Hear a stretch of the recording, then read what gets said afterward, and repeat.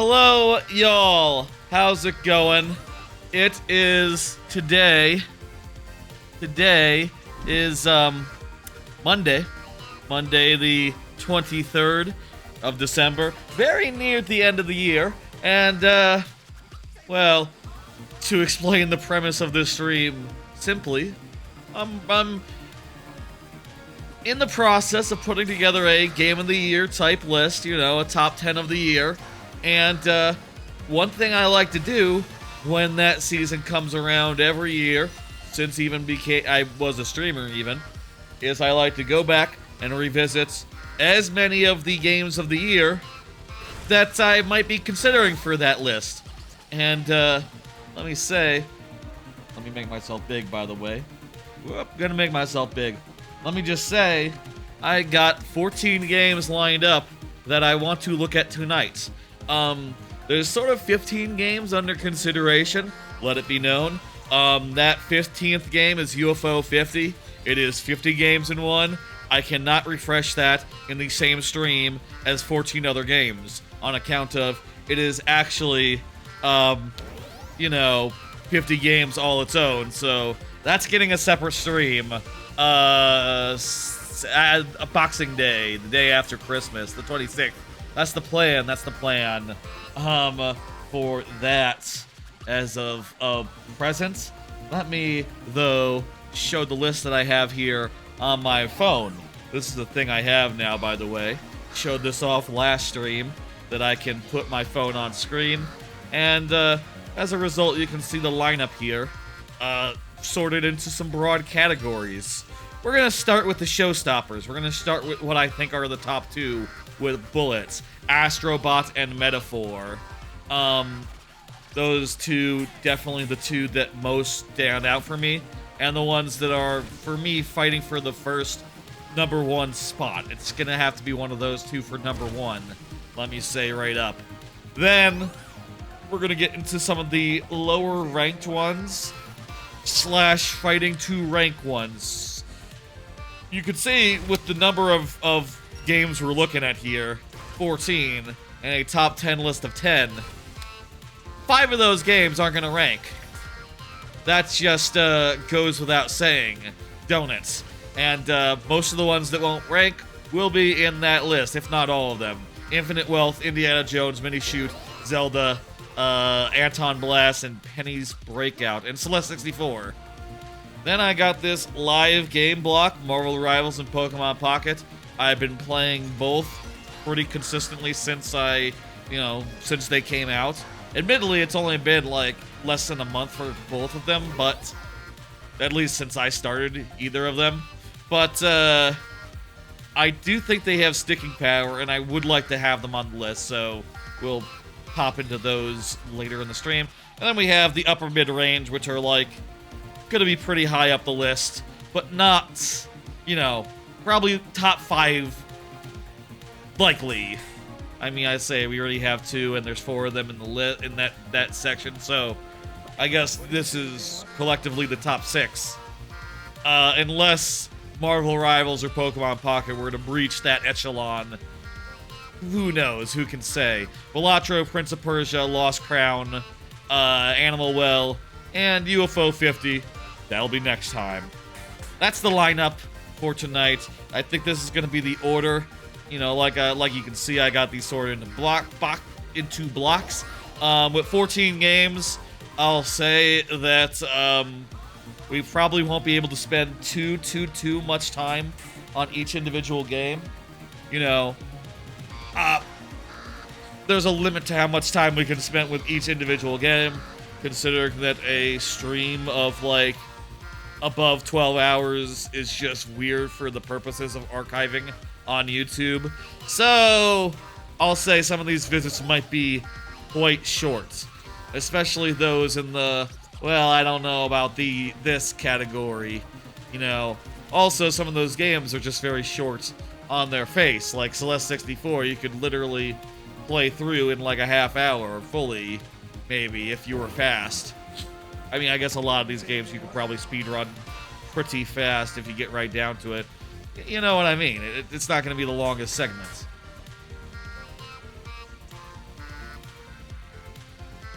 I would say previously, like in previous years, I would spend like most of December, you know, especially before I was a streamer. I would spend like most of December going back and playing old games and playing them in full.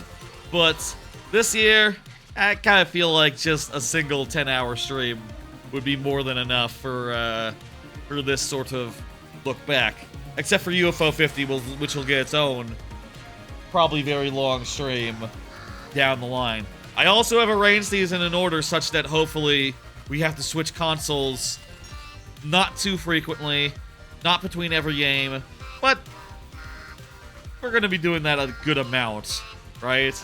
Like, Astro Bot is on PlayStation, Metaphor, Infinite Wealth, Indiana Jones, Xbox. I got Minishoot on PC, Zelda, AntonBlast, Penny, those are Switch, Celeste 64 also PC, Marvel Rivals also PC, Pokemon Pocket on the phone, which fortunately I have the ability to show my phone, so that works out. Balatro, Prince of Persia, Animal Well, those are all Switch. And then the last one will be on PC, and that'll be another time. Make sense? Yeah, I think that makes sense. Without further ado, let's get into it. Let's start with this first game here, Astro Bot, which again I'll say is like right up there for #1 in my book. Also, I'll say they just added this this Christmas level, and I've been saving it for this stream. But first, maybe we should just go into like a couple random levels and like play them and sort of get an idea of like what Astro Bot is all about. Yes, let's do that. Let's play a couple of levels of Astro Bot and have a nice relaxed time. Just replaying them and stuff.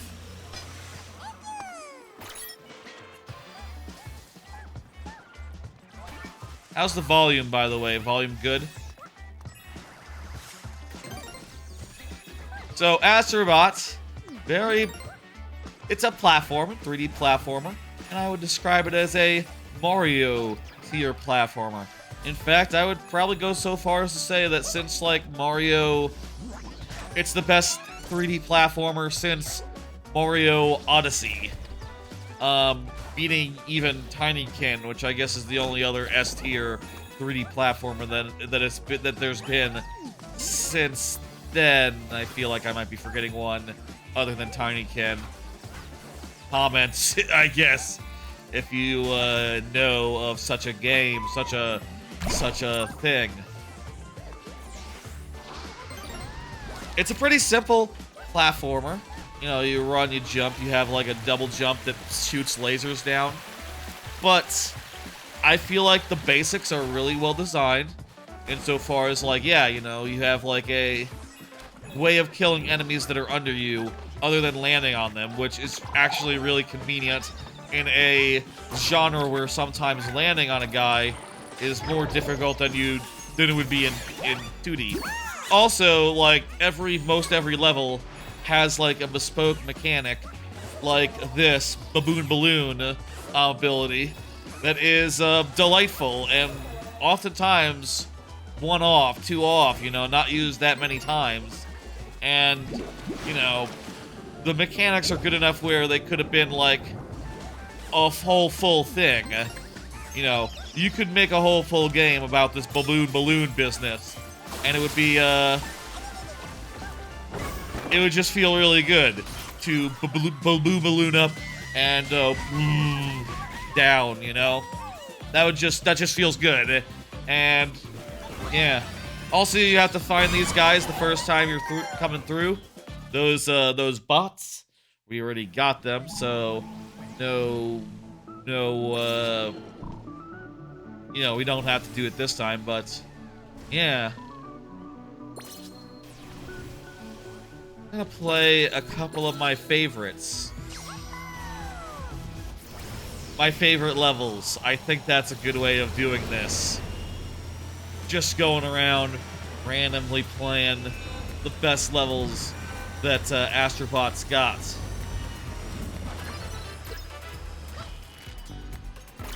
again, these mechanics, they're not used that many times. Well, this one comes back like a couple more times, really. In fact, as good as this one is, let's see a different one. Because I did do... The first time I played this game, I did do Slow-Mo Cafe, or Slow-Mo Casino. Let's go to a different slow-mo level, because there's like 2 or 3 of them. Let's see if I can find it. I believe Spooky Time is the other slow-mo level.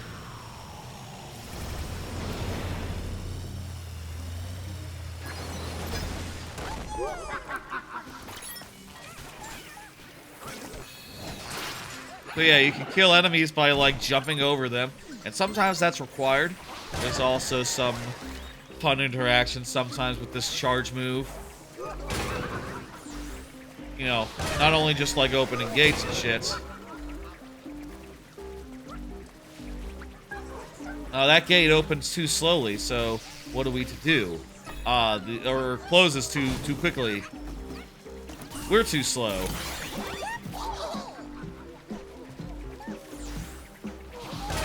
We open the gate, we slow down time, and we can just charge on through.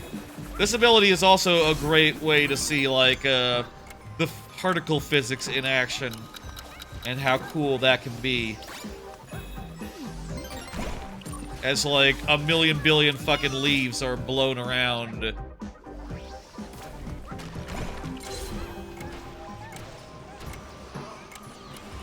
It's cool. I have the, any, like, blowing stuff, microphone stuff turned off on the PlayStation level, so I think that might just be automatic.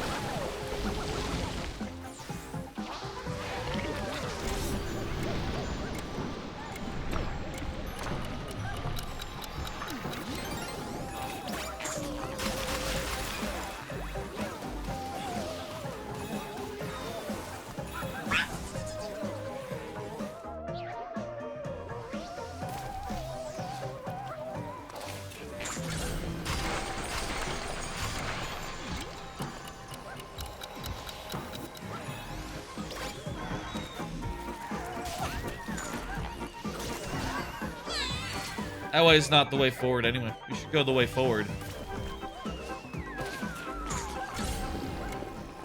I do think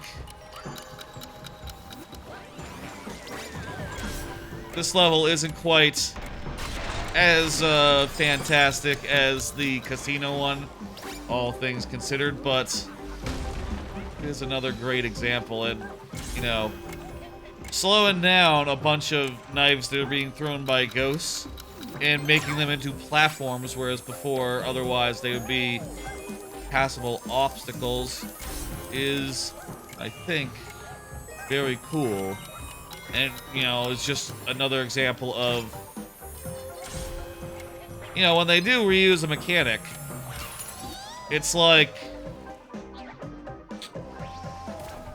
they don't just reuse it. It's like a fresh take on it. You know, it uses it in ways that are new and good, and, you know, just show, like, yeah, they could do a million things with each and every mechanic that they're playing around with. I should be more careful.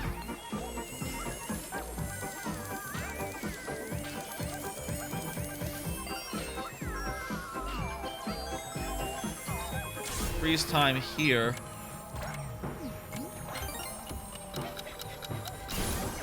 Feed the thing. These guys are really threatening unless you can freeze time. This guy's fucking barfing up plates. Those plates are platforms. Provided we stop with good timing. Here we go.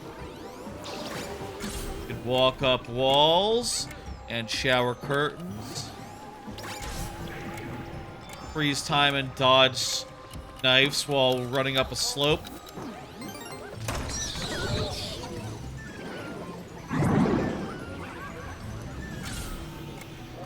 damn it.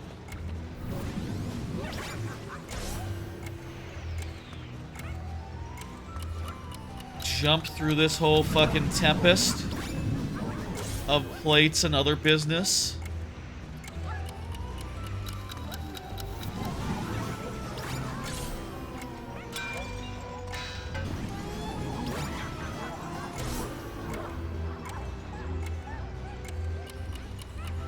Okay, just gotta...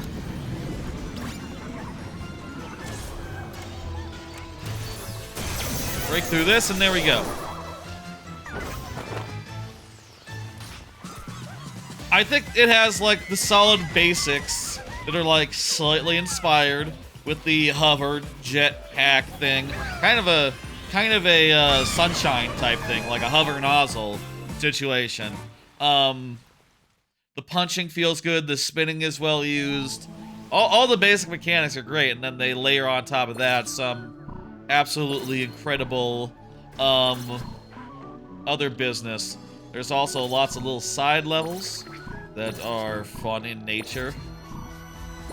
You know, that are like faster and more action-y. There's like boss fight side levels. Fuck, it's frozen meal. I've completely forgotten this one.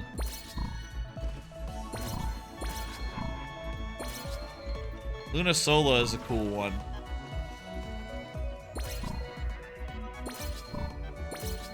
Ones where you fight guys, little side boss there.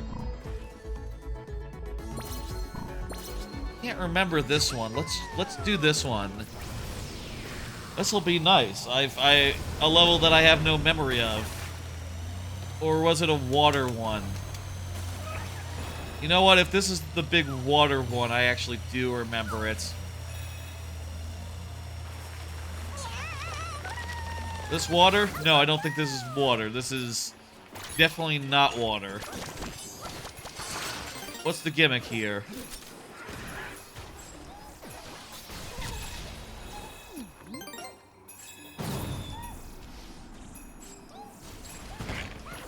Fuck you, frog.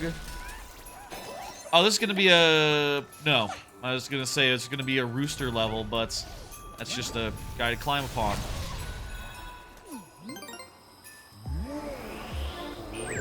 Alright, that's... I do remember that snowman sucking up that thing. That was a thing that I can remember now upon seeing it. I definitely did not remember it before, for what it's worth.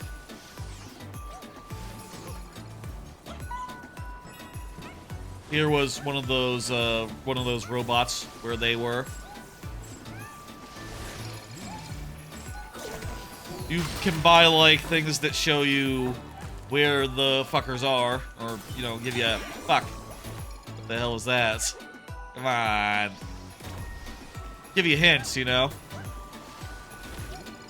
The breaking platforms that break under you, really smart design for what it's worth, considering that your double jump, you know, breaks things below you, so you can end up destroying your platforms. If you're not careful. Remember this checkpoint being really hard. This checkpoint rings a bell. Come to think of it. I wonder if this level just doesn't have a bespoke mechanic. Because we're, like, pretty far in and we haven't gotten anything.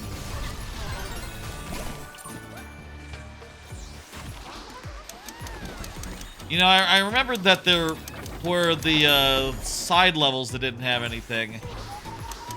Guess I forgot that there are, like, full-ass proper levels that also don't have any mechanic. I mean, that said, it is fun to skate around, to do that little twirl, like Kirby 64.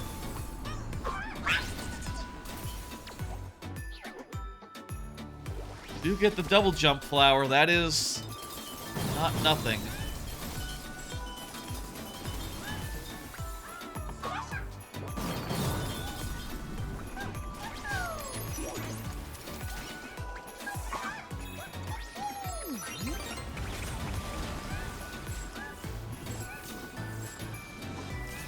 And I'll say, this is excellent platforming right here. I mean, look.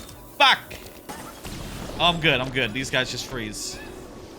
Freeze you in place. This is excellent feeling platforming.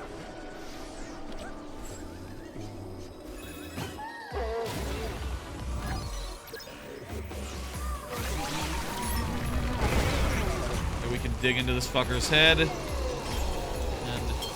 swim this way. Maybe as this level's kind of like a mini boss fight level, that's why they didn't put one in. Kind of odd. Definitely a minority of levels have nothing, have like no bespoke mechanic. But even without a bespoke mechanic, this level's good.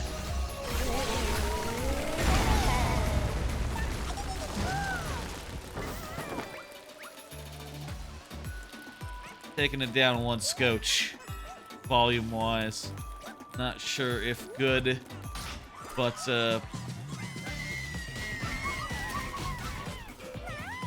you know, I think it was fine before. Back up one scotch. One scotch. Oh, come on! That seal fucked me. That seal. Oh, crap, I just realized I'm still big. Sorry about that. My bad. I've been big this whole time. That is, quite silly. Feel like a damn fool. Jeez, we played like 2 really good levels, too. Well... I mean, I don't know if we played the... I guess the ghost one was really good. Yeah, we played like 3 really good levels. Damn it. Really very sorry about that. I need to pay more attention, I guess. My bad.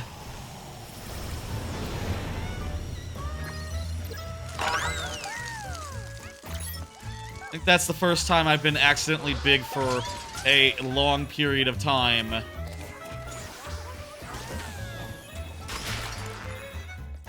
Shit happens, I guess. This level's cool.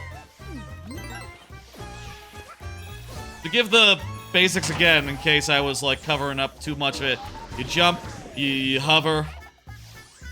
I mean, I wasn't covering like the middle of the screen, I guess. It's low-key, almost okay. Whatever. You jump over guys. Sometimes, you know, the hover is like the only way to do it. Only way to do it good. It's great, like, night-day type thing.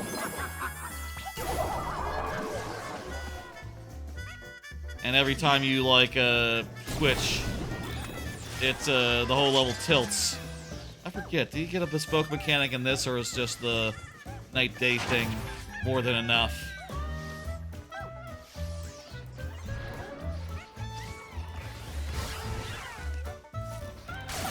Sometimes you have to grab stuff. That's another aspect of the basic gameplay.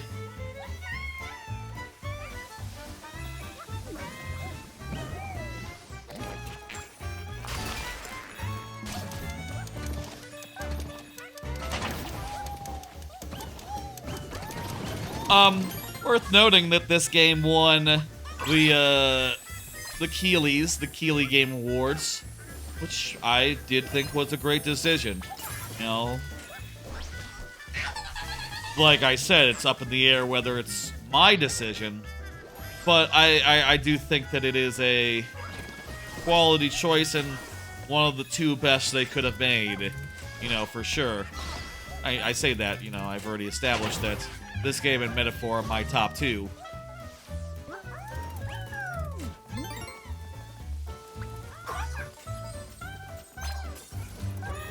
I saw people on, you know, I guess I've seen people on social media, Twitter specifically, saying something to the effect of like, well, if this game can be Game of the Year, then maybe Mario should be Game of the Year. And to which I say, yes, Mario Odyssey was a Game of the Year quality game. Do you not remember that? People loved Mario Odyssey. What are you talking about? That game was perhaps only not Game of the Year because Zelda came out in the same year as it, and, you know, people kind of ended up more on the Zelda bandwagon than Odyssey, which, at least journalists did, I guess. Some of them, maybe. I, for one, always put Odyssey #1 there. Odyssey, you know, goddamn top tier game of all time for me, in my opinion. And this being like in that echelon, in that same ballpark, that puts it just right up on my my list, right up on the, you know, contenders for the year.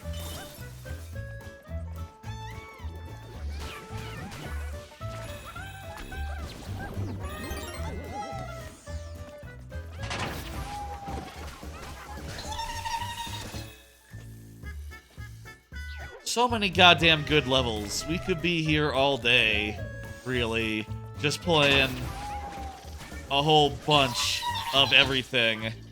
In fact, for future games, perhaps I should set a timer just so I know, like, how much time I'm committing to each game. Considering that this is one of the top 2, though, I don't mind spending a bit. And also, you know, we gotta end on the Christmas level, so damn it! Those guys are electrified, so you gotta jump over them.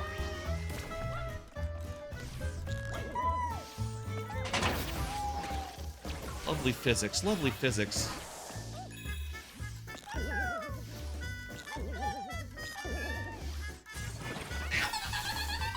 God damn it.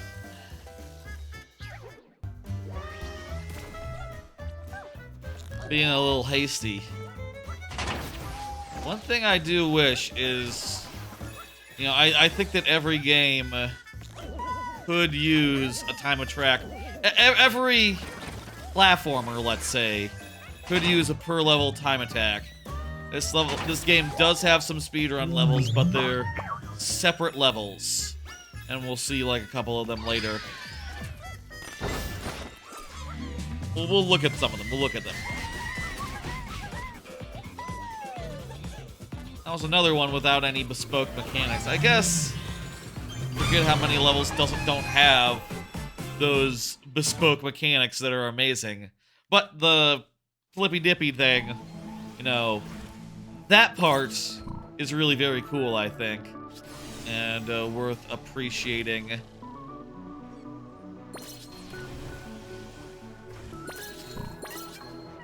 So many goddamn good levels here. I love the sponge level here. The sponge is really cool.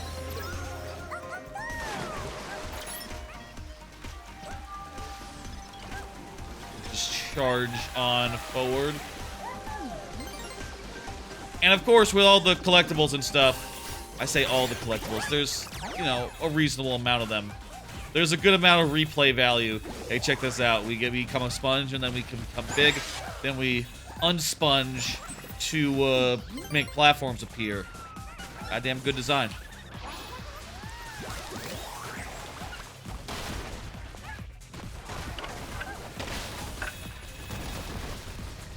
Look at all these fucking particles.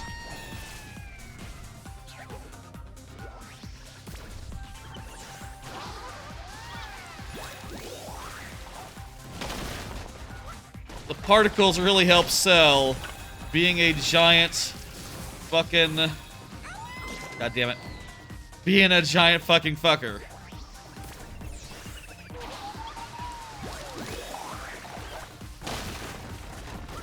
And also is like probably one of the best usage of next-gen hardware that there's been. You know, this whole fucking generation. The particle effects in this game in particular, and that's it.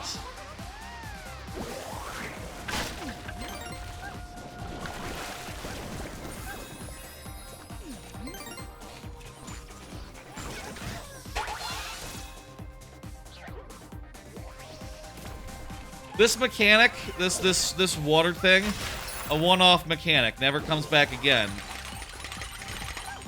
I think is, you know, incredible that I think it's really something that they have such like, so many ideas that they can just have an idea as good as this one and only explore it once. You know, only have it be the thing one time. In a relatively short level that just, you know, has a ton of good ideas, good bits, good, junk. God damn it. You guys need to stop hitting me with stuff. There we go.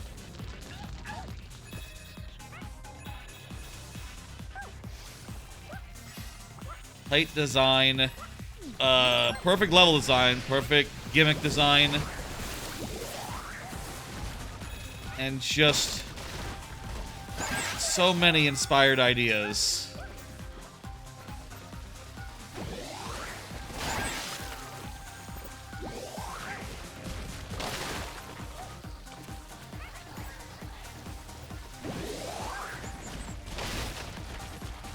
Okay. Spray from here.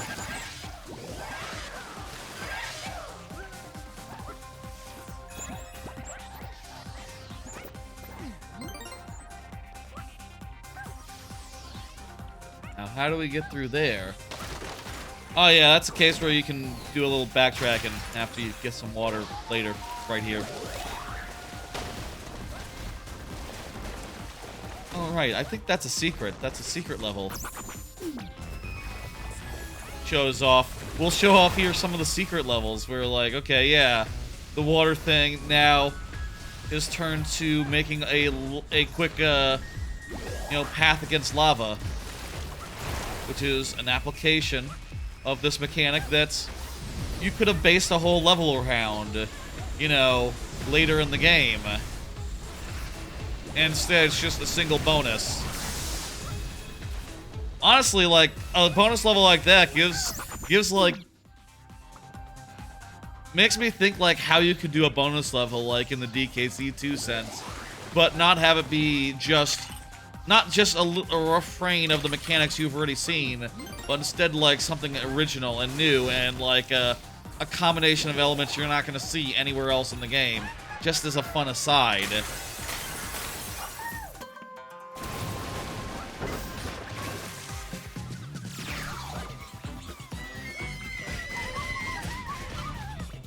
I'll say, like, revisiting this game, like, you know, definitely seeing things that giving me food for thought, right? If I imagine the perfect platformer, I think it should be somewhat inspired by this game, you know? It should take some cues.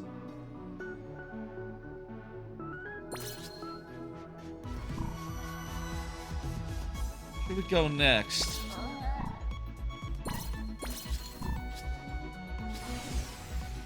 I'm gonna show off one of my other favorite mechanics.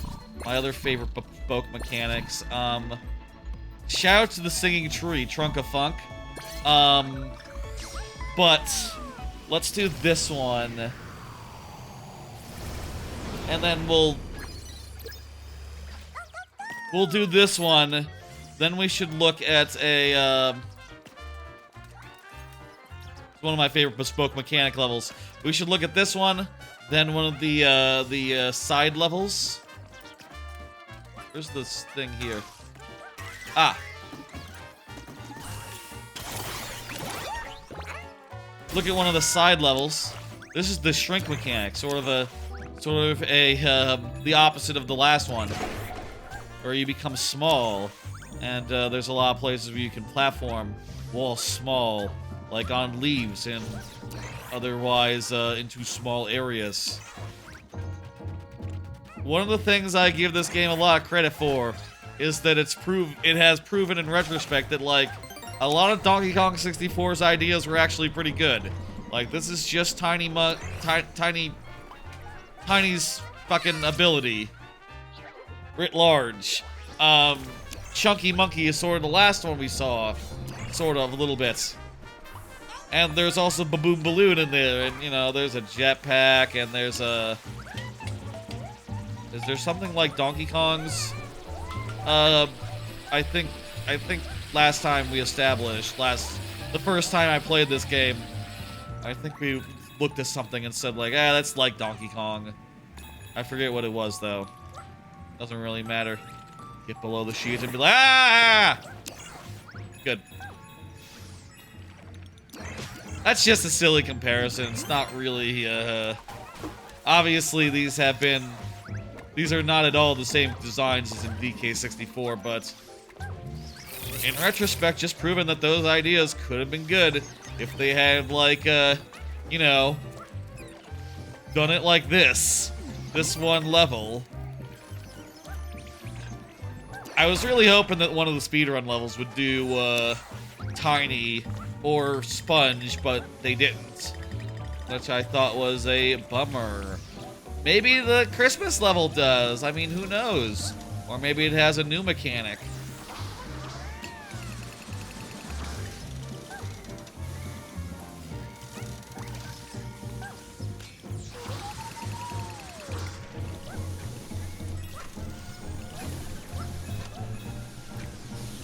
Find out in a bit.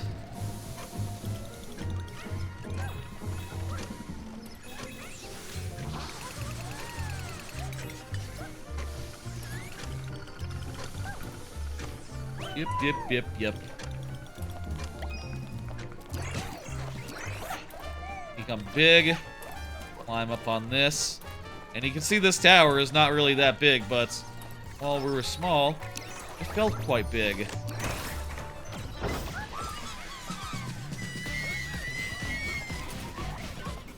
That's just an S tier level. And the fact that that's just a one-off is just absolutely incredible to me. That they would figure out and make a mechanic that good and have just be a one-off level. Like, goddamn.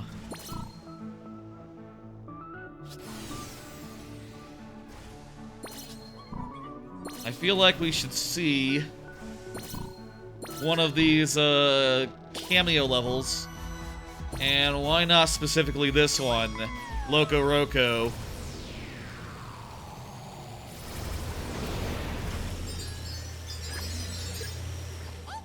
It is probably important to note that this game is a big celebration of PlayStation franchises.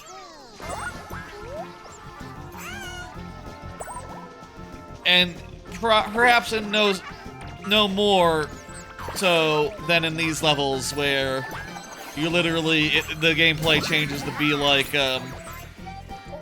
based on those other franchises. I have been listening to this song on like the YouTube, you know, YouTube music since I played this game. I think it's just a hell of a joyous song. And a goddamn delight as well.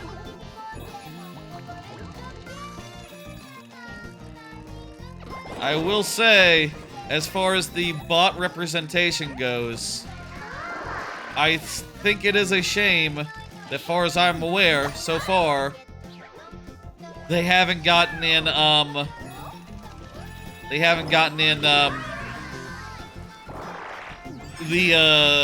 Sound Shapes. No Sound Shapes bot so far. Sound Shapes was a PlayStation exclusive, and it was a damn good one that I feel like people don't remember anymore. And, you know, there's definitely deeper cuts in this game than that, as far as the representation goes. So, you know, what I'm saying is, with those free updates, they gotta be good.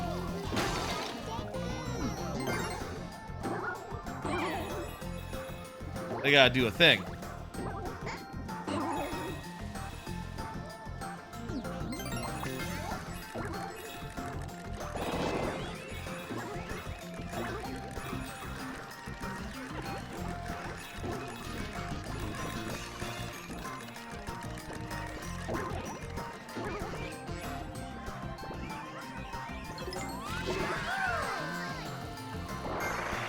Beautiful. This is a beautiful level. The colors are great. Like, goddamn, this is a very appealing shade of blue. Blue and white and just, yeah, beautiful. Just on a basic level, the color choice. It's not even technical. I mean, I'm sure in this case, it's like it's the original game. That's just how the original game is. But, still, goddamn, I think they did a bang-up job. I have never played Loco Roco, so I can't really speak to it.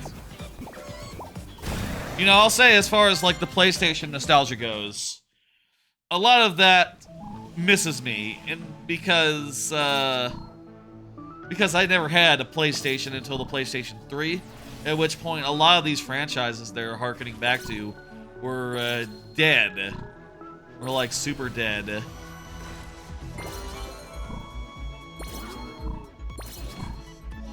What was the super final encore? We should do the final encore.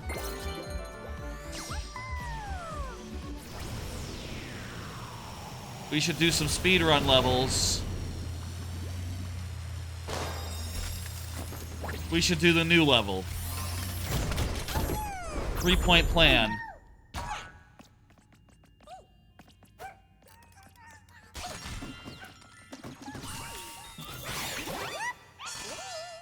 Final Encore has its own bespoke mechanic, which is clapping.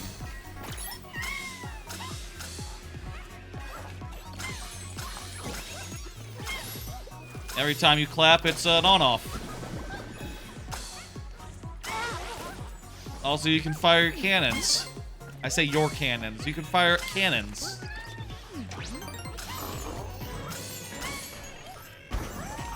Knock guys over. Versatile move.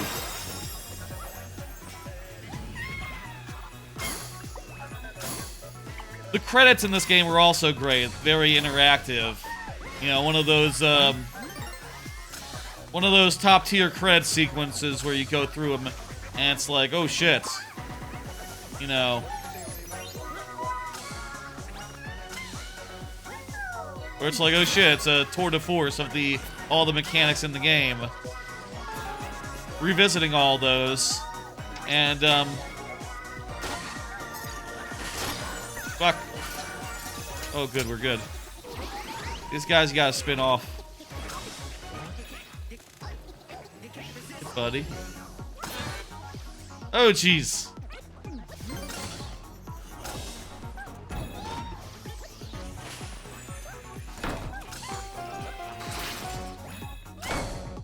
Whoa!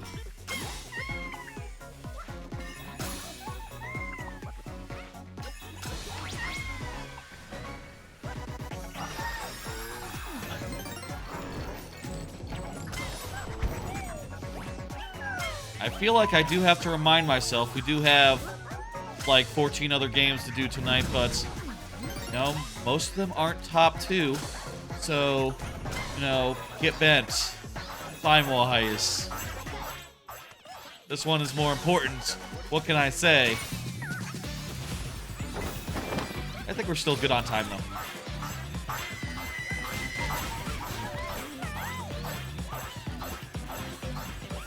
Do the other final finale, which sort of is more similar to the bonus levels that have been elsewhere in the game.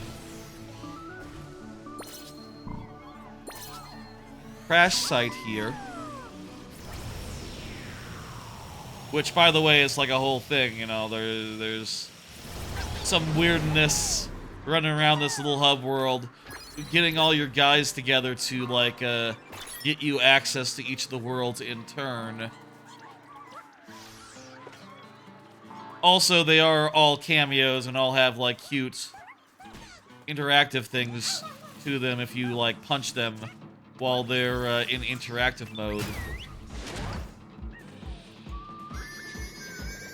You get all your guys over here and then you can run up them, and that's sort of like one of the things, you know, as you're collecting these guys, you're getting more access to places, more access to things, more access to worlds, more ability to do, like, Tinykin-style team-up things with them. It's cool. Do this final finale thing. I almost want to do the credits as well. The credits are really good. We can't spend too much time here. So,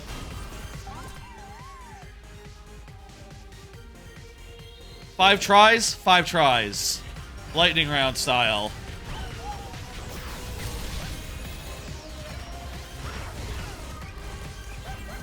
Yep, yep, yep.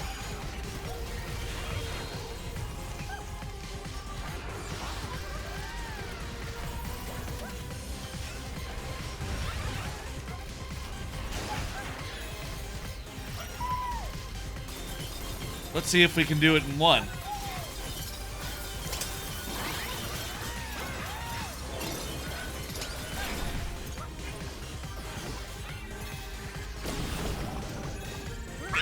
Oh!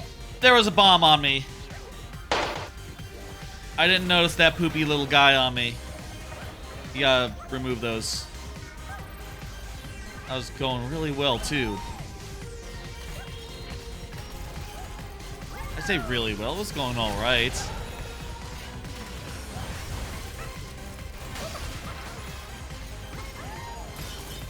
If anyone is watching this and doesn't know what those heads are, I use them for my Mario Maker streams. I have a whole, like, limited tries gimmick for those streams. It's a fun thing that I do when I've spent enough time on a level,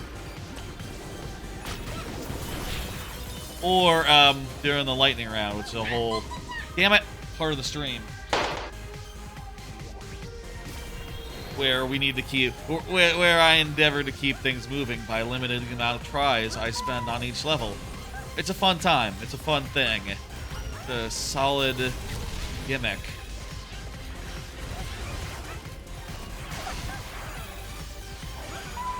Three tries left.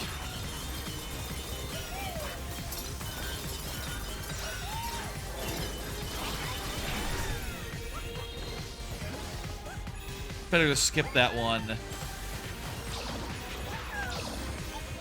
Those guys can be bastards. They fire before I punch them, or God damn it! Okay. This is like the final challenge. This is like the... I forget which one you unlock first. This one or the last one. Probably this... Probably the other one comes first. Maybe you get a puzzle piece through that one. But here you get, like, the final, actual, original, last dude that you collect.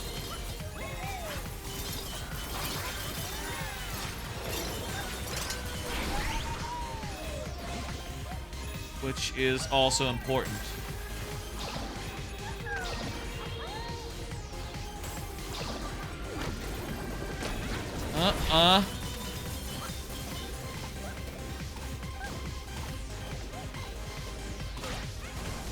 Eat shit. Okay, these guys can be trouble. But we got them. Okay, good. I feel like now that that's done, we're pretty much home free. No.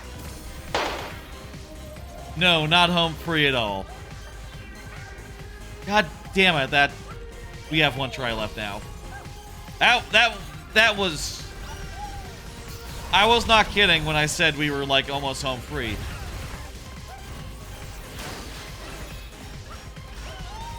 Was not kidding at all. We were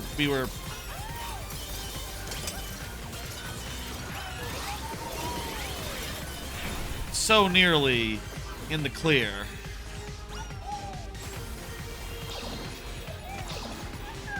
As far as, like, the most difficult parts of this whole thing. Oh, come on. Come on!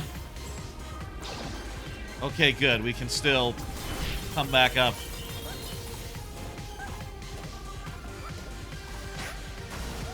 That was a shorter path than last time. Very good. take these guys seriously.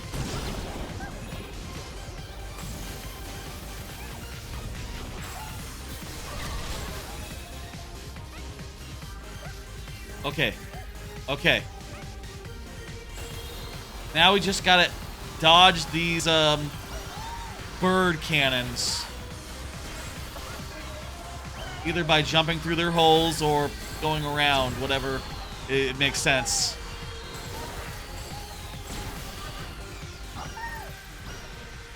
Woo! Alright, did it in 5. Did it in 5 tries. Let's go.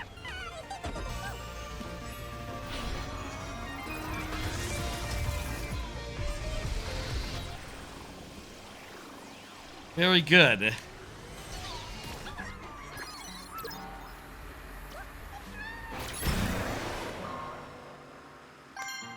We really should probably go to the thing. The credits, though, are really good. We go through the credits. I mean, really, if we wanted to just... I maybe could have shortcutted this whole thing by just doing the credits, if I'm being honest. Like, that would have been a perfectly good representation of the whole entire game in a nutshell. The credits clash here.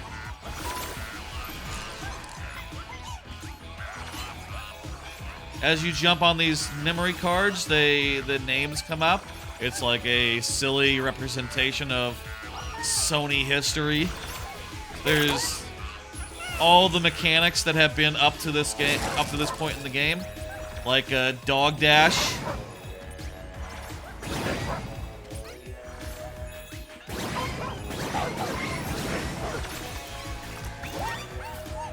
The frog gauntlets.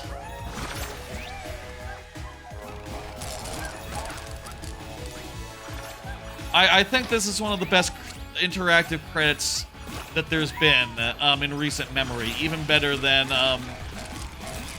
Mario Wonder, let's say. A spoiler to say Mario Wonder. People probably know Mario Wonder. I feel like the time has passed where that's like a major concern. Here's a morph ball. Morph ball mode here. Also, it's very heavy, so there's like multiple aspects to it. In addition to like being able to go into morph ball holes, you can also like weigh things down. Rocket.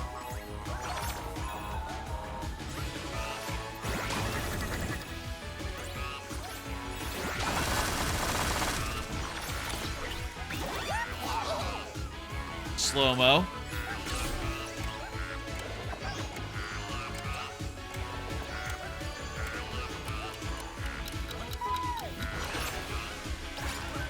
Special effects.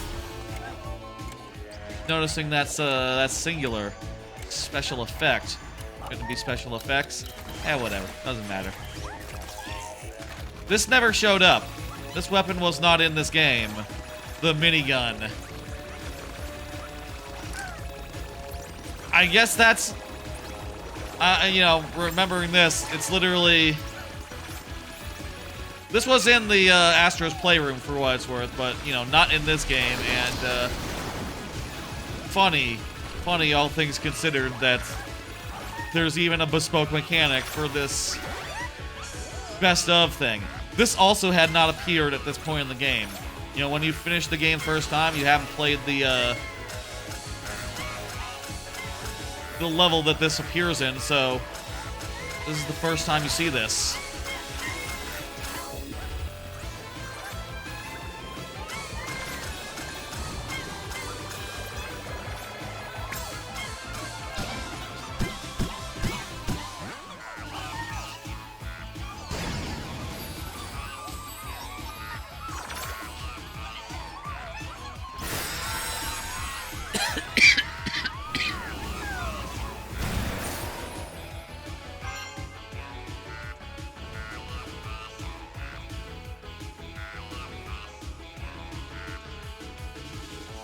Goddamn.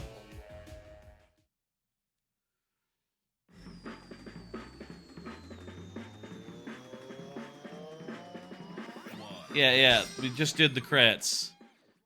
We're good. And we don't need more crits. There's also, you know, like a boss fight. Yeah, I'm gonna be streaming long, Rock Party. Definitely for sure. Until, like, really late. There's 5 speedrun levels. The 5 speedrun levels are all really good. I feel like the one people played the most was Building Speed, the first one. And people sort of trailed off as they went, but...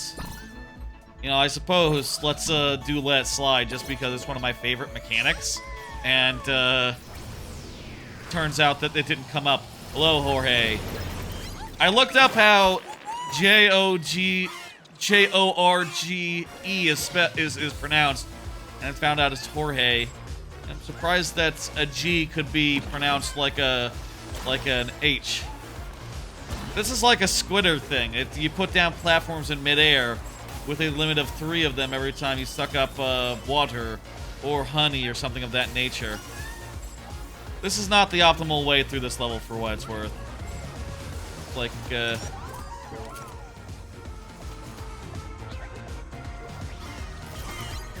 think that the way you want to do it is... First off, you cut some corners. Then what you want to do is you want to jump off that narwhal. Kind of weird, honestly. Some of the optimum routes for these levels, for these speedrun levels, are bizarre. We don't have to do optimum though. We can just play it suboptimally, I guess. I'll say, for what it's worth. There we go. That's more or less what we're looking for.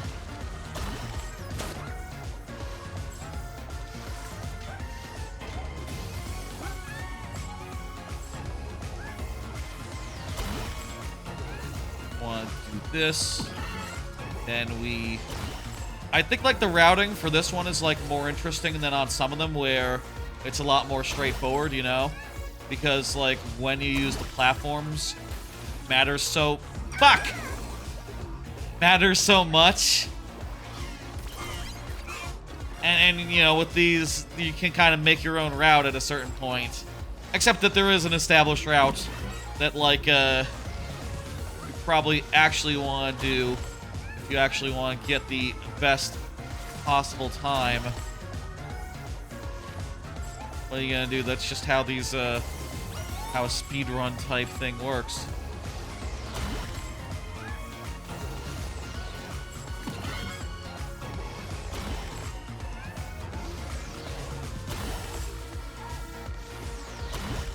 I think honestly you can just use up the first one early and then fuck me.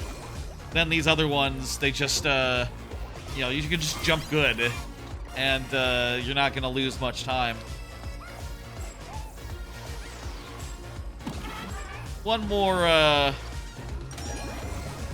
attempt. There's a way you can boop him on the nose and he'll give you like a big boost. That's I never got the knack of that though.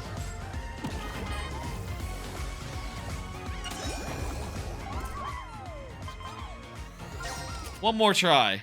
One more try. And then we'll go to the Christmas level and we'll fuck.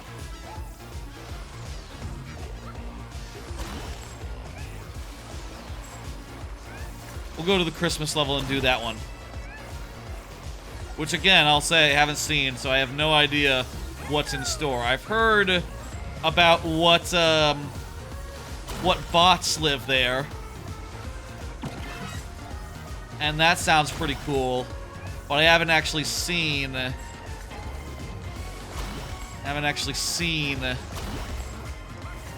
any of them. There we go. What was my best time here? Like 4 seconds below that. Right, yeah, so... You know, I did spend some time with these levels trying to get my times down. And that's fun, but... I feel like, Playroom had better speedrun levels. I'll say that. I feel like Playroom had better speedrun levels. And, I think that's a bit of a bummer when it comes right down to it, but... Hey. Final thing, let's do Winter Wonder, the new level that came out for Christmas. Christmas is in 2 days. This is the perfect time to play it. I wonder what the bespoke mechanic is. Ooh, what's in the present? That's gonna be it. Oh, it's a Christmas Santa outfit. That's fun. Look at us, we're Santa Claus! We're Santa Astro Bot, Santa Bots. That is one of the better costumes, gotta say. All right, it's a slow down time level, fantastic. That's one of the better mechanics. I mean, I was kind of hoping for. I'll say, whenever they put up a level like this, I'm gonna be always hoping for.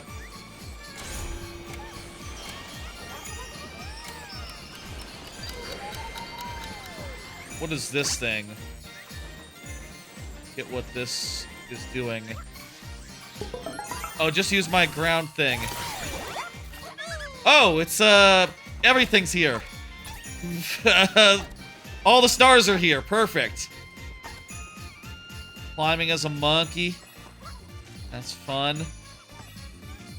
Okay, so this is gonna be a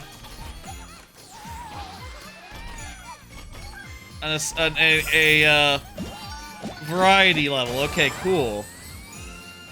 That's a pretty sexy controller design.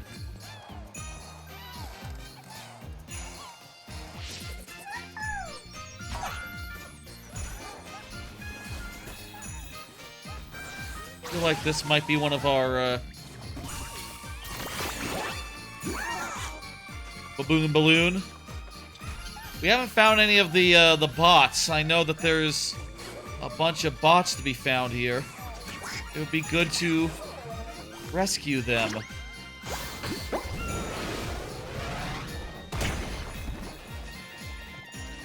I might need to replay this level later if I, you know, like off stream or something, if I don't find all of them this time. But, hey, I found a thing.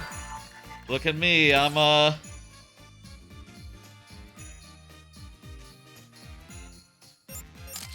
Christmas reef thing. Okay, we can't, like...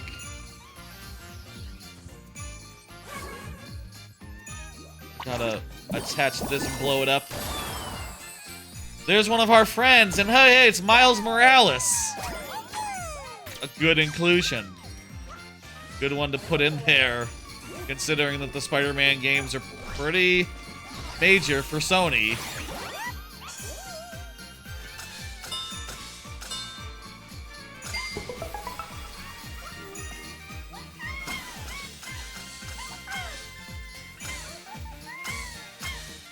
Hey, hey, hey.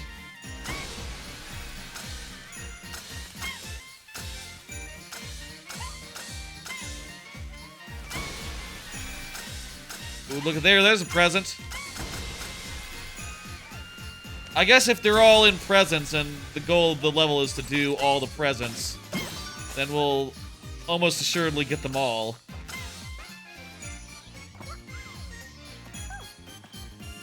This is like a motion control thing, isn't it? One of these panels we gotta push in.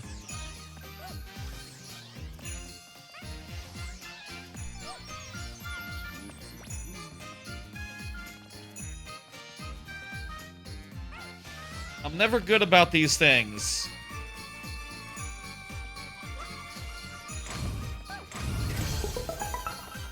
Got it. I just really can't feel them that well.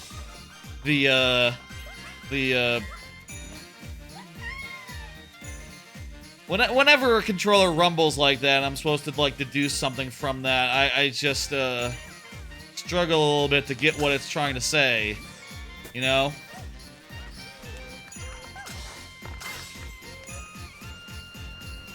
Present right there. Oh, come on now.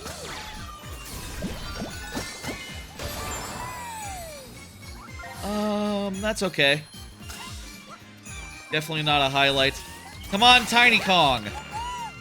Okay, this is also fantastic. What is this? They're Christmas themed? I mean, did they always have flowers on them? They might have always had flowers on them when you made, like, shrubbery platforms. I feel like those look extra festive, though. Might be my imagination.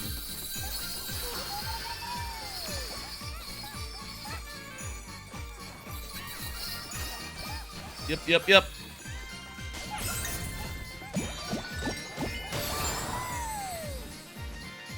That's a pretty good... That's probably the best controller I've seen. At least for right now, you know? I mean, long term.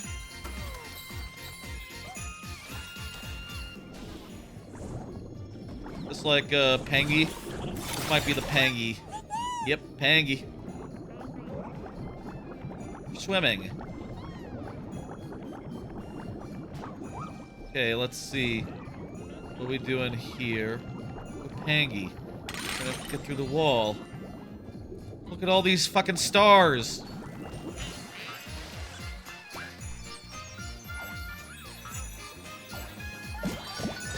Come on, buddy. Who are you? Who is this? I don't know who this is. Wild Child, Pig Wrangler. Who the fuck is a Pig Wrangler? Pig Wrangler extraordinaire.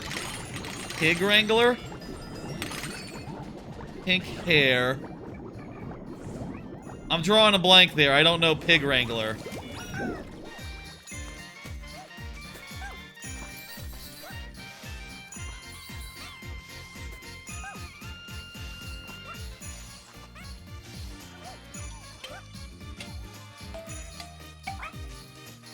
Ooh.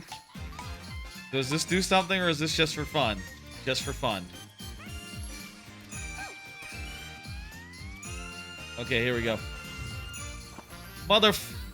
Okay, we need, like, a power-up for that.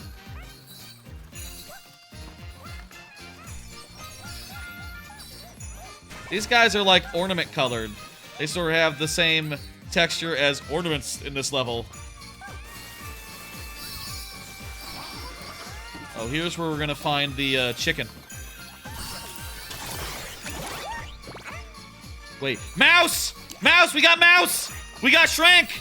Shrink is back! Oh boy, a second Shrink segment. Look! I'm small again! Look at me, I'm a small fella. I'm a small mouse. I'm playing around with all these jingly-jangly little balls here. I can turn over these cookies. Fuck these cookies!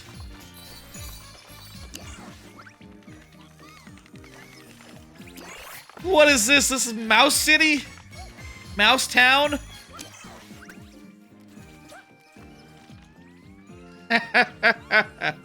Did the original game have benches like this? I forget.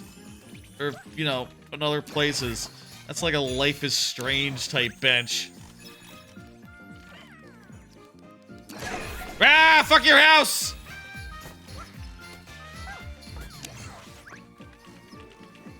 Hello. I would just like to come in. I would like to come in to your house. Let me in. Open the door. Hey, buddies. Merry Christmas to you, too.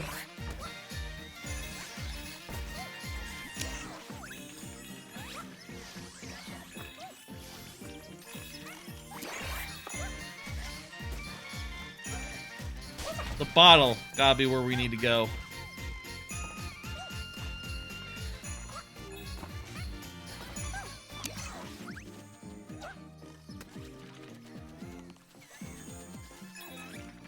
Oh, hang on. Another house. Hey, how you doing? I'm big! I'm too big for your house, I'm sorry to say. This hotel seems very cool. I like the big hotel. Big mouse hotel.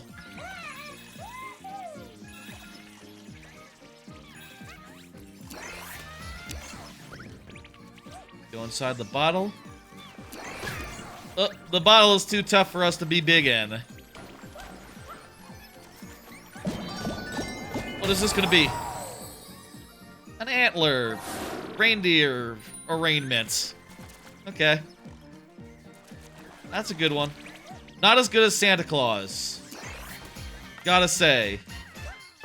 It kinda goes without saying, you know, hey, you can't beat a Santa suit. You know, reindeer, dressing up as a reindeer, dressing up as an elf, those things are just like, you know, you're Santa's helpers. You're nothing compared to, Santa himself. I'm sorry to say. Guess it's a good design here that you can't escape with the become small outfits. You have to become big to do that.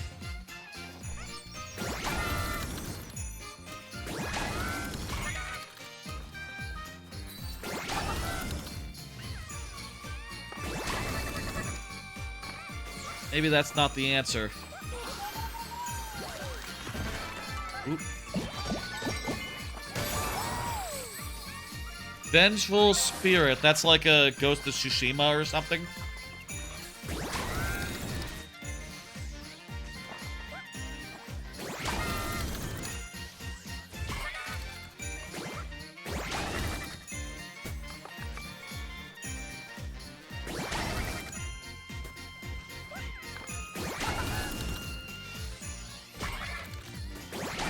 Okay, I think maybe we get above them and we laser foot them. Oh, we could just... Oh, I know what we need. We need to slow down time. Where's that time slow? Time slow is over here.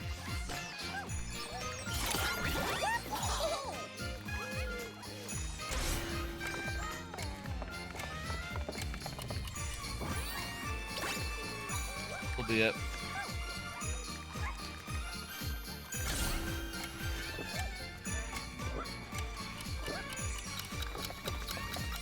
I'll say this level is maybe taking a bit longer than I was thinking. Maybe we should have, I probably should have thought about, you know, doing less of the rest of the game. Hey, it's Rayman! Fantastic. Ooh. Apparently we have enough to finish if we want to just, like, you know, end here. But I feel like we're just getting started.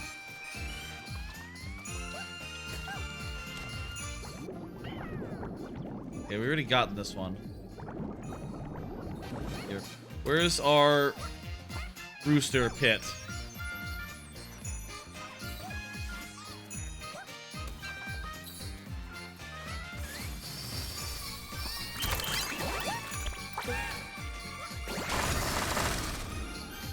Okay, let's climb this tower. Eh.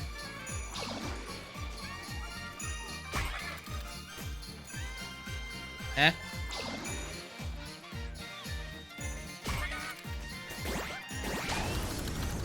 That's a weird thing, but I think the key is just, we don't do it like that. We do it like this. Or like this.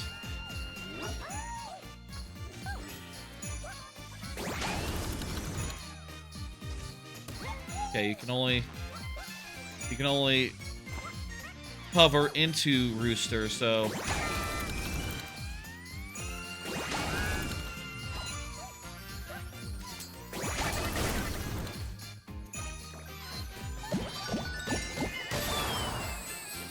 There's, it's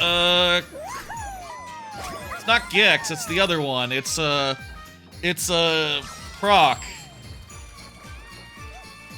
I think I heard that Gex is one of them. So I know that there is a Gex to be found.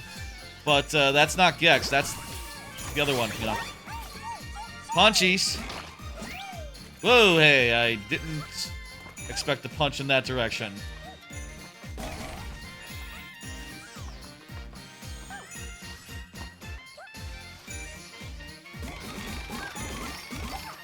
What do you do with Jello?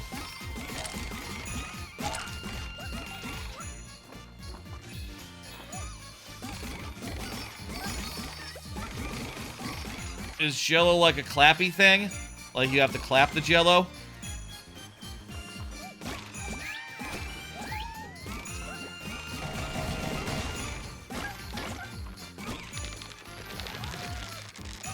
I don't know, but maybe. Let's just relax and play and just see what happens. I'm not gonna worry about the Jello.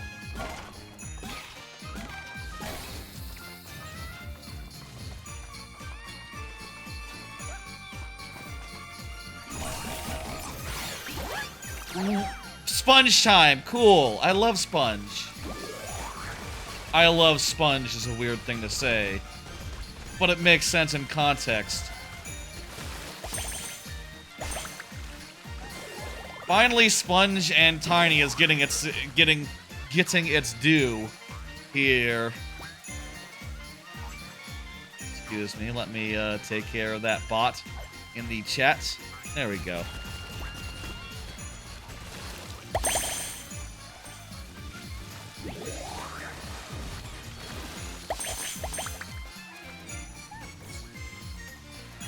One more water here. Make me big.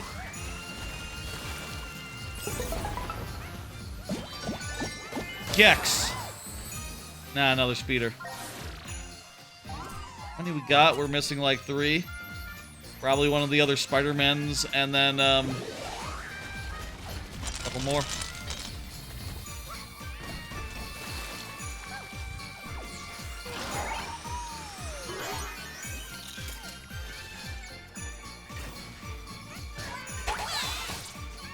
Oh, those cactuses hurt. Did not realize those cactuses hurt. Also, there's, like, more stuff we can do over here. Maybe I should just, like, real quick, like... Oh, another power-up.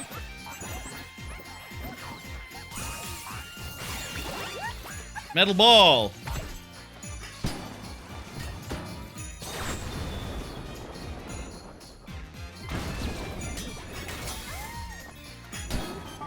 Morph Ball mode. Fantastic. Oh, damn it. Are these gingerbread houses? These might be gingerbread houses.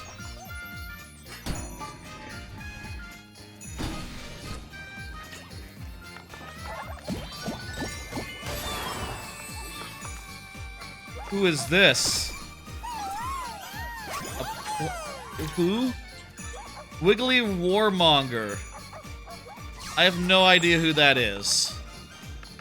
A platypus? No clue. No clue. Don't recognize him.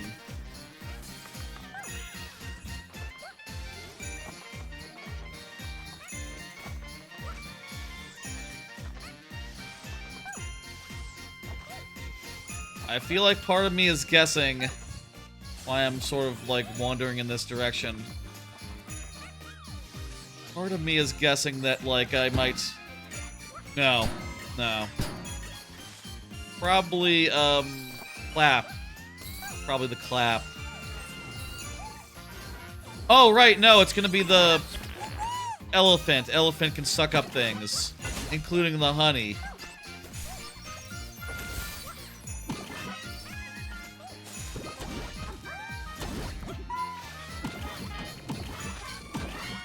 There we go. That's it. And there's Gex.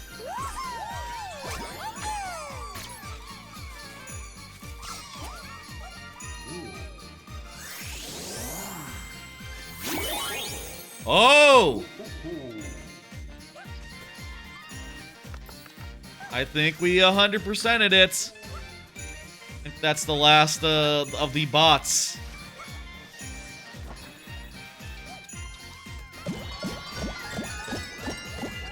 Let's go. Merry Christmas. It's Spider-Man. Hell yeah. What a happy crew.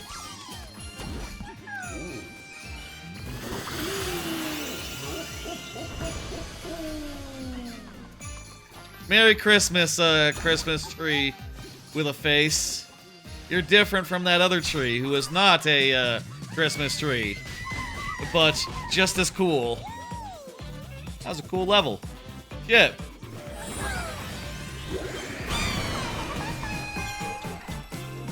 Well, that's gotta be it for Astro Bots. Let me just we ought to just turn in these guys, though, and see what happens, show what happens, whatever, when you turn in guys at the crash site. They appear, and then you can get, like, some collectibles and stuff, which, why don't we just do real fast, just to show, just to do it. Look at that, there's all of them now. And yeah, there's probably more of these gotcha things to get as a result of that. That's right, look at that, a handful. I got plenty of money, so... Web shooters for Spider-Man. Merry Christmas. A television for Gex. Merry Christmas. A O-ring for Rayman. I think that's a different thing. Whatever. Worms for whoever that is. I guess he's a naked mole rat, I guess. A dog for Miles. Merry Christmas. A little fuzzy little guy for Croc. Sure. And a pig for the pig farmer guy that I don't know who that is. Sure. That's all fine. Merry Christmas. All those bots from the Christmas level. One and all.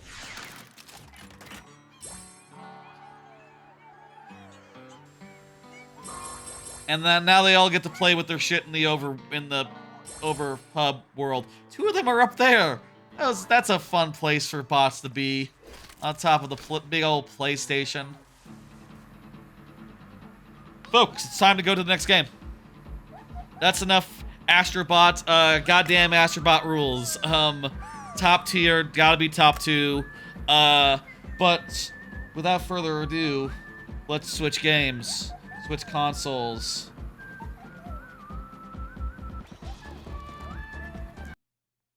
I gotta hide the HDMI so that I can switch to Xbox here, because from here on out all the games are on Xbox. 1 second, let me go to preset 3.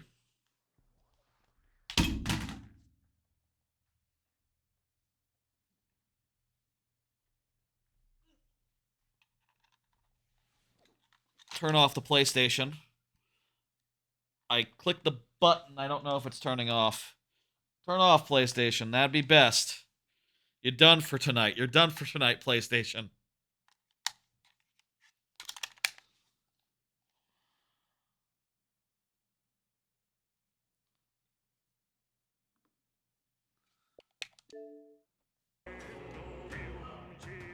All right. I'm going to turn...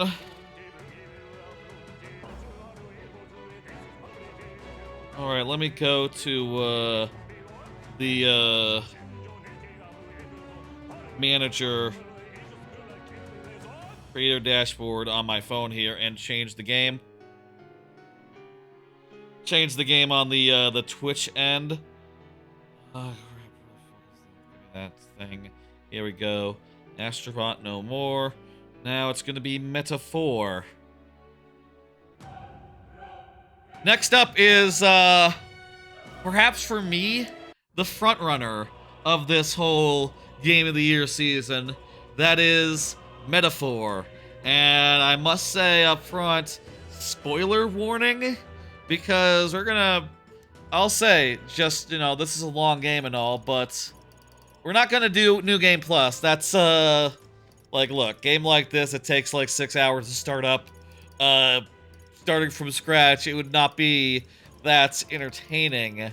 I will say that, like, when Persona 5 came out, that year I did do a full playthrough of that, like, in December. That was long before I became a streamer, and that was a lot of my December.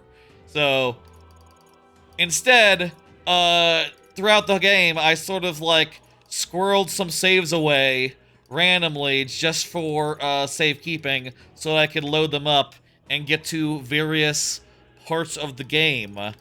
I have here some between dungeon stuff. I have here some dungeon stuff.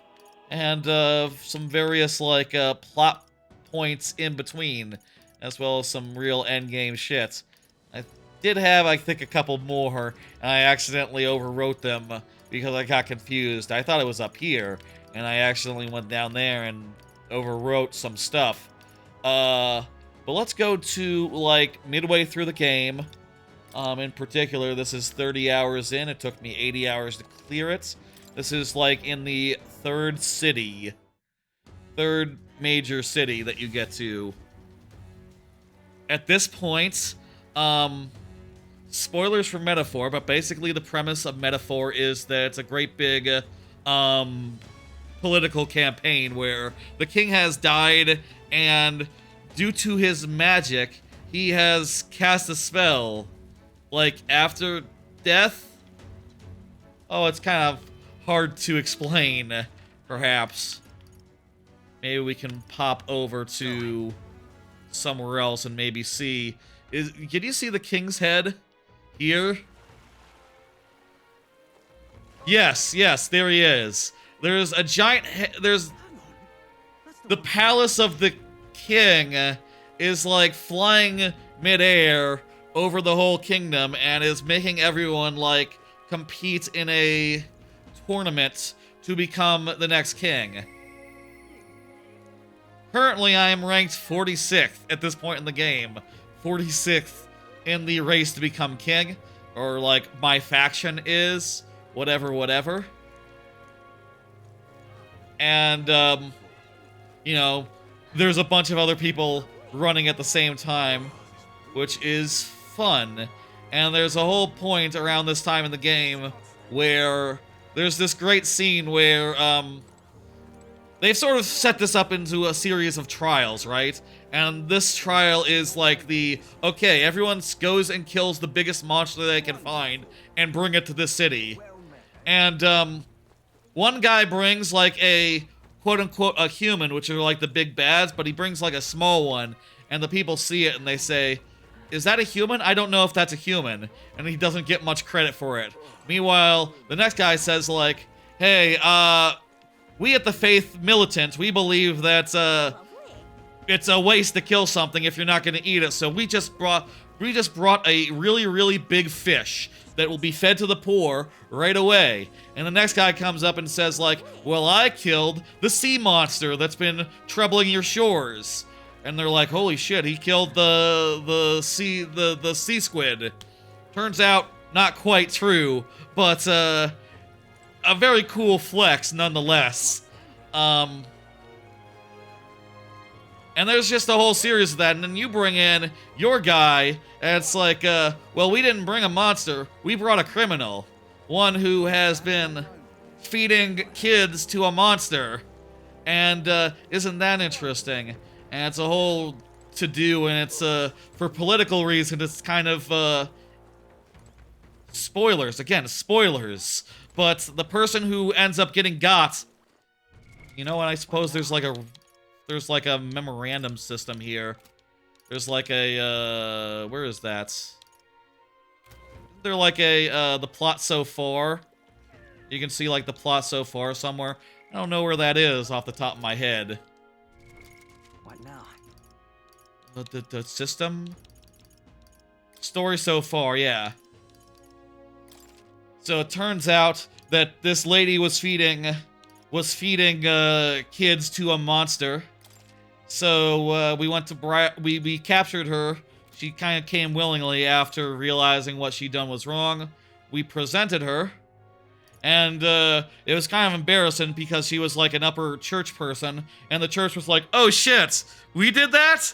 Oh fuck, that really makes us look bad." And the church's opposition, Louise, who is actually an evil fuck, he was impressed by that, so we've gotten into his inner circle a little bit, and we're gonna try to infiltrate his shit. Now, this is like an in-between part. This is like in-between dungeons. So, you know, it's like a Persona game, right? Where there's side quests you can do. You can do certain things to improve your stats. You can talk to people. Also, there's a bunch of, like, candidates running around. How's the volume, by the way? Is the volume good? Volume could be a bit higher, I think. There we go. That should be good. There's a bunch of, like, candidates running around, and they all have ridiculous positions, which is just really fun. Like, there's the one who's like, I think the most beautiful people should rule. There's another one who's, like, really big into engineering, and she just runs around saying, like, oh, hey, if I'm elected, everyone will have a, like a gauntlet runner, which is the sort of land ship that everyone has that are really big and bulky, and you'll see. We'll definitely take a trip in one of those sometime soon. Gone clammy all over. What am I gonna do? I can't seem to find any candidates right now, unfortunately. It'd be nice to... Oh, also you can surf on your sword. You can skate on your sword. Your sword is a surfboard. Like in a Persona game, you're sort of managing your time. We got like 18 days left at this point. We have 18 days to like infiltrate Luis's ship. And you know, when that time ends up, we do like a big heist, which is pretty cool. We sort of have to do a secure infiltration route. Also, we can teleport. There's kind of a lot to say about this game, as far as like all the options you have available. Let's head there right away.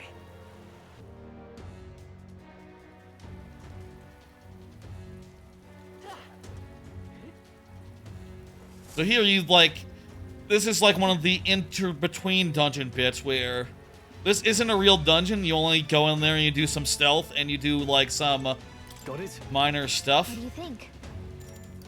Hang on, we haven't done it yet, right? This is before that. Got it?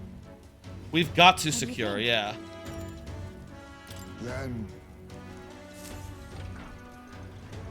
So, you know, by doing something like this, you take time, and you gotta do the assignment by the deadline. So, let's go.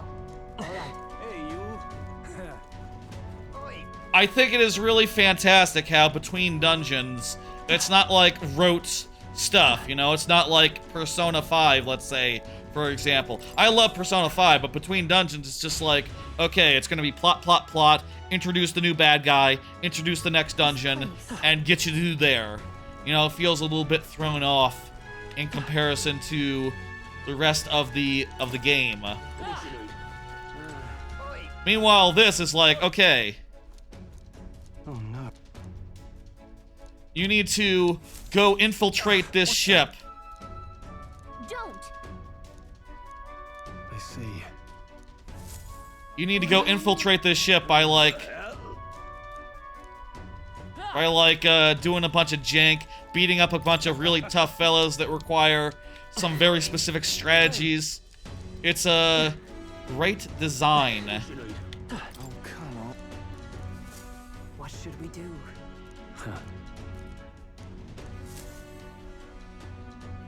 Oi. No. That reminds me. So he buys them a drink and that clears the way forward. Now we can move on. Whoa. All right. Wait. What do you think? I'll go. Right? In this case, there's like some stealth sections, which I'll say is low-key, probably not my favorite part of the game. Probably my least favorite part is having to do a little bit of silly stealth here. All right. I just like to fight, I guess. Should we do? All good. Okay? But, you know, hey, it's cool that they put in a good variety of things, like, between the dungeons, right? This could have been just plot, plot, plot. But instead, you have to, like, infiltrate a ship, you have to defeat some tough fights, you have to do something, and it's really 1000% not clear where it's going plot-wise until this arc is over. And that just makes things... Oh, right, we gotta clear our way through. Okay then. Yeah. So that our fellas can come on in. All right. Can I cut in? Then So in this case, we have gotten, like, some intel about this guy. Poisons or burns. So this guy, Right. we need to use, like, status effects on...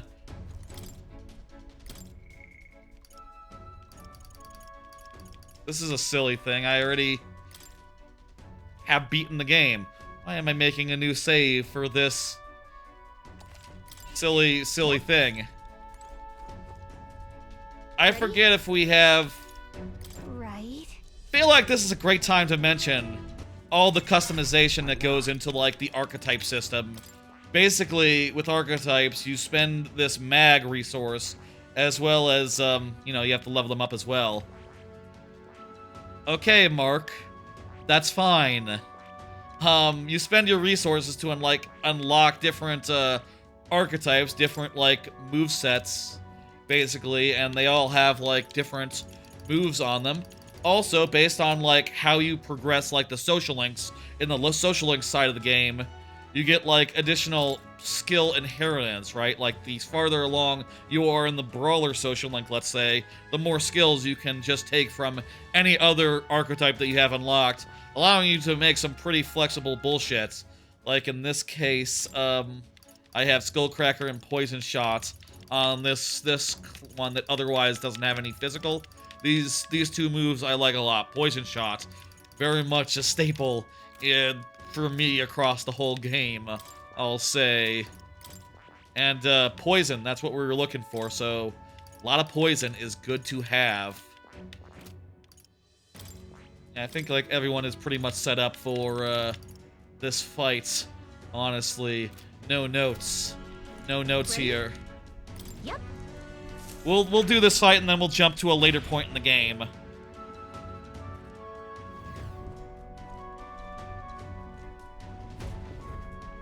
Also, I should start timing as of the next game. no. What's the meaning of it? Hello, Teddy Man.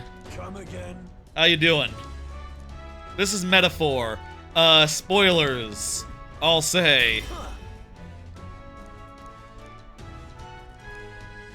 What's this? Ha! You there? Right. So we kick this guy's ass. There's like a couple other guys' asses we gotta kick at this point in the game. I think it is fantastic how it, Warrior! I show no mercy, but are you prepared? So the way this game works, like, combat-wise, is that when you get a crit, you get, like, an extra half of a turn. Basically, you can see up in the upper left corner there, our move tickers only went by half. We have, like, 3 and a small one. Better hit! Come forth, royal soul! Come on! Oh, power of heroes! Warrior! So, like, the more the more crits we do, the more moves we'll be able to do in one go. And, yeah. Feel like this isn't going fast enough. This is like a special event. We gotta finish it in 3 turns or less.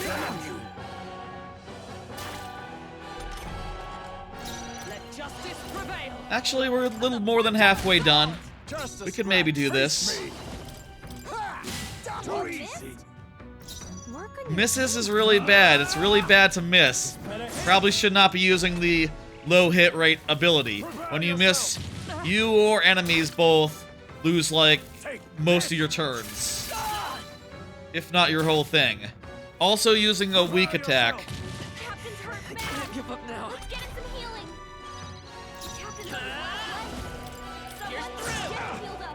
Oh, power of heroes.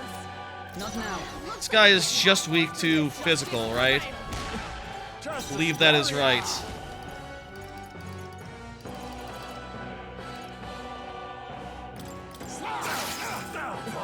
Justice, I call upon royal power within. Run them through or they die hard. What's the matter?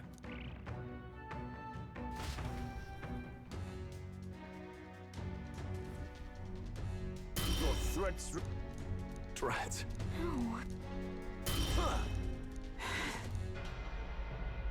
So yeah, that's how that ends. Do not forswear. I think it's really cool how between dungeons you get some good variety of shit. Let's go back there real fast, see if we can find like a candidate or something. At this point, we're all just waiting for the soiree. We're all just waiting to hang out. Let's go. We should show off like one other feature of this game, one other feature of like the structure of it. I mean, I guess we could do like a social link. It's pretty much just like in Persona. You do. I mean, I say that it's actually different in a meaningful way, in a quality way. When you do social links in this game. Now what am I to do? How did I wind up here? So debate stage. I can give a speech here to get my stats up.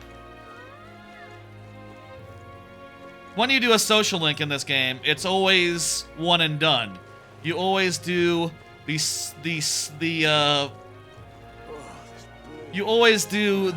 rank up every time, which is pretty damn nice. I think it's a big improvement over Persona, and I hope the next Persona game also does it that way, because it is just really nice. These scenes are good, and worth seeing, and worth considering, but I feel like we're on a timer here. We should prioritize doing different stuff. I don't know.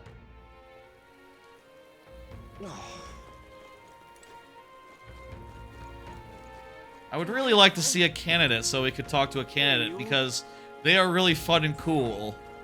And they just like enhance the game a bunch. Like all these nut jobs running around trying to become king.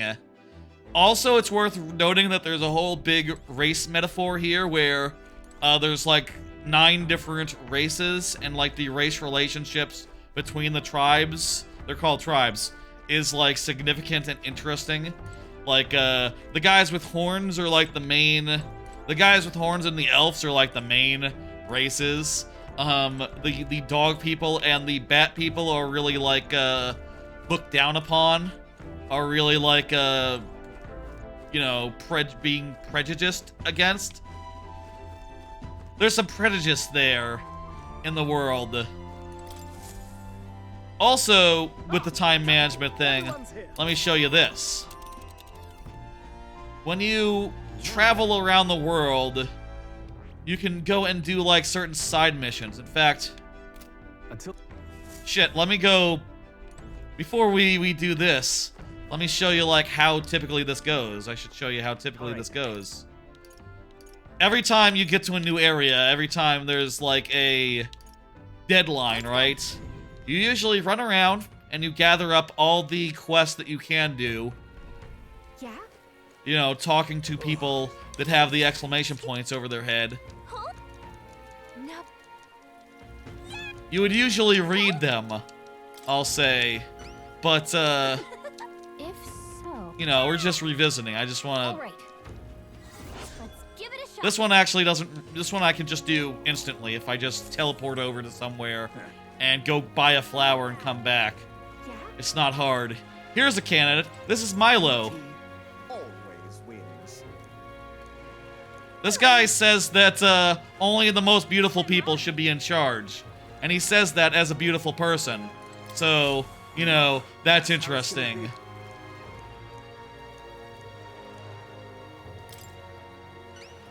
This guy needs a toothbrush. He needs to get it from a certain town. We have a car. We have a gauntlet runner. So we could go do that. That's where you. You want to sort of like get a bunch of quests together Let's give it a like this, and then go out and knock out a bunch of them in one big trip. You know, I feel like this part, the travel aspect of it, really... Oh, a golden beetle I never found in my first playthrough. Interesting. I think I ever went into this particular corner. The time management aspect has a couple legs up, I think, on Persona 5. And considering that I love Persona 5... Yeah, that's a fantastic thing to have up on. Hey there. Oh, I think you can't get this one until later. Please? let's The give it a shot. Forsaken Cav thing. Gotta get Oh, I think you have to, like, talk to the informant. I think I remember how that one worked. You have to, like, talk to the informant to even know where that one is. That one's a weird one. Let's go to the... Where is that? Tsar the Inn Square. The Greatest Catch. I'm just Hey, listen. incredulous. Fancy Seasoned Man. So sometimes you have to get intel. And by getting this intel, you also find out where it is. Which is all the way the fuck over there. Go battle in the arena? I could do that, yeah. I did finish, I will say, I 100%ed this game back when I played it in October, November. Did finish it 100%. Managed that just barely, just by the fucking... Go. nose, by like a little fucking bit. One thing I will say, that. someone's moaning in pain. Hey, God bless. Give him one of those medical herbs. He'll give me something in exchange. This heat is such a bother. Very nice. Also talk to this fella. What? Right? Did Infinite Wealth make your list? I'll say, we are going to check out Infinite Wealth. But I'm not sure right now. I'll say, that is the take right now on Infinite Wealth. That will be the next game as a similar RPG. But, you know, I'm really on the fence. It's one of the ones that is vying to get onto the list right now. In particular. Hail, warriors. let's not. Okay, so at this point in the game, you can't do the arena. You can't do the thing. Let's go. That unlocks, like, after this whole All right. chunk of the game. Let me show you what traveling around is like. Let's travel around for a minute to, like, refresh ourselves on that part of the experience. Well, And then maybe we'll jump to a later point in the game. I'm thinking, like, one of the dungeons. Specifically the next dungeon. And I think and right that's there's a labyrinth. perfectly good And right for, like... Certainly. Keep your wits about you. Yeah, but So you can it's see your here... Great. You can see here, just by this travel system, right?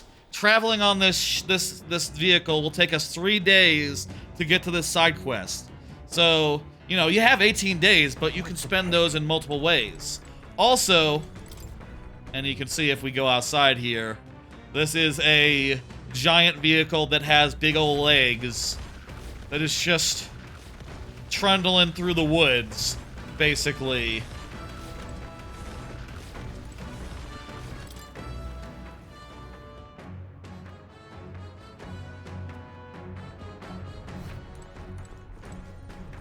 And you can see that, like, your time is not wasted during this span. You know, the same time-spending activities that you can do. Oftentimes, you can, you know, improve your stats, you can read books, you can, like, even do some social links whilst on the road. And I thought that was just delightful, However, you know. And made for a lot of depth insofar as, like, how to manage your time. I would make no such mistake. I would not cut my fingers off. No. Oh, look at that. We got Courage 3. Why, that's... Obviously, I already got Courage 5 in the far future. But, you know, we're just revisiting this to remember and to think and to go, God damn, this game is good.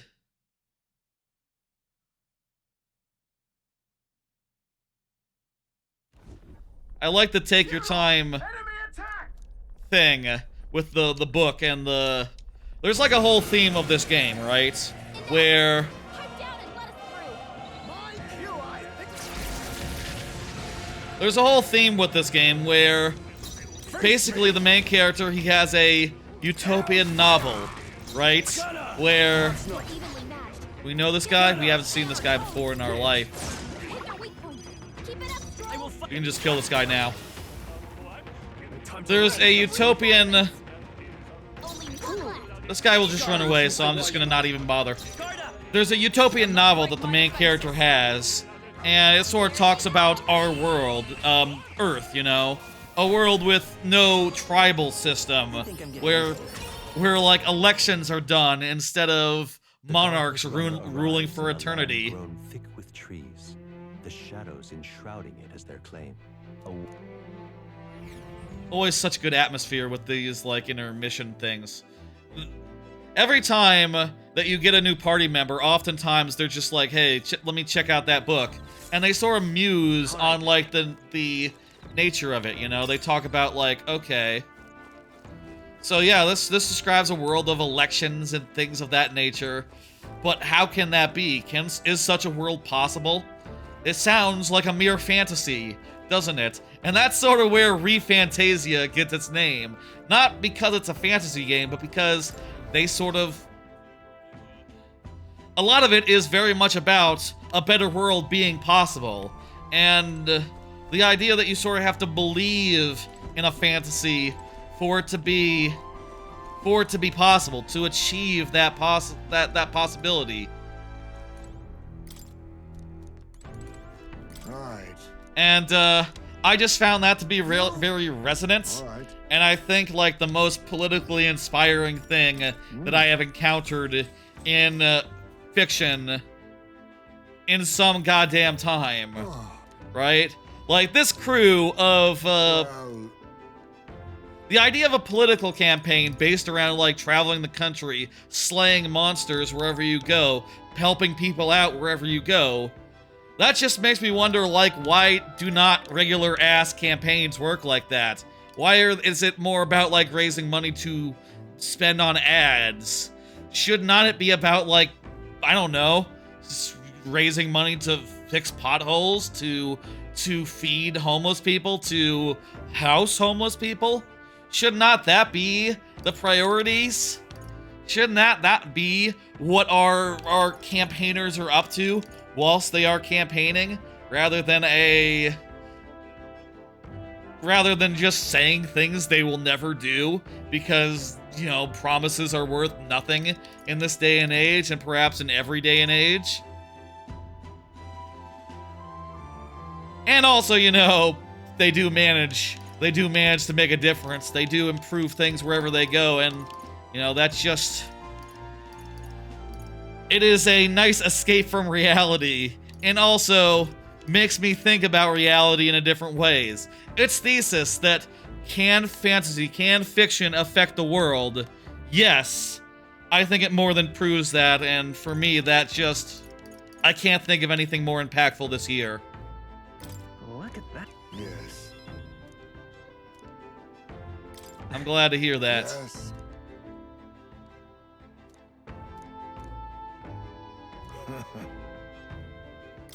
Yeah.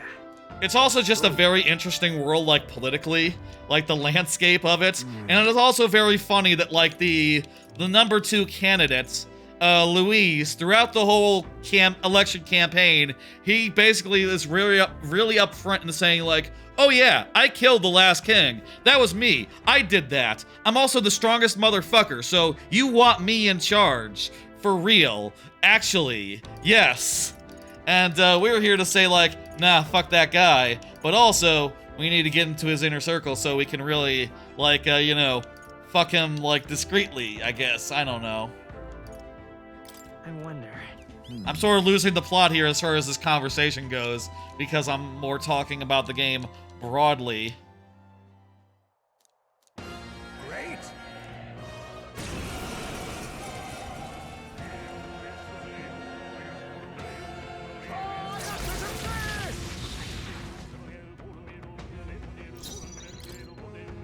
Anyway, you travel around, these guys just run away. These guys just run away, so let's just guard real fast. They've all fled, except this one.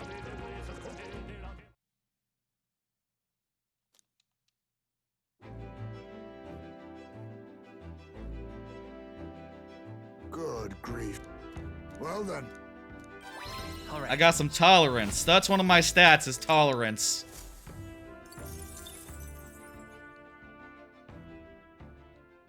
Time marches on, and the I age love of the new this. king draws nearer. Every time they say this, I'm just happy. I love that little line. You know, time marches on and the age of a new king draws nearer. That's just iconic. Iconic. We don't need to spend more time here, necessarily. Let's jump forward to the Dragon Temple entrance. Let's jump forward a scotch to going into the Dragon Temple here. Let me just see. The Gauntlet Runner Central Corridor. A month later. At this point, we don't have a deadline, I guess. I would really love to show one of the major moments of this dungeon, if I could. This is an actual dungeon. At this point, we've gotten, like, more of a crew. We shall force.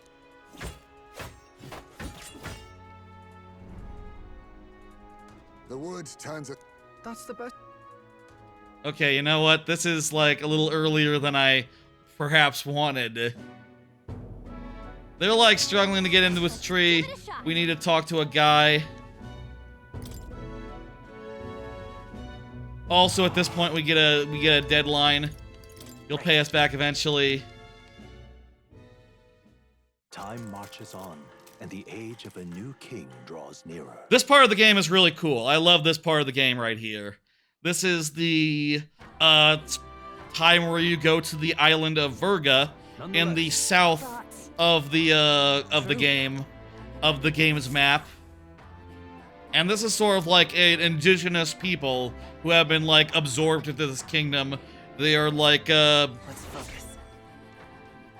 they live in these like elevated huts and are pretty damn cool. They have like a religion that is all their own, where they worship a dragon god, who is the dragon god Et. And also they wear these face coverings. Some of them. That's not all of them. And you can see there they have 3 eyes. That's their like racial trait, I guess. The music here kicks fucking ass. Let me say, kick-ass music. Let us have faith in the youth. Excuse me? Batlin, do you know?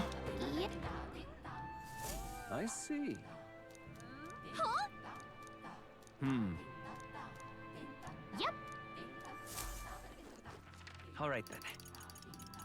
Let's go. We can just go ahead and hop over there. I need a potion of blight. Right.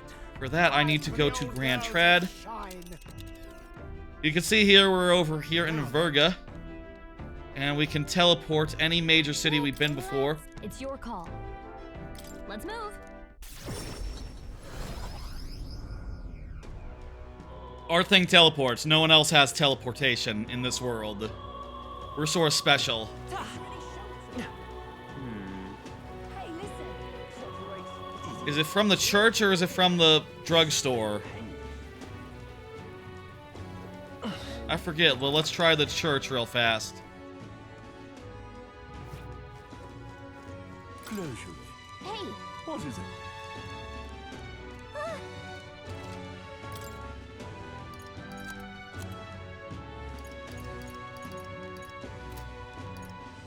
What is it?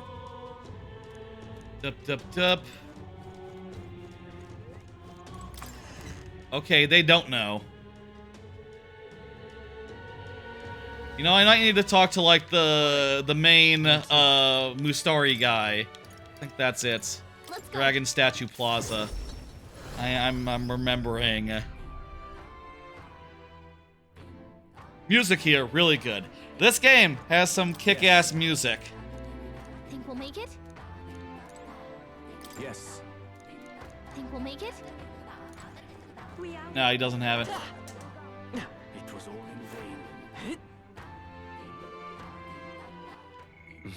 in vain. Quest, request. There we go.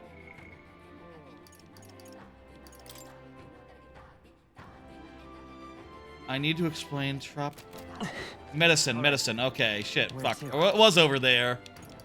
Specifically,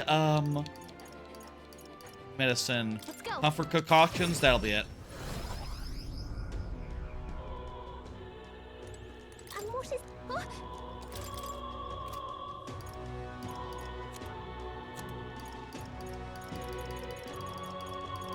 Robust medicine. What's this? Okay, there we go. Parch All right. water, apparently. All right then. Where to? Okay, back to Verga. And Let's go. dragon statue. Now, once you get the potion, you can just, you know... We got 17 days to do this thing, basically, right? Hello.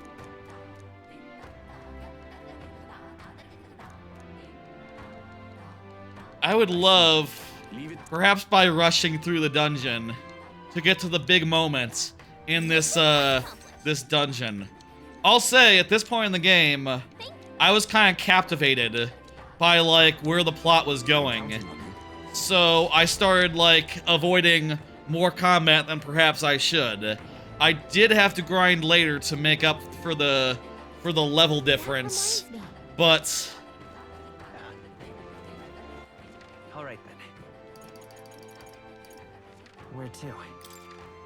Let's go. it was very good to you know, be able to get through whole big chunks of story in one night. And I just felt compelled to do that way because Now then. the plot had just gotten that good. It's your So we bring. A cool thing about this is when you have to travel for like a dungeon or for like a combat thing, you still can do... You can still do some, you can still do some socials. In fact, hey, here's a social that we can do on the road. The rank 5 for this dude here.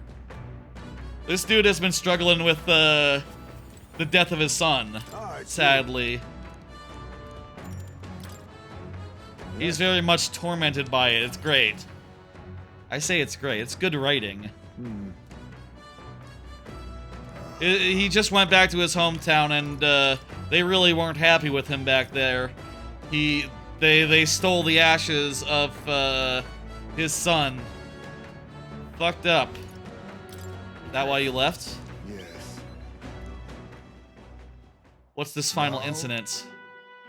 Most other tribes hold little love for the Ujif, but in our youth we lived between two settlements of mixed people. We traded. Until they had a conflict between themselves, and, well, they were neutral. However. And, that pissed off the winner, eventually. hold on. And then.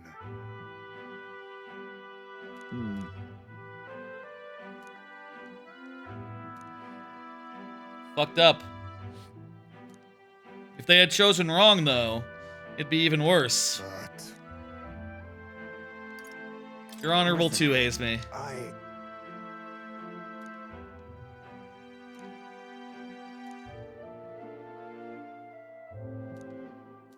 Oh. This xenophobic nest. I pity them.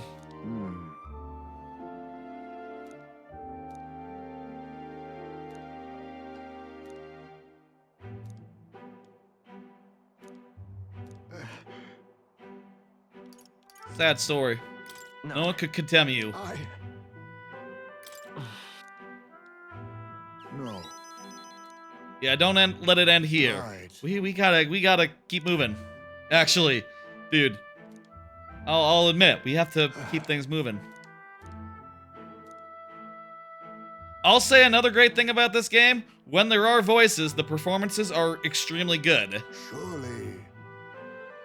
I have the English dub. That's how I like to play Persona games. Just, you know, because that's how I've always My son. experienced them. I'm I got to rank up, and I got some good stuff from that. I'll come with you, of course. Maybe we should have looked closer at that rank up. That ability could have been cool. Now the gauntlet run. We pull into the island, and then we go into the dungeon. All right. If you don't know Persona, dungeons are always a matter of endurance, right? Like, you go in with a certain amount of SP, you know, magic mana, basically. And as you proceed, What do you think? you usually use it up a bit at a time, and, you know, by the end of the line, you're pretty much tapped. And, you gotta either head home or use items to top yourself up. Wait. Incoming. Balancing that can be difficult, to know, like, how far in the dungeon is I'll left. use what I must.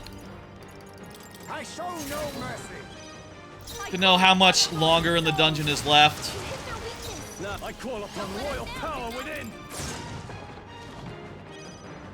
Magic Seeker! No.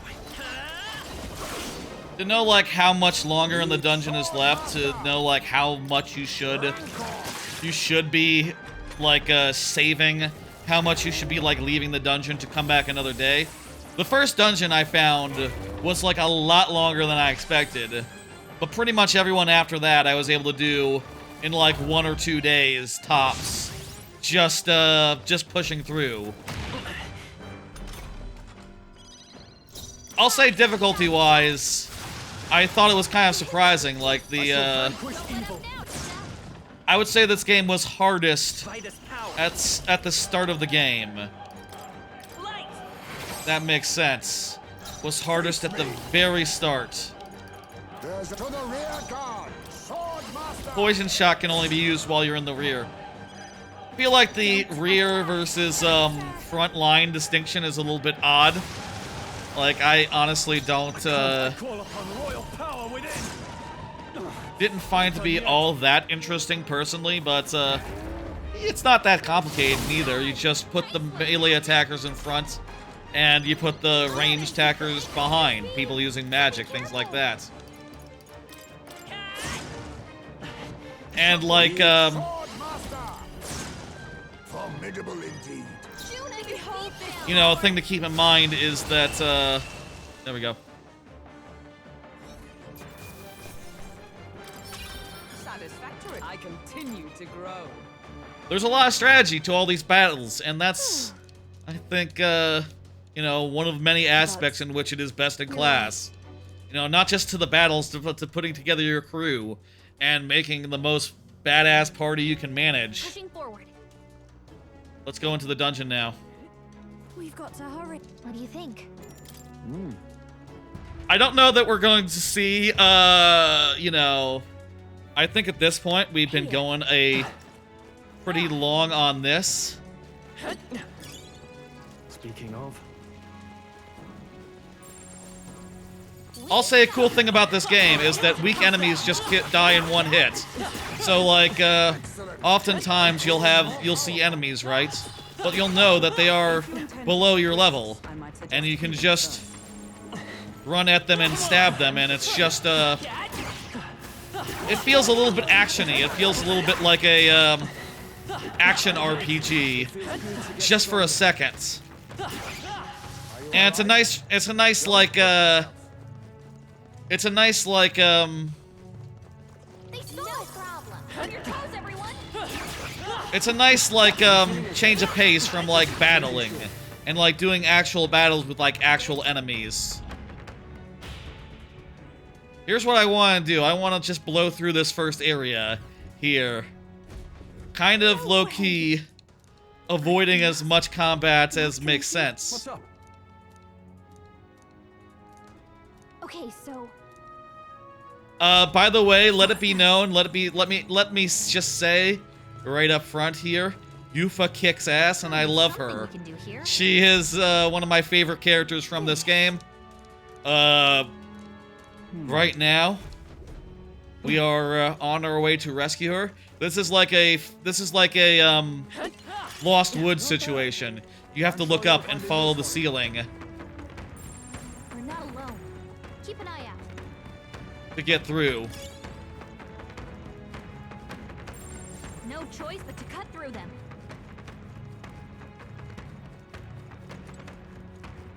There's a lot of plot stuff around here as well, where you see murals and you learn a bit about the history of the guys.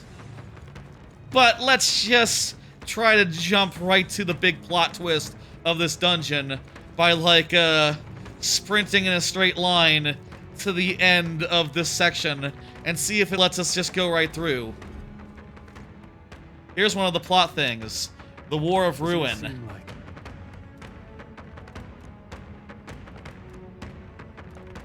The destruction of the old world. What the? This many dragons as a weapon of war. Hey, However, Weapons, gods and dragons started fighting. That would be apocalyptic. Yeah, that does sound bad. we must have gotten away.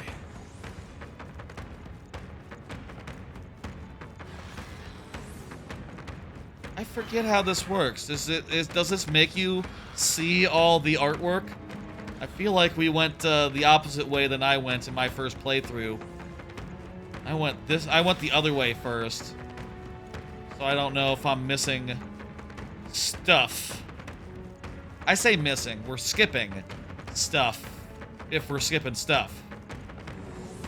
Here we go. Here's the place that we're working towards.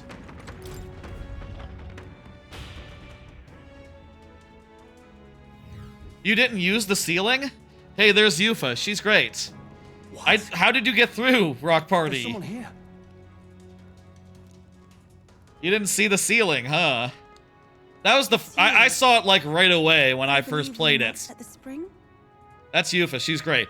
I looked up right away and saw, like, ceiling. Lights. Bright. There we go. My name Beautiful. is Beautiful Refantazio. character design I am there. priestess- To see you now, you seem largely unscathed. You have hidden yourself well, priest. I sought the room least affected by Magla. We of the Mustari are blessed with a third eye that can see magic's flow. But That's right. more importantly, why are you here? You just go down the areas that aren't foggy? I guess, I don't think I noticed much of a material difference fog-wise, but if that works for you, that works for you. Adeni asked us to help you. We're here in the stead of the island soldiers. So my brother is safe. Thank goodness. Then I trust. Wait, girl. So she wants to sacrifice herself, but we're not gonna let her do that. We're here to take you back. 'Twas your brother's own behest. If you doubt us, then you may seek your answers from him. My brother would have you stop me. But why? This is so crazy to think he doesn't want his sister to die. Yeah. But what happens if I return?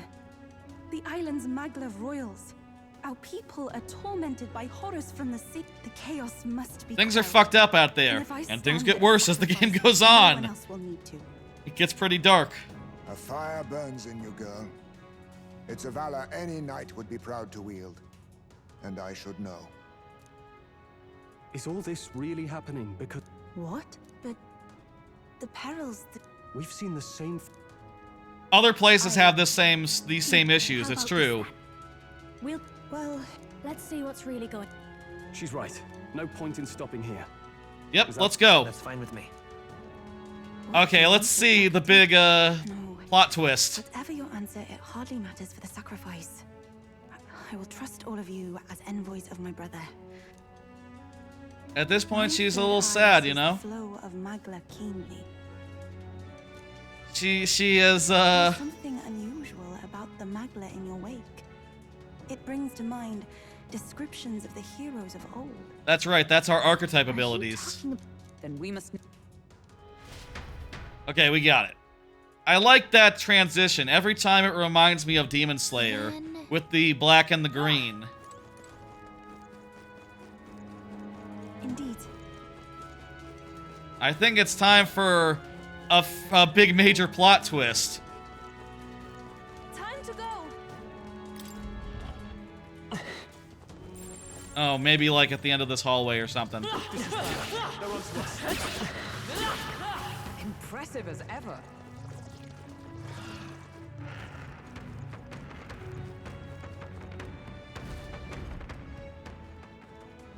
I can't believe. The soldiers died. That's not good. Very sad. There's also a mural here. Very well.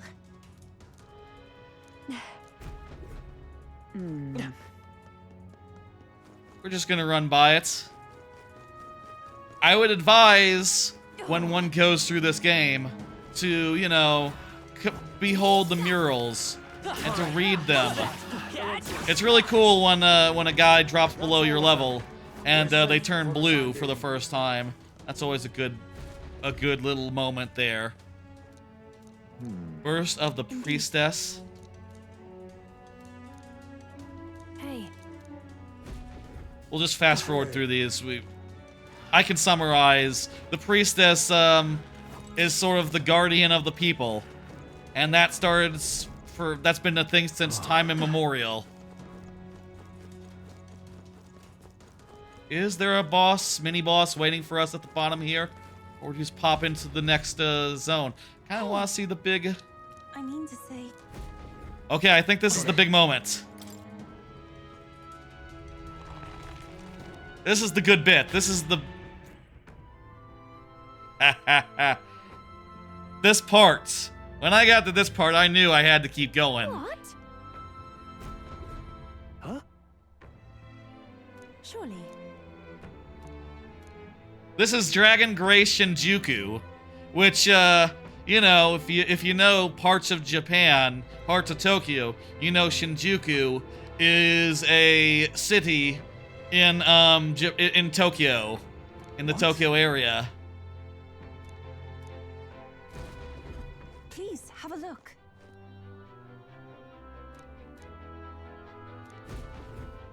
Let's go. And yeah, it turns out that the dragon dungeon in the middle of the tribal, you know, section of the game is Shinjuku, and it's a bunch of like modern day ruins, which is just so damn cool of a thing. Apparently, and I'll say like spoilers for Etrian Odyssey, a thing that's really neat about this is that this exact twist happens in Etrian Odyssey to the point of like, well, actually, it's literally the same map in Etrian Odyssey. Literally the same map, literally the same Shinjuku, and also, after you finish this dungeon, they're like, okay, we need a new name for this island. Virga is kind of derived from, we don't really have a native name for this island. Virga just means, like, outsiders in the mainland's language. So, this is our dragon god is named Et, and Ria is the name, is like the word for town in our language, so Etria, with a space in between. And, Etria, Etrian Odyssey. Etria is the town in Etrian Odyssey. Same sound, same city. But, like, I don't know, hundreds of years later? Fun connection, I think. Also, the music is the same, apparently. And, well, I think this is some real good, beautiful music. What now? We could pop forward further. We could see some amazing, like, plot twisty type parts of the game. We could see the Gauntlet Runner's final form. But I think we spent more than enough time on, Metaphor. I'll say I found every plot twist that this game goes to incredible. I was enthralled from start to finish, and basically just spent like 6-hour sessions every day for like a week or two, every couple days maybe, just putting in like 5-6 hour sessions and just trucking through it because I was enraptured. I was in love, and you know, I have heard some people say it fell off for them by the end. For me, it did not fall off. I was enraptured until the very end, until, you know, I enjoyed the final part where I was allowed to do all the side quests and all the social links, and I managed to manage it in the days allotted. Just barely. Just barely. Just... If I had done it any differently, I might have, it might have been, you know, not as good. Not as... I might not have been able to manage it, if not for, like, if I had taken one day more somewhere along the lines. But, in most Persona games, you kind of have to do New Game Plus if you want to get everything. So, you know, the fact that you can do it without trying too hard in this is good, is an improvement. And I know some people haven't managed it. I think Rock Party, you were saying the other day that in a Discord that I think you hadn't been able to manage to do everything. Or was that Avis? Whoever managed to not... it happens, you know, but I just managed to do it just in the nick of time, and I was really happy and really pleased by that.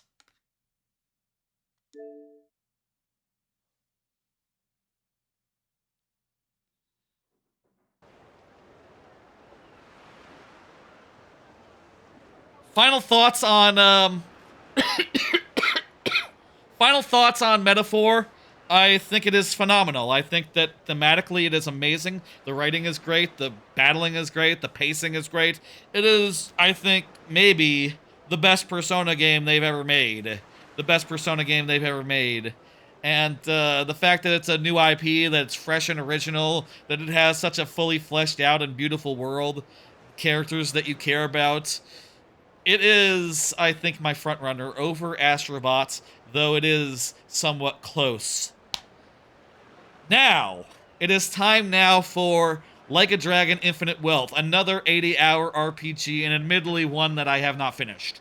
One that I am not even that far in. I'm like 10 hours in at present, and I'm sort of petering out a little bit, and that is making it so that I'm unsure if it'll make my list.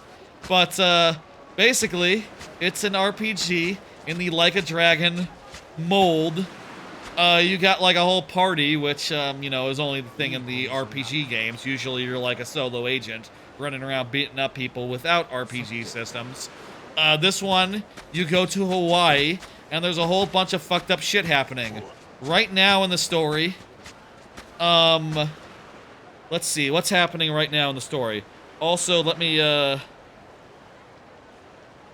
set a timer so we know, like, how long we're spending with this game. Just so I know.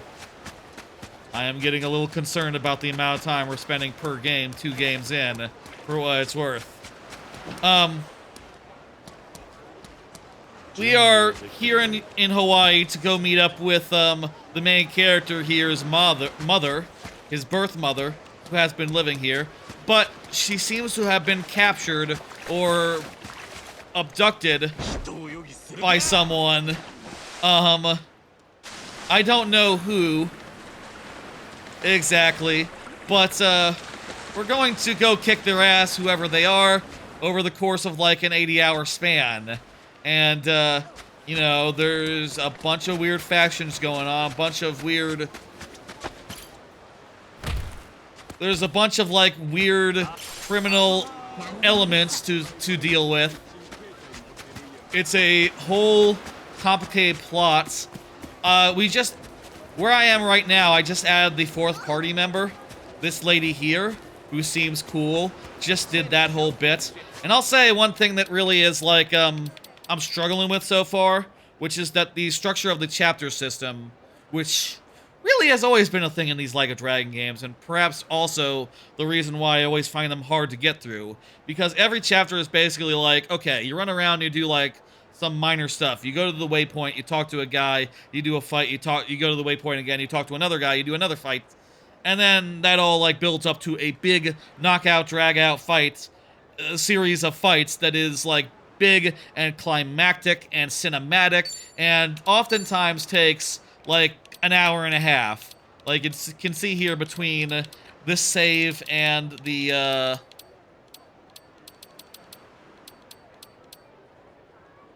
I don't know if I have like I thought I had like a manual save. Oh, here we go. This was before. You can see there it was 7.5 hours in. This is at the end of the chapter. You can see that's literally an hour and a half later. So an hour 35 minutes it took me to do the big knockout drag out fights of that chapter.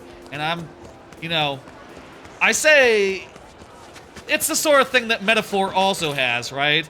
Metaphor also has some knockout drag out fights at the end of the game, right? But in this case, it's like 10 hours in that you're getting knockout, drag-out fights that are, you know, and it's not the first case of that. Like, multiple knockout, drag-out fights within the first 10 hours of the game, just, I find a little fatiguing. And as a result, you know, if you looked at those saves, you might have noticed, like, the last time I played the game was like a week ago, because I got through that and was like, oh, I'm kind of exhausted. You know, I'm not, gonna keep trucking today, you know. Whereas, like, with Metaphor, I was going through, like, 6 hours at a time, 7 hours at a time, whole entire Saturdays, whole entire weekend days, just, like, dedicated to it, and having a great time. Whereas this sort of just... all the Like a Dragon games, I just sort of struggle with pushing through. And, you know, while I think this game is really fun, really, really cool, has some fucking amazing stuff, that pacing just hurts, especially as a game that is that long. That said, there's a lot of goofy shit. Like, let's do this dumbass minigame. Let's do it on normal.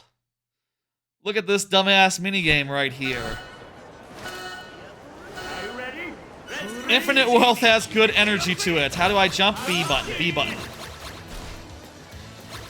So I cycle around and I collect, how's the volume, by the way? Maybe a little lower? But like there. How do I stop? I stop with A. So I drive around, and I stop, which I definitely remember how to do. Oh, that's a drift. I guess X is my brake. Oh, no, it's left trigger. Duh. You bike around collecting all this food so you can deliver to people, and you do silly flips, and it's a good time.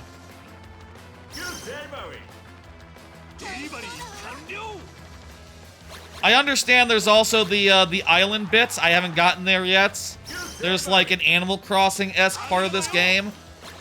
There's some good shit in here, and maybe this next week and a half I should try my best to get through this game. Push through, as it were.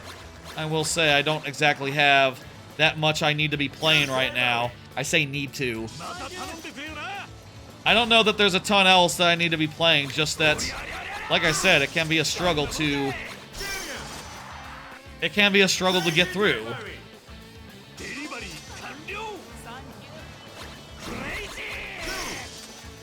And every time every time you play, it feels to me like a commitment. I guess you could also say, like, well, if you're feeling like burned out by the story, then that's the time to do side stuff. But like, not a lot of that is open, so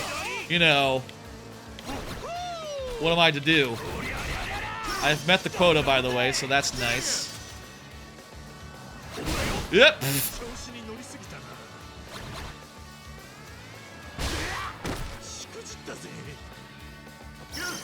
When I get hit by a car, am I dropping my burgers? I might be dropping food. Did I just kill that car with my bike by jumping?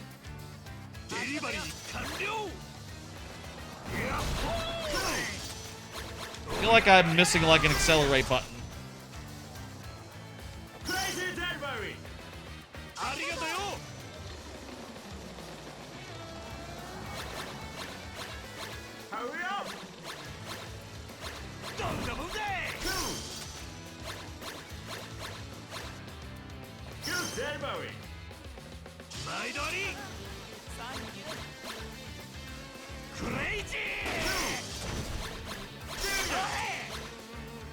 I also will say I really like how there's arcade games in all these games, like some Sega arcade classics. Kind of wish there was more. I always wish there was more than there actually are. Like, I think in this one I've seen like 3. Feel like 10 Sega arcade games would be lovely, especially because oftentimes they're the same between one Like a Dragon game and the next. Also, far as I'm aware, there's only one, what is this again?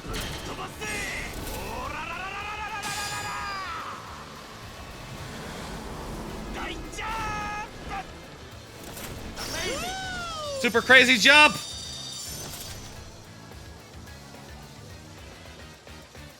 That was a super crazy jump. Oh, those guys can fuck you up. Those guys are bad.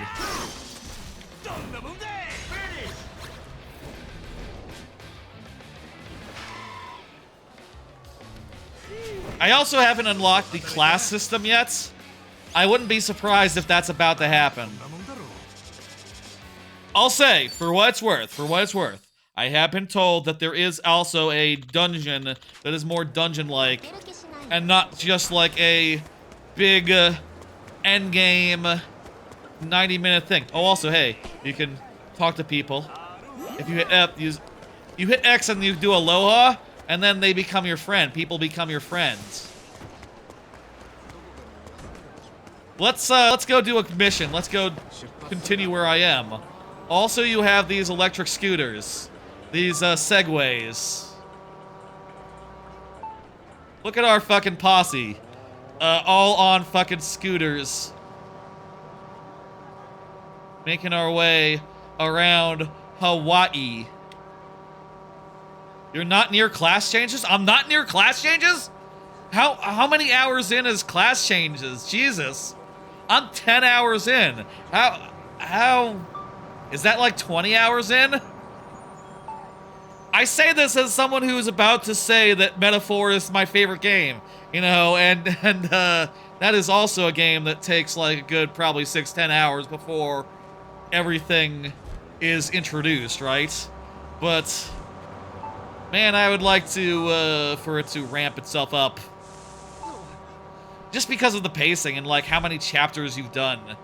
I guess by this point in Metaphor, the thing is, you're like 3 chapters in, two chapters in. You're basically just done with the first dungeon at the 10-hour mark, right?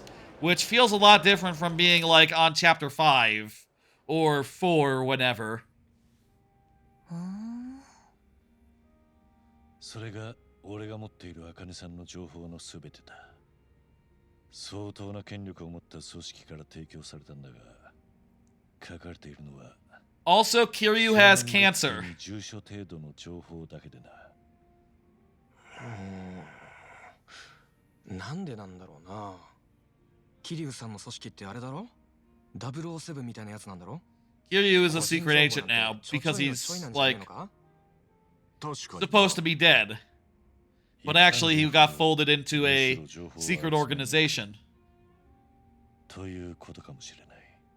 Kind of a shame he doesn't have any of his gadgets from Gaiden, like the Spider-Man whip.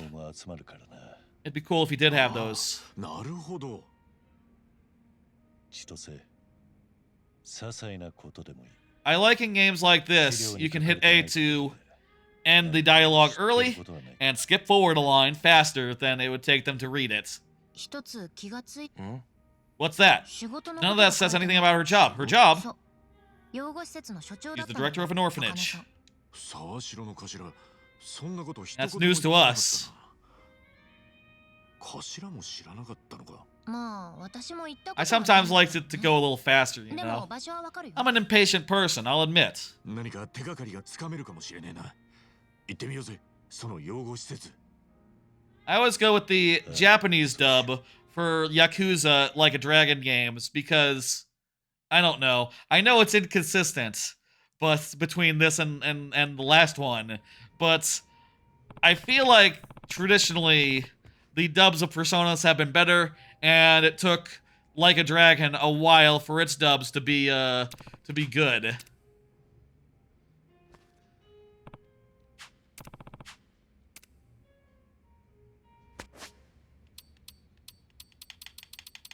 So yeah, eventually we'll get Dondoko Island.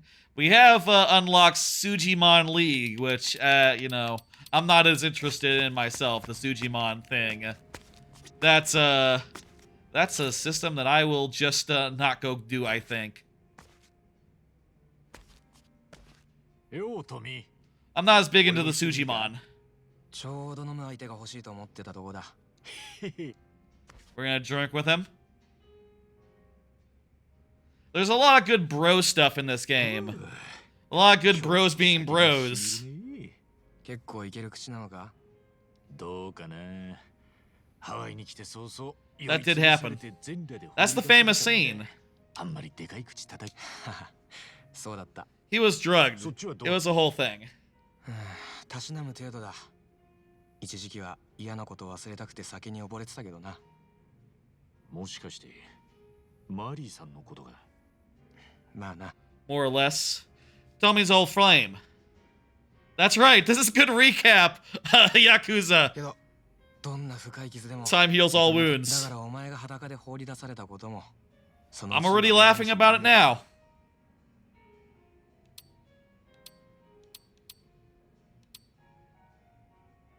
I bet Mari's doing well. マリーさんはどこかで幸せにしてるさ。そうに決まってる。バラクーダのせいで人生狂わされたのは何も俺とマリーだけじゃない。 They're like the gang, local gang. 連中の身代わりで罪着せられた人がたくさんいたらしいからな。ただ、奴らにマリーの腹には子供がいて、俺は悪い。思い出 Yeah, させ maybe. バカ野郎。このくらいはしょっちゅう思い出してんだよ。でな、こっか。いいだろ？いや、まあ。Night they met. あれはもう十何年も前か。 That's a long time. タクシーの運転手やっててよ。 I like that this game is about guys in their 30s and ほとんど 40s. 成功したことはなかったけどな。ほとんど I guess that's always been true, often been true about the Like a Dragon 余計なちゃちゃ入れ games. んなって。 Especially as Kiryu has aged and became an old man. ある晩、声かけた子が彼氏持ちでさ。間の悪いことに俺もヘベレケに酔っ払ってて喧嘩になった。またその彼氏ってのがレス店の裏に引きずり込まれてボッコボコ。悲惨なナンパ失敗なんだけどよ。マリーさんはいつ出てくる He got beat up by a guy once. 汗になってボロボロになって放り出された俺を Woman finds me and cleans me up. マリーは会社の仲間と店に来てたらしくてな。なのによ、俺の血で服が汚れようがあいつは全然気にしないで面倒見てくれた。 Nice. へえ、いい人なんだな。あ、 Probably the worst night of my life. かと思いきや、マリーと出会った人生最高の夜だったってわけだ。 So far. そっからもう Worst night of your life so 初めて far. 俺の目の前に天使が来てくれたと思った。そっか。けど俺にとっては最高の夜でもマリーにとっちゃあれがケチのつけ始めだったのかもな。トミー、妊娠が分かってあいつが仕事辞めた途端俺は無所に送られることになって。 Fucked up. 俺なんか Wasn't your fault. You were framed. 何も悪くなかったろ、トミー。それでもな。なあ、トミー。彼女のことを探したりはしなかった。確かしばらくは無所まで面会に来てくる。もちろん出所してから真っ先に探した。 Wonder if we'll find out what happened with でも that. ダメだった。二人で住んでた家から、要するに探さないでくれって。 Don't follow me. Oh well. There you go. It's not like something bad happened. 流れてマリーが一番辛かった時、俺はそのそばにいてやれなかった。 Right, she miscarried. 彼女が何を思って姿消したとしても、俺にそのことをとやかく言う資格はねえ。そうか。は？ Bad judge of character. あん時はおめえのことをろくでもねえ野郎だくらいにしか思わなかったけどよ。やっぱ人それぞれ何かしら重てえもんを背負ってるんだなって。Yeah, man. 今教わったよ。 That's deep. そういや確かにお前に銃向けたな。そのことって俺謝って。別にもう気にしていい。 Doesn't matter. We're bros now. いい機会だ。あの時はすまなかった。一番。じゃあ一杯おごってもらわねえとな。これでチャラだ。もうよそであんな真似すんなよ。多分な。 You lower the temperature of this apartment a bit. I'm hot in this long sleeve shirt. All my Christmas themed shirts are long sleeved. So I like it cold. If I'm to wear them. This isn't really that Christmassy. It's more Sonic-y. But I saw Sonic over the weekend and it was fucking good. So I kind of want to wear a Sonic shirt today. That's the right thing to do, seasonally speaking. Oi. It's also snow themed. Arigato. I'll say, we found out relatively recently. Why is there an infinite next to what's-his-face's name? I don't know why there's an infinite symbol beside his thing. That's interesting. We found out recently that in the game that Kiryu has cancer and is not long for this world. And I asked on Discord, I said like, "Oh my God, so is Kiryu really going to die?" And people on Discord told me, "Well, if you played any Like a Dragon game before, you already know the answer is no." Basically, so you know, he's never died yet. Across like 5, 6 games where he was the main character. And not even when he supposedly died, so, you know. I'm I guess I'm curious what happens with that and how, like, in 3 more games, he's still going to be around and kicking and doing all right. Let's go to the orphanage.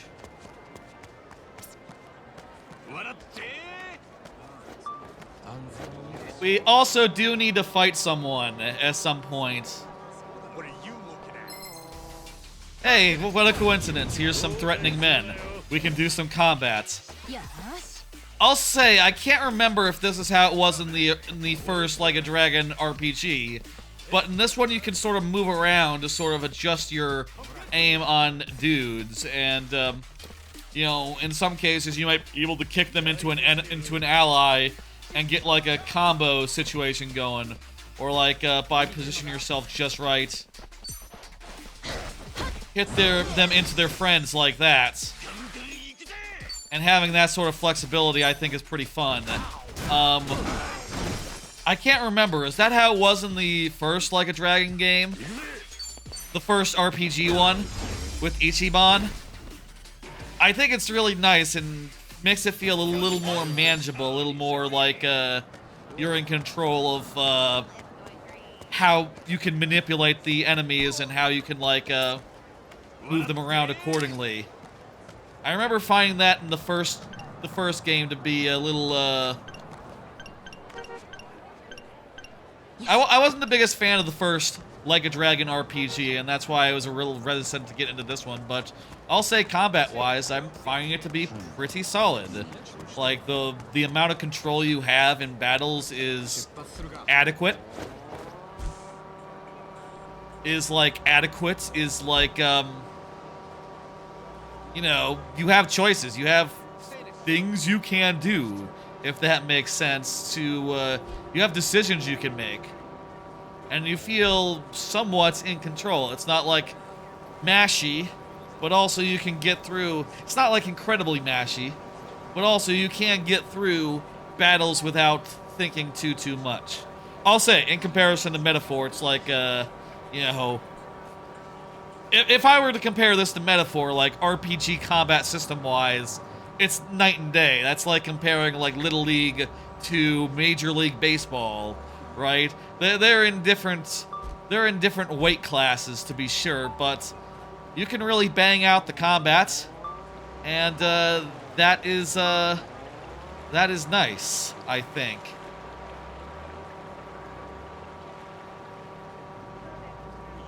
You know, means that things keep moving. You keep things moving as you're going about your thing, about your day. I have been mostly just you know, trucking a hun. I'm pretty sure I'm not sure if I look at the map or whatever, there's much in the way of like side quests at this point, side stories, whatever. There's something called raids. I don't know what a raid is yet.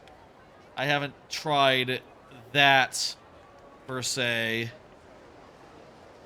The open world is starting to open up, I guess. But still, like, there's a lot of stuff that hasn't been unlocked. I'm still really early on. And like I said, I'm struggling a little bit to keep pace and keep going. Akane-sanってよ。いやさ、俺にとってAkane-sanって、やっぱ母親っつうよりも、俺のおやっさん。He has a complicated relationship with his ma. 俺にとっておやっさんってな、人生の目標みてえな人だから。そんなおやっさんが惚れた相手ってのが、どんな人だったのか気になって。I would like to meet her too. That sounds fun. なら、私がどうこう言うのを聞くよりも。早いとこAkaneさん見つけて直接お話しするのがいいと思うよ。Rock, it's a spoiler to say how long it would be, right? It would be a huge spoiler for you to say, like, if it's like 1 hour away, or 10 hours away, or the entire game away. I wonder how long it is until we meet her. そういう家族に会いたいって思えることがいいなと思う。ちいちゃん。あ、おい、着いたみたいだぞ。We're here. Orphanages are like a weird theme in the series. Like Kiryu, he ran an orphanage too after at some point in the franchise for like a good amount of those games, right? Like after 1 or 2 or something. パレかな？ハワイのあちこちでボランティア活動をやってる団体だよ。炊き出しとかビーチのゴミ拾いとかいろいろな。ボランティアに興味あるなんて一度パレカナのフードバンクに行ったことがある。フードバンク？スーパーやレストランの廃棄食材を集め Yeah, て food banks, they're ホ a ームレス thing. とかに配るんだよ。トミーそんな活動してたのか？ Yeah, he is a standout guy. 逆だ。 Nah, man, getting fed. そっちかよ。Oh yeah, he's had some rough times, you know. 何かご用でしょうか？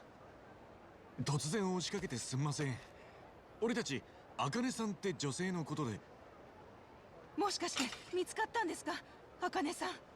No, we don't know. It doesn't look good.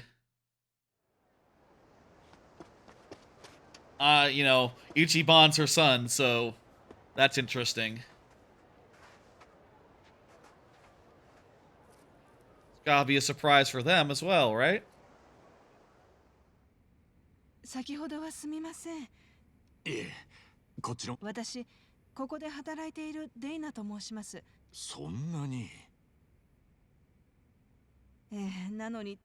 I'm never sure with this game whether one thing I'm a little unsure about, right, is that oftentimes they're speaking Japanese, but like this is Hawaii, so like you know, how many of these characters are actually speaking Japanese, or if we're to assume that like, oh, we're going through Tommy as an interpreter, and this is all for the convenience of, you know, people listening to the Japanese version of the audio. Maybe I have heard some people say like, oh yeah, just switch to English for Hawaii because man, it's Hawaii. Everyone should yeah, it's just more natural if everyone's just speaking English at this point, isn't it? Which I think is a fair point. もう13日も前になります。書き置きが残されていて、それっきり。13日。ちーちゃんが茜さんがいなくなった。そうだね。事情があり退職しますって一言だけ。I feel like that's a fake. 強いあの人がそれだけでいなくなるなんて。でも、字は確かに茜さんのものでした。Under duress? もちろん。でも筆跡鑑定で書き置きが本人のものと判断されて詳しい捜査はしてもらえないままなんです。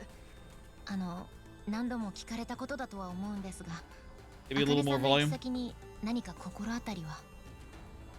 いえ。そうだ。Here come some kids. Miss Dana, you won't believe it. Yeah, they're speaking English. Turned out huge. Good performances. I see that. Why don't you share some with our guests? I'll say I think the English voice acting in the Japanese dub has been on point. Here you go. Has been, you know. ありがとな。こりゃうまそうだ。Sounds correct. 施設の畑で栽培しているんです。へえ。Who are they? She sounds scared. Really? Does that mean Miss Akane's coming back? Nope. Sweetie, that's still. Oh, how long? I wish I could give you an answer. Hey, I know. Why don't you go fetch a watermelon too? Find the biggest one you can. On it. I feel like in sometimes when you have like English audio in like Japanese productions, you know, they get people who aren't native speakers, so you can tell. ハワイ一の子だくさんなんていう人もいるんですよ。茜さんが面倒 They did a damn good job for this one though. もう100人以上はいるんじゃないかしら。Compared to like baseline. ええ。40年。彼女が日本を脱出して数年後には。Good for her. 働きつまり沢城の頭が茜さんに会ったと。ここの子供たちのために。Maybe. 茜さんの過去のこと。いえ。失踪前。She never talked about herself. 茜さんに限ってそん She なこと。 didn't garner trouble. Faith. パレカナの競技です。 Palikana? 私たちはネレ神の教えに従い生きるパレカナ教の信徒なんです。ああ、そうだったのか。パレカナってのはボランティアグループだと思ってたぜ。 Is this a real thing? 最近はそう思われてですが、これでもハワイで数百年の歴史を持つ教。へえ。ええ。パレカナは Palakana? という火山の女神への信仰が起源とされています。 Got it, Volcano Gods 火 Nele. 山信仰か。確かにハワイは活火山で有名だな。That does make sense, Kiryu. ハワイに住む私たちの火山は私たちにとってそれと同時に恵みと再生の象徴でもあるんで、その壮大な存在感に神格を見出すのは、ええ、日本の火山信仰もよく似た思想がありますね。なるほどな。バンコク共通の感覚ってやつなのかもな。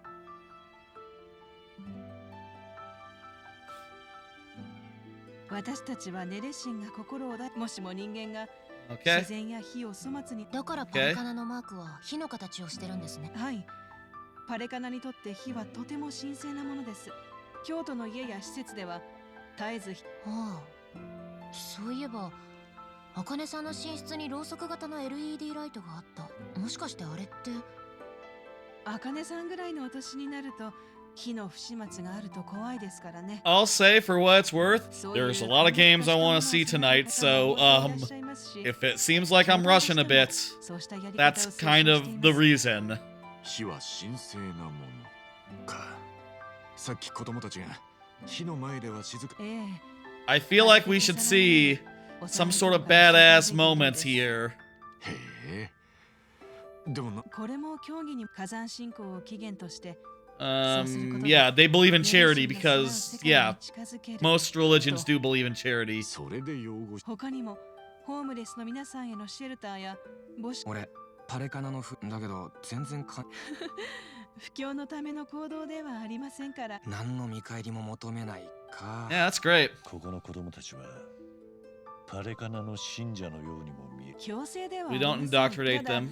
スタッフが強度ですので、子供たちは自然と特に茜さんの影響は強いと思います。It's pretty cool.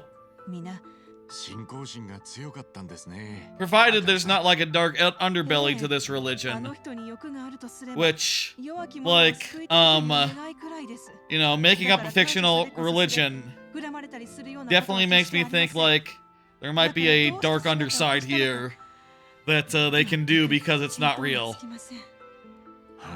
If it's not real, if it's real, they can. They'll. This is for real then. They're on the level if it's real, I think. All right, Dana. We've grabbed all we can, so I'm gonna haul this over to the food bank. Hey, thanks, Colin. Any chance we can throw in some meat or fish to go with it? I wish, but I don't see any fishermen or butchers. I feel like we'll be fighting this guy at some point. This guy's gonna throw down. Look at this guy. Look at that outfit. It's too distinct. He looks like he can handle himself in a fight. うちがフードバンクの野菜は提供できるんですが、以前は茜さんが声をかけて彼女がいなくなってからぱったりと正直、茜さんの人望で食べ物が集まっていたんです。Maybe not. I don't know. 僕らはどこにどう声をかけたらいいかもわからないあり。だったら俺たちにやらせてくれねえか。Religious man walks in and I say, okay, I think I can fight him. なんでか。別にボランティアだ。もしかすると茜さんの手が。確かにな。茜さんのルーティンをたどってみる。いいんじゃないか。Yeah. 現状他にやれることもなさそうだ。ただ。そりゃもうやる。なるほど。わかりました。では、カロンさん、彼らをフードバンクのステーションまで案内してあげてください。わかりました。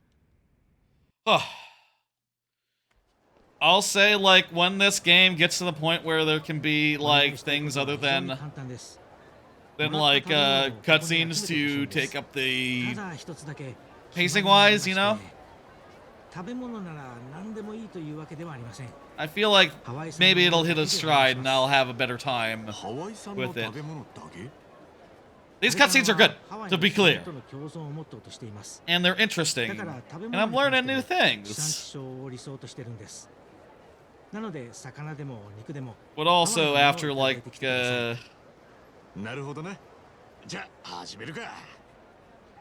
I do feel at a certain point I want to see the next thing. I don't know.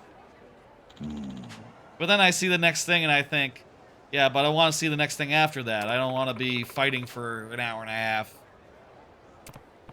without any control. Oh?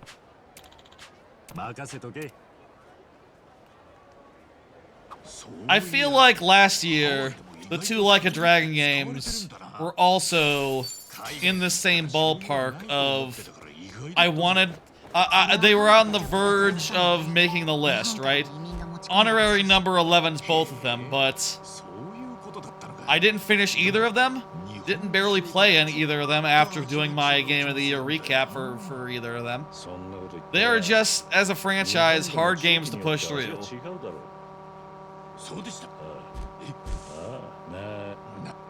They're doing some conversation, that's nice.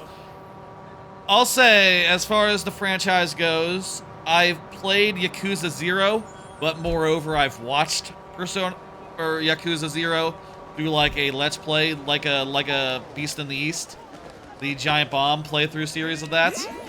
I've gotten like midway into that one myself. I've done Judgment and Judgment 2. I finished those two. And I've also done the Ishin and Gaiden, but didn't finish either of them last year.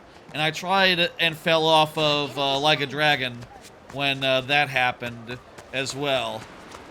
I do wonder, realizing how easy these games are to fall off of, if me falling off the original Like a Dragon wasn't necessarily due to like quality issues and more just, no, these games are hard to push through. They are long, they are massive, and, you know, just the way that each and every one of them is paced, you kind of have to push yourself to do, like, a chunk of cutscenes, a chunk of action, a chunk of cutscenes, a chunk of action. And it's a little bit, merciless if you try to mainline it, you know? And at this point, I kind of have no choice but to mainline it for what it's worth, but eventually, you know, do some karaoke, do some side business. That guy's too tough. I don't want to deal with him. Do some karaoke, do some side business. And that'll help out.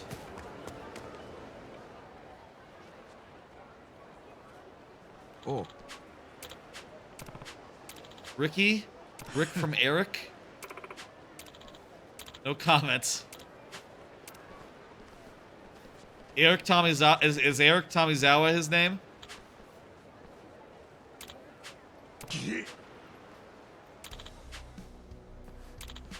Here comes some Barracuda grunts. We're gonna kick their ass. You know we're gonna kick their ass. Mate.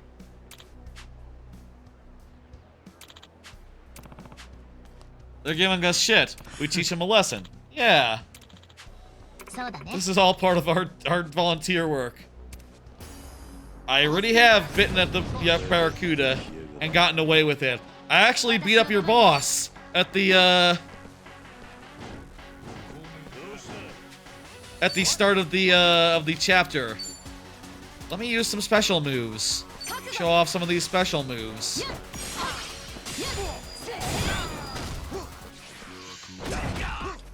You can block in this game with B. I'm timing it terribly. Let's get this guy into Kiryu, and Kiryu will hit him again. Kiryu, he has like 3 stances, and in one stance he gets like 2 moves. And I actually have to use the same move against the same guy to finish him off, so kind of a loss, but whatever. Battery shock. As I understand it, with this game, you eventually get like a bunch of job system, and you know, you can change anyone to be like, oh, you're a chef now, and now you have a bunch of chef-related moves, rather than ballerina-related moves. Or can Kiryu get classes? It seems like Kiryu already has like a really good class.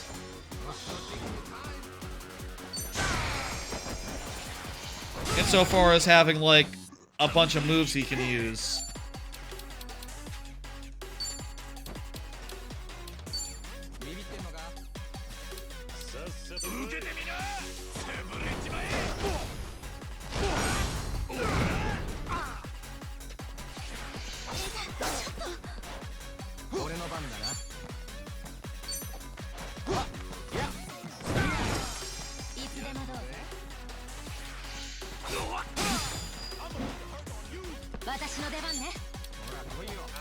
I want to use impalement.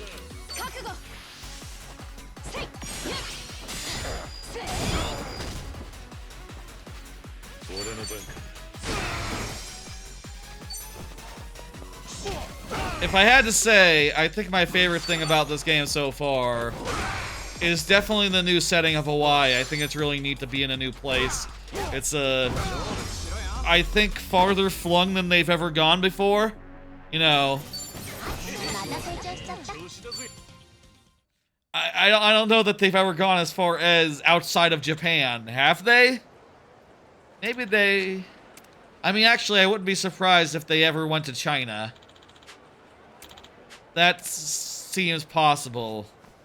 Have they ever gone outside of Japan, the Like a Dragon series?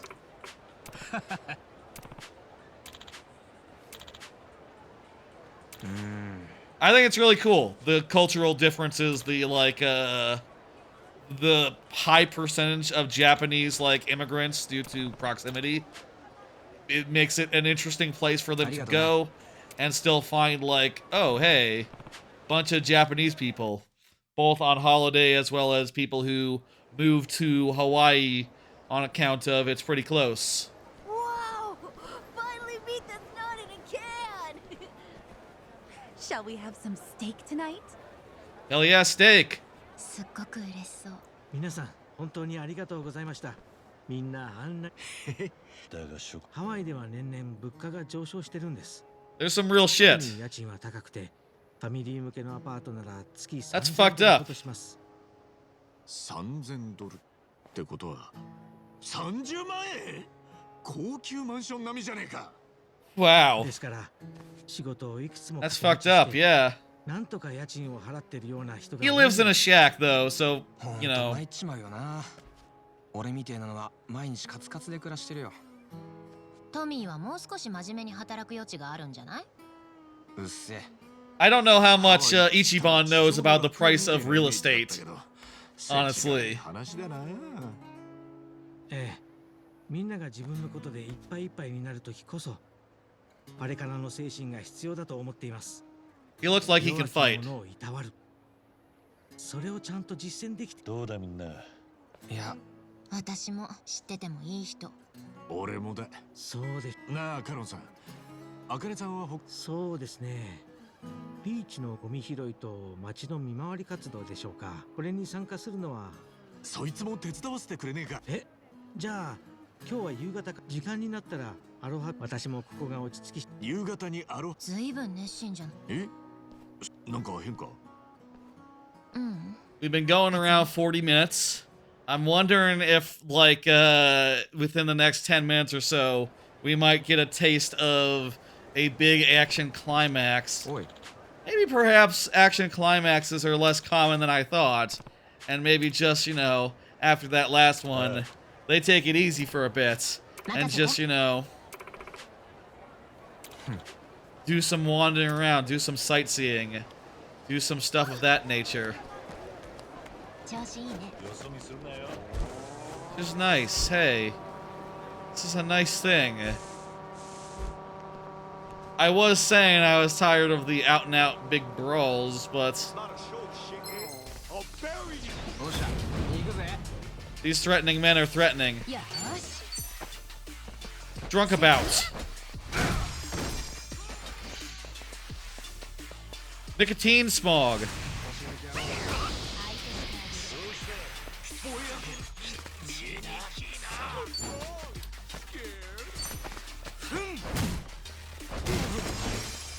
Didn't seem to help. Didn't seem to make a difference.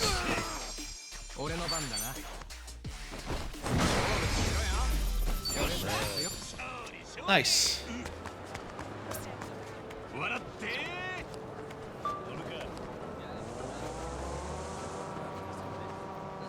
I don't know how long the end of the chapter might be at this point. But say we go to the waypoints and see what happens. Let's push on a little bit farther. I feel like this is a good taste of it. And I think you can tell, like, I have sort of cooled off a little bit. I'm having trouble getting, you know, going the distance with this game in a way that definitely is giving me doubts as far as, like, its placement on the list. My first impressions were very much like, oh, this is, like, middle-low list. Hello, Bukodo, how you doing? My first impressions were very much like, yeah, this is doing it. This is cool. This is... I think I have a much better chance of finishing this than the first RPG Like a Dragon. But then, you know, it seems like it's a case of my eyes being larger than my mouth, you know, my belly, my stomach, if that makes sense. This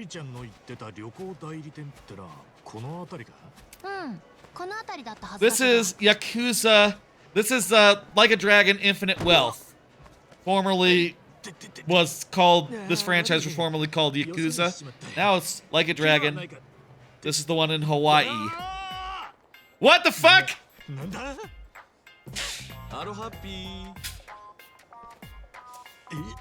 There's good bits. There's good bits in this. What? I don't know nothing about this, this tropical tree man. This executor of a man.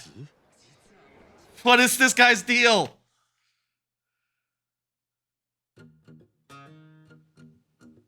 Aloha.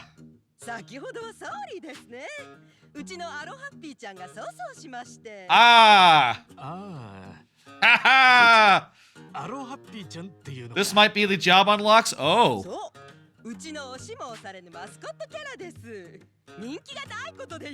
Oh yeah? Weird. This place is a travel agency. Yes. ここは日本からの観光客のために作られた日本語ペラペラなスタッフたちが日本人が露骨に好きそうなツアーやアクティビティを用意し、私はここの店舗。That's cool. エリザベスとエリだからエリザベス。Wait, can we work in this country? Can Ichiban do jobs in this country? How does that work? Shows, marine shorts, sports, or enjoying nature.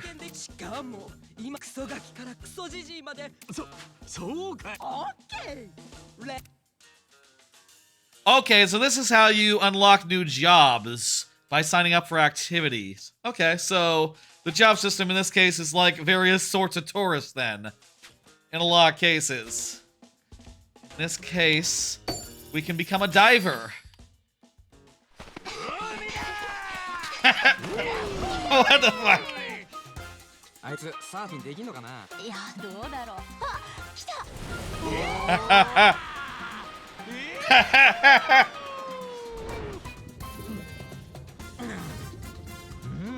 Oh, he's so happy. A dolphin! Dolphins! Yeah! Surfing! Dolphins!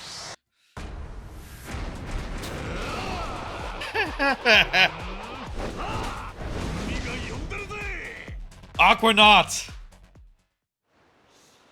That's very funny. どうでしたか？アクティビティ。すごかったよ。楽しかったし、刺激的だった。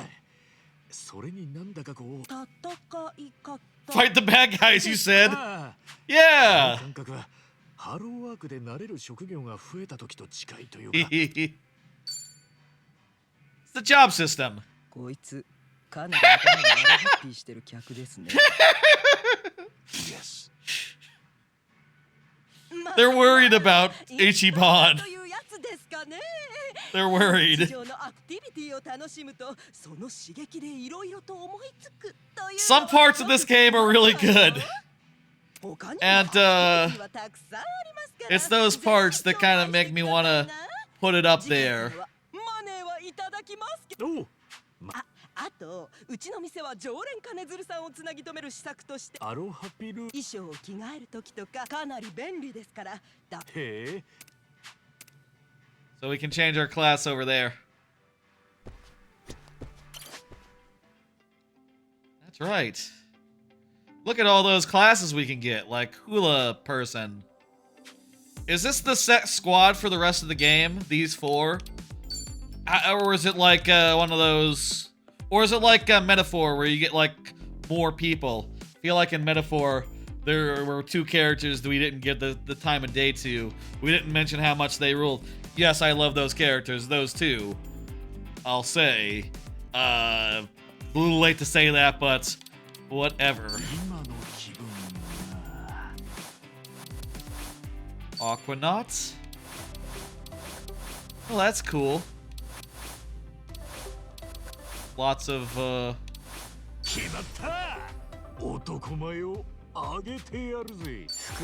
what do you got? You also have Acronaut. I'm gonna keep you as cabbie. Looks like each of the party members has like a subset of things that they can do.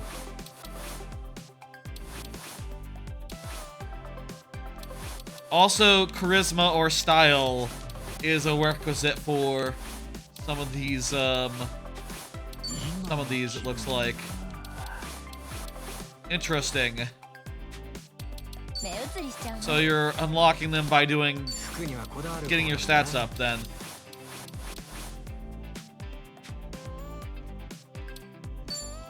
And yeah, skill inheritance.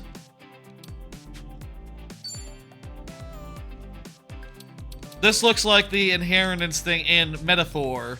So that's cool as well. Hey, I said it was great in Metaphor. I'll say it's great here as well.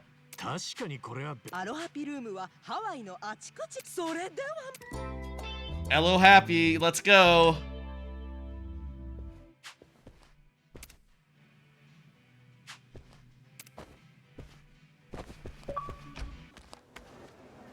I think we're gonna fight someone. アロハピプレゼンツ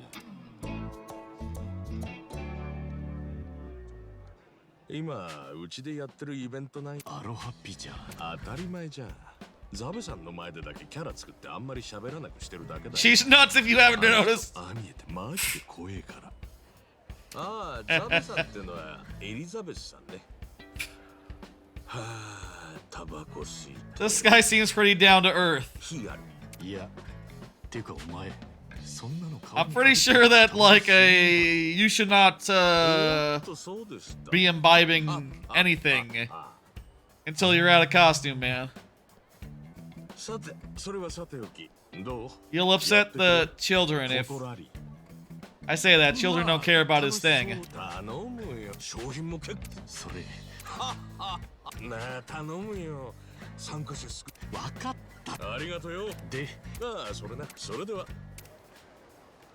Okay, photos. We can take photos. That's the whole thing.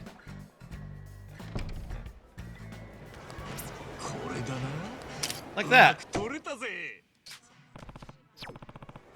There's a lot of things in this game that are cool.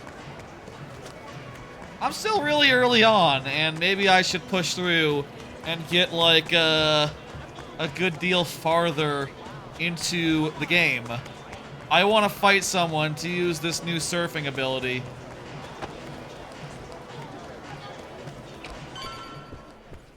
I think I need to turn this in. The waypoint is any indication. Yep, got it.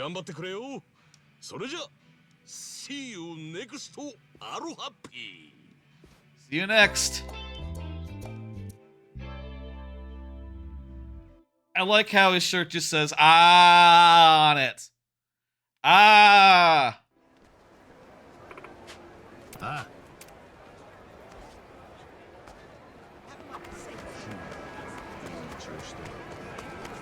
Let's see I think we might have unlocked Hula. Hang on, hang on, hang on. Go back, go back. Let's see if we unlocked Hula. For like our lady friend. Can I get a Hula?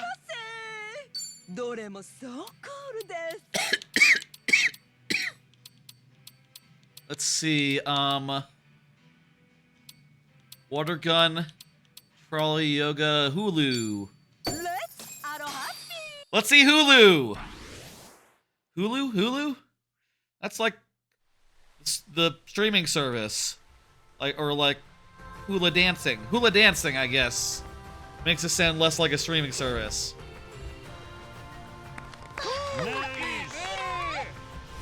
Nice.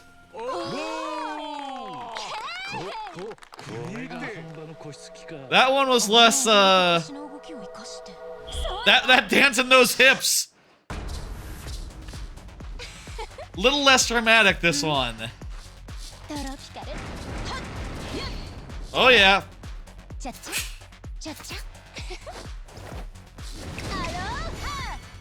That's what you want.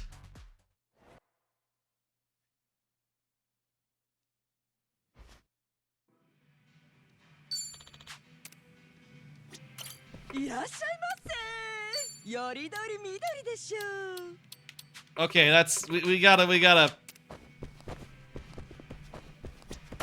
get trucking. Chose, you can be a dancer, and let's say I like the red. I like that look. Red is definitely better than other colors. White, I think. I like red as a color. General. Aloha!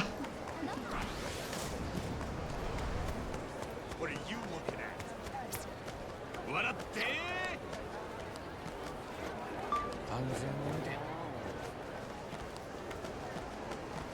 I think let's just fight these guys and then let's call it. Let's see what you got. Let's see what's up with this job system. Now I have new abilities.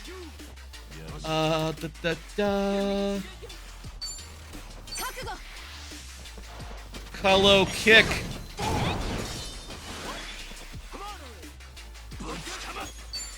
Meanwhile, we can now do flipper to the lipper.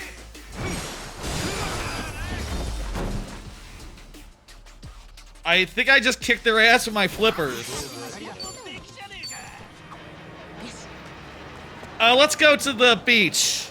We've been going around an hour now, so... I mean, look, if we want to do as many games as I said I wanted to do, we do need to start trucking a little bit more. And I'll say, like, a lot of these other games probably won't be as long. Ice, yes, cool, very good. This is very cool, but I got places to be.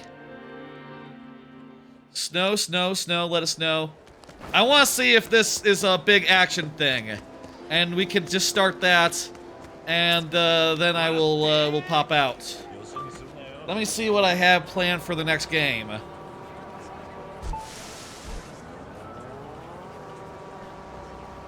Indiana Jones. A little bit of Indiana Jones. We'll do a little bit of Indiana Jones, but not a lot of Indiana Jones. I'll say my feelings on Indiana Jones. I have them. This doesn't look like it's gonna break out into a big-ass end-of-chapter fight. To me. あれからのこの先のどこかそこに我々の神。へえ。はい。ハワイ王朝の時代手つかずの自然が。Is this where we're gonna make our Doko Doko Island? 究極の。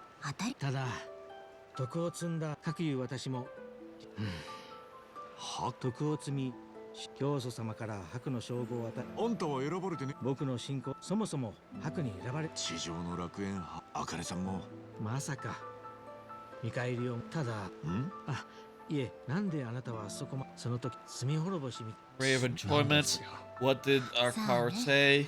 Guess we'll find out. Okay, this looks like it's legitimately charity work and not a big knockout brawl. When does Doko Doko Island unlock? Is that like 10 hours into the future?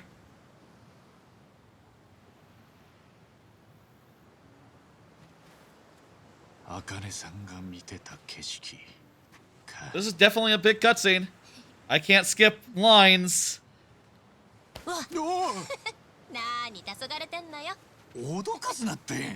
This will be it for Like a Dragon. こっちもなし。くどくばっかり積み上がってくね。このままだと茜さん見つけるより前に白になれちゃうかも。Ooh, stretching. そうかもな。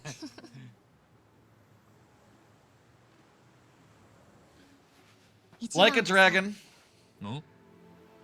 茜さんに会えて、茜さんがもし一番のお母さんだって分かったらどうする？どうもしねえかな。 Not close at all? Gotcha. 別に母ちゃん Figured. 呼ぶつもりもねえし。今んとこはこれを届けてやりてえってだけだな。 Remains of the boss. そっか。いいな、一番は。何がだ？私の家のこと話したでしょ。富士宮家のこと。私は家とか家族とか血縁とか大嫌い。そういう一般的には綺麗に聞こえる言葉が Very 私の sad. 人生をずっと呪いみたいに縛り続けてる。だから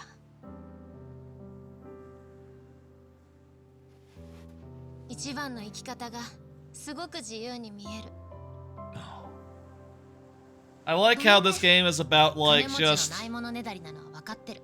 Obviously, it's about fighting the biggest criminal organizations around. But also just dealing with the regularness of life. You know? 家出だよ、家出。手伝うぜ。俺、組で夜逃げの仕事手伝ったこともあるんだよ。ちょっと、これでも真面目な話をしてたんだけど。俺も真面目に話してる。ちいちゃんが家から出て、自由に生きてってんなら手貸す。富士宮家ってのがどんなもんか知らねえが、そいつらの手の届かねえ場所にちいちゃんを連れてってやるさ。ちいちゃんは命の恩人だからな。そんくらいお安いもんよ。あのさ、一番。そのセリフ、ほとんどプロポーズだよ。わかってる？なんでそうなるんだよ。 That actually happened earlier in the game. He has a way with women. プロポーズって言葉はトラウマなんだよ、もう。He jumped the gun by like a lot. やっぱ俺が分かってねえとこで怒らせちゃってんだろうな。 Whole thing. ちょっと、勝手に落ち込まないでよ。おお、悪い悪い。心の古傷がばっかり開きやがってな。変な風に聞こえちまったんならすまねえ。言葉のあやってやつだ。忘れてくれ。でもよ、ちいちゃんの力になるってのはマジだ。そいつはできれば忘れねえでくれ。あっそう。Anyway. こんなバカ、初めて見た。 He is clueless. どうした？ He is a cool dude. 皆さんのおかげでいつもより早く終わりました。どういたしまして。綺麗になったビーチ。 I feel like everyone just loves him. 一番。あ、どうした？ What's up? ありがとう。 That was a heartwarming scene, not like a super bad ass scene. I'll say.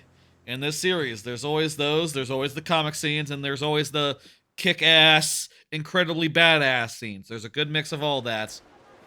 And I bet right around the corner. この浅瀬が続いてるからへえ、偉そうにすんな。まずないとは思ったけど。こっちも収穫なしだ。カロンさん。はい。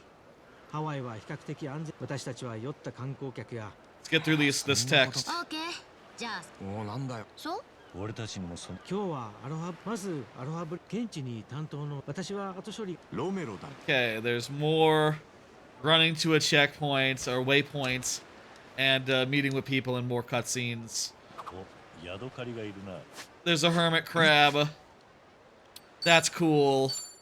I'm just gonna save.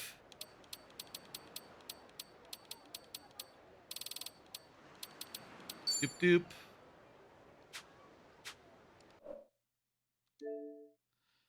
Okay, that'll do it for Like a Dragon, Infinite Wealth. I feel like my feelings on that, my feelings on Infinite Wealth are somewhat complicated, I think. I was sort of hesitant to get the game because I sort of bounced off the first Like a Dragon RPG one, but I'm enjoying this one a lot more, but at the same time, like, you know, I'm sort of feeling a similar way as I did about last year's two Like a Dragon games, in that they're very cool, but oh my god, does it drag and get to you, and, you know, is it hard to get through? And it's definitely a franchise you always have to push your way through, rather than it just being something that just feels like, oh my god, I gotta keep going, I gotta see what happens next. You know, the pacing is just a little bit not as tight as, say, something like Metaphor. You know, I think about, like, how excited and happy people were at the start of the year talking about Infinite Wealth, you know, and saying, I remember at the start of the year, people were saying, like, oh yeah, this is, like, the game of the year. And I saw, you know, Dan Reichert was one of those people. I saw his Game of the Year list today. Didn't even make the list. Didn't even make the top 10 on his list. And, he was right there being one of the game's biggest cheerleaders at the time. If it doesn't even make his list, does it make mine? I feel like all the Like a Dragon games are like this, where, you know, you get into it and it's like, oh my god, this is so good. And then, I just sort of peter out, and then it's like, does it make the list? Felt like that way, the same way with the Like a Dragon games from last year.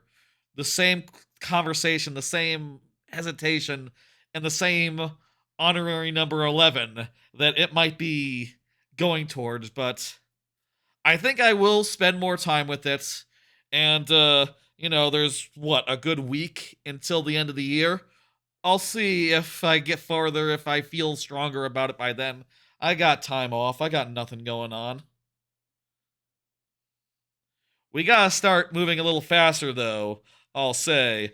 Indiana Jones is the next thing, and let me just say, this is not going to be a super long one, because my feeling on Indiana Jones is that, I don't know, I feel that strongly about it, unfortunately, and I sort of would like to play the game a little bit, just to express that. I've sort of I've gotten past the Vatican right now. I just got to the desert area, and I'm told that for some people, it's at this point where the game starts to really chug along, really starts to be a little stronger for them, you know, really starts to work more for them, but, I don't know. Let's, sort of go from where I am right now and see if I can get to the next thing. I'm going to go to the dig site. I should probably avoid those Nazis. I feel like the biggest problem with this game to me is just the way the melee combat feels, insofar as it feels bad. Like, let's fight these guys. Okay, let's fight these guys.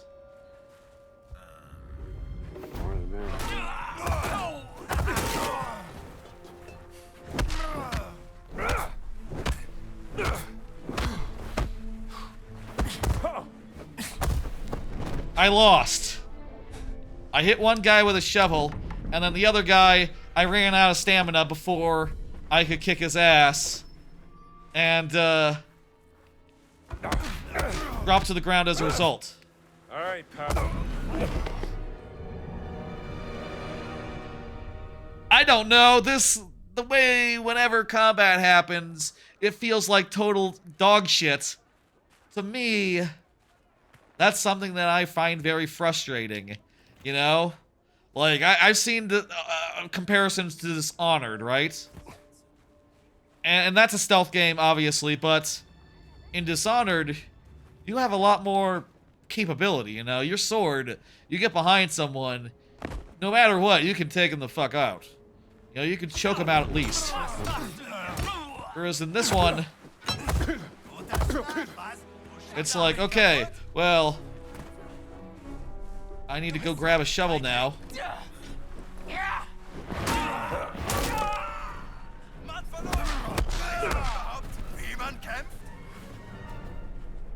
I don't know if this is like the Indiana Jones way of fighting traditionally. Running around and finding like the nearest implements. The nearest wrench.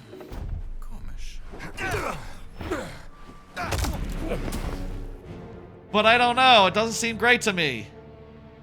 It also doesn't help that I got a gun for the first time in this game. Like an actual big old gun.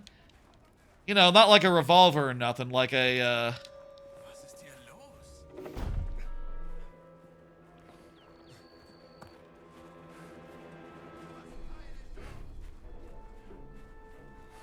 I think that guy might be engaged with me. Yeah, Nazi, it says that he sees me.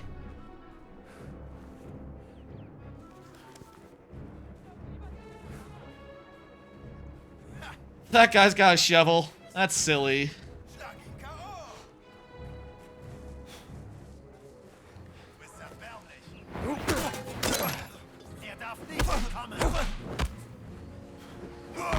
It's like, I just punched that guy a couple times and I'm already like all out of stamina. I gotta like block and back off. That to me is not fun. And as far as like it as a stealth game, I just don't understand that part because it's just like, okay, well you're just like crouch walking around. You know, where does that become fun? Hang on, let's see if we can grab this gun.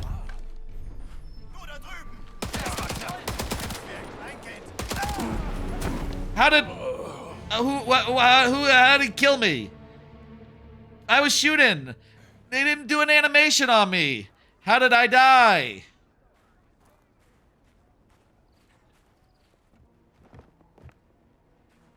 I don't see what people are seeing as far as this game goes.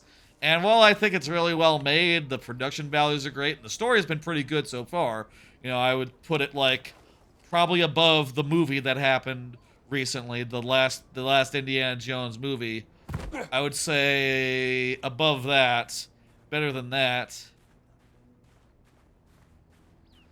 The stamina system is just such a drag, and I feel like in a stealth game, you should be able to kill anyone from behind, no matter what. I guess, like, Last of Us gets away with it because it's like, okay, it's like resource scarcity, right? If you want to kill someone from behind instantly, you need to have, like, the, thing. But look, here, I'm taking this guy from by behind. I'm barely able to do it. You see, I'm sort of winded. I'm sort of, like, breathing hard. Let's go to the dig site, though, and see what happens next. And then maybe we'll move on. Because I don't know that this game is going to be one of the ones. I'll say that. I'll say that. I had my hopes. But I feel like I'm not really feeling it as much as I would do if it was going to be one of the 10. I mean, I'll say it might be fine. It might be... You know, there are parts of this game I am enjoying. The mystery, the the exploration, the story.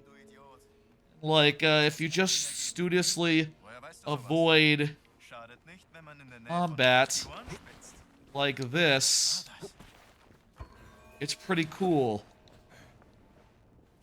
But, like, you don't have the ability to teleport, you know? You could sort of do, like, a whip climb up. Oh, this isn't a climb situation. This is a swing situation. You could sort of, like, whip onto stuff, but, like, that's not that much mobility. These will go to someone who can use them.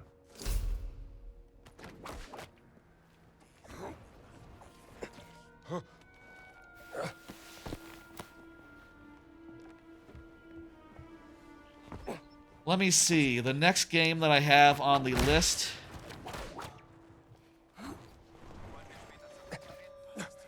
Yeah, I'm like right in their field of view. I'm fairly obvious. If they were looking.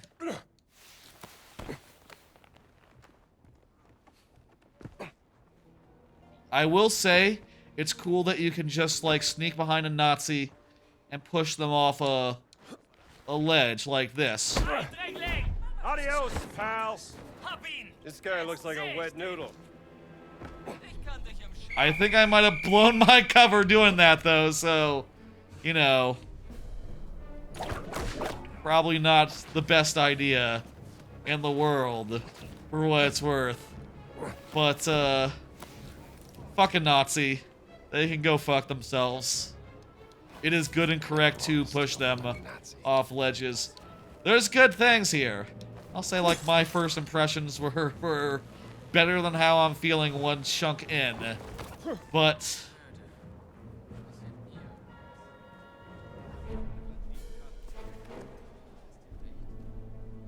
I think I might be done, honestly. Could this be the thing we need to explore? Should get these somewhere they can help.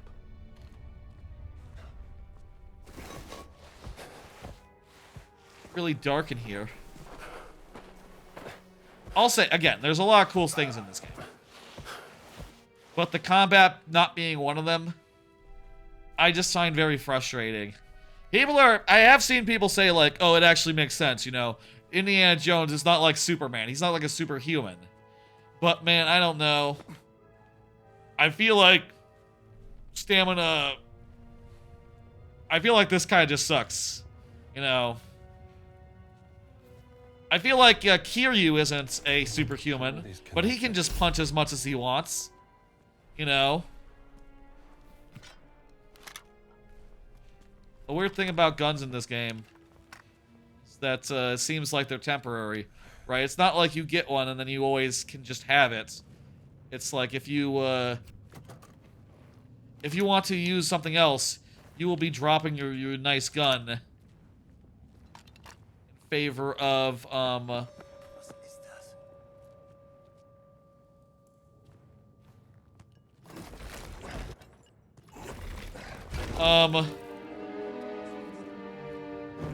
where's my gun?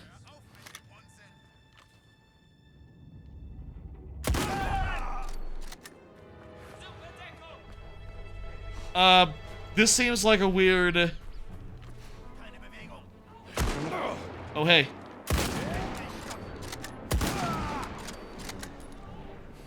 Weird place to unlock. What was the point of that?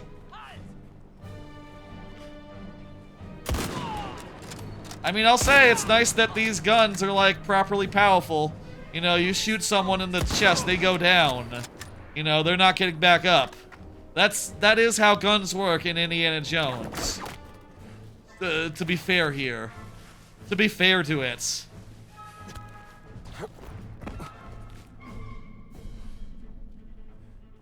Really don't know what the point of this is. Where we're supposed to go.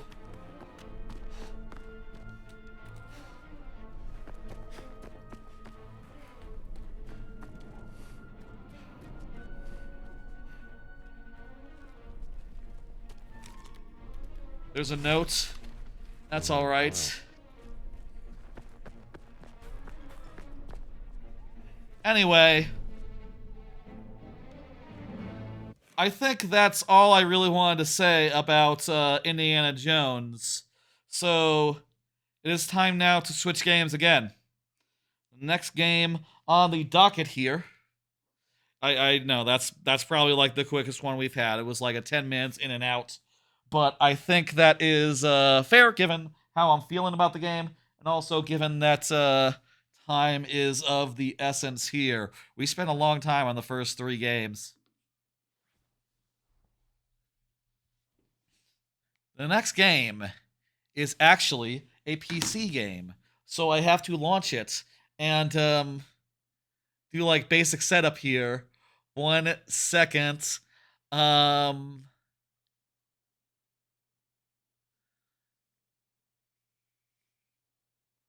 me get it all launched and crap. Oh geez, it's on the wrong screen, isn't it? I'm gonna go to a break, and I'm going to sort this out, and when we come back, it'll be Minishoot Adventures. Indiana Jones, last thoughts. I'm just not feeling it. I think it really does have potential, and I probably should play a little more and see, like, where I land on it, but right now I'm just kind of frustrated and kind of not feeling it, and with 7 days left in the year, I don't know if that's where I want to prioritize, like, any last-minute trying to finish a game. Like, I feel like Infinite Wealth is better on that front as far as, like, last-minute final attempt type business. Break!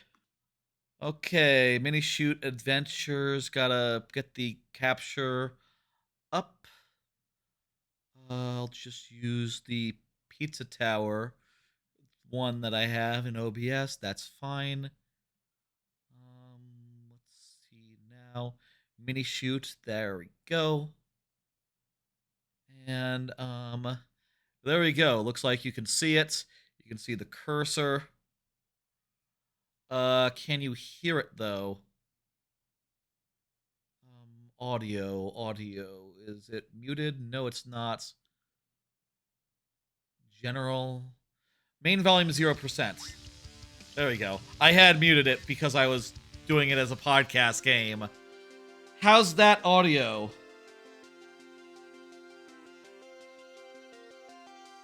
Oh, that's fine. Could be louder even.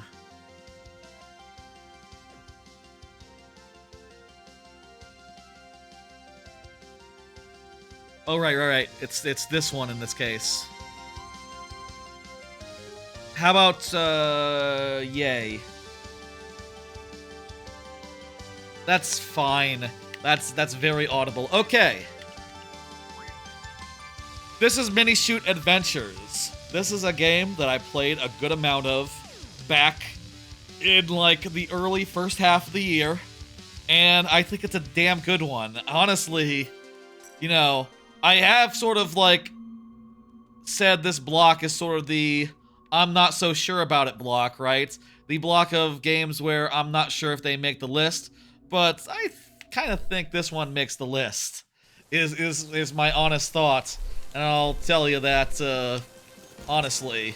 This is like a twin-stick shooter type game, though you can set it up to be automatic, like automatically aim, so where you only have to worry about moving around and dodging and using abilities.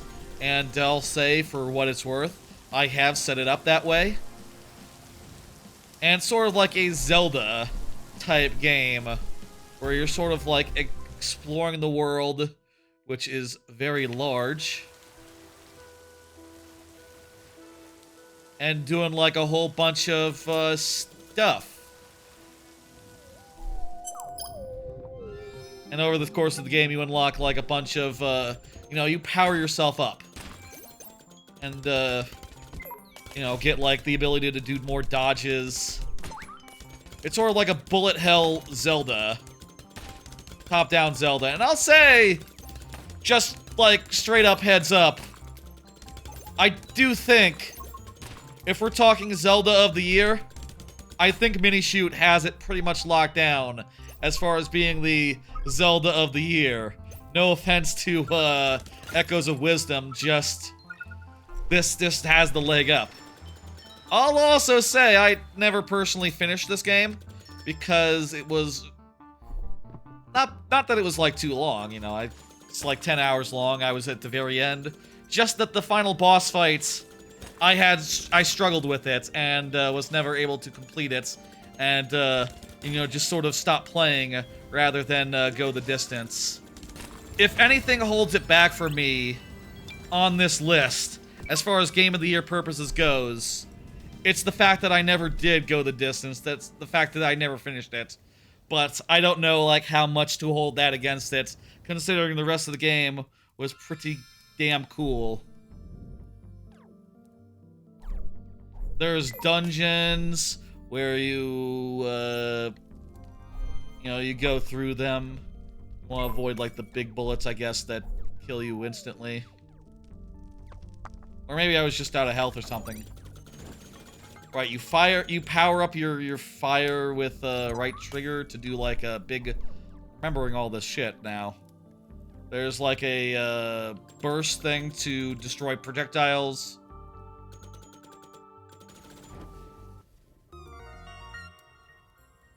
It's cool. I don't know like how much replayability these areas have, and honestly I might have like cleaned out most of the overworld at this point, leaving things pretty moribund as far as, like, you know, things to do.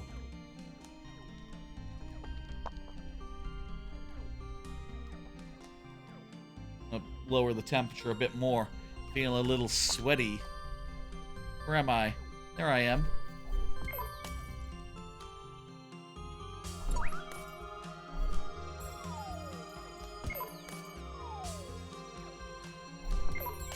Good feeling game. It's fun to move around, and personally I like the auto shoot option where you just end up focusing on like on movement and dodging projectiles, and the rest just sort of takes care of itself. That is my favorite way to play, and I think it's pretty fun. I feel like this dungeon doesn't have anything in it anymore. Let's bounce out of here, honestly. I feel like there's supposed to be like enemies to fight, but maybe only on the first time, only after you're only when you're here for the first time, perhaps.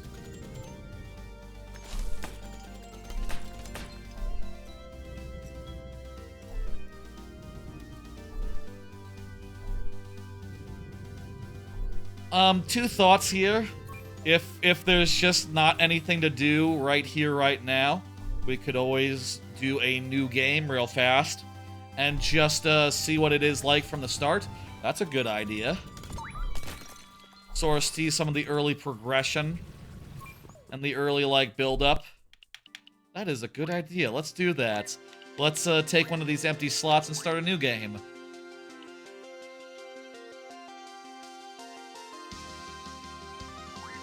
We'll try the advanced, hell. That's a good idea. That's always a good thing to do on, like, a run number 2. Like, try the hard mode.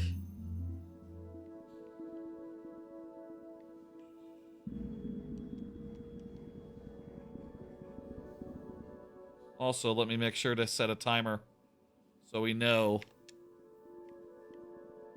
Hasn't been that long, I think, since we started.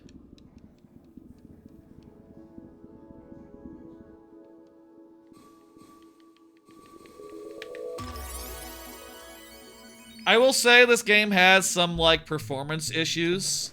At least when I was playing it back when it came out at first. I don't know if they've fixed those issues in the last year. You know, since it came out in the first half of the year. But considering my PC is pretty beefy, I think that's a little bit of a disappointment itself. I don't know if it came out on, like, Xbox or Switch or whatever since then, but if it's having trouble on, like, a big bulky PC, I can't imagine that Switch would, that it could handle the Switch. Honestly. This is still set to auto fire mode, which I kind of like. I'm just gonna take my hand off the thing, and you can see it's automatically shooting the closest target, which is pretty sick. I like it.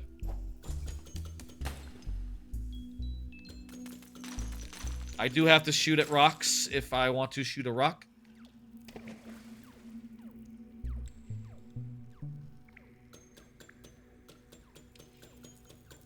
I also have a limited range to my projectiles, which is sort of a thing that you build over the course of the game. You know, you invest. I say you invest. You get points, and you can allocate that to range, damage, whatever. And, like, you have the option to switch those allocations up at any point. If ever you want to be like, okay, well, I want multi-shot, not range right now, so give me 2 projectiles, double my damage, you know? And, you know, you get more and more resources as you go on, so more and more options, more and more...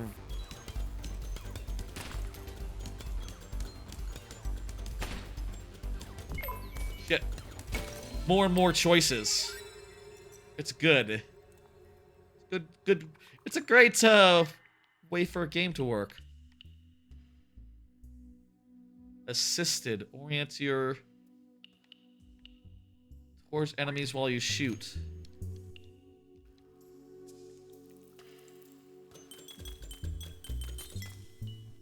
I like,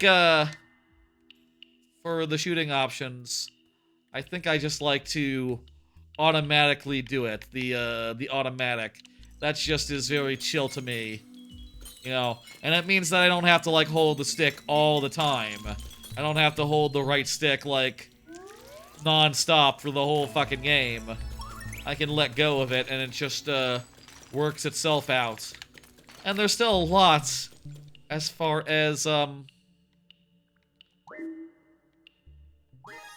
So you can see here, we just unlocked, some fire rates.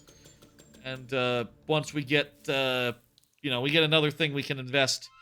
We can get fire range for 2. We can uninvest that, range, that rate, and get some range. Here's how it all starts. Can you just go right to the left right away? Thought it was like a... I guess not. There's like a big wall over here.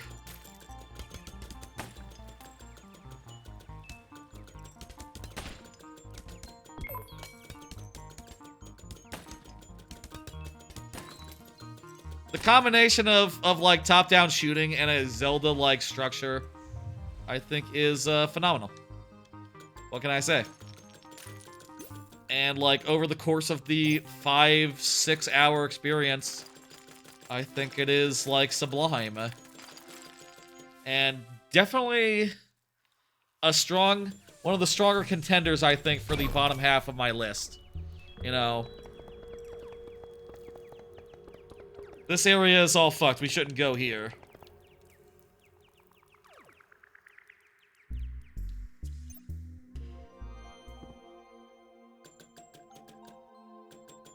You die, you're always going to respawn here or in a dungeon if you're in a dungeon.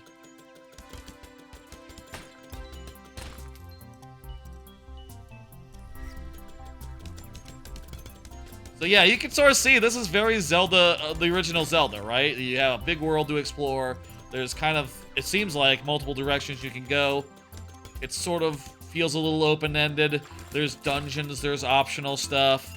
There's challenges to do. We'll have at this for like a bit, and then I would like to take a stab at the final boss, who I never defeated originally. We'll maybe get like, see if we can get like a major unlockable. Here we unlock the path, so no, we've unlocked something big and major. A way back, a shortcut. That's the sort of thing you can do. That's not something that the original Zelda did, but it's probably something the original Zelda should have done, right? Had it so that you unlocked passageways that you could return to later on. That's just basic good design. Oh shit! I thought the fight was over.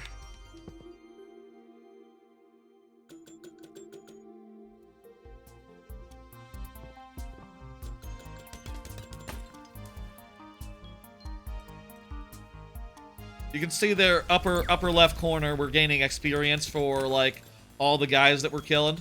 And when that fills up, we get a thing. We get a level up. I don't believe that, you know, it's not like a rogue. It's not like a Souls in any way, I don't think. It's not like if we die, we lose our progress or some such. Nah, it's cool and chill, I think. I remember dying feeling pretty bad, but I guess just because the world is big, and you know, sometimes you're pretty far away from the spawn, and it's like, ah, god damn it. You know, I gotta go make my way back to where I was.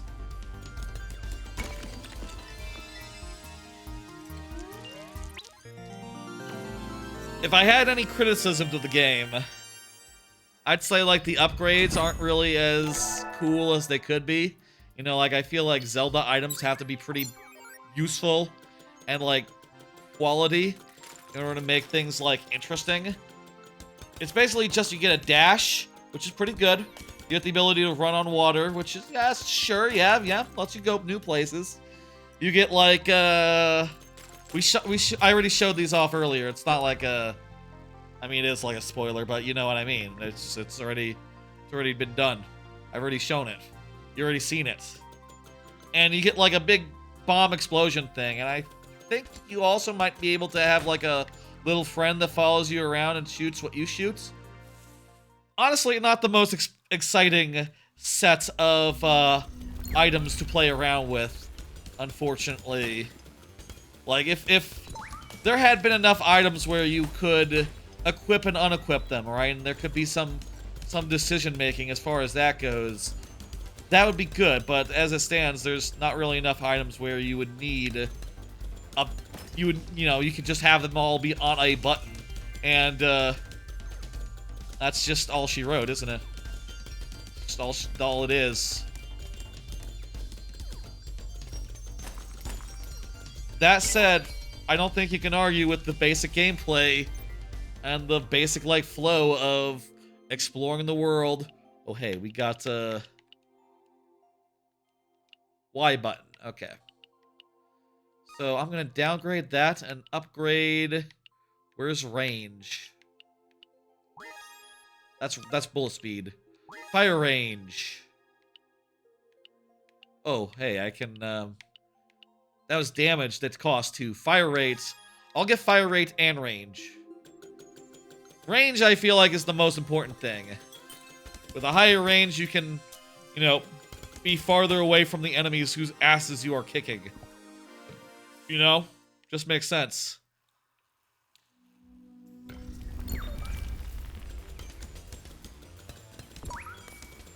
Damn it. Also, I would say that the dash is not like the most solid dash in the world, you know, as far as game feel goes. It's pretty mid as dashes go, and that's, you know, not ideal. You want, like, a really good dash if, that's a huge part of your game, and, you know, it's kind of a huge part of this game. God damn it.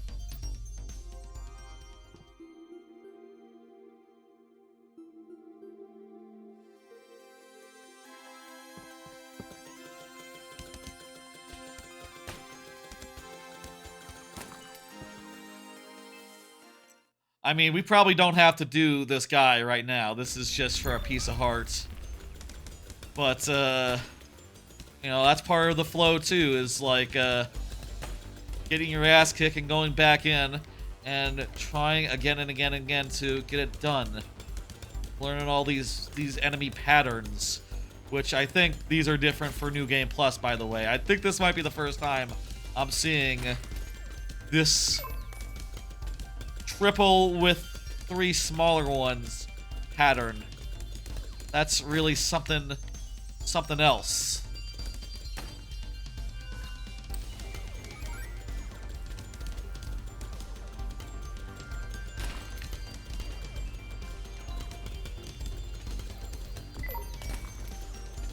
All right, we got one. No, we got two. We got two. We got 2 life. We got 2 life.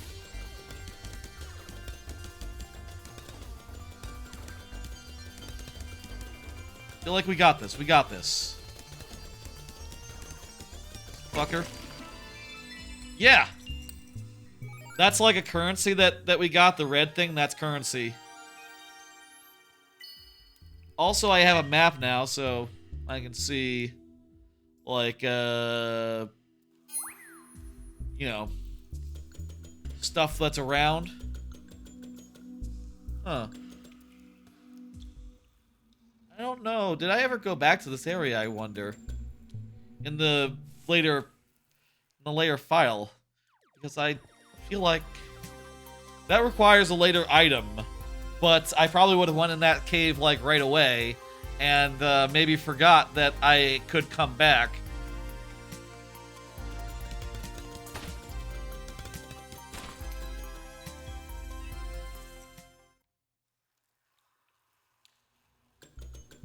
So you explore the world, you eventually find some pretty mid power-ups. You get some, you know, additional health, some, you know, more points to throw around, such that you're, you know, dealing more damage, firing at much longer ranges, etc., etc. This feels like the Zelda cave. Uh-oh.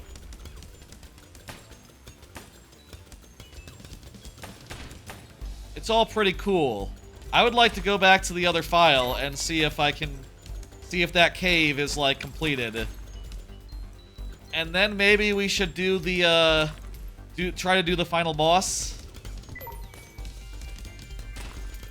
I mean, doing the final boss as rusty as I am, maybe not a great idea, but... whatever. I feel like it's all fun, it's all good. Here's an example. I downgrade my fire rate and upgrade my damage. So now I have a lower fire rate, but a higher damage. Oh, and here's right where we were. So I could do that again. I'll explore over here for a second.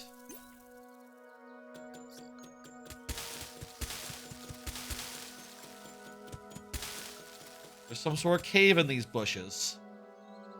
The exploration is delightful. Is very fun, is very cool.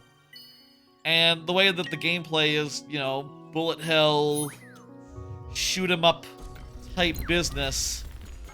It's very fun as well. Those guys cannot be killed. The steel guys. Fighting this bush.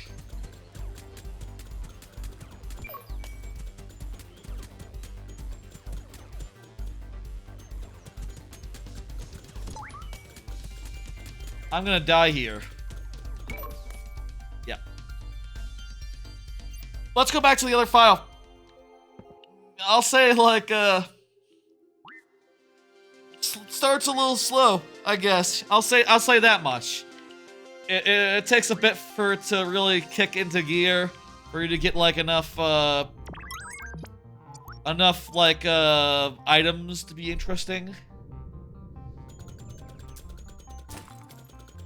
Get, like, a considerable range. Did we ever go back to do this? Let's find out. I say we, I mean me. It looks like I never did, yeah. I'm curious what this fucking thing is. Oh, this might be a... you come in from different entrances, and you do a whole bunch. Okay. This is like a big complicated thing. I'll say clearly there's aspects to this game that I did not, like, fully, properly explore. In my time, it would seem. But, what are you gonna do? Oh, here's another one. Hell, we can even break out of here. Start opening some hats. Do like a big battle with a bunch of various enemies.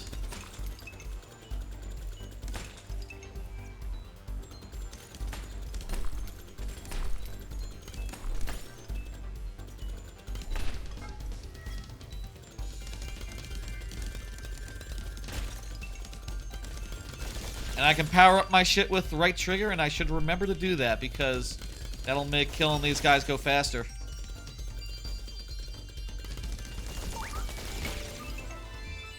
You can also see the spread sort of like homes in a little bit, so that a lot of the damage just sort of focuses onto them. What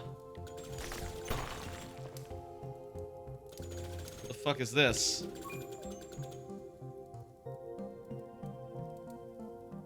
Okay.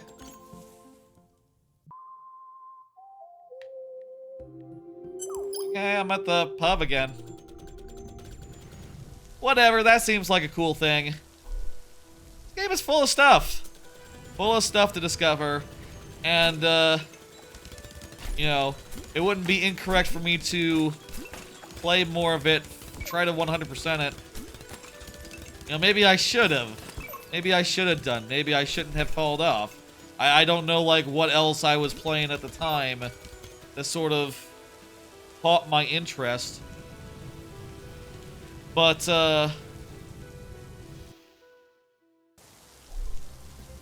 let's go back to the final boss and, give it a good old go.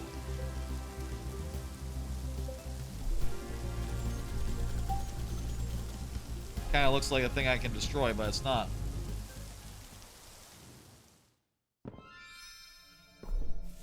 I think there's like a side entrance that we unlocked, right? We exited by a door over here.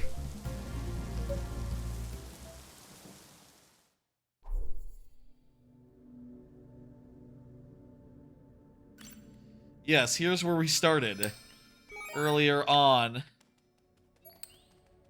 When I loaded the save. Load the save at the point of return. Okay, final boss. Let's go. Let me try to beat the final boss. And by the way, here's my loadout. Full maximum fire range, maximum fire rate, maximum damage, maximum move speed. Surf, super shot, boost, and dash are like the main things that we have. I have this many of these collectibles over there, which I guess actually isn't very much. I never unlocked whatever that thing in the lower left is. An hourglass? Boost speed. I guess if I want a faster boost, a bigger dodge, then boost speed would be the thing, right? Actually, downgrade that. Give me, crit chance. I don't know. Increases power and ammo. And I think, yeah, with X, I could summon a little guy who shoots with me.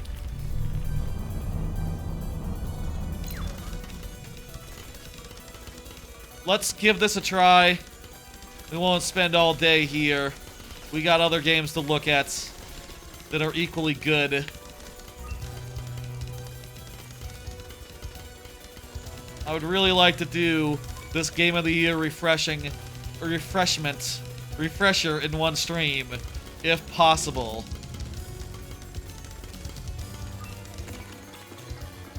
Okay, first phase. Now time to dodge all this crap. He's gonna shoot up some additional crap in like a second. We're gonna have to dodge all of it once. Is there a way to like become temporarily immune or something? Yes, I can destroy stuff with my RB, but you know that's charge. That's expensive.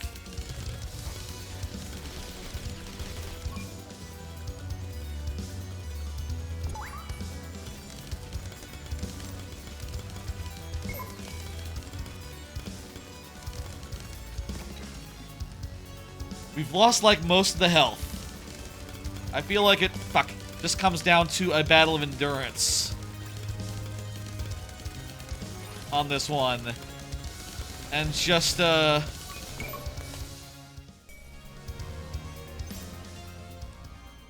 It's difficult. We'll try a couple more times.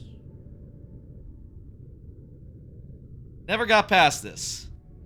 I wouldn't mind getting past this and seeing, like, the ending. But, I don't know if I'm gonna. X. Get up that guy. Where'd that guy go? Isn't he supposed to be shooting with me? Maybe he went somewhere else to shoot this fella.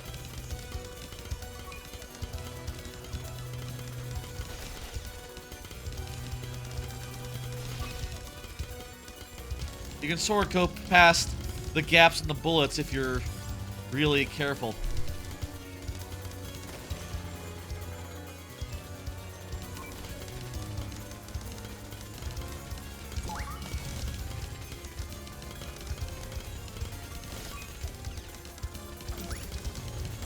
Should be careful about the red ones. The red ones do double damage. So we really don't want to touch those. The regular ones are like just one, so if it comes down to it, better to take damage on the light ones and then barrel through the black ones. You know, a bit of a damage. God damn it. A little bit of a damage. What's the word? Damage boost. I guess maybe the term would be.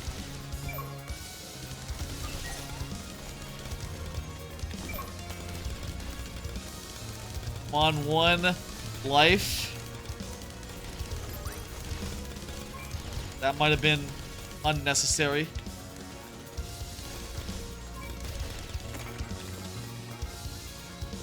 I feel like there's a phase. There's like a whole... God, Jesus Christ. There's a whole giant phase! Jeez, that got really close there. There's a whole giant phase beyond this one. Once you crack open the gem. And, you know, we've gotten here with just like one sliver of health left. You know, forget about, there we go, we got past phase 1.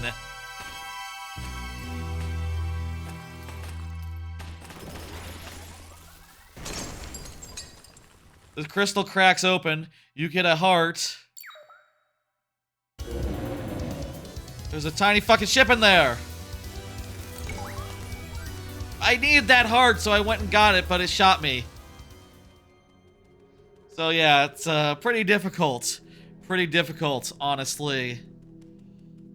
I think that's enough of this. I think that's a pretty good chunk. About a half hour's worth, I would say. I'm just gonna quit out of here. And, the PC stuff is going to... That's enough PC, so back to console. In particular... Minishoot Adventures. I think it's great. I think it's really cool. I found the difficulty at the end to be a little bit overbearing, and I just never finished it as a result of, that, difficulty at the very end there. The next game I have on my list is another Zelda-like. In particular, it's Zelda. That's not just a Zelda-like. It is The Legend of Zelda, Echoes of Wisdom. Yes. Let me get the Switch on. Give me a second here.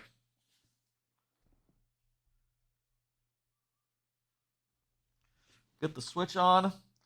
Switch over the switcher to the Nintendo, and I got my Nintendo controller right here. Fantastic. Here we go. You can't see it, but it just said low battery.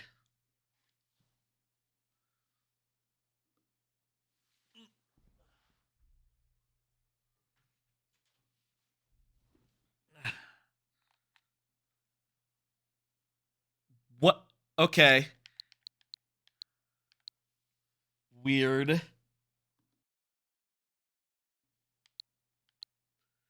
Okay, that looks good. I think it was out of sync. The sound was for a second. I guess I tugged on the switch and that caused the HDMI to get a little loosey-goosey in there for a second. Whatever, we're fine. I plugged in the controller. Echoes of Wisdom.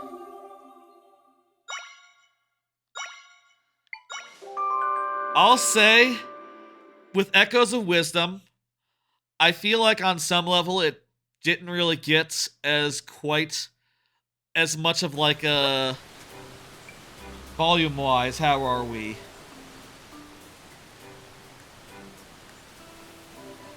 We're fine. We're fine.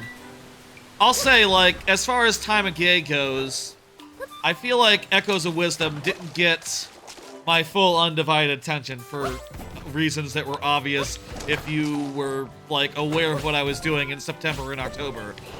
When this game came out, I was in Japan, and, you know, while that was nice insofar as, like, yeah, that big day I was on the Shinkansen for 5 hours, and I was on another train for another 5 hours, that was the first day I had with this game, so, like, yeah, no, I played a lot of that game that day, but I was also just pretty tired in general, such that it took me a while to, like, go through this game, and as I did so very critical path, to the point where, like, if you look at my items here, and my stuff, I never did find a bottle, and I was told that, that's wild, that, like, what the fuck? How did you not get a bottle?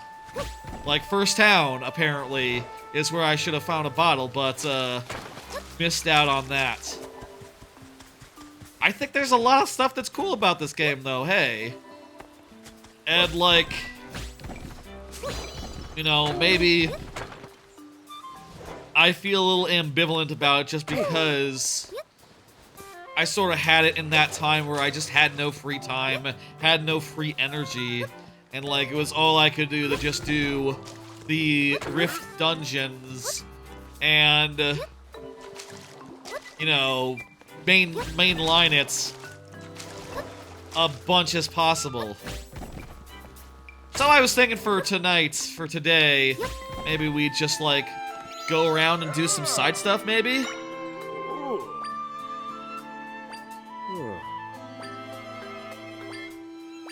If there's any, like, rifts left, I would love to do a rift. That would be a good thing to do.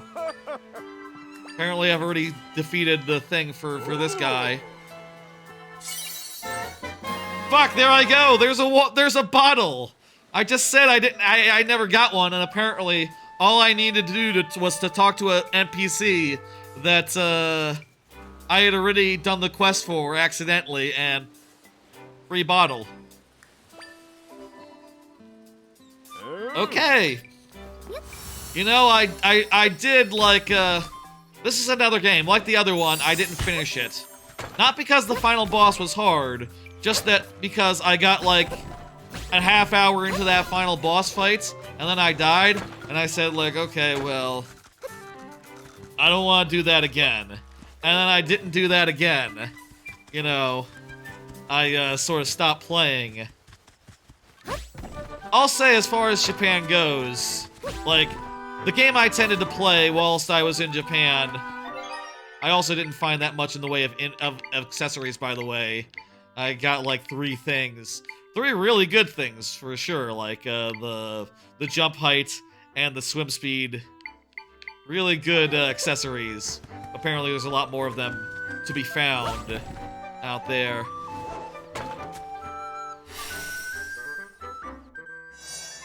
Apparently I never found this checkpoint. I'll say, when I was in Japan, the main game that I ended up playing a good amount of the time was UFO 50. UFO 50 sort of became the go-to, I have a minute, I'm tired, it's the end of the day, I just want to play something for a bit game. Though I did get through all of Zelda whilst I was there as well, just I feel like I played a lot more UFO 50, and, like, you know, on the way back, on the plane ride back, and the plane ride 2, UFO 50 was the game. Now, I think that obviously I still hadn't completed it at the time of that, like, big old flight back. And yes, I did not get it done. I guess it's worth noting that I was really tired on that plane ride, and that I did nap a good amount of that flight. I don't know if I really managed to nap, but I tried to nap.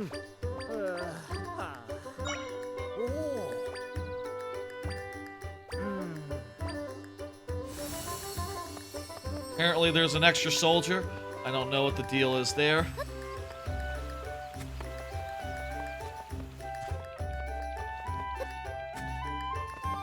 I don't know that I actually went to Castle Town once the main quest, you know, once the castle was closed or opened or saved.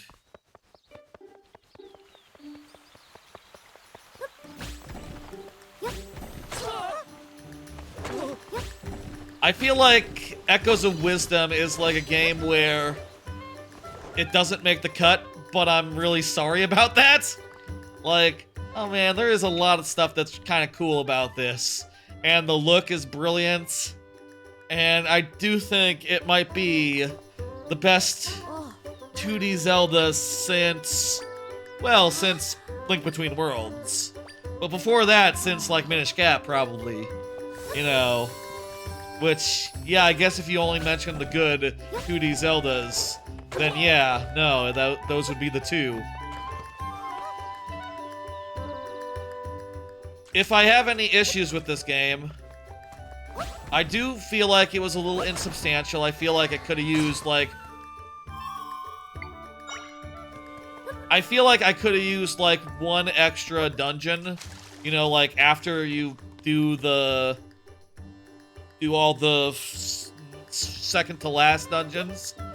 You sort of just go right to the final thing. I was sort of expecting for, like, another round of dungeons, or like one more maybe. I feel like that's a big factor in my feelings about it.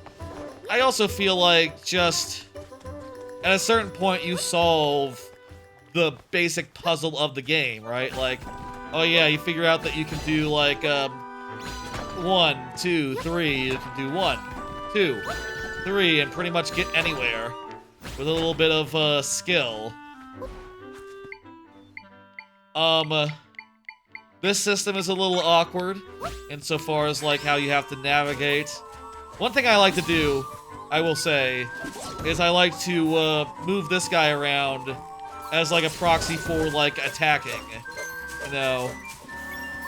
Like, I can control where this guy goes, and thereby where his damage goes pretty easily, and that feels, pretty good, I think. This is generally how fighting went once you got to a certain point in the game, right? Once you got the right dark nuts. You just sort of move him around and maneuver him, and, yeah, there's a thing. And it all just comes down to that, plain and simple. I only got the one, tech thing. I never figured out the second one of those. Kind of a shame that there's not something up here. Nor over here. Kinda looks like the map continues north of there. Oh, that's where Prime Energy is. Okay, that's where the ending is. Like I said, I feel like I could have used one more area. Plain and simple. Southern Village. I think you're supposed to get one of the guys there.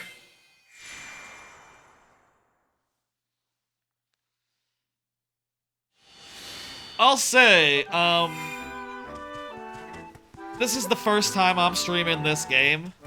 Obviously, when it came out, I was abroad and not in a place where I could do, like, well, first off, didn't have the time to spare. Second off, didn't really have the time to spare, but also... Hey. Oh shit, there's a freaking piece of heart. Hey. I guess I've never been in the store before, or else I definitely would have bought that. I didn't really have the time to spare whilst traveling to, like, you know, stream it. If I had been in the country, you know, in America, when this game came out,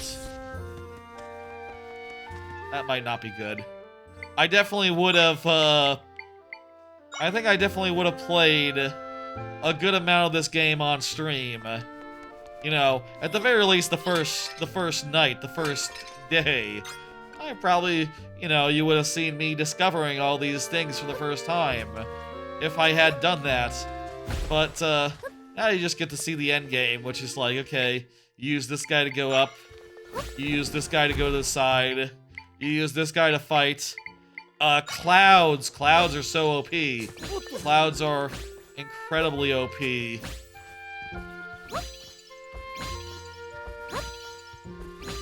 Clouds, one of the more overpowered items in the game. The Zelda bed to regain energy. Obviously, I have full energy, so it doesn't do anything there, but, you know.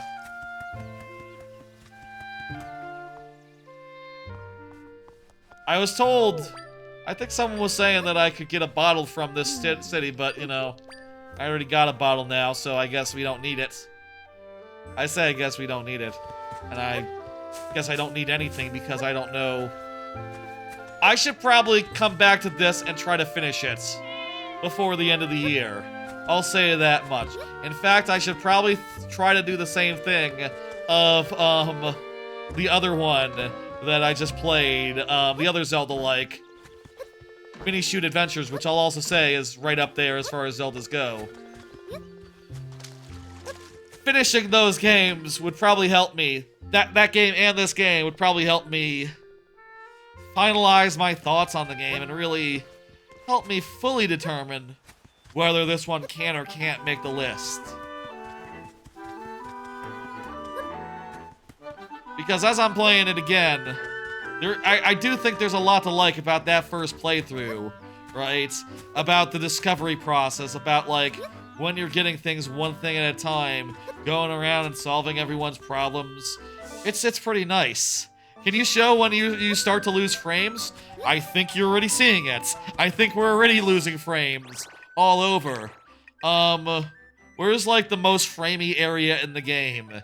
If you know where the framiest area in the game is, I would go there. I guess also we could,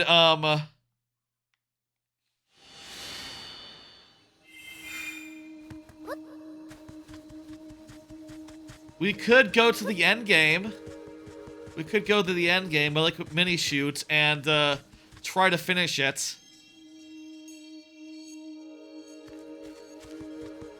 Like I said, I got, like, most of the way through, and then, I died, and I was like, I don't feel like I'm locked here until, you know, at the, like, very end until I, where can I get a ferry? Can I get a ferry somewhere? There's, like, a good place for a ferry. Can I do, like, a... I do think, like, the... Never played, you heard the performance is awful. Yeah, it can get pretty bad.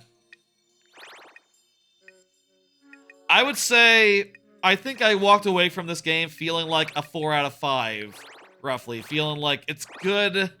It's very good. It has some flaws, and man, if it had been like one dungeon longer, I think it would have been like bumped up to a 5 out of 5, you know, in my book. I feel like it's that close to, getting a full, maybe the Ancestors' Cave of Rest? It's that close to, making the cut. That close to, ranking.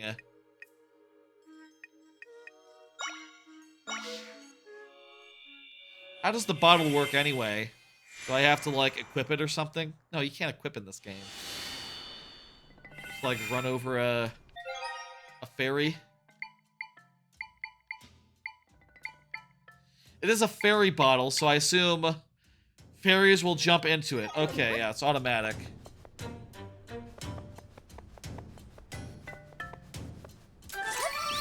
Obviously, you can transform into Link.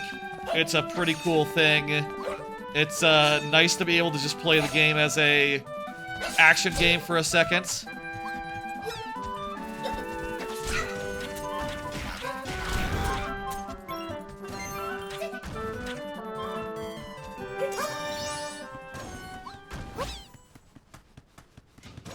All things considered. I bet you there is probably a fairy or two in the end game. Let's go see the end game. Why not? I mean, I guess the why not is if I power the system down, it would revert to the save. And am I committing to do the whole entire end game right now? I don't think I am.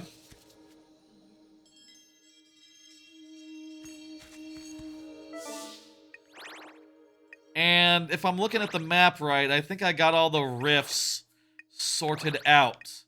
The rifts are cool, though. Oh, wait, there's one over there. Let's try to do that rift. Let's try to do that rift, and maybe then we'll call it as far as this game goes. Again, there are a lot of games I want to check in with tonight. Some of them will be quicker. Some of the next few will be pretty quick, honestly. I just sort of want to play them for a minute, talk about how I feel, and then move on. Some of these games are competing for... It's like some of these games are competing for... Ooh,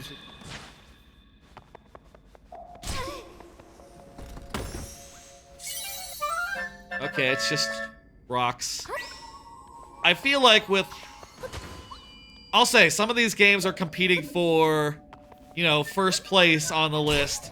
Some of these games are competing for, like, last place, you know? And I will say Minishoot, Zelda, maybe one or two of these other ones that we're gonna see in the coming ones, they're competing for the last few, the bottom half of the lineup. Which is fine, you know, hey, someone has to be that last place entry.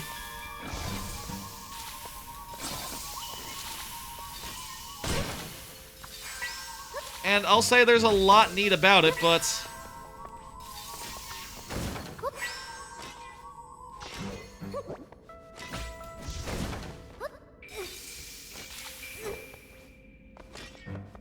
Okay. Feel like it would be nice if you could have used, like... Weird, he's resisting my shit. Okay. Take care of it. It's been a while, I forget how to dismiss and stuff. One thing about this that is a bit on the downside is that the fact that captures, or the echoes are like the main cool thing that you can get, means that pretty much anything you find in the open world is very low value, right? Like, oh, you got some crafting currency. And it's like, I can just get as much health back as I want at any time. It, isn't a thing. It's not a concern. You know, I can just lay down in this bed. What do I need potions for? I lay down in bed and all my hearts come back. I don't need to fuck around that much with crafting or a bunch of other systems, and as a result, like, most chests that you unlock are disappointing. That kind of looked like a wall that would break, but I don't know if this game really does that. I can't really remember, quite honestly, if ever there's a wall that you just need to break through to get through. Also, I feel like we might have been, like, walking away from the thing at this point. I feel like we're up a creek with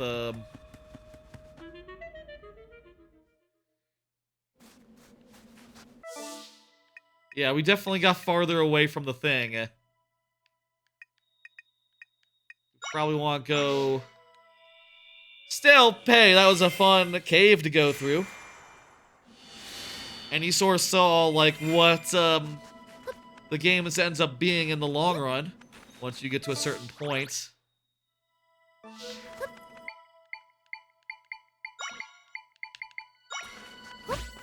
Let's cloud up.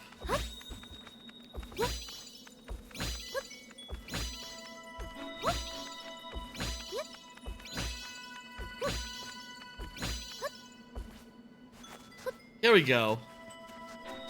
Oh wait, can you get in here? I see the rift, but I don't see a way in. You know what? I did go. I did try to like sort out all these rifts back when I was playing last. You know, I thought that maybe if I did all the rifts, I would be better suited for like you know, better upgrade and for the finale and stuff. But I must have tried to get over there and just couldn't do. So yeah, I don't know how.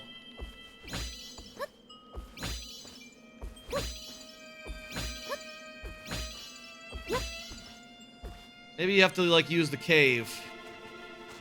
Use a cave or something. I'm gonna guess that cave over there is how you do it. Kinda looks like this. Or start here, go around this way. That'll be it. That'll be it. Let's go there.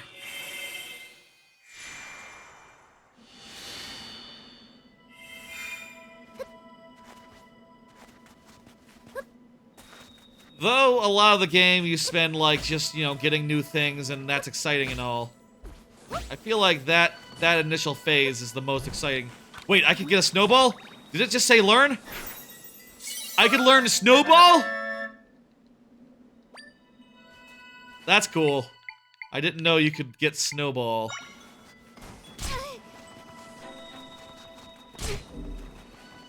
What is it, Stamp Dude?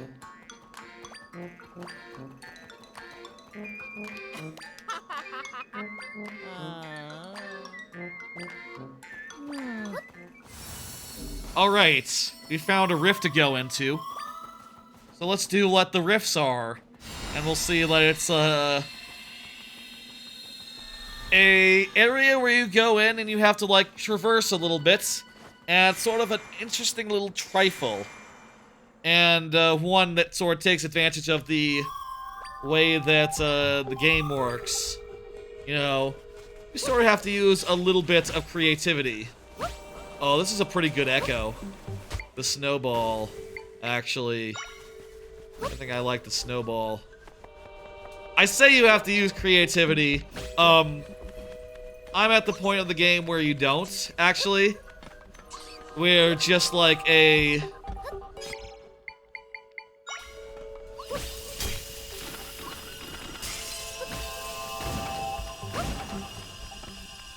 We're like, I'm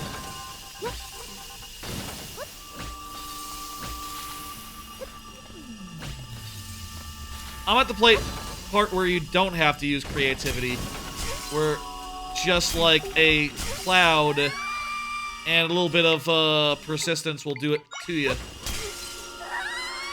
I need to get the fuck out of here. Yeah, I need fire. The fire keys.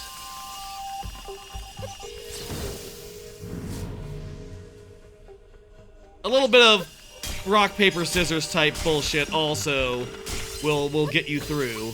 Like, aha, fire against ice. That kills it. Brilliant.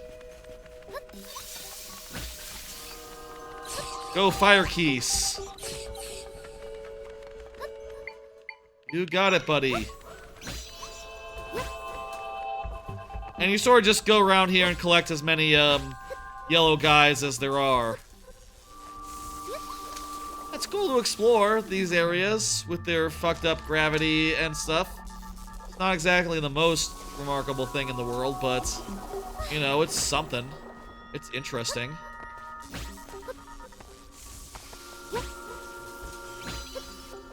And yeah, Cloud is OP. We can just use the Cloud to ascend. The Crusher is probably a better way to ascend overall, but whatever. It's faster to use the inoptimal, to just use the same thing over and over again. Which perhaps says a bit about, like, you know, how bad this selection system is, such that even though you have, like, a bunch of options, you end up just doing, like, the hammer nail thing. You know, you just act like all you have is a hammer, and all the problems are nails, and you can basically just get through all the problems that way. You know.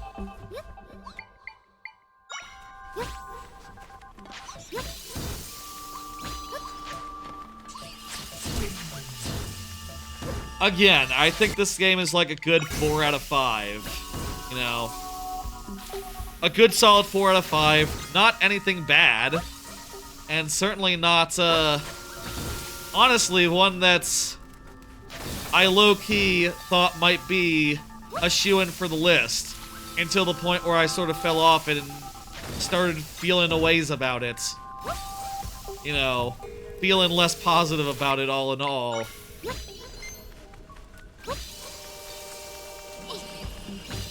There's like maybe a little bit of a slightness to it, you know? A little bit of a... Just, yeah. You know, when you're first discovering new ideas and new things, it is pretty cool, but once you just have everything down pat, it gets kind of boring. It gets kind of dull. What this really needs is like one final dungeon that really tests your might, really challenges your mettle. But it doesn't have that, so... Yeah. You do a dance! You do a dance! And I think this is the last rift in the game, so this should give me like a final level. This should be max level or something.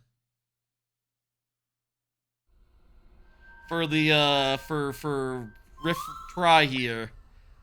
I didn't know Try's name. What? How can that be possible?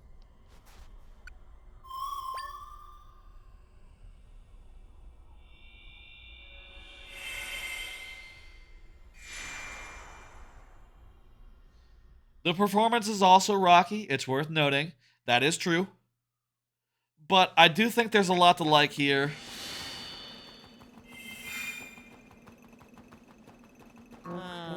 And certainly throughout this year, it's one of the games I look forward to most. I do wonder, like, if playing it for the first time while exhausted and out of my mind with tiredness in a Japanese hotel room perhaps could have played a big factor in my feeling on it. But my feeling on it is what it is.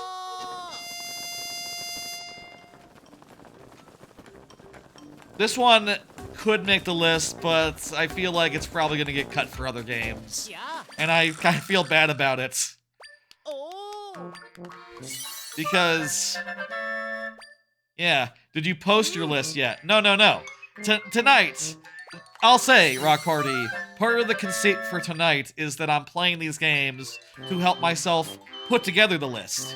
I need to refresh myself on these games so that I can, you know, order them appropriately, and to assure ourselves that we're not looking over anything like significant. That's Zelda. I think my feelings on Zelda have been made clear. I'm sort of feeling a little ambivalent about it, but in a way that, like, I will say, I think my first experience with it, like, started out really strong, sort of ended up plateauing at a certain point, and I should probably go back and finish the game. I should probably go back and do the final boss, especially now that I have a fairy bottle, so I can, you know, not worry as much about dying, you know, and then having to go back like 10, 20 minutes into a long boss fight that's just you putting down a guy and trying not to get hit and being like, oh, my Dark Nut's doing the business. My Dark Nut's doing my fighting for me, so now I have to run away. That's not the best for what it's worth.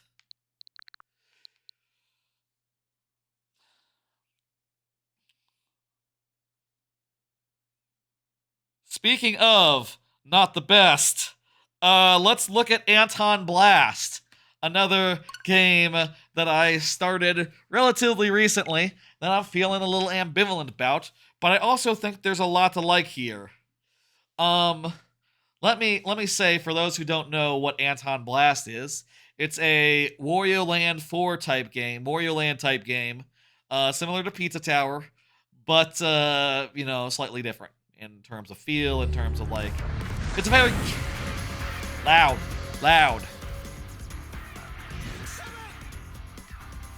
How about there?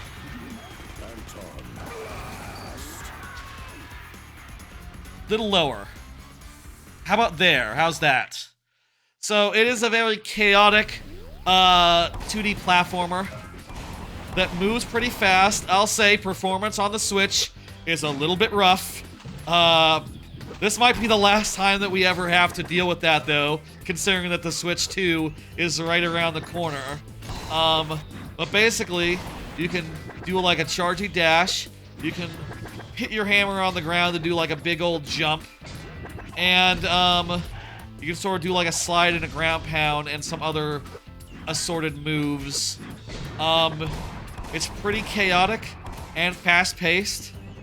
I would say, though, if I had to encapsulate my experience so far, I have one big frustration with the game so far. Okay, so start off with level 1, right? You do level 1, kind of a tutorial. You go and do level 2 after that, right?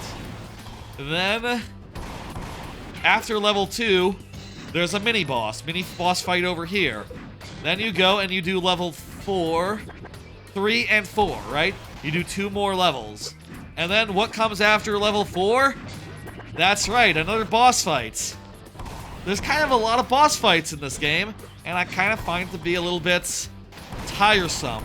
You know, I'm kind of enjoying the platformer levels, but the fact that every 2 levels there seems to be a boss fight was kind of getting me down. And then I did level 5, and you know what comes after level 5? A boss fight! So it's not just every 2 levels, it's sometimes every other level. And in fact, I went and looked up how many levels were in the game. There's 11 platformer levels and 8 bosses. So, yeah, that ratio is really boss heavy, and I'll say I am not a big boss person. I don't really like boss fights in video games and platformers all that much. I like to always be on the move. I like in platformers the feeling of like going to new areas, platforming, progressing through a level. Having to like stand still and avoid attacks for 10 minutes just isn't my idea of a good time, but let's see this boss. I'll say the bosses are well made, but they're just not really my jam. And I find them kind of annoying to have to go through to, it's kind of annoying that I have to go through it to do a thing. And these aren't like short boss fights. These are like knockout dragouts, often having like multiple phases and multiple health bars.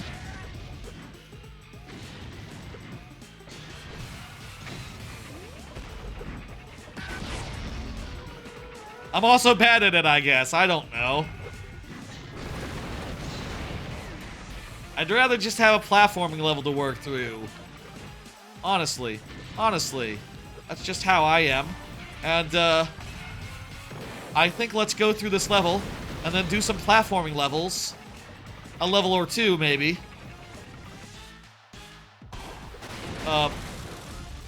Okay, that worked apparently.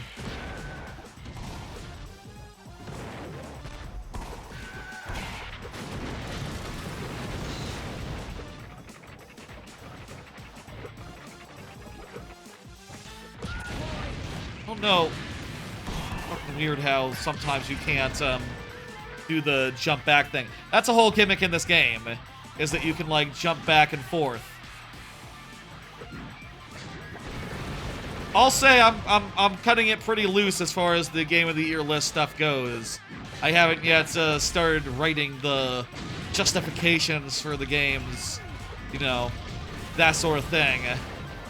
I guess also it's worth noting that I don't really know 100% what the lineup will be. But, fuck, what? Huh? But, you know, yeah.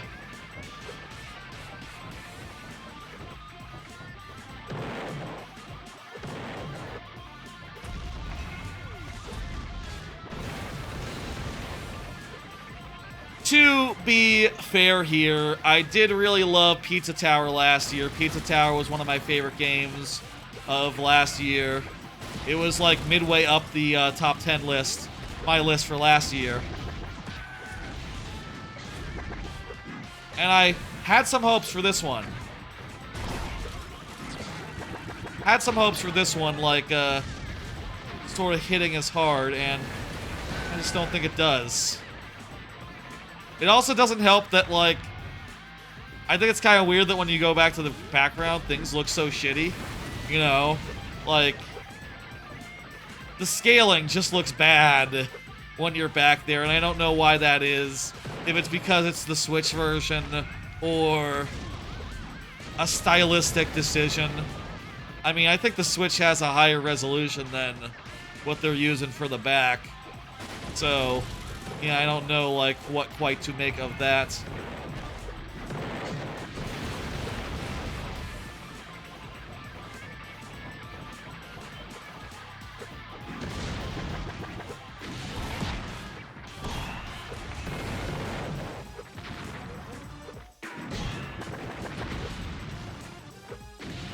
Okay, time to jump over.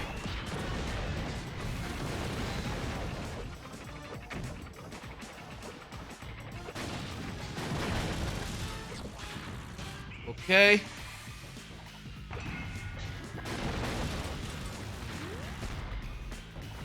God damn it.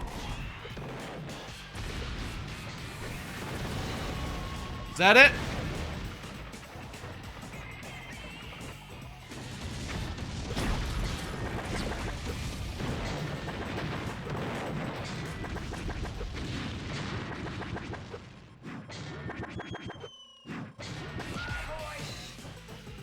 No, it's not it. There's like a phase 2 or something. Or like a desperation phase. Not entirely clear. These boss fights are very, very intense for like, you know, something that's clearly like a mini boss type thing, right? This is the equivalent of Boom Boom. And,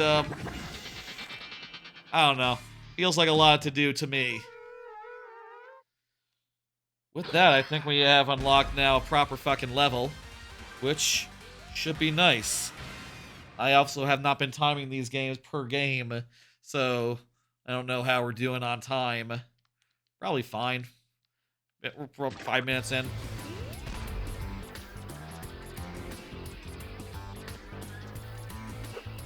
I'm also curious with like 11 levels if at some point it says like, hey, you gotta go back and replay some of the previous ones. With levels being like the replayable thing, there only being 11 of them, I think that's kind of a drag. I know that Wario Land 4 only has 17 levels, 18 levels. There's a tutorial level as well, I guess. And Pizza Tower has like 20, but 11? That's like half. To me, that's like at least, at most it's like, I feel like there should be double that, or at the very least comparable with Wario Land 4. I don't know. I never played I did play one of the Wario Lands that was on Game Boy Online, but I didn't get very far. I guess I don't know that much about the other Wario Land games. Maybe those ones are more like this. more boss heavy, less level heavy. I like levels though. Bosses I feel like should just be like a sometimes thing, not an always thing.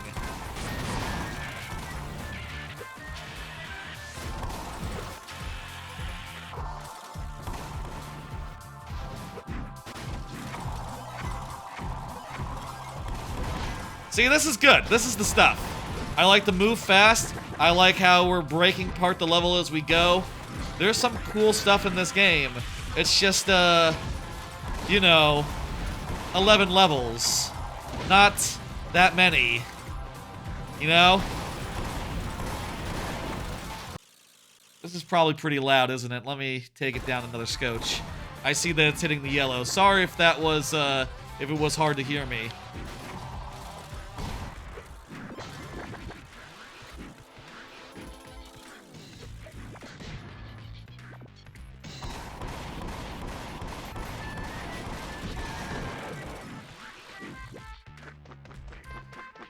And each level seems to have a bunch of bespoke mechanics, which is really cool. I like this a lot more than the boss fights. I'll just say. If this had been like a Pizza Tower length, full-length game, with maybe a reasonable distribution of bosses, I feel like it would be a... I feel like I would like this as one of the 10. I feel like because of issues... Because of the way it ends up playing out, I end up,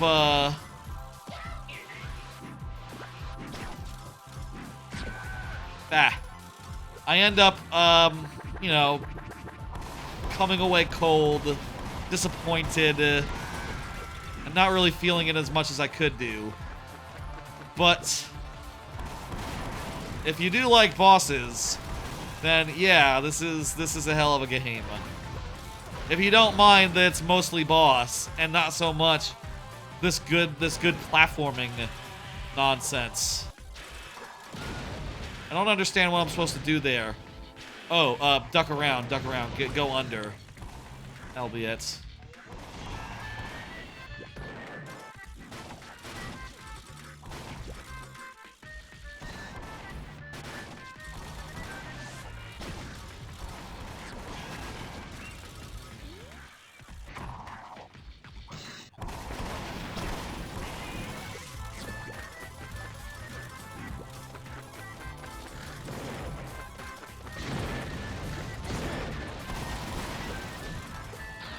Another thing that's interesting about this game is that there's all these switches, and you press them in each level, and there's like four switches, and each of them destroys some stuff, opens doors, causes other such effects. Kind of a neat conceit, though I do... When I first learned about it, when I first played the demo, I did wonder, like, how is this going to work over the course of a full-length game? And I guess it makes sense as there's only 11 levels or so. Hell, one of those is probably the final level, so might even be an exception. Probably like 10 proper levels as far as the platforming goes, if I had to guess.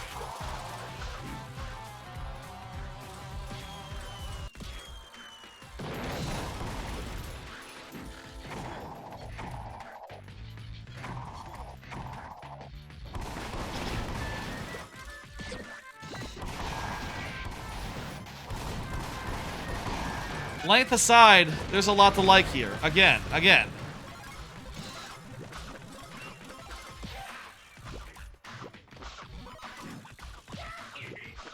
Dang it. And it has, like, such a good out-of-control feeling, right? It feels really out of control in a way that's fun. I think that zaniness really helps, helps the vibes, helps how it feels, you know? Here, the switch seems to be, yeah, releasing whatever that is. I was thinking it was like a pipe or something that was gonna open and fill out water, but a hammer, just as good.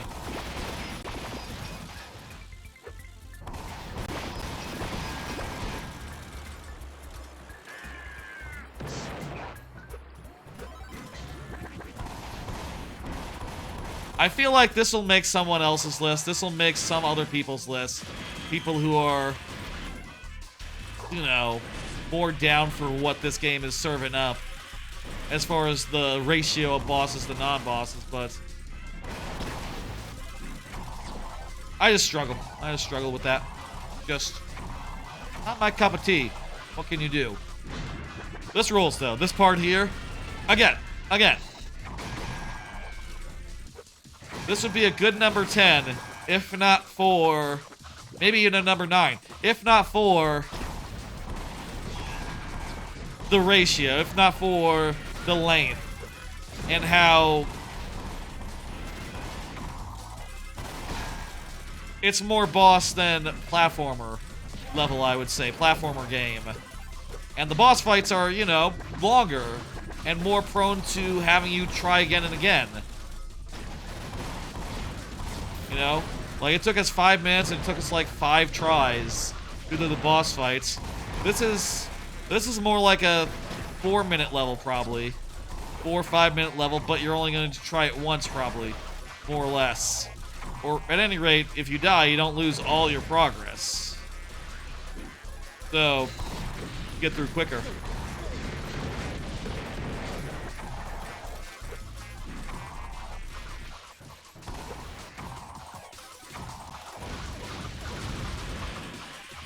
This stream would be a lot more easier if I just dismissed games outright and said, like, well, that's not going to make the list, so let's not see it. But I do want to give games their time in the day. And, I do think it's worth looking at them and going, like, trying to think, like, does this really not make the cut? Is this really as bad as I'm thinking? I say as bad as I'm thinking. As 4 out of 5 as I'm thinking. Is my dismissal good and proper? I think it's just, you just gotta, I should probably just, like, you know, accept it at a certain point and go like, okay, well, how much time are we going to spend? That said, like, hey, my first impression of Marvel Rivals was pretty negative. Pretty middle of the road. It's happy hour time, let's go. And, you know, once I spent more time with it, I still think that game has issues, but all in all, I think I am coming around on it. I think I am. What the fuck happened? Okay.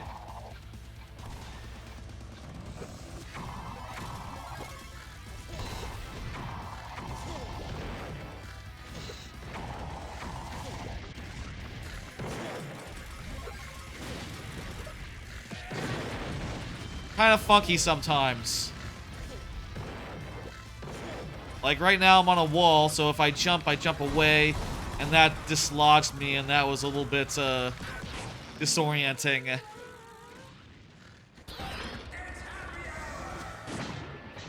I appreciate that it has checkpoints. If this had been a Wario Land situation where it had been one and done, I think Pizza Tower was the same way, I would be a little disheartened.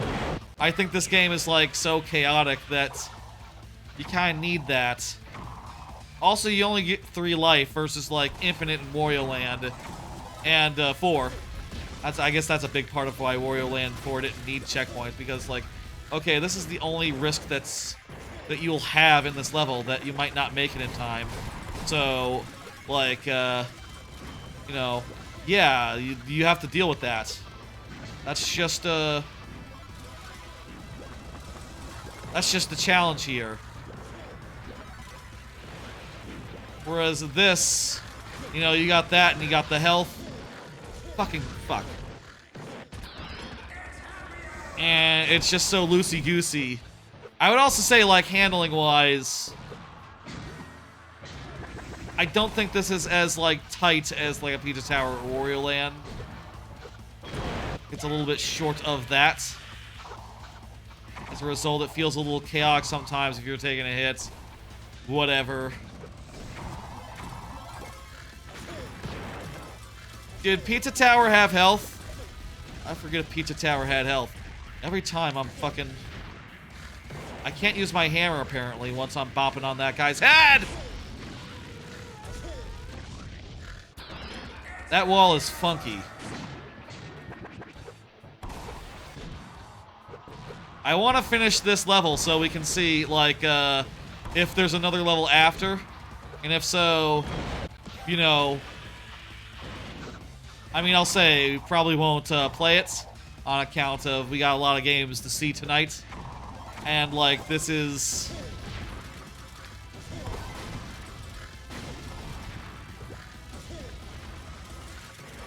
Feels weird there. This is, like, not the hottest of the games that I... Jump off. Okay, there we go. We can just jump direct. Don't have to deal with that shit. Fuck!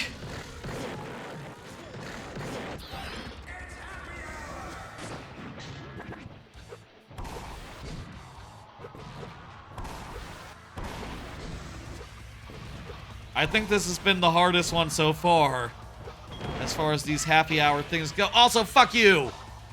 Getting hit by that, and it's just the same every time, and it's maintaining its bullshit every time.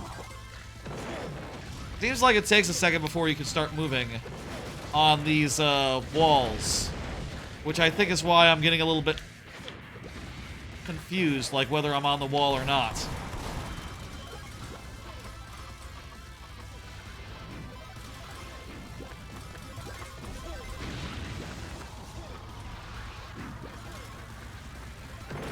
A little bit jank, I guess.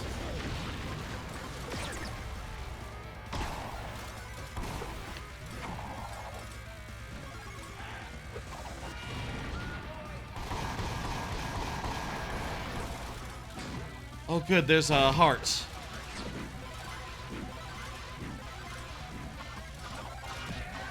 God damn it.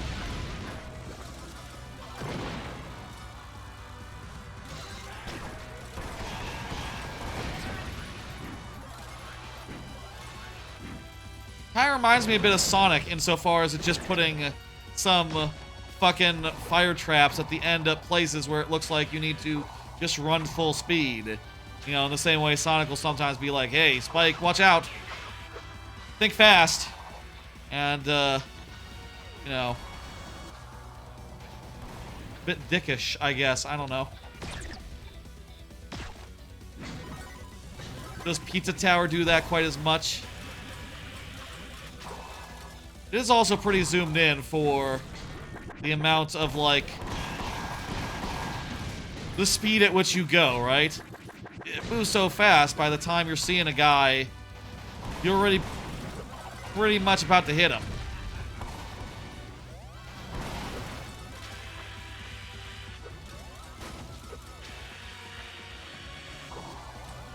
Like, I feel like the camera in this view could be a little more zoomed out. Camera in the other... Fuck you!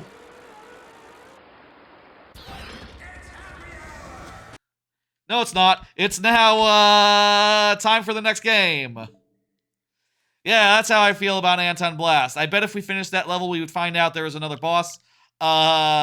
Maybe I'll go back and play more of that game, but, not now. We got other fish to fry. Let me check what's up on my list of fish to fry. Oh, cool. It's a game that I didn't actually pull up before the stream. I didn't, you know, go and select and make sure that it was on top of the stack. So I have to sort of go hunting for it a little bit. Shout out to Thousand Year Door. It's not eligible since it's not a game that came out this year. You know, it's a remake. But if it was eligible, it'd be at the top. Or damn near. Because it's, you know, one of the best games of all time. Pepper Grinder kind of sucked. So that's mid to sucked. Somewhere between mid and sucked. Penny's Big Breakaway. That's the next one that we're going to look at and think about. Penny's Big Breakaway.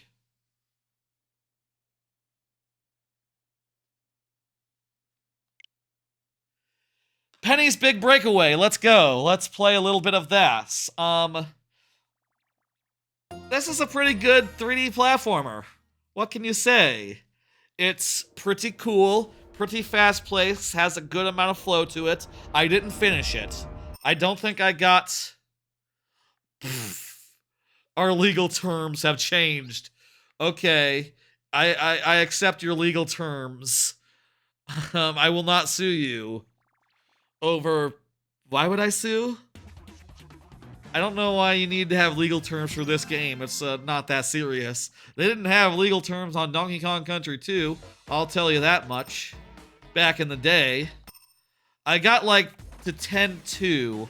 I think this might be like right near the end. In fact, if I were to... Yeah, that seems to be right near the end, considering we've gone the whole circle, more or less, right? It doesn't look like it's always 1-to-1.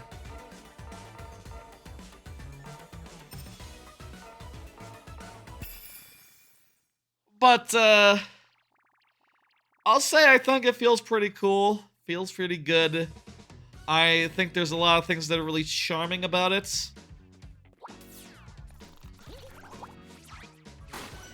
I do think it is like... If I were to describe it, I would describe it as like the 3D land, Mario 3D land you have at home, right? If we were directly comparing to, say, Astro's Playroom, for instance, obviously there's no competition. This game is like a good order of magnitude below that, but I think there is a lot cool about it. I did enjoy playing it. Didn't care for the bosses. That's always the thing I'm always gonna say, you know. And like, if I have a difficulty with a game, it's like, got stuck on a boss for a bit, and then I was like, you're in, you know. That's often my biggest deal breaker, I guess. I think there is a lot great about it, though. You know, as far as like a Sonic feeling. I think this might be the best Sonic of the year. Let's say, for sake of example. Like, I would definitely put this over Shadow the Hedgehog game, which seems alright to me, but, you know, very 4 out of 5, I guess. You know, a little bit zany, a little bit, I don't love the way the Sonic Generations feels. I say that as someone who never played it originally. You know.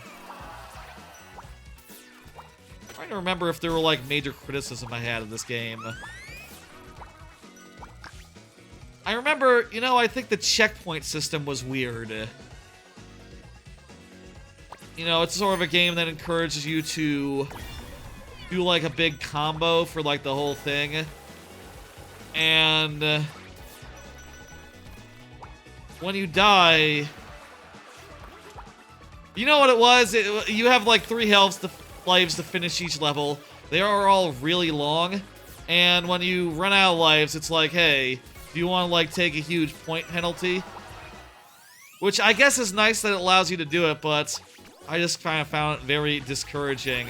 Especially since, you know, if you do end up caring about any of that crap. These quests are kind of fun. If you do end up caring about score or whatever, it's like, you're kind of encouraged to just start over, and that kind of sucks. In levels this large. I also found it weird that, like, when you die... Okay, so, like, when you die, when you fall off the ledge, that's 1 point of damage, right? When you get hit, that's also 1 point of damage. So, like, on one hand, the health bar will deplete every time you take a hit, right? And like, allow you to keep going even though you got hit. But, like, falling takes you back to a checkpoint either way, so it's kind of a lot like taking a continue, except that it doesn't keep you where you were. So it's like, whenever you fall off a ledge, it's like you're getting a bum fucking deal. And I don't think that's, I don't care for that. I don't care for that much. It's a very cute game, though, and, you know... I think it's very reasonable to say like this is one of the better platformers of the year. But also one that's like not quite in that upper echelon. You know, it's obviously no Astro, and I think it is shy of my top 10.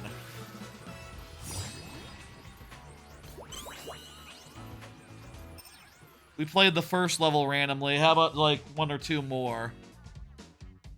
And not the second level in particular. Find like a different level. What about the challenge levels that you unlock? What's the deal with those? That in Tideswell? Galanite? Osbury? Pentoville?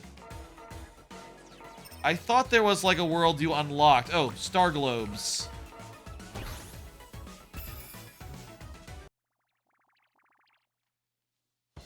Yeah, let's unlock one of these levels and play it, because I never did that.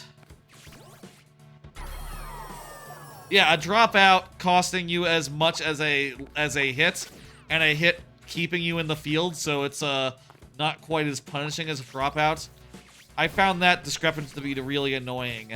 Like, if you're gonna cost me a health for a fallout in that way, for a dropout, I feel like you should take me back to the last ledge I was on, maybe. Like, if it's going to be the same thing as a health, right? If you were playing DKC2, right? And you lost Dixie Kong, right? It refreshes you to full if you're starting from the start, for what it's worth. If you took a hit and lost Dixie Kong and was able to continue, then you, like, took a hit and you fell off the bottom, and you respawn just like without Dixie Kong, and there's no way to get Dixie Kong back. I think that would blow. That'd be a suck-ass way to, a suck-ass way for the game to work. Guess these are like little challenge levels. This is fine.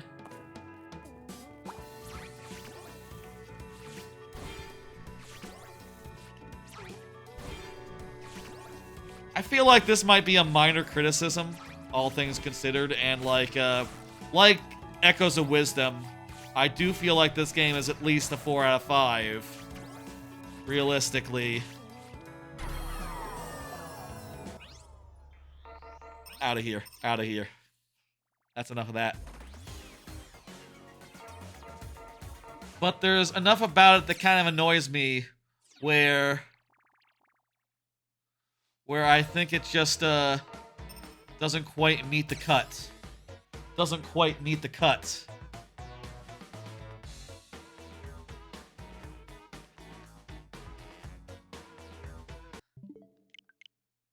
All right, that's that game. Let's go to one that's we're just about through the mid-game block, I guess. The games that could be on the list but aren't guaranteed. Next up, Celeste 64. To do this, I have to go to the computer and launch something. I suppose I could just do it from the couch, maybe. Let me see if I can manage it from the couch. Excuse me. Just need to go to the desktop. Y'all can't see this. Where is it? Where is it? Did I uninstall Celeste 64? Where would it be? Do I not have a desktop shortcut? Ooh, give me a break real fast. Let me Celeste 64 is a free game, and I forget if I deleted it. Maybe I did. Or could it? No, it was on this PC. It was on this PC. That I got this PC at the start of the year. It was definitely on this PC. Celeste 64 came out this year, after all. I'm going to throw to a break, and I'm going to find it, and when we get back, it'll be Celeste 64 time. Yeah. All right, so you can hear the game. Let me get it on screen. Give me 1 second here. I should make it so I can do this from the break screen, but I do not currently have that option, sadly. There we go. All right. 1 second, I gotta fix something. That's annoying. That's annoying me. 1 more second. Okay, I'm back. Let's do this. Celeste 64. This is a very small, little bite-sized thing that came out earlier in the year. You can see there it took me 2 hours and a half to do, and it was created for the anniversary of Celeste. Let's clear that save and start it again, I guess.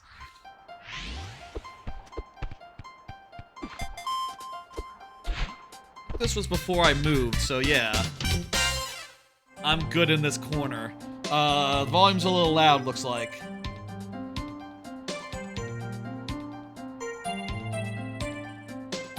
This one.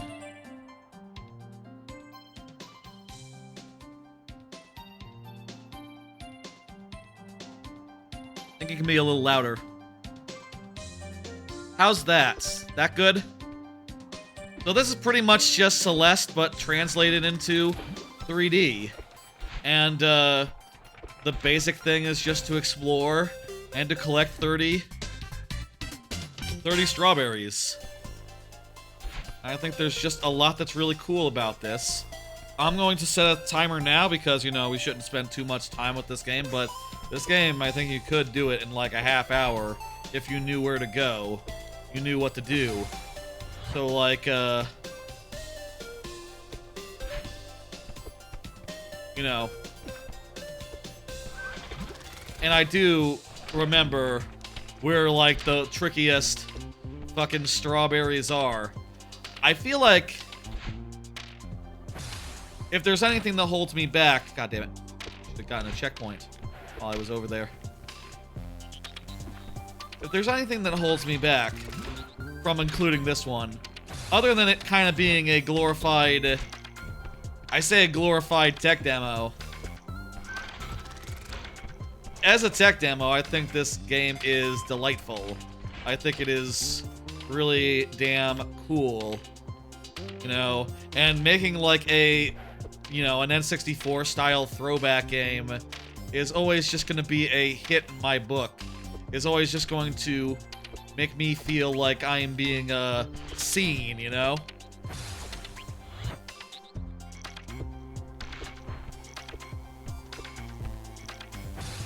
There were definitely some like minor things that probably have to do with how it was made in like a week and a half. About how it handles the climbing. There's can be some weirdness about like, okay, you know, landing on a surface, starting to climb in a direction. Sometimes it'll end up having you go in the complete opposite direction from what you're expecting. That's a little rough, but what are you gonna do? The game was made over the course of like a month or so, or a week or so. They said at the top somewhere, they say somewhere how long this took. Also, you got like these cool-ass sunshine levels, which are cool-ass sunshine levels. They're all fucking dope.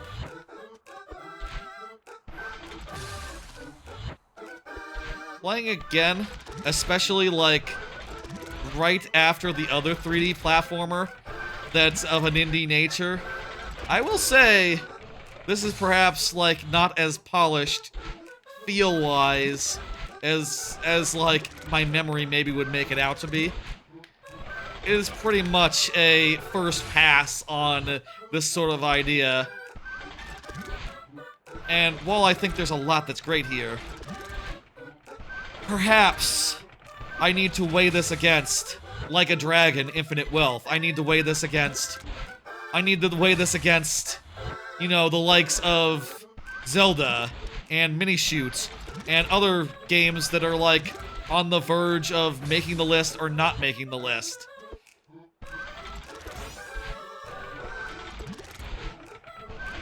You know, there's considerations to be made as far as like the value, how much it should matter, and I'll also say there are a couple here that are fairly unintuitive to find.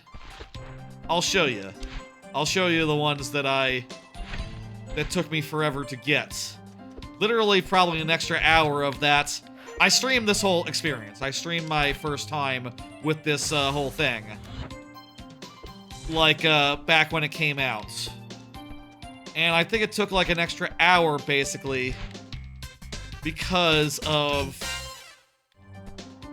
2 particular strawberries, maybe call it 3, that are very different from the others, insofar as like how you collect them.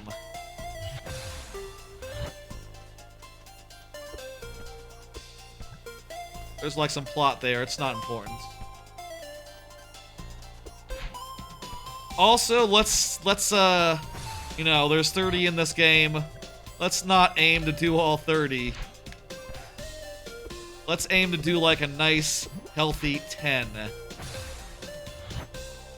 Let's aim to do like 10, and then move on to the next game, which will be, I'll say, the next game, the next block, is live game block. We're out of the games that are a little more like,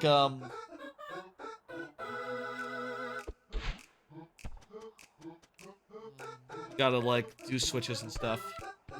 Climb good here. This one was the one where I think I found the most problem with the climbing controls. Because, like, after you jump, you're, like, holding the direction you want to go, right? Well, if you continue holding, like, away from the camera, she's gonna climb down right into those spikes, which is not ideal. I mean, I guess you could just do more climbing around the edges and less jumping around the edges. But, I don't know, that's not as fun.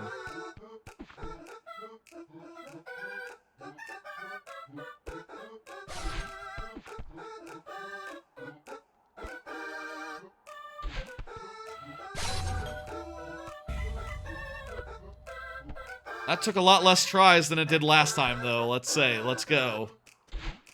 First time I played this, it was probably like 5-10 tries at least to get that one.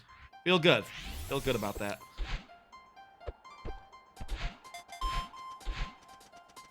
I'm not opposed to having a short-form experience be on the list, but perhaps, revisiting this now, perhaps this is the most, like, eye-opening one insofar as my thought right now is to actually buck what I'll say, I have had parts of this list, like, thought out ahead of time.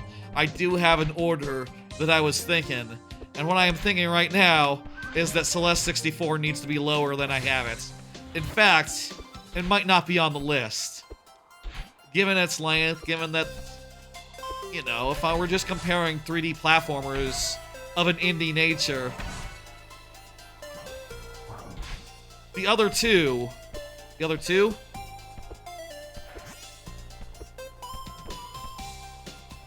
There's 2, right? Hang on. AntonBlast and Penny's Breakaway. Penny especially, I think, feels a good deal better than this does, given that it's like a full game and, you know, been like, you know, polished to the nth degree as you want games to be. I should show you the 2 weird ones. We'll go to 12. I'm gonna say we'll go to 12 here, because I should show some weird ones. The first one wasn't that weird. I actually already did it. It was in a box. It's the only one that's hidden in a box. The other one here, you have these moving platforms, these falling platforms. You gotta make them all fall. Very unintuitive, I found.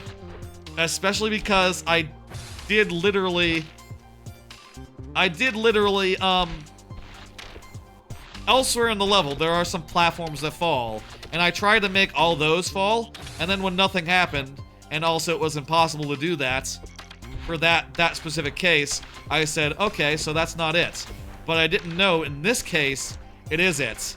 And, that's a real fucking, bummer, I thought.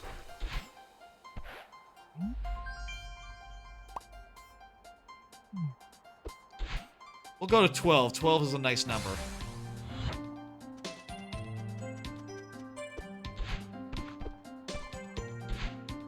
Did that despawn?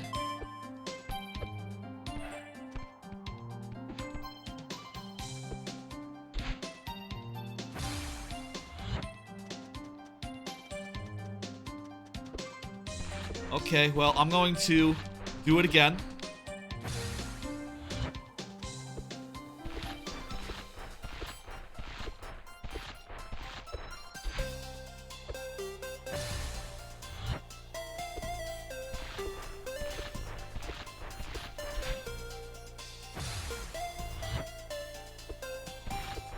I'm sure this is like, you know, I'll say what I said at the time. I would love it if they extended this into like a full game with like a full level for each of the original in the original game. You know, like if this was, I would love to see a full-length Celeste 64 that was like, that was like 5-6 levels long, 8 levels long, something like that. 8 times this length.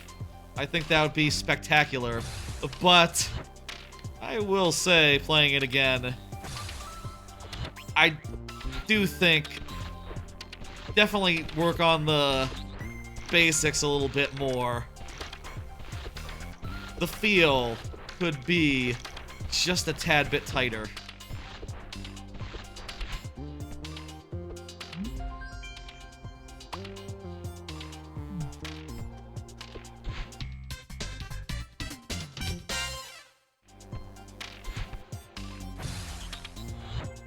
Alright, the next one I want to do, the next, like, oddball one that I think would be illustrative, that I think would be worth seeing if we're just, like, taking a best-of collection here, would be a weird one over here.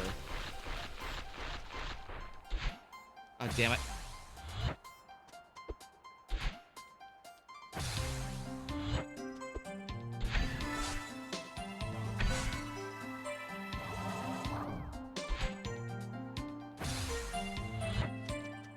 How many we got? 9?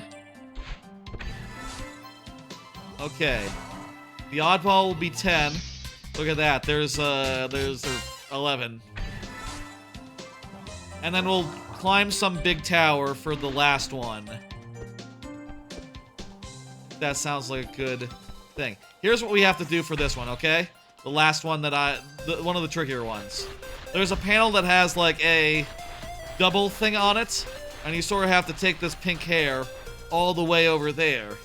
This pink hair gives you like a second jump, by the way. Gives you 2 jumps. So you gotta be able to take this. Damn it! You gotta take this all the way without using a single dash. All the way around. It's kind of difficult. Why did I take that checkpoint? That checkpoint makes it harder for me, considering that I wouldn't respawn back there if I were to, you know, fall, die, lose my thing. Now, how the hell do we get over there?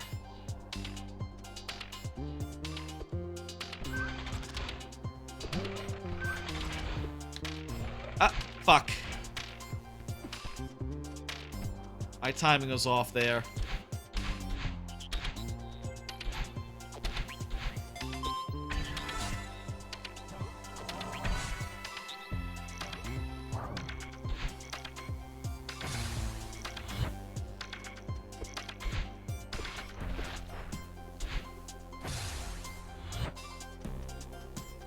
There's a lot that's cool about this.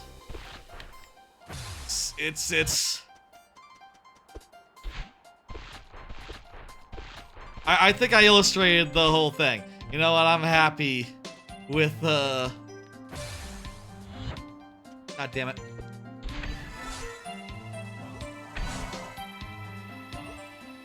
Can I just say I'm happy with what we did already and leave it at that? I could probably just do that, and no one would mind.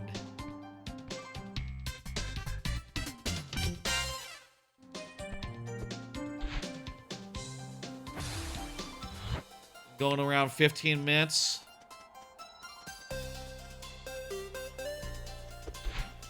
I'm gonna climb,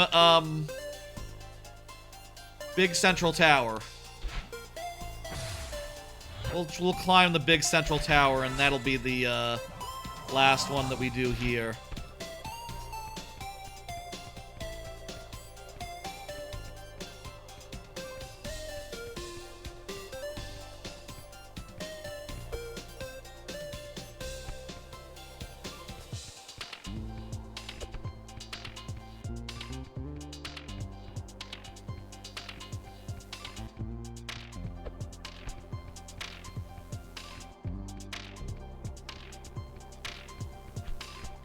Okay, here's how we get up here. There we go. We'll do this big tower climb. And, you know, show the extent of... Damn it. The extent of, like, you know, the hardest platforming there is in this open world area, beyond the escort mission of the getting the pink hair to the other side. That's also just challenging, but more in a way that's just tricky. Oh, damn it. I guess we could take that pink hair down rather than the other pink hair.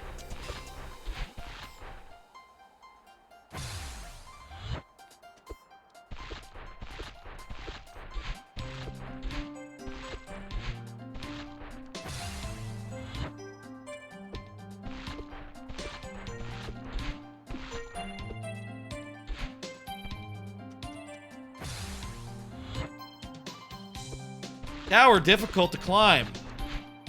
Precision required. Corners a little bit finicky. And walking this tightrope is harder than it looks.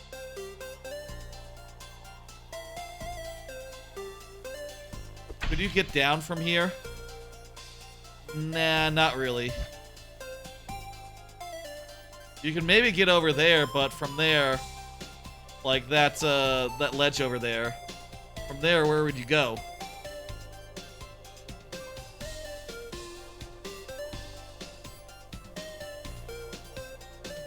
You see my mouse if it's on the screen?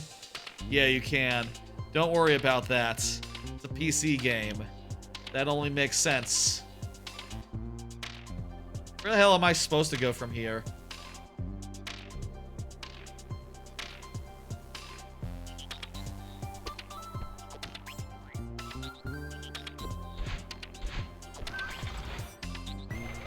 Here we go.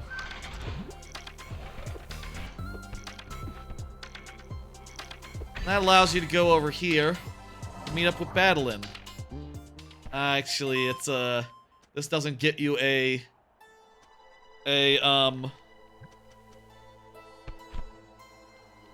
doesn't get you a strawberry directly, but there is perhaps the hardest of the bonuses in the game over here.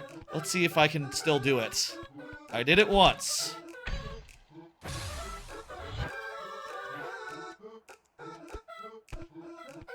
Did it once, like most of a year ago.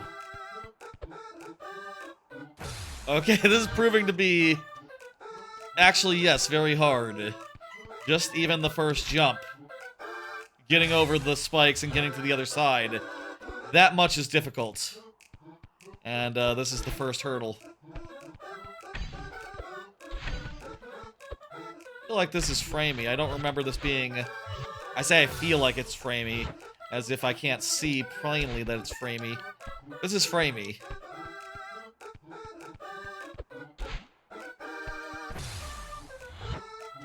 My computer is pretty beefy, but maybe it's intentional framiness. I don't know. For the aesthetic.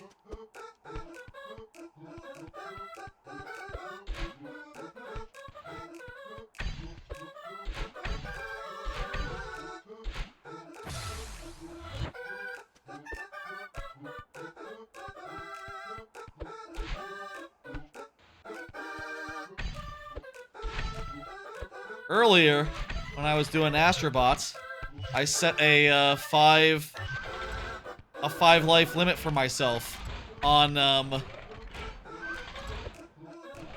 fuck. The timing there on the release is harder than I would think. I set a 5-try limit on that. So far I haven't set one yet, but maybe I could bring out the 5 lives again for this. Maybe. That'd be a good idea. Hey.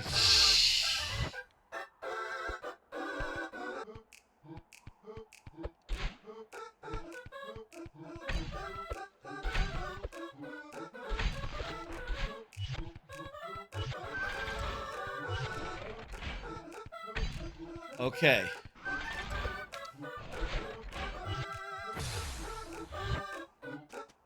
That jump timing. I don't know, man.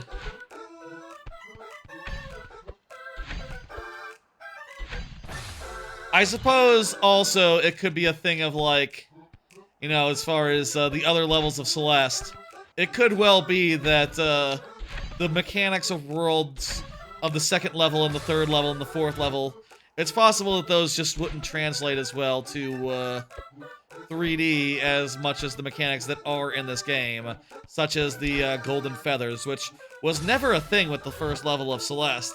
That was like the 6th level of Celeste, but it's one of a few mechanics that works here, so they had to include it. You know, would the bubbles work in 3D? Would the,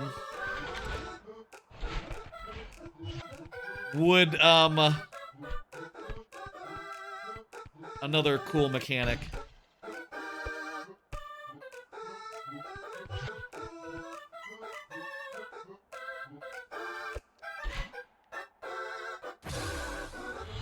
Damn it.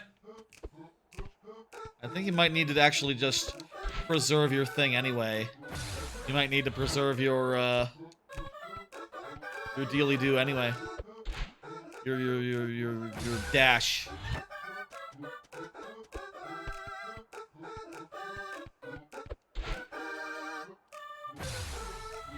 Okay, let's 5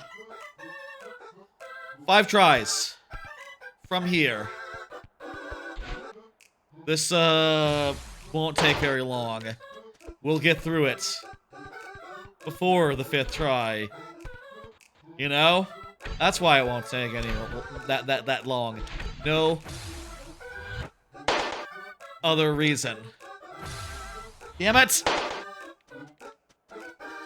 Okay, well, maybe there are other reasons. Maybe there are reasons this would take, this would be quick. You get it.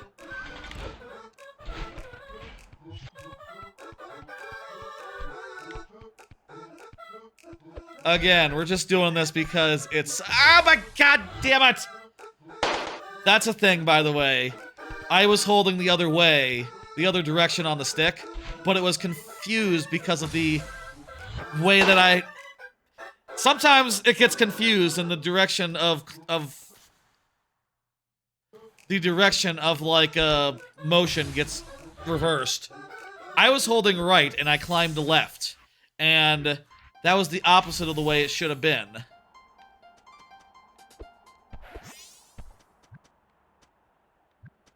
We've been at it for like 23 minutes.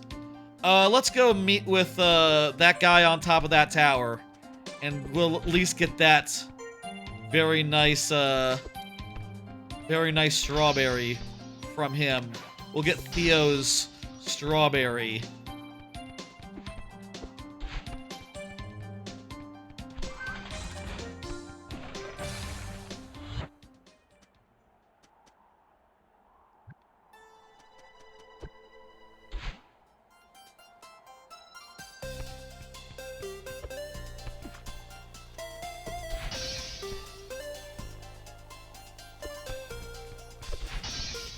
Theo is not that high up. Won't be that long until we reach him.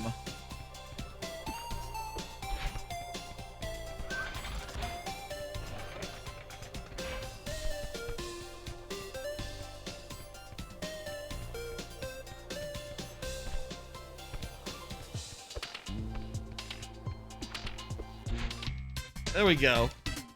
That's 12. That's good enough for me. Well, let me get the tries left down. I'm satisfied with that. This has been a nice little revisit to Celeste 64.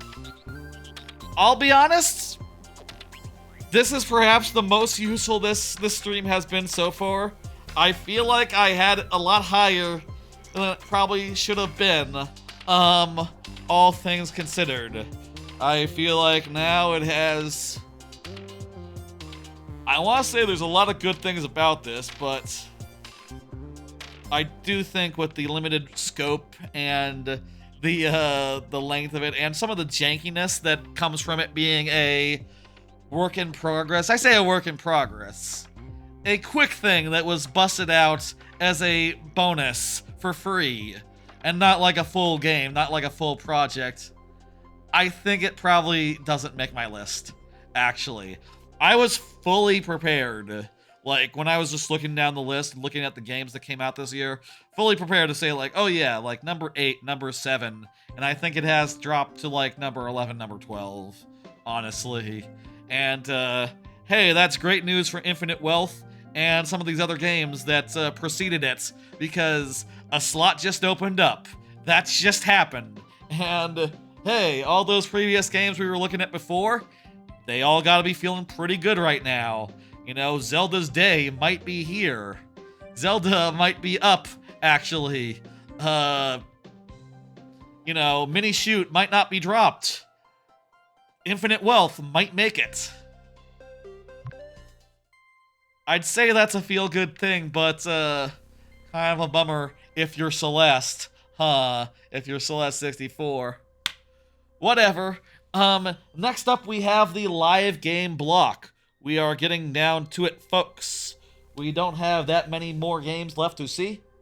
I say we have like 5, and they're all good ones. We are past the games that I'm ambivalent about, and to the games that I think make up that definitely, almost certainly will be on the list. The next 2 are live games that I've gotten into.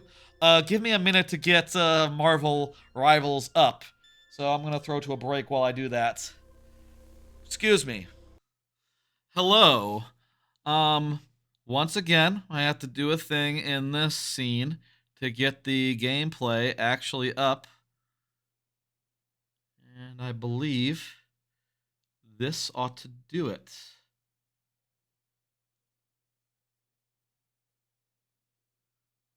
Okay. Marvel Rivals. That doesn't appear to have. Give me a second longer. I also need to do a quick okay, I'm looking at the game. Marvel Rival should be visible. Really should be audible as well. Oh, wait, I know why it's not audible. Because I muted it. I like to mute the game because I don't like to hear it. There it is. Now you can hear it. Okay, now why isn't it visible?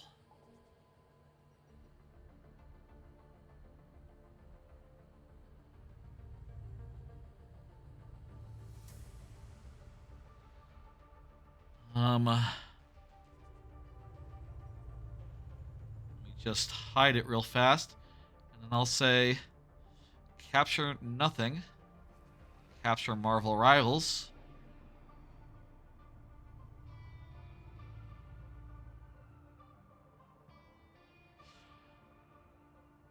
Right.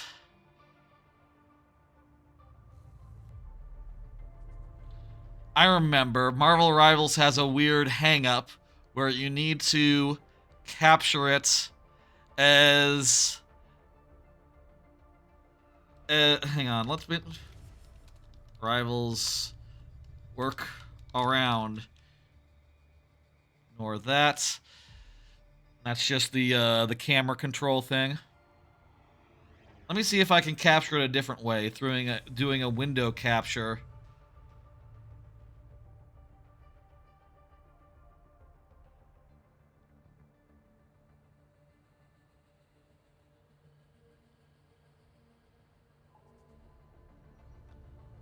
Hang on.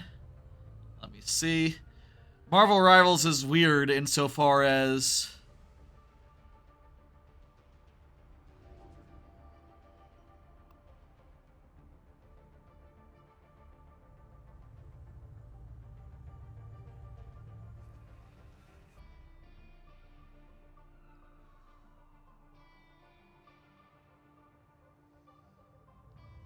God damn it.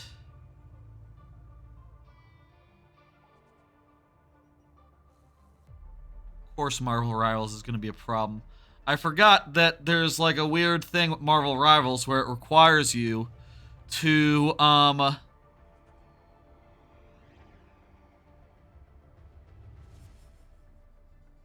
okay, I need to use a display capture, I think.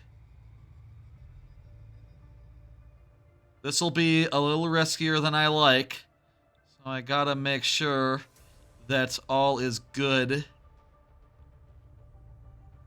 Whoa! Not the right display. This one. Okay, that'll do.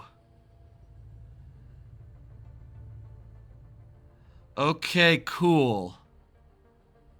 Cool. Great. Okay, hey, you can see the game now. And, hopefully just the game. I had to capture the display monitor because I didn't launch OBS as a administrator, and because I didn't do that, Marvel Rivals will not capture, because Marvel Rivals is a bit of a fucking butt as far as that is concerned. I mean, come on, dude.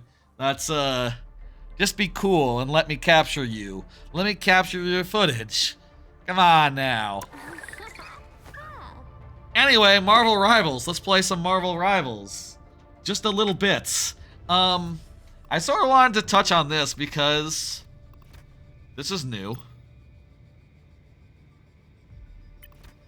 I don't know about this mode. This mode is brand new. I haven't seen this. We gotta check this out by the end of before we end here tonight. But I just sort of wanted to show and demonstrate and so forth that I've kind of come around on this game. I do have issues with it still. I think that there are a lot of characters that I do not click with, and maybe a little lower on the volume. Yeah, definitely a little lower. Let's say this much. The right heroes could make all the difference. I can't hear my mic test. That's concerning, but whatever. Whatever. Not gonna worry about it. Maybe there's some weird interference from Marvel Rivals as far as my stream deck is concerned. I have come around with more of the, you just turned off your PC? Dang, Rock Party. That's, yeah, it's been the next game for a bit. Been the next game for a bit. I've come around on this one in a big way, and, started to appreciate and enjoy more of the characters. I think there's some... Audio is definitely borked. Hang on, let me, There, should be good now. Yeah, yeah, that sounds more like it.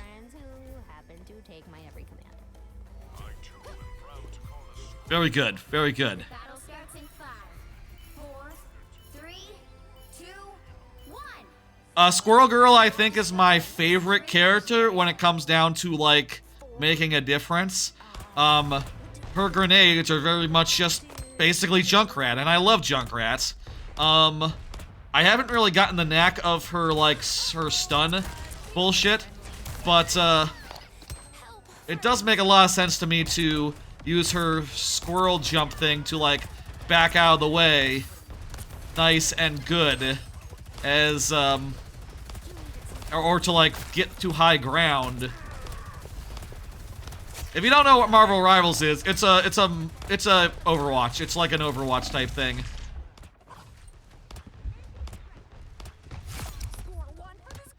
You defend points, you attack, payloads, you do another thing, a third option.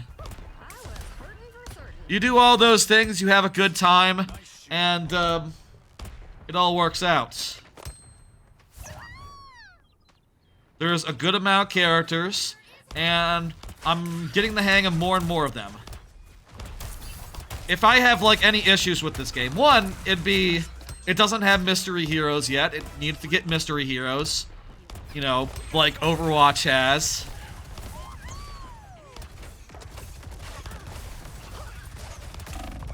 And two, I really haven't clicked with that many of the supports or the tank heroes. I can do a little bit of Groot.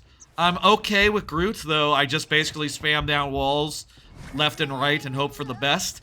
And I've managed to get into Loki. I like Loki. But other than that, like the, and maybe, the, Mantis. I kind of like the Mantis. She's good. She's good as well. Those are the three, though. Those are the three supports and tanks that I've been able to, get my head around. And, that's not very many. That doesn't leave me very many options as far as tanking and supporting goes. So mostly I just play Assault and hope for the best, like everyone else. I think they need to add more characters to make it work. I think we might be boned here, but I'm gonna head out and try my best. My ultimate's up, so yeah. Like I said, I'm not very good at the right-click stun on Squirrel Girl. I don't use it as much as I should do. But, like, she puts down more than enough damage just through auto attacks and stuff, so... Fuck. So, you know, that much I like. There's Mantis. This Mantis is pretty good. I'm really looking forward to seeing what they do with this game. They've said that they're not doing roll lock, and I think that's great. And I hope they stick with that, and I hope they add mystery heroes as, like, you know, that's kind of my main mode in Overwatch, and it's just very fun to me to play a bunch of characters randomly, like...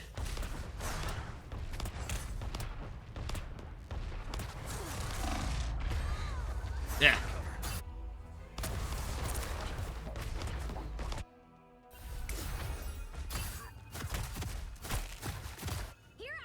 We got one tank and one support. That's kind of what you see out there. I do think, personally, if I were to say, I do think that a melee assassin is the next best thing to a tank. You know, insofar as they're a front liner.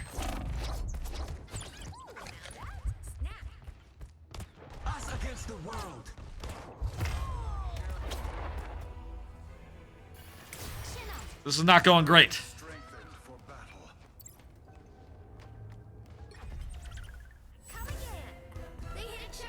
I got an ultimate, so I should spend that before I switch, if I'm thinking about switching. But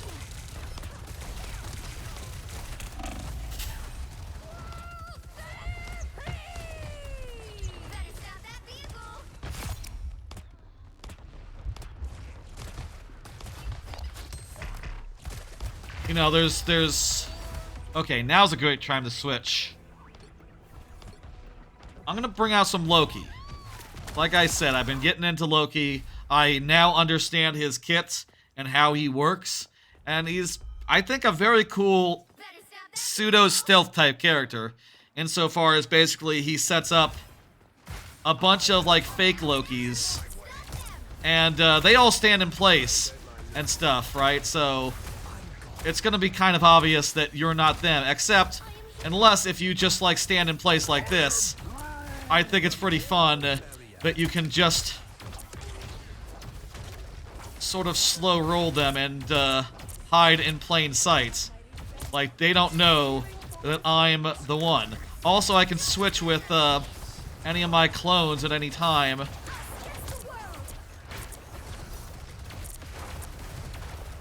And do some malarkey there. Obviously, once I start moving, it's gonna be obvious. But... Uh-oh. Also, I guess if I'm contesting a point, that's also gonna make it obvious.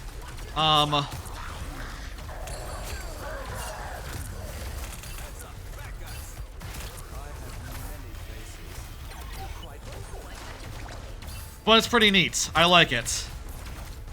How's the volume? Is the volume good? This is too damn close.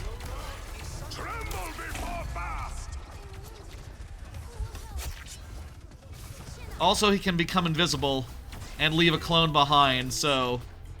Very tricky character. All the shadow clones all shoot towards where he shoots, so... You know, it's important to have a bunch of them up, and to just, like... I have many faces. Have a bunch of them up, and,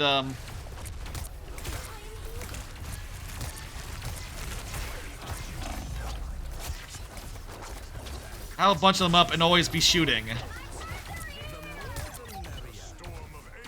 They don't know where you are, and,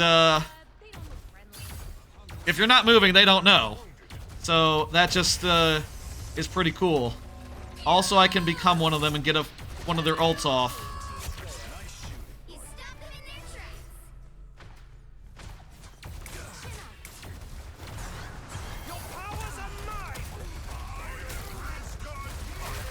I'll play some Groot for a second. And I missed the ultimate entirely, whoops. Oh, whatever. Good to put down some walls. And, that's kind of silly as a thing to do. I'm really not sure how best to use that ult, honestly. I think I'll be playing this game for some time now. I've been playing it a good deal this last week. Like, as far as games I have played most this last week, Marvel Rivals is probably #1. And for that, I do think it deserves a place on the list. I would like it to be on the list.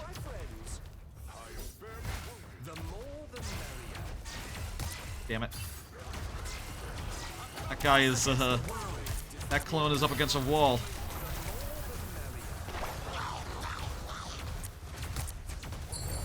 Okay, I'm backing up. Uh-oh. I got swallowed.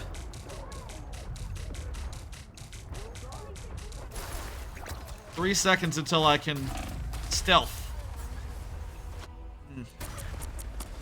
Maybe in that case I should, like,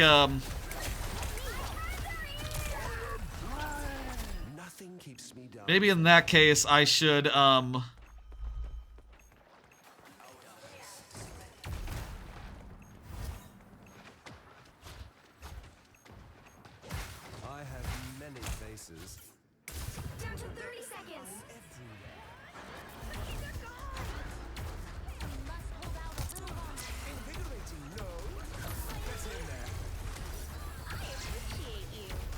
Alright, we're healing our...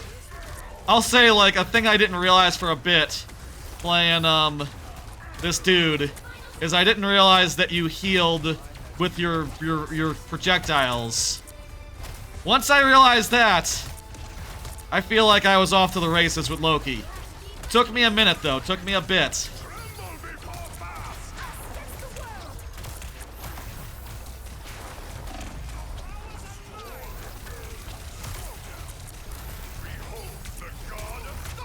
How does this work? I don't really know how Thor's ultimate works, honestly. Not like the biggest Thor man, I'll admit. This is right down to it.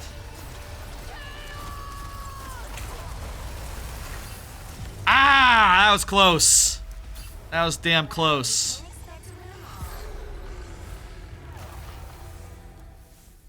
Right down to the wire there.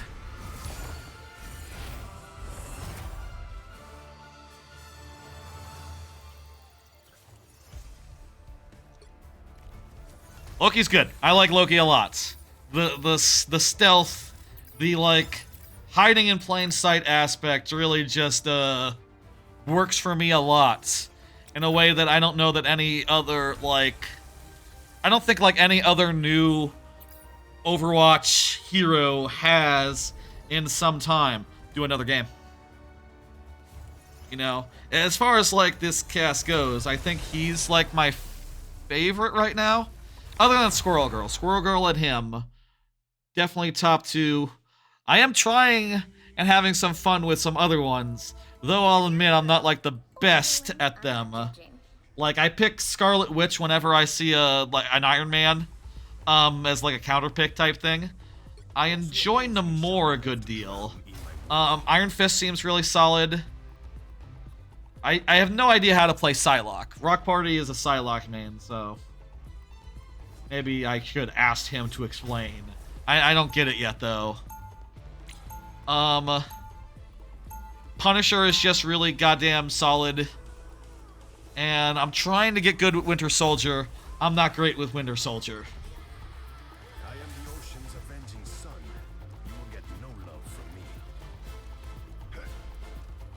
30 seconds before you attack.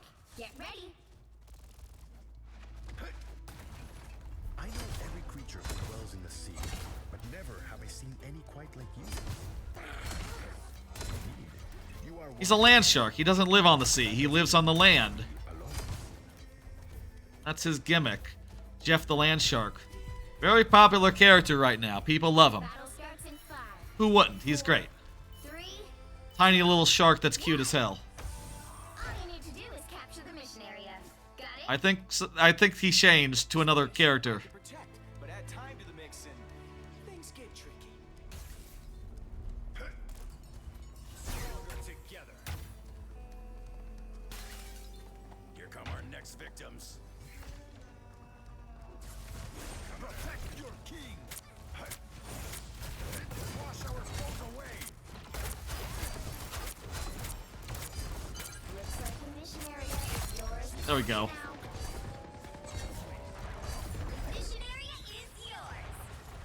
So this guy is like their Torbjorn, kinda. Their turret character.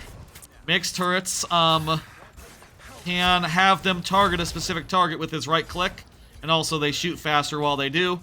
And he can also become invulnerable for a bit, which is great because, you know, if you're facing him and two turrets, you try to kill him, he shields, suddenly you either have to retreat or fight around his turrets, who have been, like, pelting you the whole time.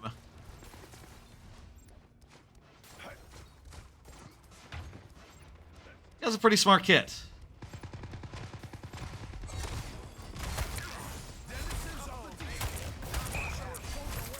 I'm attacking a tank. I don't know quite there's any need to do that. He's smarter to attack someone else, but, like, I don't know. They're not really, so long as they're not on the point, so long as they're just, like, screwing around here, and not going to the mission area, I don't see a problem with, pushing in their faces. Uh-oh.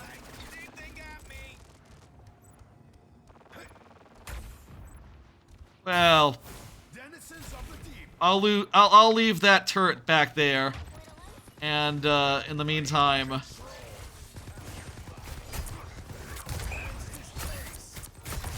take care of that guy. That feels good.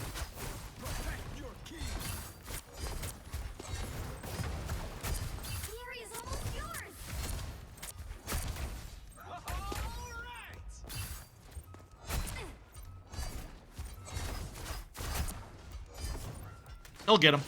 He'll get her. Geez, she's really hanging on over there, but like the important thing is the capture point, which no one came to contest.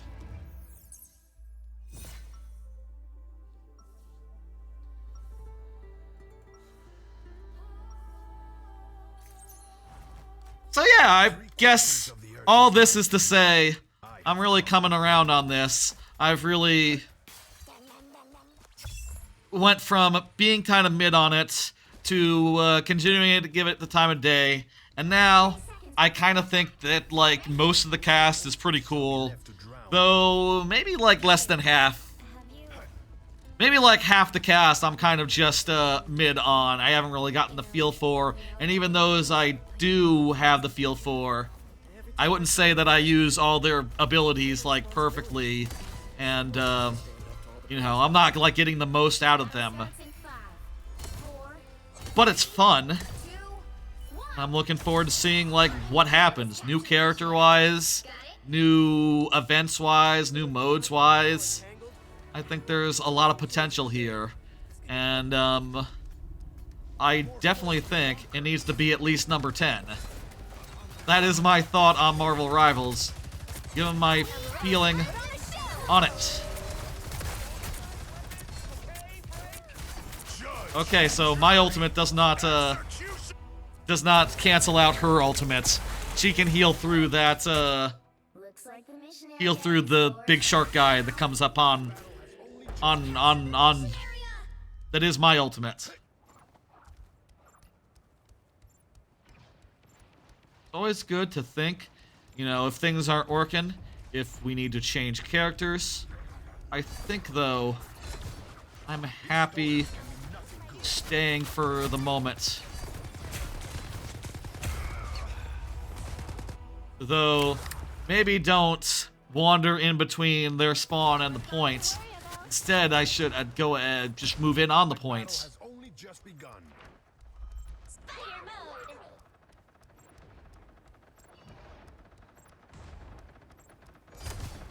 There have been articles basically saying like, yeah, man, it sucks when you have like six assault characters, six like damage characters, 6 assassins, 6 DPS characters, and the obvious thing to say is like, well, if you have 6 of them, you're one of them, so you're part of the problem. If you're so angry, then switch. And I think that is very fair.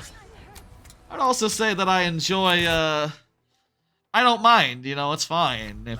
So long as we make it work, we make it work. I'm not going to be the first to switch because, like I said, I think that the tanks and supports are, on the whole, a little lacking so far. And either I need to get the hang of them, specific different ones.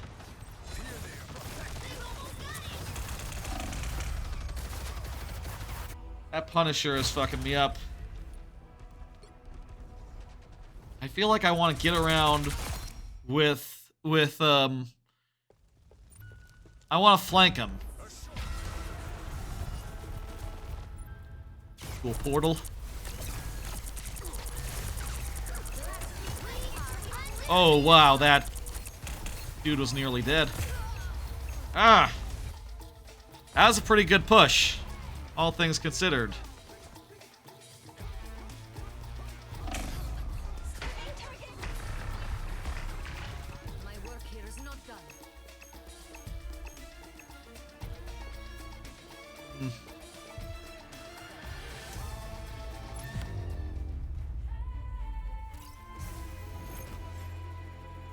I'm gonna say Groots. Let's do some Groots. Scarlet Witch has like an auto aim type thing, which makes her really good against like flighty flying characters. But That's not really what we're facing right now. What we're facing is turrets. Not the turret, what do you call that when you have like a big gun? We're facing a big gun from Punisher. His emplantment, his emplacements. And I think like walling it off and creating some of that business might help. I'll say like right now, you know, when I want to change and play someone else, if I'm looking to play someone I know I can win with, it's sort of a struggle, right? Because I probably have only a handful of characters that I'm confident saying like, yeah, I could play that and probably it'll be good. And I'm not even that confident. I mean, this isn't going that very well so far. Oh, they got an Iron Man. Well, fuck it. Back to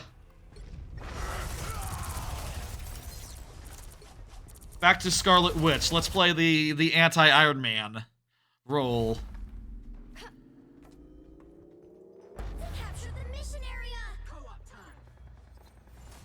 Whenever that voice line, I usually play muted so I don't hear it all the time.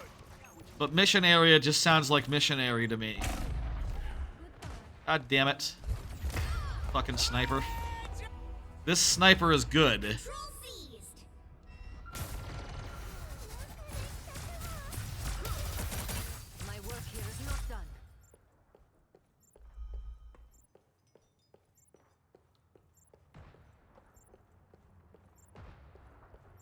My plan pretty much is just to run for the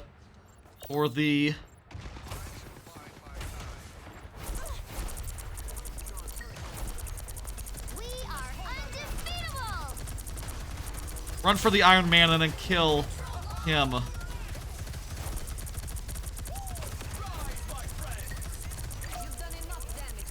How come from behind that didn't attack the guy himself? I thought from behind he's supposed to attack him.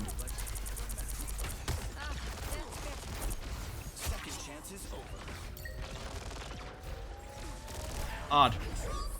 Okay, let's go and take out this bastard.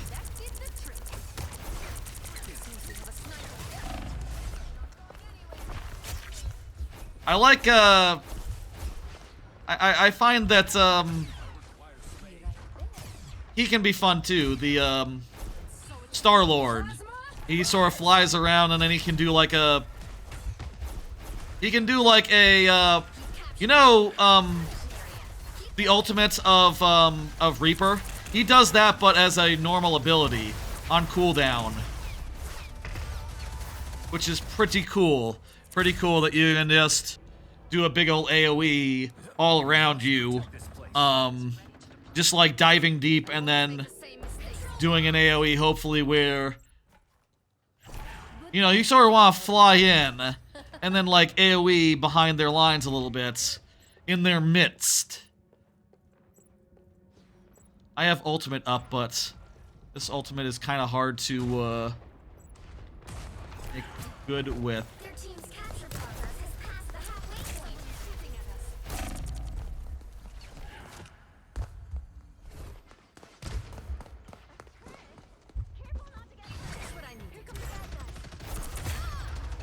Damn it!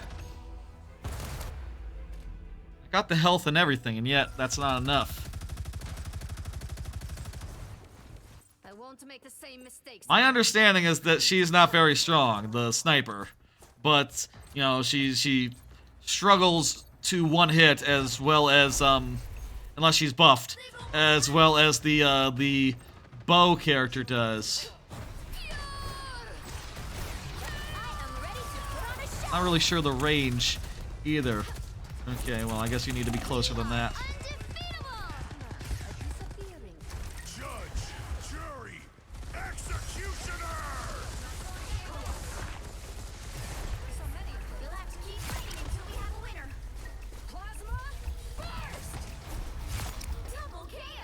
Okay. We got Sniper. Dang it.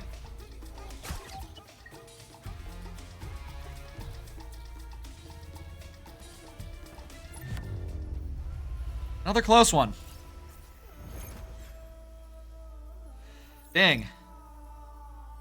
Well, I say close. The first round was pretty decisive, but after that, really struggled. Well, that is how it is sometimes, you know?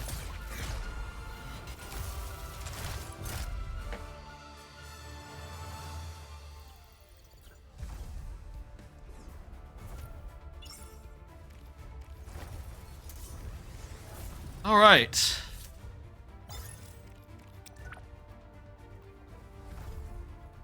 I don't know how long exactly we've been going on this particular game, but I'm down for one more, hopefully to get a good win.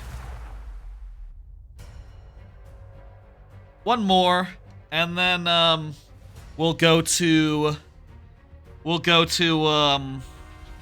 want to try out that other mode that they added. I'm not judging.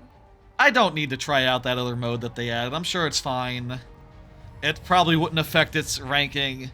This will be the last. I'm not anyone's sidekick. What I do is best done. I'll play this character until it's no good, until it's not good enough to cut it, in which point I will switch to a character I'm better at. I do like his gimmick of shooting 3 shots and then doing an ability and then shooting another 3 shots. Every ability reloads his gun. The 3 shots are actually really strong, so it kind of low-key works, actually. Like, they are very strong for, like, a pistol. They are, like, weirdly strong gun. Look at you. Easy, fella. I didn't mean any harm. Don't bite, okay? I've already lost one limb too many. Looks like we're pushing? Or is this a... No, this is a... Yeah, this is one of those, mission area best of 3 maps. Let's do it.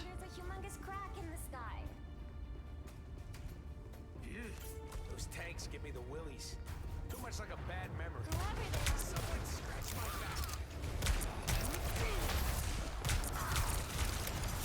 I didn't say I was good at it. Okay.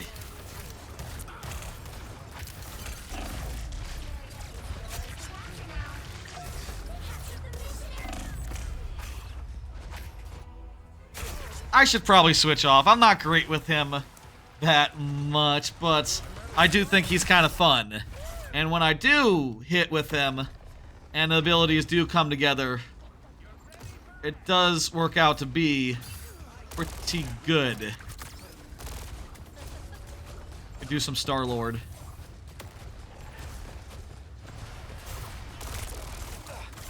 Now we need to attack some softer targets. Where are the softer targets? There's the softer targets.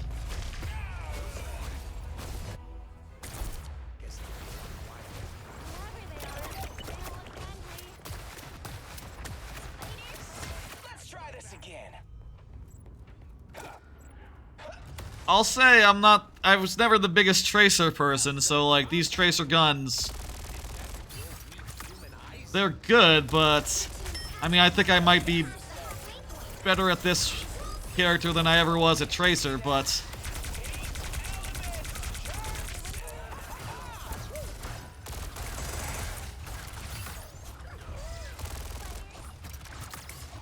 still, we'll see if I can do it. We'll see if I can manage it.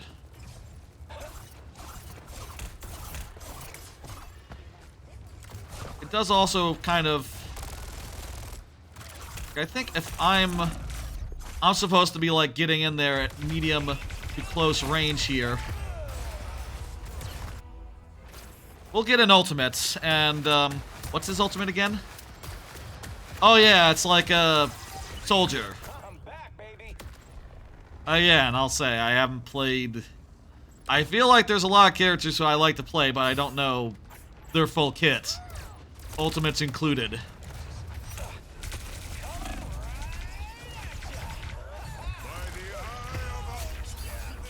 Alright. I'll take it. Moon Knight seems pretty alright. He, like, his attacks bounce to similar dudes. I'll tell them that my ultimate is ready.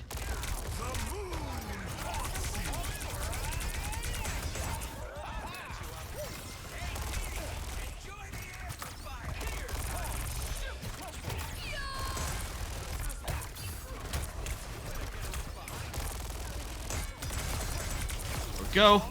That'll do it. And fly in. Kill some of those clones. And yeah, we got it back. All right.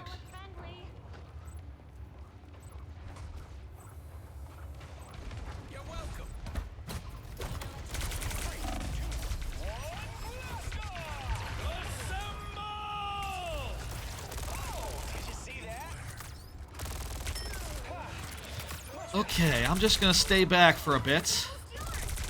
Let them push out into here before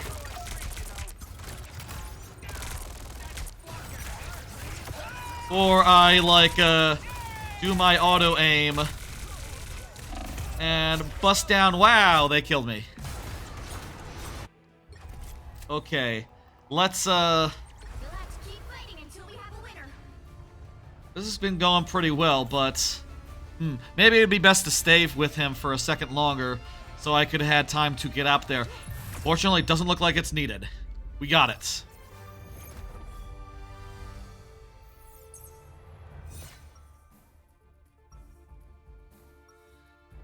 Let me think. Now that we're on the upswing, do I need to play perhaps my best character? Can I play this guy instead? We have 2 healers and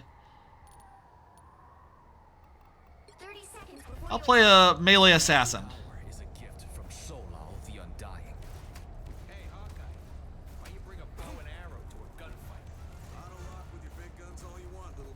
I like this guy. He's strong. He's ridiculous. He sort of just gloms onto people, and of the melee characters I've tried, melee assassins I've tried, this guy seems like the toughest. Seems like the easiest to play. Also, I like his double jump, triple jump bullshit. It seems like when he double jumps, he goes faster. Not sure if that's just my imagination, though.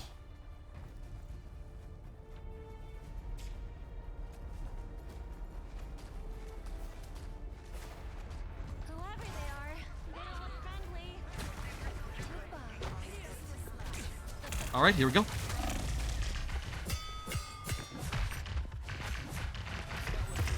Back. We'll get it next time. Holy shit. That's some fucking skill right there. I never said I was good with this character, to be clear, but sometimes I feel like with some characters, it's just like, yeah, I get like lucky. I get like a good run. I kill a bunch of guys, and it's like, ooh, this feels so good.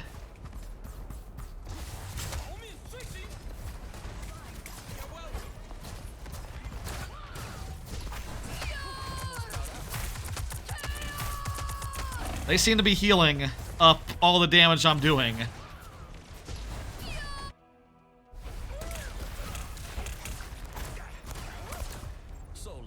Still, so long as we're keeping them off the point, so long as we're keeping them busy, I really don't think you can complain.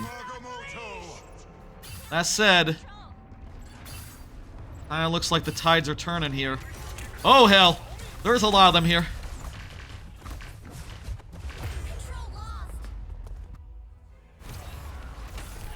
Really, I think this character is supposed to be more chasing down stragglers versus like trying to one versus, well, pretty much no one is out there one versus 100ing, you know, one versus 5ing, whatever.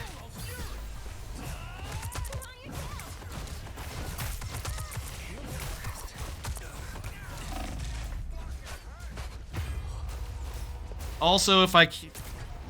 The heals are... You know what? We need to switch to... It's time now to just take things seriously and play the character that I like. And the one that can just dish up damage at a large distance non-stop until such time as they run out of steam and fall.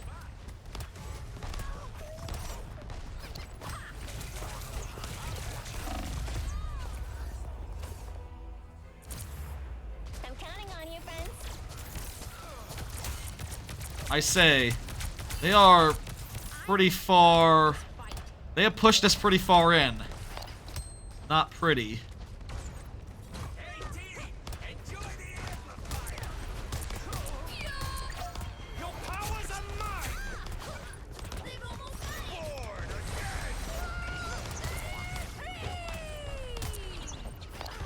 What is that red circle?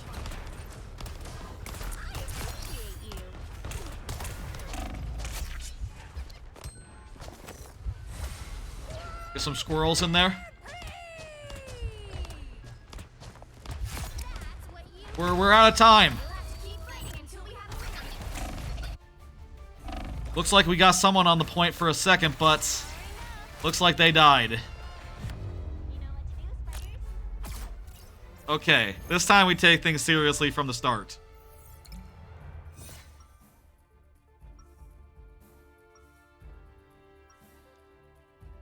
This game is pretty damn good.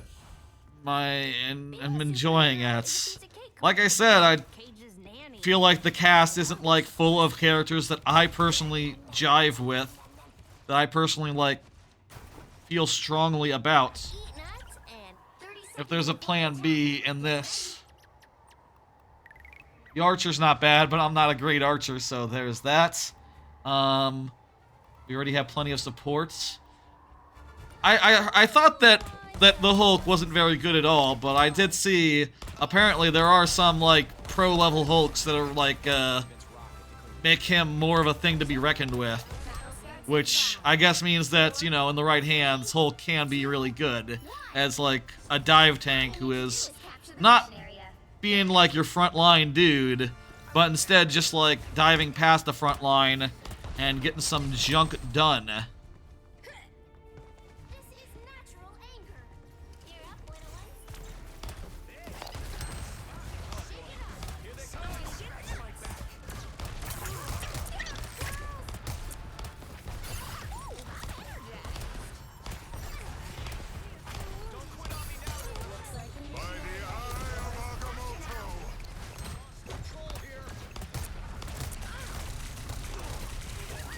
Okay, we're fighting off the point, they're fighting on the point. While I'm surviving here, the fact is, they got the point and we don't, so that doesn't feel good.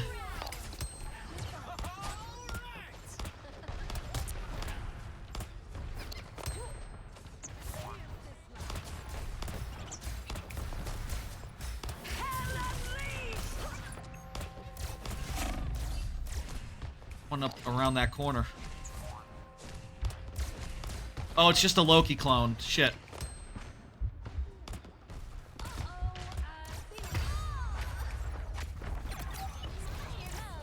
Cool. Full heal.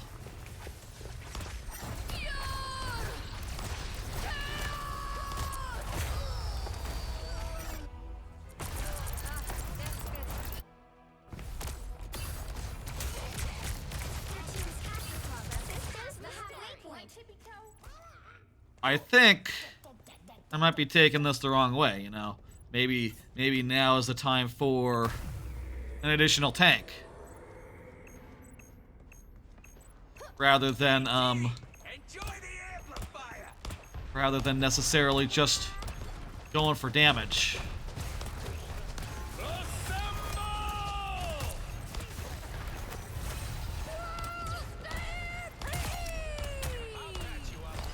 Then again, this seems to be going pretty okay.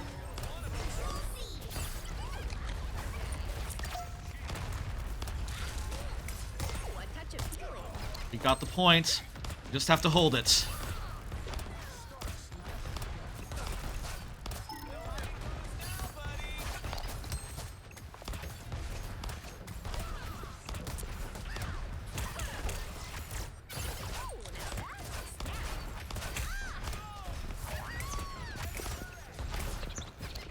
Their heals, I feel like, is the key to this.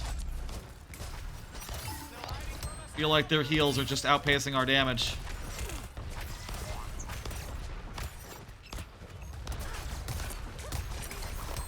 From the sneaky Loki.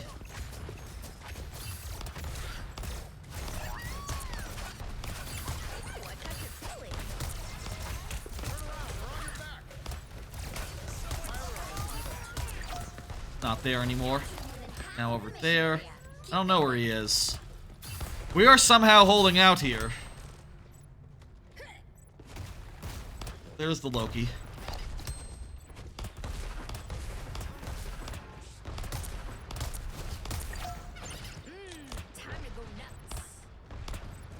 At the very least, getting rid of those things are good for reducing his damage and healing output.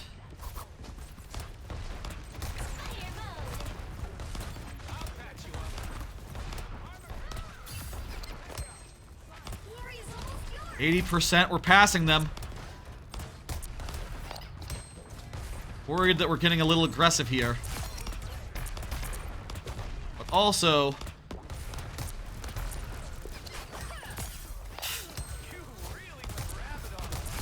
they're getting their asses kicked in this, like... what are they doing?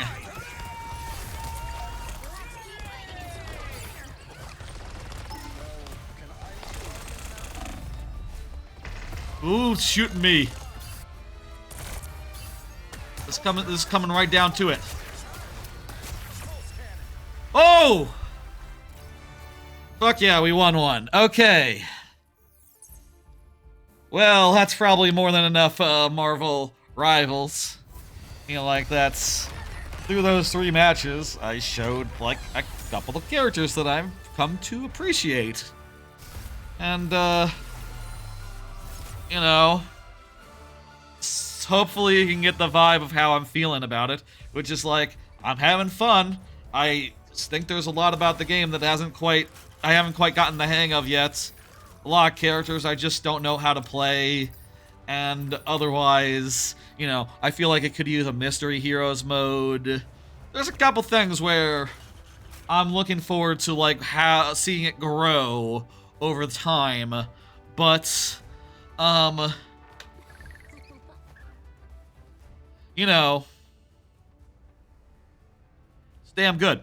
Let me, it's time now to get rid of it, bring it down, and exit. Exit the desktop. That's all for, Marvel Rivals. We're gonna not do that, final mode. And, I'm gonna go back. We're gonna throw to a break. I need to revert some stuff now that I'm heading back to the couch for the rest of the stream. Yeah, it'll be a minute until we're ready to go again. So, back to the couch. Yeah. Looks like we've been going around 7 hours. So, 7 hours, and we have 4 games left. That's a good number of games left to do in,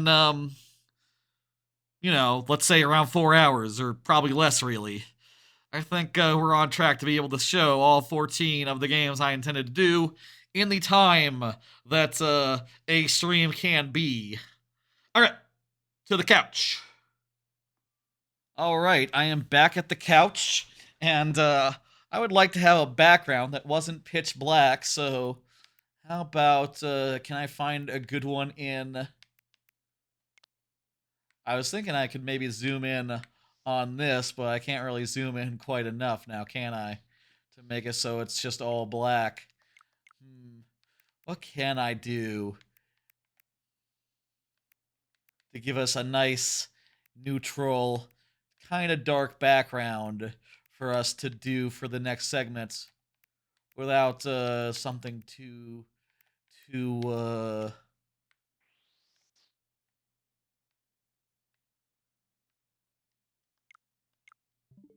I'll say, the next segment here is different from the previous segments, insofar as I'm trying to find something neutral to have on the screen for this, for what it's worth. It's not going to be this. Is there like a good Pokemon game on Sure.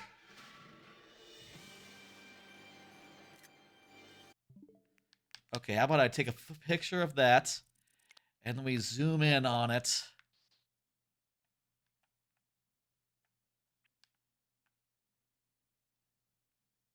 Okay. That'll work. I'm going to become big, and I'm going to show my phone, because the next game is Pokemon trading card game Pocket. And let me see here. Let me turn on the audio. Looks like it's getting some new data. That's oddly timed. Let me turn on the audio so you can hear. I usually mute all the audio in the game. There you go. You can hear it now. And let me adjust the volume, maybe. I'll say I have ready to go a lot of packs, a lot of hourglasses. How's the audio? That's fine. I think that's fine.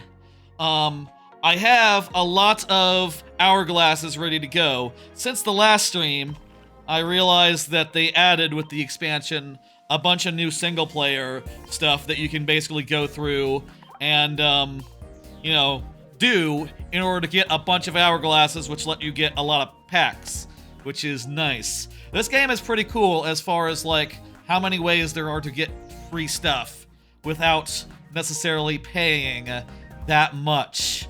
And additionally, you don't even have to really play the game to do to do your dailies. Like, battling is an option for, like, doing one of your 3, but are we sure it's good? But you can also just open a pack, do a wonder pick, which is this, by the way. Let me do a wonder pick. Basically, you look at a pack that someone else has gotten, and you randomly pick one of those cards for, like, a certain amount of handshake tokens. Let me find a good one. Ooh, Gyarados. I need Gyarados. Gyarados is supposed to be really strong right now. I'm thinking Gyarados. I could also use a second Mewtwo X, but I'm thinking Gyarados. Let's try to get this Gyarados. Let's see. Can I get Gyarados? Upper right! It's not Gyarados. But hey, we got packs. Let's pull those packs, and Gyarados was upper left. Damn it. So you can see that's like all the like dailies I have to do to get 4 hourglasses, which I think is great. Honestly, one of the reasons I fell off Marvel Snap was that I had to play it every day, and I had to play it for like an hour or so, you know, kind of for a long time. Kind of for a bit.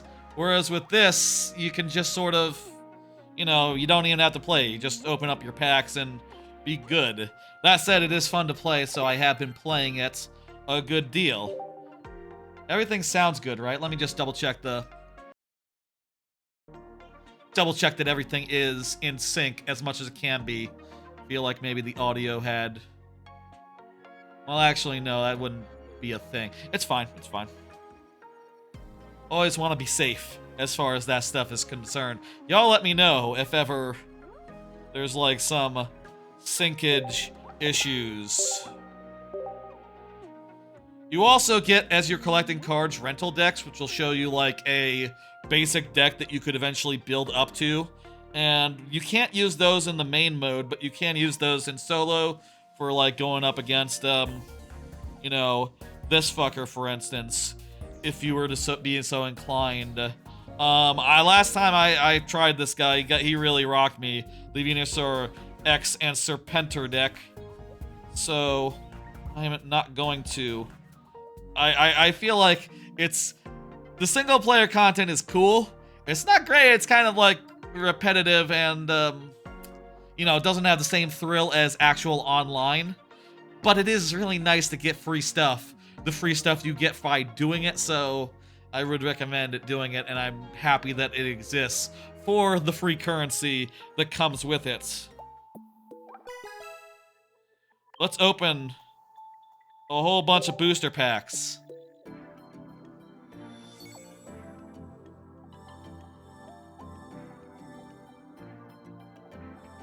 I kind of look when I do one of these, I look for one that's upside down, and if there isn't one, I just pick randomly. Shinnok, Badabas, Snivy, Vaporeon, already have 2 of those. Nothing. Okay, next one. I'll say, as a rule, you can only have... This is like a simplified version of the TCG, by the way, if you don't know. Simplified version of the TCG. You can only have... You can only have 2 copies of each card, and you can only have 20 cards total. And also, energy comes gratis, comes free. You don't have to worry about energy. Ooh, an upside down one. Gotta be good. Venipede, Liepard, Salazzle, Vaporeon. Damn it, another bust, another bust. One of these will be good. One of these will be good.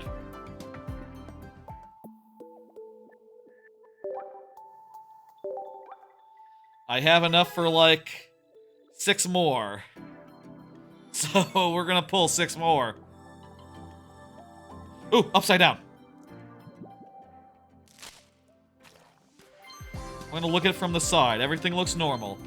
Nothing unusual from the side. And indeed, nothing unusual in that pack. 5 more, 5 more.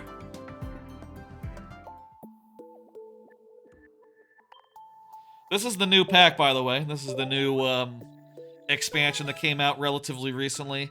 I guess it's worth noting, I only have a few more that I need to get from this, as far as cards I don't have. But a lot of them are like X's and rares, and, you know, in some cases I only have 1. And I haven't even gotten any, most of the Snivy line. And, while apparently that is, ooh, nice. That's very nice. Marshadow's really good. That's just another version of Marshadow, though I already had Marshadow in a pair, but that's not bad.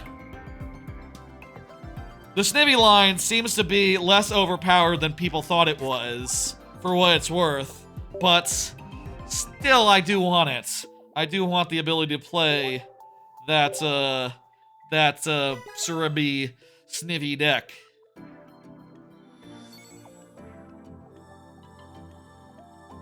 Ooh, here we go. Upside down. 1 Furloin, Rapidash. Nothing. Nada.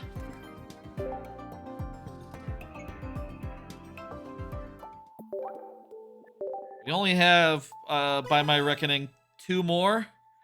2 more that we can get. I'm beginning to lose hope that, that saving this entire weekend to unpack a bunch on stream might not have been, Well, apparently that one was new, whatever that one was. Floette. I haven't seen Floette played much. I don't know if Floette is very powerful. Still, new card's a new card.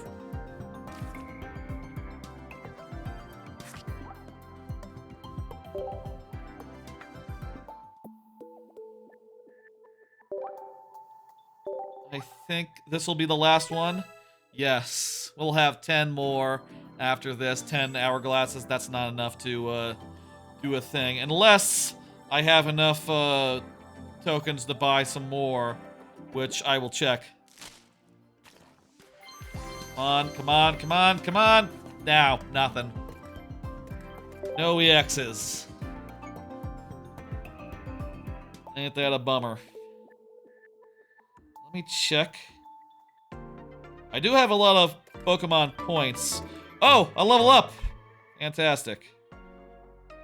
I think that will allow us to do 2 more, actually, because I got a level up, so that's 1 whole thing. And then I can use the gold that I just got for another...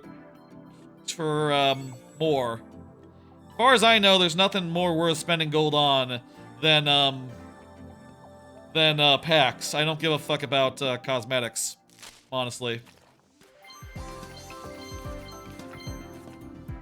Crap garbage. 1 more. Feel like maybe I should be, like, spinning it a little farther. A little more random, rather than just stopping and pulling it wherever I stop. Oh, there we go. Flip it over. Open it. Oh! That's something down there. Let's find out. Superior! That's one of the supposedly strong, really strong cards.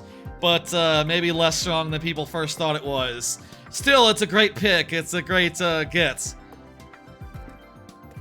Been looking for Superior.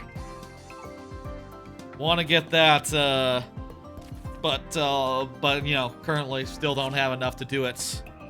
If I go and look, I have 1 Cerebi, and I haven't even gotten. I guess I have gotten Superior before, so now I have 2 Superiors and 2 Snivvies, but I haven't gotten any of the middle evolution. Now, I think with the amount of currency I have from opening packs, I could probably afford 2 Servines. Yeah, I have 130. No, I'm just short of 2 Servines. Maybe I'll get that and play some grass decks that are very strongly grass, but seems like that's weaker than people expected it to be. I'll say as far as the decks I've been playing, let's talk about the decks I've been playing.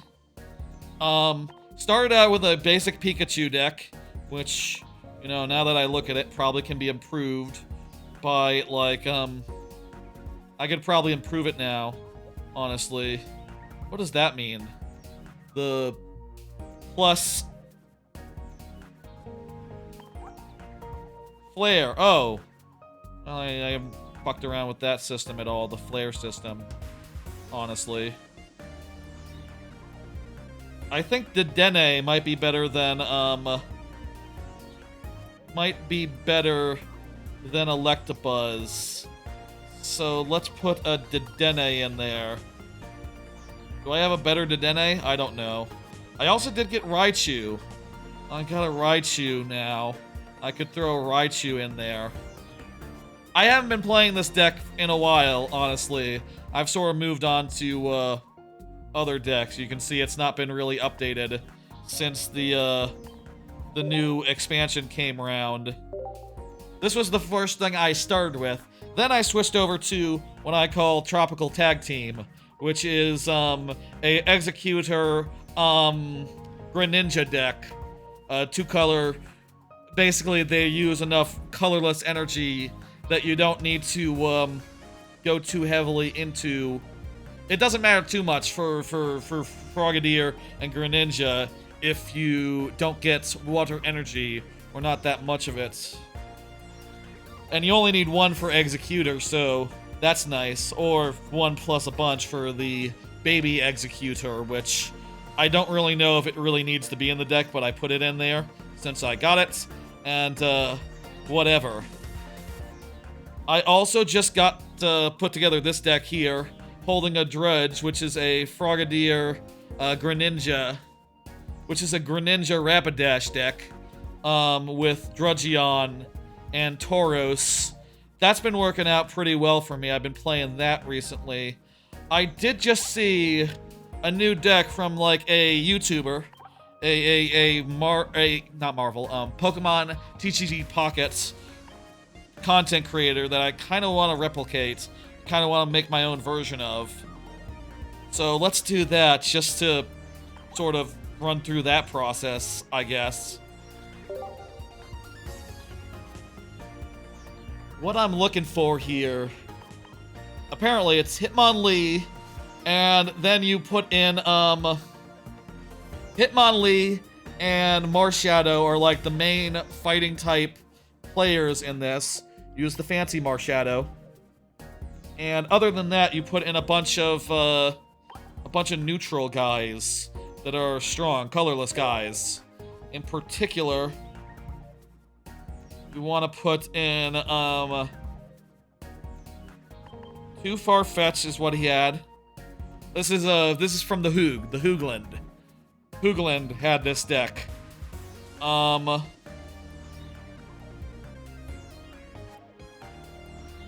Let's see now. I only have one Tauros, unfortunately. That might make it weaker than it otherwise would be. Only one Tauros. I think... Hang on. I said that I might save for Serpentor. For the middle whatever, Snivy line. But fuck that. I want a second Bull. The Bull is really strong.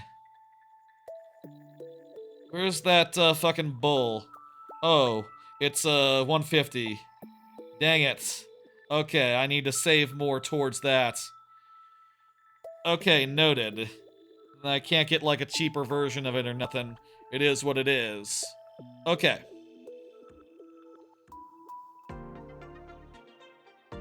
That is sort of the rub with this card game, and I kind of think it in general, right? Because a lot of these decks are based around like using specific Pokemon, evolving them into other specific Pokemon. You kind of need two of each, 2 copies of each stage of evolution that you're playing, or else you'll not draw them properly.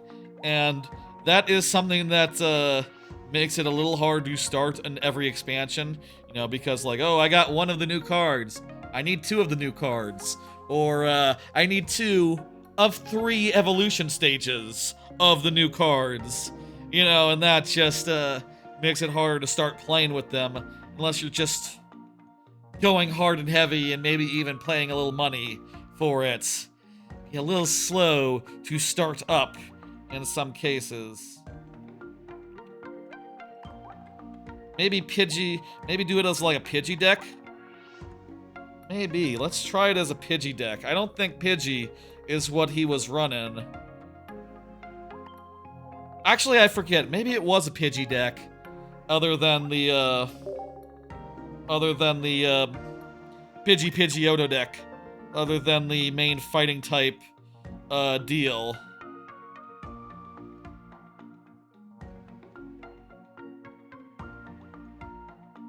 So it's always good to do your own version and not just do what you see. Do I have a second? Yes, I have Pidgeotto X. Also, that's a better version of Pidgeot. Wait, was that Pidgeot or Pidgeotto? These are different cards.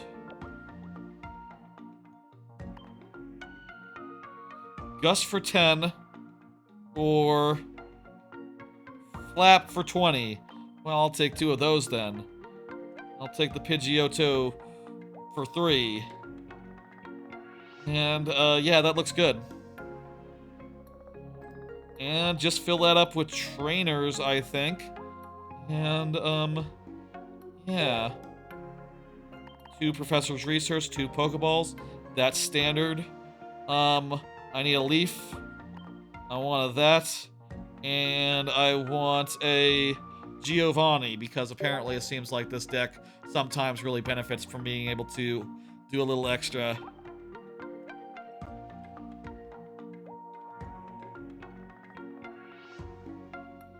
Normal, adjacent. Sure. Nearly normal? That'd be good. Well, it's too late. We gotta play some matches and see what's up with that shit. I'll play 1 game of each deck, and then I think we'll move on to the next game. I think that's how we'll do things, right here, right now.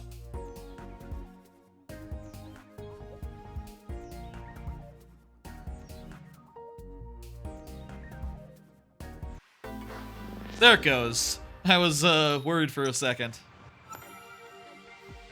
I'll say at first I was a little like so it's pretty much like the original. I don't want to play that up front, or do I? I'm not getting a fire energy for the first couple turns. We go drudgy on in front. It's pretty much like the original game, the original thing, except you only have 3 on the bench, and your energy comes automatically once per turn, which is pretty nice. And also it's simplified in a lot of ways, like the cards are on average less complicated, more simple, have fewer moves, which I think is smart.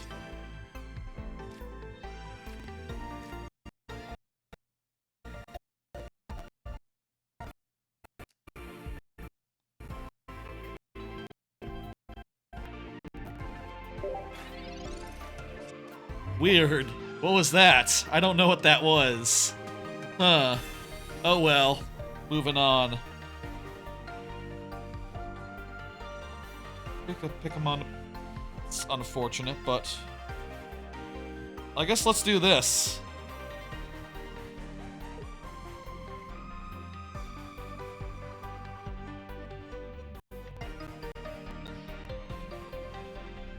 I don't know what's up with the audio. I did get a perhaps questionable thing that does the Apple TV put on the computer to be able to capture this the way that I wanted to.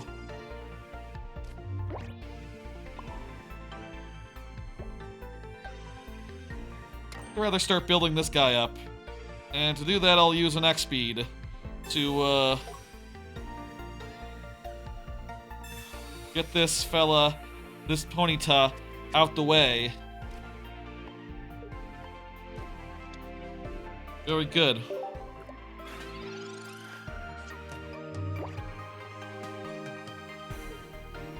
I don't know. I hope that you can understand what's going on well enough.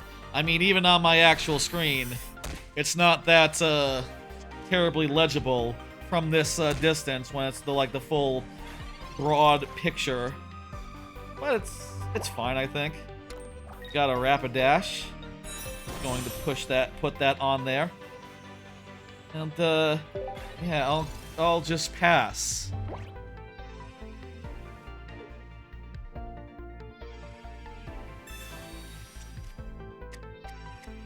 I'll say, I did try, like, a year and a half ago, I tried the Pokemon card game on the Game Boy Color, since it was on Game Boy Color Online.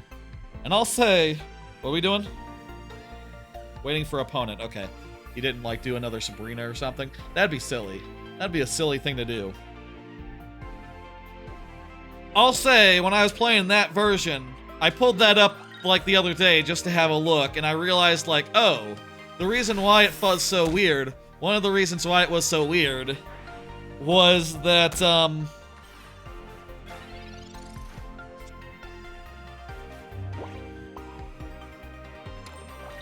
want to be able to play this as soon as possible. One of the reasons it was so weird was that it was so early game, I didn't have, like, any complete evolutionary lines, and in this in the trading card game, you really shouldn't play a Pokemon unless it's the final evolution, or you have the final evolution, or you can build to the final evolution, with rare exceptions so far. Like, Pikachu is actually good on its own. Jigglypuff, Meowth, it's possible that you might just play Meowth for card draw, since it draws a card when it attacks. You might not have Persian in the deck, actually. But in the most cases, you need the full line. And if you're doing it without, you're misplaying. And, yeah. You kind of look like Ant Dude. I think I've watched some amount of Ant Dude. I'm not sure how much. How you doing, Chaotic? I feel like his, like, cartoon chibi version of himself comes to mind. He has, like, a chibi version of himself, right? That Ant Dude? I think I've seen that before. Oh, great, yeah, I can build up towards, Greninja is about to come online next turn. Fantastic. God, I wish it was one turn earlier. Or else I would take out this Sand Slash. That said, he can't kill my Drudgeon. And he can't kill my Drudgeon. And it'll kill his Sand Slash if he tries. If he goes into it. I mean, he could heal. Oh, that's, Ooh, 2 tough X Pokemon are coming right up now. He's retreating. Do you have Exodia in this deck? Nah, that's not how it works. This is Pokemon. TCG. On the phone. On the iPhone. Oh my god! That was a really good red card. Damn it, I fucking...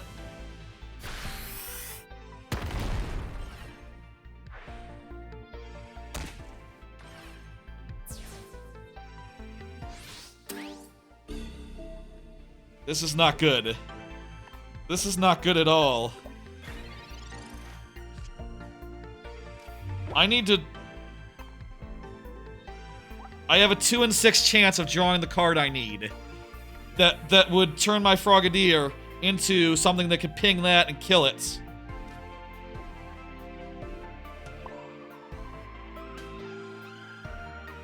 He's gonna kill Rapidash next turn, no matter what.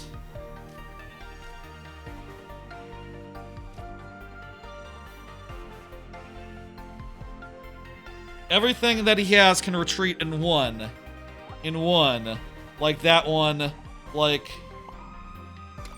I think I have to push for damage and hope for a good draw next turn.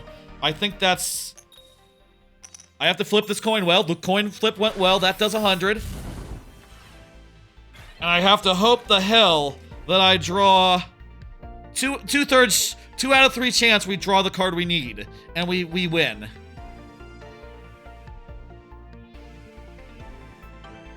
Actually, do I have a professor in there? I forget if I have another professor.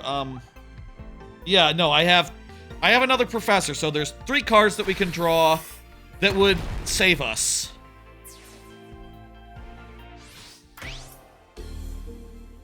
Oh wait, we don't have any energy on this guy. Shit! We're actually boned.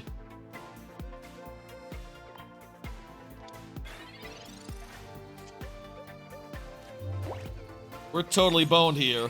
Also, even if we did... Wow, also the draw was really bad.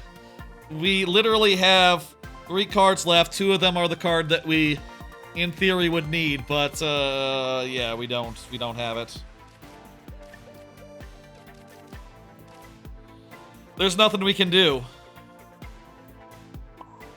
We can do 30 damage. That's not gonna do it.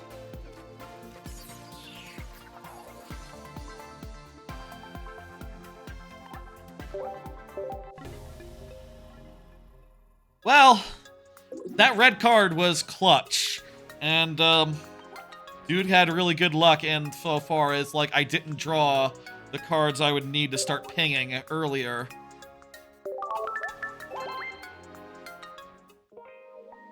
Pot of Greed, where you draw 2 cards from your deck. Professor is basically that. Professor, oh hey, we got enough to get another 12 hourglasses. That's great.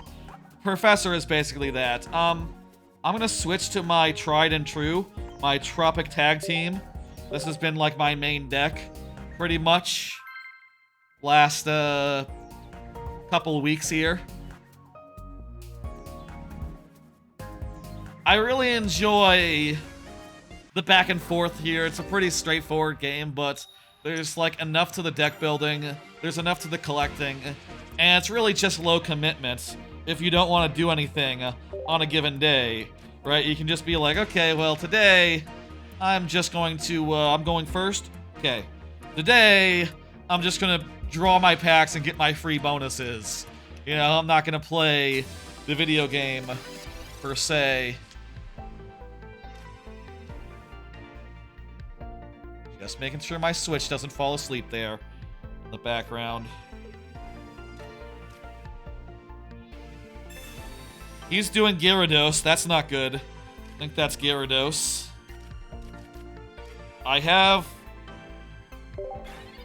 Next turn, I can do Frogadier and kill one of the Magikarps. But he's got 2 in play, so you know, he can do a thing.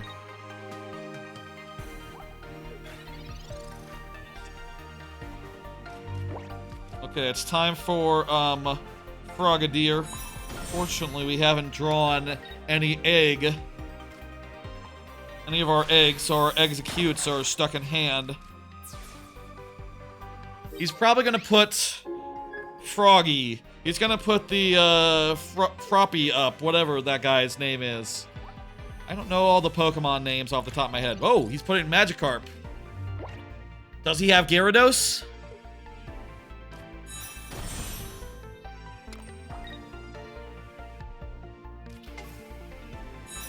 Eesh.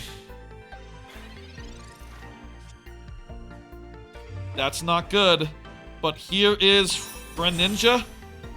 And he is going to take 3 turns, potentially, to get up to speed. I'll say, since I'm running a hybrid deck, I don't run Misty. So, you know. So, like, I don't have that as a way of ramping my shit.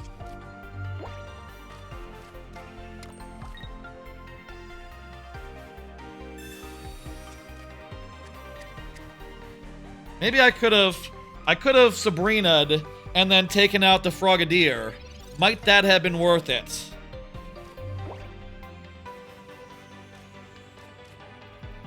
Damn it all.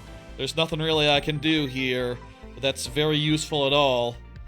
But, you know, killing Gyarados.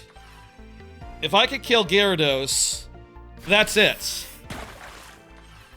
That said, if he kills me, I got nothing in play and I got no basics in my hand. I'm done as well. If he flips heads here, I'm fucked. And it's over.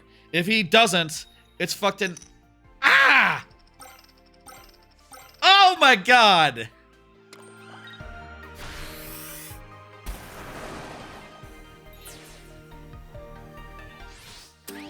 Yeah. I just didn't draw any other basic Pokemon, so... Ah. That deck usually works better. We gotta do-over. Second go. If I draw basic Pokemon, it works better than that. Typically.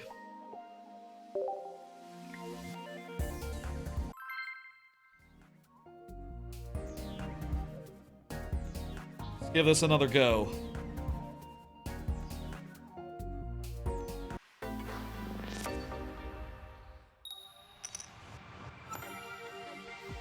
You don't get any rewards when you lose.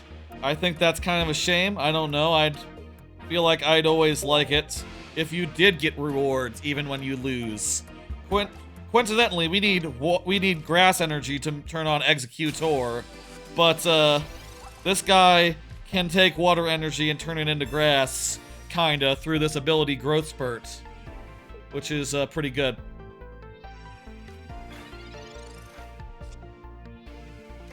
Also, we can get another Execute in play. And, next turn, we'll turn it into, ooh. Nice draws. These are good draws. We're getting our, draw abilities.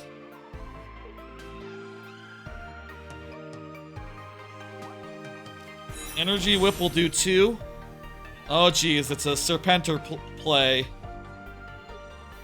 I have Sabrina, though, so I think the play next turn is doing Executor X and then doing Sabrina and hoping to take it out. He's probably going to put in Cerebi. I mean, that said, if he puts in Cerebi, I'm feeling pretty good.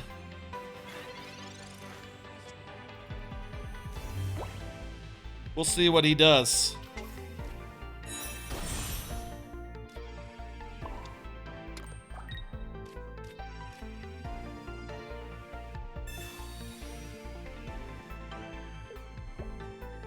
Executor does 40, and then you flip a coin and it does 80 if you get heads. A lot of coin flips as like a random element of RNG in Pokemon TCG, which I think is kind of interesting, kind of cool as a idea. Okay, yeah, Cerebi going in.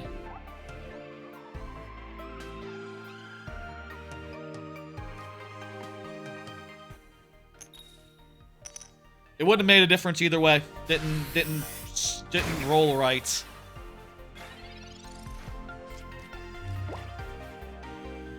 Next turn, I'm gonna Professor's Research and hopefully get my Froggy Boy, you know, leveled up. If I could get a second Execute in play, that would also really help.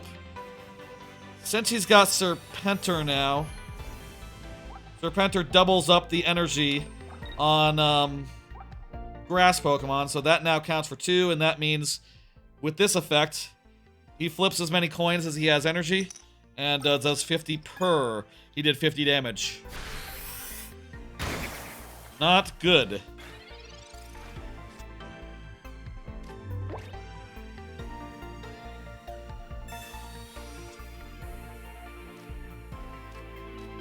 No middle evolution yet. Unfortunate.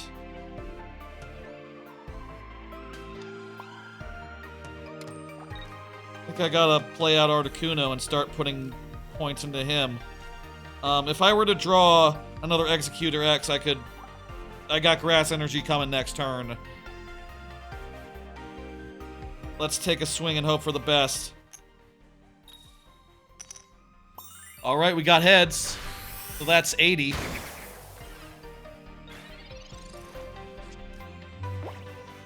But he's gonna have a lot of coins next turn to flip. We're gonna have to get very lucky to survive this turn.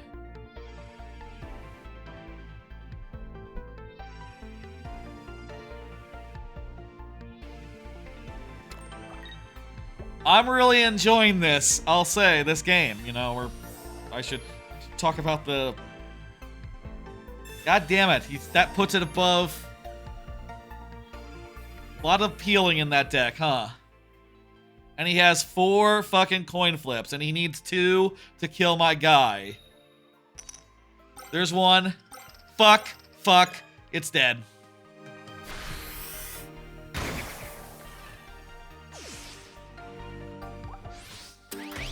The Articuno is not ready to go, and won't be ready to go in another couple turns.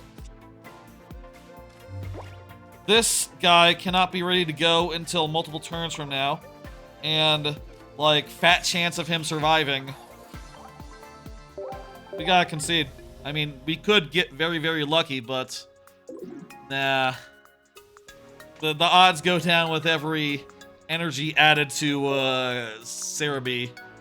I've heard that deck is a lot less powerful than, you know, we were initially thinking. But it still seems... pretty decent, let me say, based on, like, you know, matches I've had with it so far. Alas. One more here. We don't need to play that much, but I just made this new deck based on something I saw on YouTube, wherein you sort of kick at the back line and hope for the best. I guess this is kind of an anti-Drudgian deck, where you hope that they play a big boy in the front that can't really attack you that fast, and hope to use Hitmonlee to start poking. And then once it goes down, Revenge on Marshadow will take down a big boy.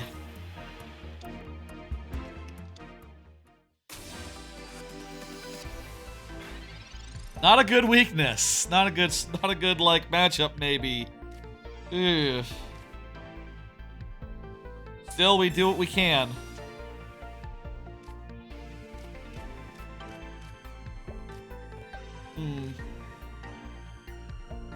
I'll say Psychic here is not that good. It's only doing... Well, actually, it's doing 40 because it's with a weakness. So, yeah, that is not good at all. In this case, we would have rather gone second so that we could start poking before they started attacking.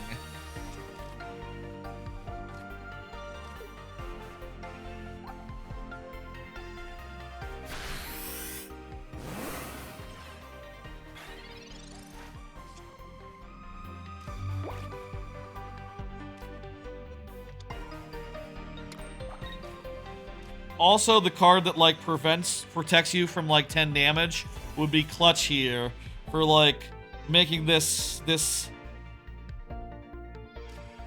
Hitmonlee last a bit longer. You know, this is the first time I'm playing this deck, I'll say. This is probably not the move. The move would actually be to start bringing up the Marshadow, and that would do 100. Not enough. Not enough.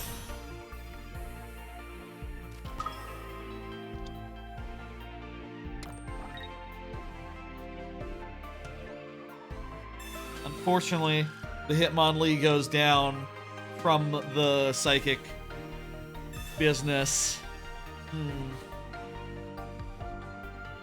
Okay, well, no deck's perfect. The real matchup issue here. Perhaps. Also inexperience. Like I said, should have put it on the Marshadow.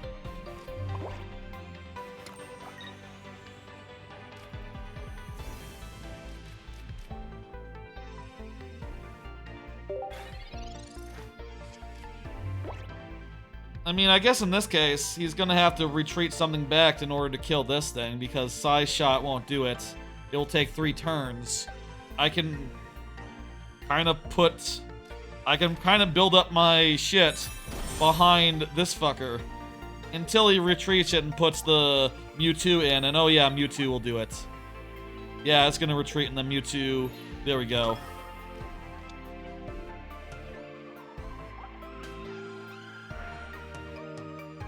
And also, he's stacking energy on that pretty hard and heavy. He's gonna be able to do 150 next turn. That's what these abilities say, is discard 2 energy and do 150 damage for 4 energy.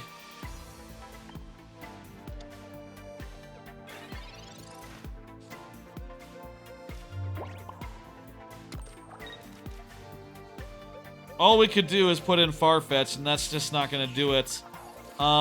This does 100. Not enough. Those games did not go very well, in general. My win rate has not been bad. Overall, I managed okay. You know, what are you gonna do, though? That's life.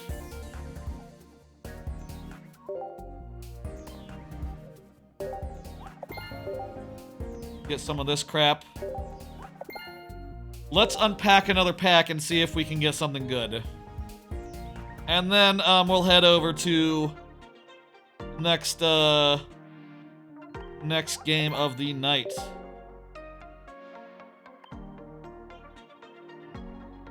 Let me think for 2 seconds.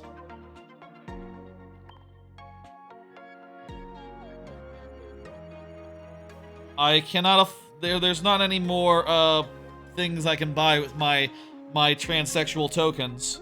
You can see here in the shop, the currency is transsexual tokens. It's cool. Transgender tokens. Transgender? You know what I mean. Trans tokens. I don't mean to use the wrong word if that's the wrong word. I'm, you know, ally. All that. Let's open up a pack. I think it's very fun that they're trans tokens. I think that's good. I don't know why they made it that way, but I appreciate it. I think it's a cool thing that they did intentionally. Okay, looks like none are flipped. So let's randomly choose This one.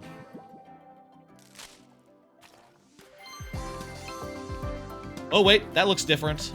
At the bottom there. Another Tauros. Great. Perfect. I was looking for a second Tauros. That's ideal. Tauros fucking is great. It's the... If you wonder what Tauros does, Tauros is a pretty new card that just got added. What Tauros does is, it does extra damage to X Pokemon. So it's, can really take them down pretty quickly, pretty easily. It, you know, for 3 does... Where is that? Where's my other Tauros? My other Tauros. My new Tauros. Here it is. Over here. It does 40, and then it does 120. It does 40 normally, 120 if it's an EX Pokemon. I'm really enjoying this game. It's really only just gotten started. There's only been one big set of packs, and then some. And then the mini expansion that launched like a week ago. Little less than a week ago? Little less than a week ago. And I'm really looking forward to seeing where it goes next year. Sticking with it and playing it idly. Not too heavily. One thing I think that's great about it is it doesn't require your full attention. And if you don't want to play the card game mode and still want to collect the cards, that's fine. The game lets you do that. So, like, if I'm really bored, I don't have the time, I can just get my packs, do a Wonder Pick or 2, and be done. And that's it. And you get 2 free packs a day. And you can pay for more, but it doesn't seem like, I don't know that the premium stuff really interests me all too much. Right. Right, that's gonna do it. Let me take down the iPhone there. And also... mute it so you can't hear it anymore. There are 3 games left that I want to do tonight. The next game is one that people are really hot and heavy on, and I am also rather hot and heavy on. That's right. It's save stream info.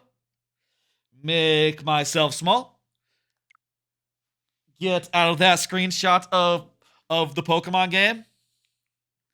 Change the TV so I'm back on the thing. That's right. It is another card game called Balatro. Kind of a completely different card game. I tried to bridge the sections a little bit. You know, we went from live game to live game. Now we're going from card game to card game. It's Balatro. Balatro is a hell of a game. It is a roguelike where you play poker hands and try to put together the most overpowered crap you can. We need a lot more volume. There we go. There's the volume.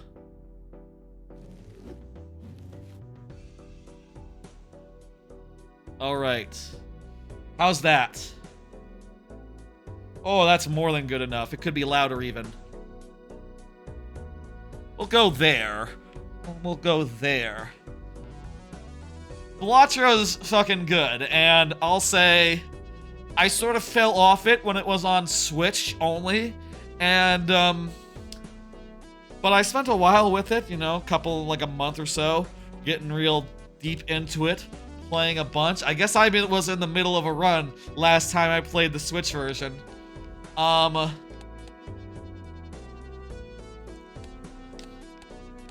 Let's try the hardest difficulty I have in a checker deck, just to get like a basic...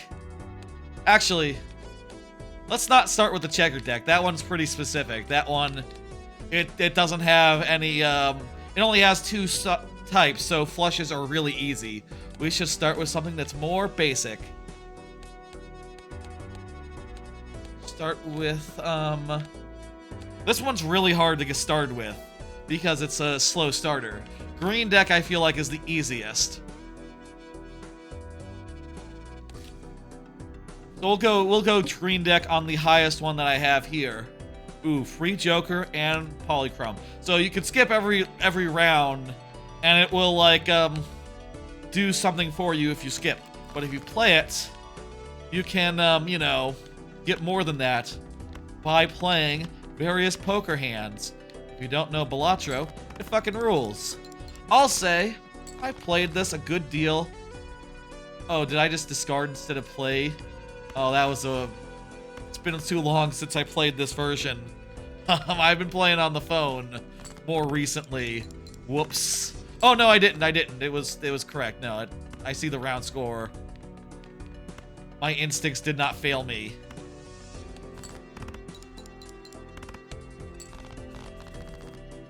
So basically, you're trying to form hands to get over a certain point score.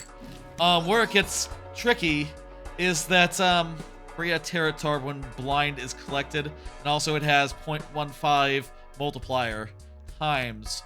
Okay, well that's not the best Joker, but it's free, so I can't really complain. And the multiplication thing makes it worth it. 15 molt when 0 discards are remaining. 3 times molt on final hand. I think that one sounds really good as like a last thing. You know, a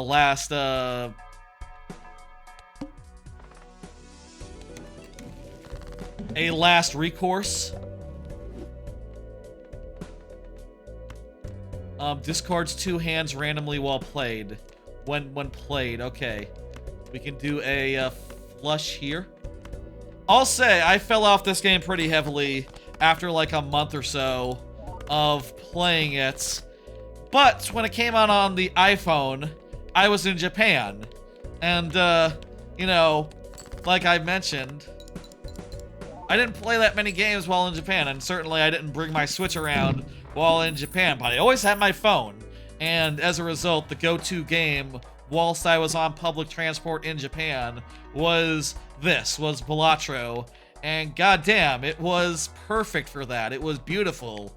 It was habit forming in a way that I didn't expect it to be, I guess. And then when I got home, I don't need that. Walkie-talkie is good. I like walkie-talkie. When I got home, I was immediately like, okay, I'm kind of done.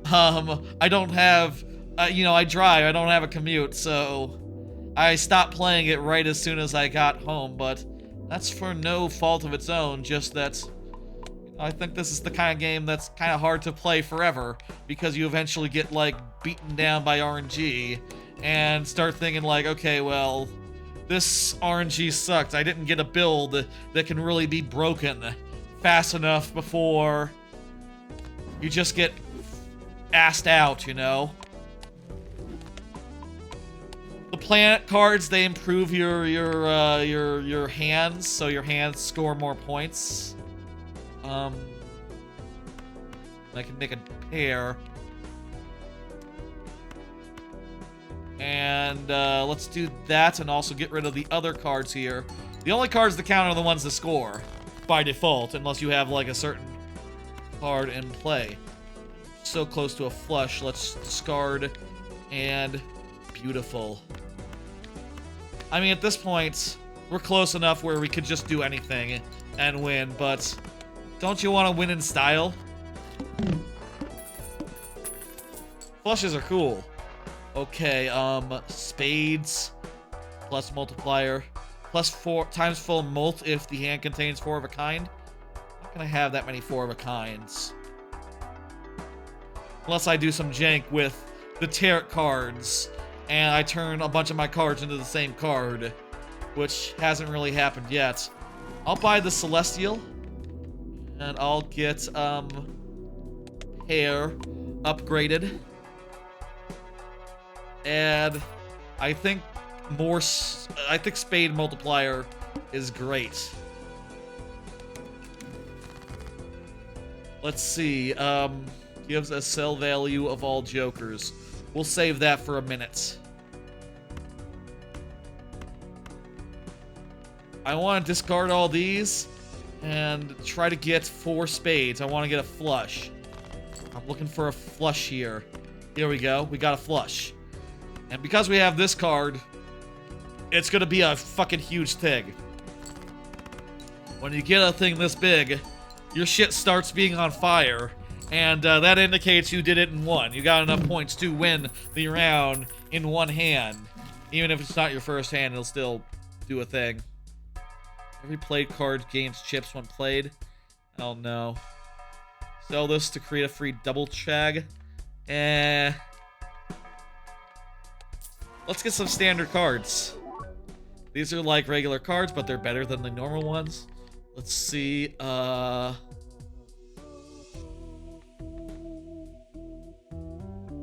this one. Give me another one. Another standard card. I like the stone. Stone is good. Gets you lots of chips. Stone is 50 counts for 50 chips, but it doesn't count for like a rank or suit or nothing. So like here, 3 of a kind plus a thing. Also, I can convert one card into another card. So yeah, select 2 cards. Left card into the right card. Other way. Left card into the right card. Okay, so now we have 4 of a kind plus this.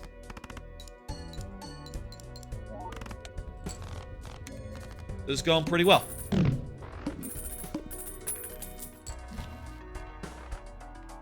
Hearts. No, I don't want hearts. I can turn a card into stone.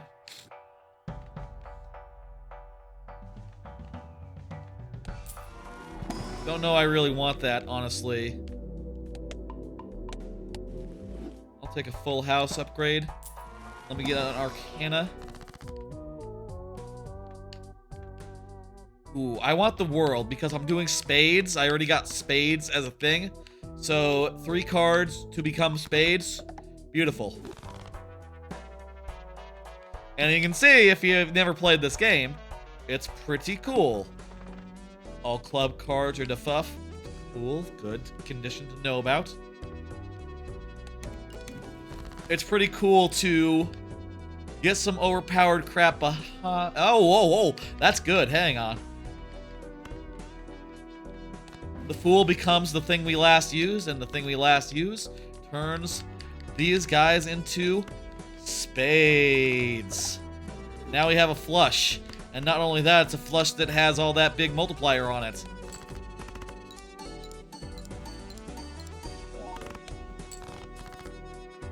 But it wasn't enough to get the thing. We are starting to get to the point where this deck is beginning to struggle, I guess. You know, these cards that we've got, these jokers that we got. Here's another flush.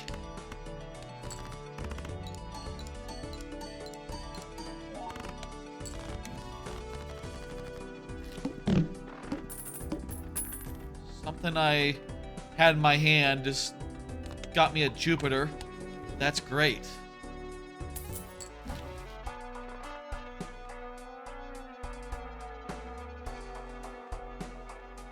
Okay.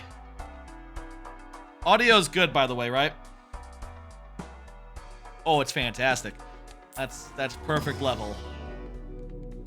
Give me a Jupiter. I'm doing so many flushes right now. We want spades. We didn't get any spades. But this doesn't matter. It stays in your hand to give you multiplier. That's good. Give me one of those. And then next round. Ooh, a negative joker. A negative joker doesn't count past your capacity. So it's really good to have.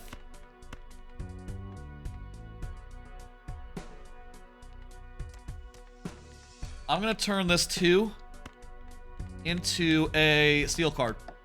That's gonna give us a big multiplier. So now we're gonna discard all these things and hope for a flush. We're 1 away from a flush now. More discard. Getting rid of the lucky card, but that's fine. flush is gonna be better. Oh yeah, that's a one and done.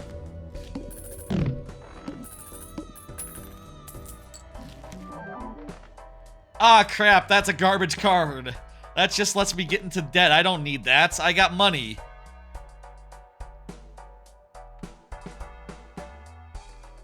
What a trash card to get. Each face card gives you plus things.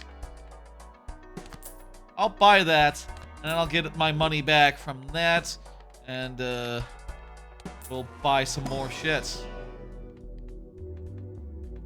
Garbage card. Doesn't even make a difference. 3 of kind, straight flush. I guess we'll put in something for straight flush.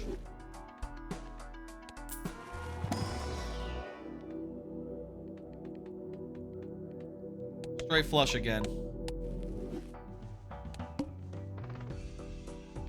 Double your money? Yeah, that's better than playing around. Clubs. I don't need that. Sell it.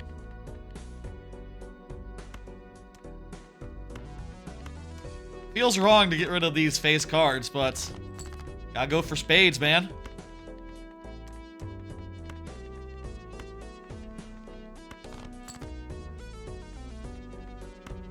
Still not enough spades. Okay, we didn't get spades. I'm gonna play this as a high card, and I hope to draw a spade. Yeah, okay, good. I didn't want to get rid of those steals. Those steals are good. Those are giving me multiplier on top of multiplier. But it's still not enough. Not by a long shot. Oh, crap. We might have reached the end of our rope here. If our main strategy so far wasn't enough to do it. We have one hand left. I gotta play. How much of a difference does it make? Actually, 2 pairs and better than 1 pair.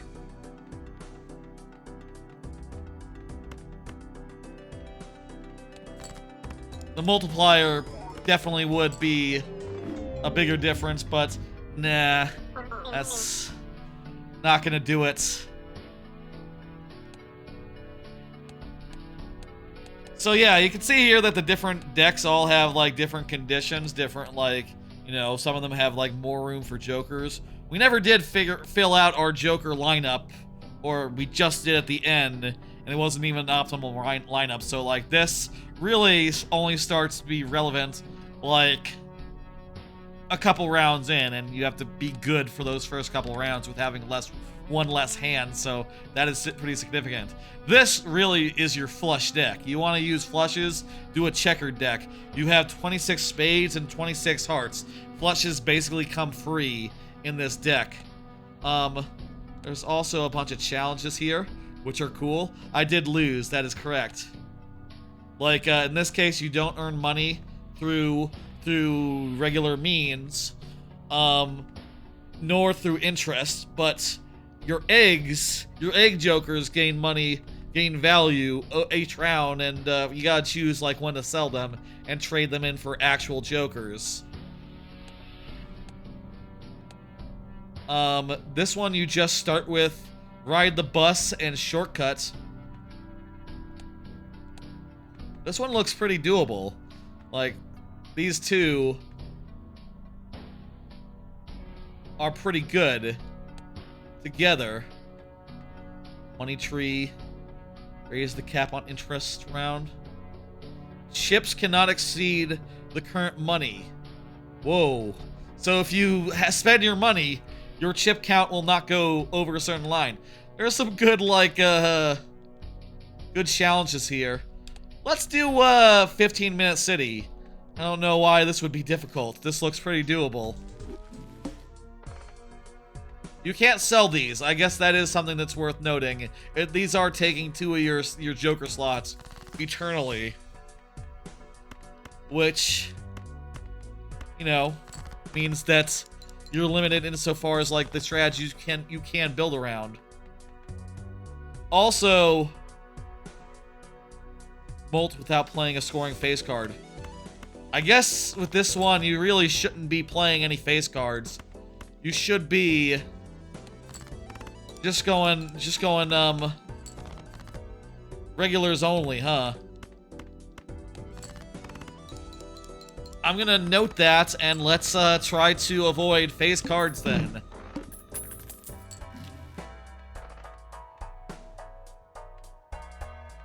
I want this. This is gonna upgrade my shit. Upgrade my hands. That is ideal. Okay. Get rid of all this crap.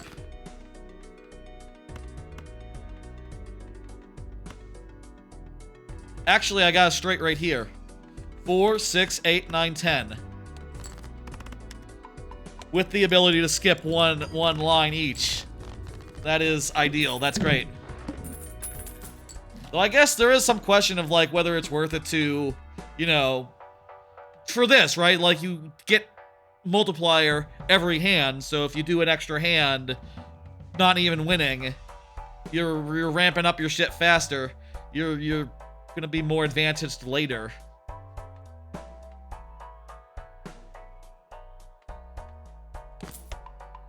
I want 2 pair.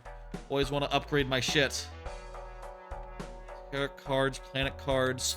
Give me some planet cards, and I hope for get a straight. Go, straight.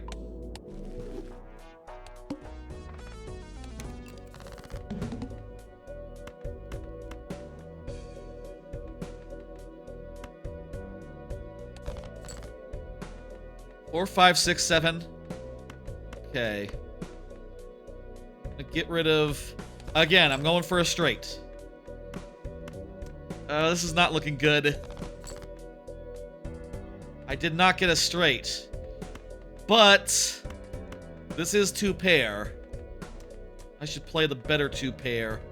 4, 5, 6, 7. Yeah, no, that's not... that's one short of a straight.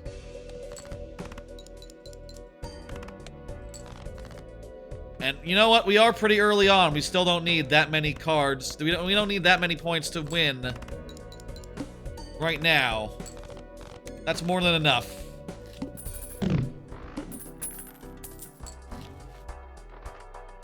Gain $4 at the end of every round. That's pretty great. Plus 1 hand size. Oh, I want that. I want paintbrush.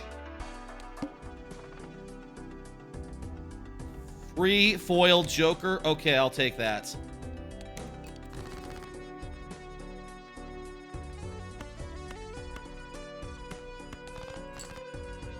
These modes are good for, like, giving you reason to engage with modes you otherwise wouldn't.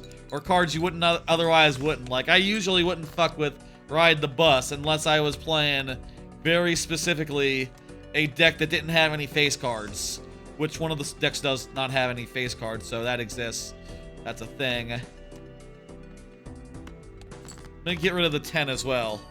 I mean, I guess scoring is the thing. I could get rid of the face cards as non-scoring cards in a hand. Even cards get you extra things. Yeah, okay, very good. That sounds great.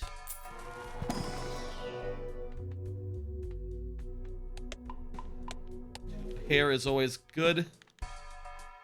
Put this over here. And next round. Decrease the level of each played poker hand. That's not good. Oh, remember, no face cards. No face cards. I'll play 2 of these, 1 of these, and 1 of these. And that'll give me, that'll continue to build up, ride the bus. Discard all of these.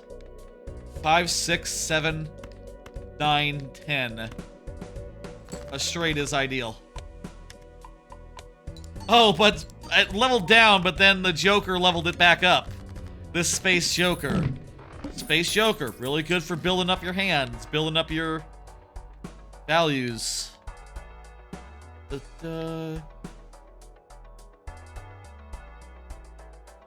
I don't want that. Plus ships for every discard. I'm using my discards. That's not super relevant. Let's hope for something that can destroy a card. Okay, good. This death turn this king into this 9. Or hell, do a stone card. Even better.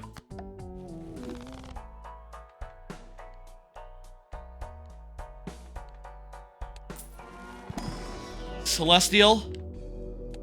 Flush.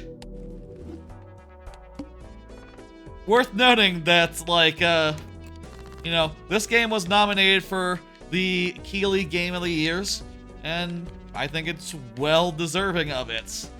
I don't know that it's really that high in my books as, like, you know, top of the heap. Cards. Heap cards, that's a thing. I don't know it's quite that high in my books, but I could see why it is, and, you know, I have gotten really deep into it when it first came out on Switch and when it first came out on phone. Now, my phone time with it, a lot of that was because, you know, I was in Japan on doing public transit a lot, and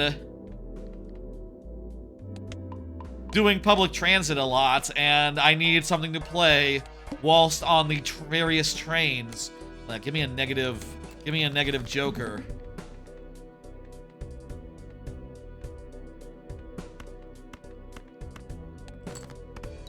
If I leave a 10, I will always know anything beyond the 10 here. Hang on. If I sort by rank, is this a 10? I mean, I guess if this isn't a 10... First off, let's discard all these guys, because these guys are all useless to me.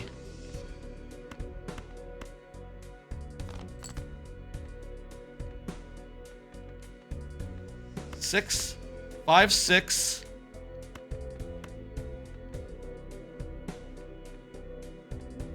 Ooh, this is a risk. Is this a 7 or an 8? If this is a 7 or an 8, this is a thing. If it's a 6 or a 9, it's at least a pair. There we go. That's a straight. Good. Okay.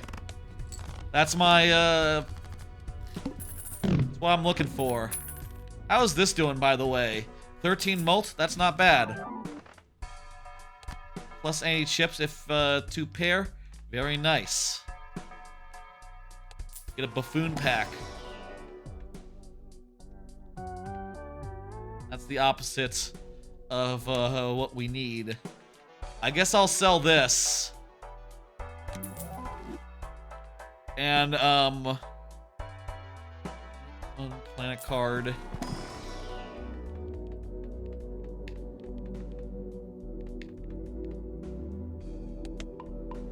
Get pair leveled up a bit.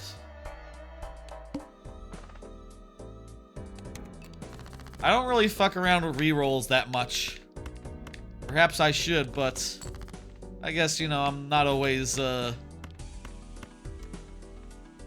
big with the money. I'm not really rolling in it all too often. Sick, that was great. 2 pair. 2 pair is our negative Joker thing. Another one of those. Give me another 2 pair. Upgrade, that sounds good. Let me get a... I guess a stone card. Stone card. I can still take on one more Joker. Take those 2 and I'll get rid of the king.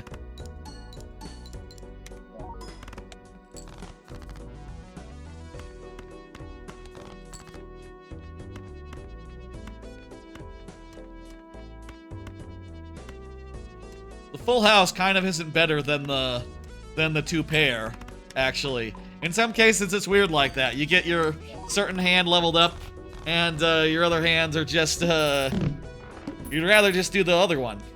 It's better if you do the other one. Riff Raff is fun, but I'm all out of room, so, you know. 3 of kind. Discards remaining +4 mult. I guess get 3 of a kind. I feel like I'm already regretting that. Maybe just the +4 would have been better. But not that much better.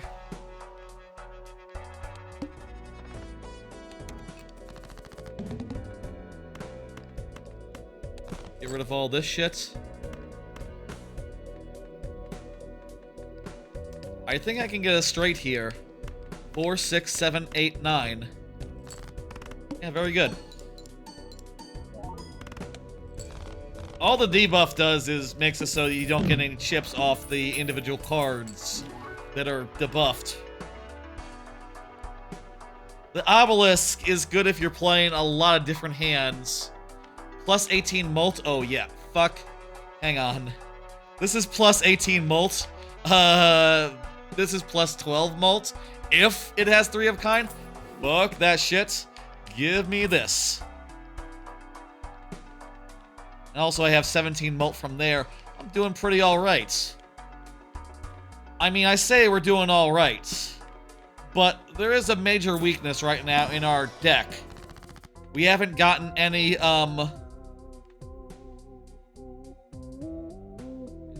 carrot cards. Yeah, give me 2 red carrots. There's a major weakness in our deck right now. Ooh, very good. Major weakness in our deck, which is that we haven't gotten any multiplication, only addition. Upgrade straight by 3 levels? I use straight, so that's sick.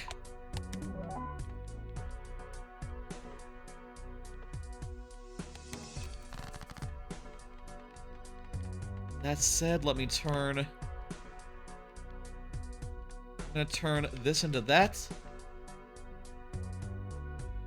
Convert the left card into the right card. Other way. Left card into the right card. There we go. Get rid of a pesky face card. Oh, I should have done it in the other order so that they were both... I could have copied the lucky card and had like 3 copies of the lucky. Whatever. Do it now.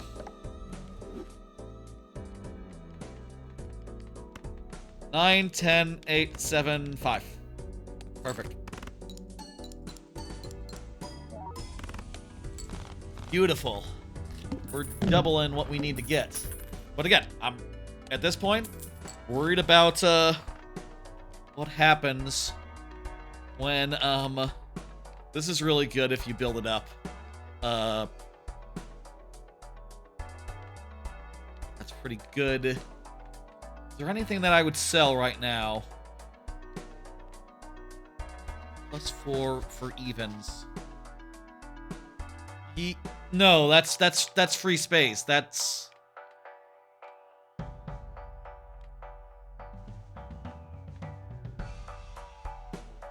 If 3 are even, this is the same. If 4 are even, this is more. This also gives +50 chips. Space Joker might have run its course, though. We might be done with Space Joker. I just don't know if... You know, I don't know if conditional cards really do it. I feel like we need to have non-conditional cards at this point. And what we really need is something that's... like...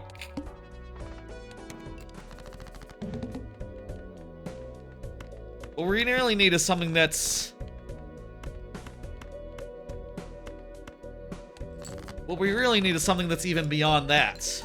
We need something that multiplies our thing. We need a ×2. So we can just literally double what we're doing.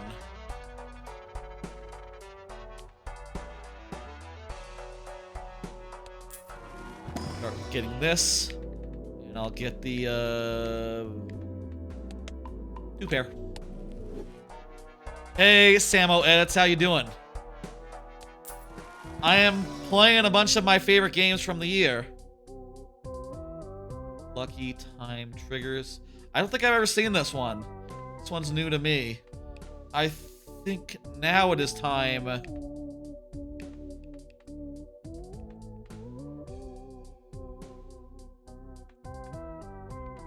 Yeah, it's time to spell the Space Joker. And I'll get the lucky. And this will be a little bit of multiplier. Yeah, I remember you, Samo. It's a familiar name. A Mega Arcana pack here. I can destroy the cards. I can create a random Joker. Tempted to create a random Joker. But let's just destroy these cards. And, I'll turn this king into a stone.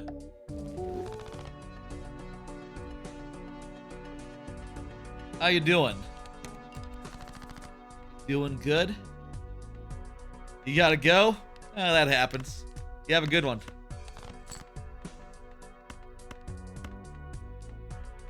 Got 3 of a kind here. Let's just go with that. 3 of a kind really doesn't do it for us. Wow, that's okay, you know what? We've been doing straights for so long. I guess I forgot, like, we've been doing so many straights. Our straights are just so leveled up. We are actually, it turns out, very dependent on straights. What the hell is this? Gives plus 25 chips for every stone in your deck? We haven't got a single lucky cat. You know what? I'm gonna sell this shit.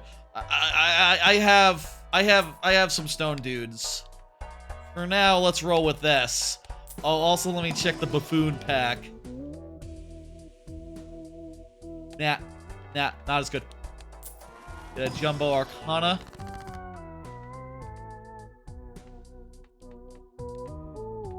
I can make a steal. I can make some tarot cards. Okay, let's, this lucky card. This king will become this 10 lucky card. Beautiful. Lose $1 per card played. Well, I don't have that much money to begin with, so that's fine. I guess with stone cards, they're actually not that good for us right now because we don't have... With the way stone cards work, we're playing straights, and we need all 5 cards to make a straight. We can't play adds the sell value of all others' own jokers to mult. Ooh. That's might be better than the stone joker, honestly.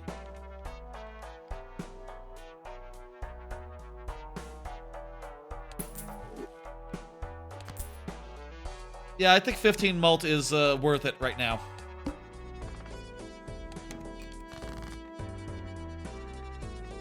Oh my god. A worse draw we could not get. Again, I'll say, we're doing this card right here, Ride the Bus, that loses all its value if we play a single, face card. So we don't want to play any face cards. No face cards. If we could get the thing that allows us to do a straight with 4 cards, that would let us play some stones. But, I don't know.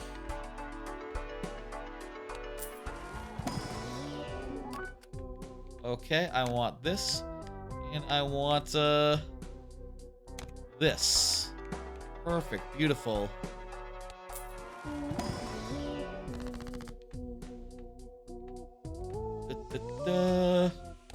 Just give me 2 random tarot cards then. And lucky cards, diamonds. Okay, that's crap. Get rid of that. I don't care about that. And lucky cards are good. We're in anti-8 right now. Oh, I guess I've been covering up the anti this whole time. My bad. Let me, move over here. So you can see the ante on the round and all that. Pretty important information, I'll say. We're pretty far in. We could win this.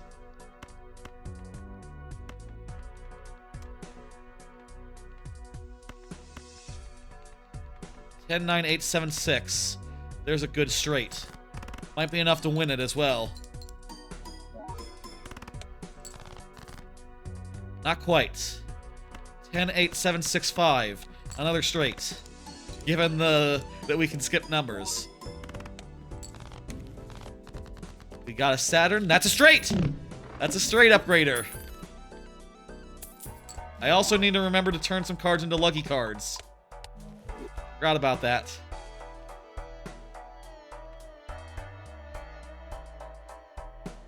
I discard too many cards for ramen to be the play. But that is pretty good.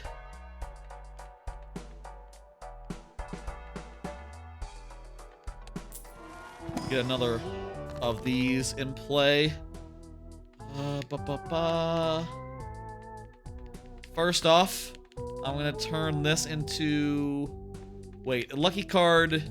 Holographic and lucky can overlap, right? Whoops, it was 2 cards. I could have done a second card. Ah, well. Turn my king here into another 10 holographic style.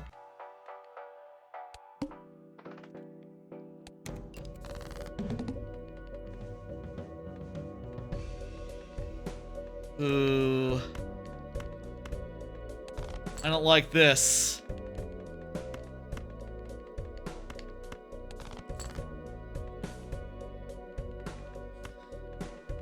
Maybe I should discard these because I'm not sure what the fuck they are.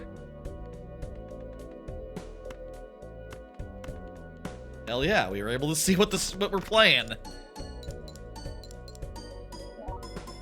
On short, but we have enough flipped up where we can see what we're doing and get another straight in. Fantastic. If we get the boss thing that is you can't use the same one in a row, the same kind in a row, then we're screwed. ×3 if it contains a diamond, club, a heart, and a spade. Ooh, that is...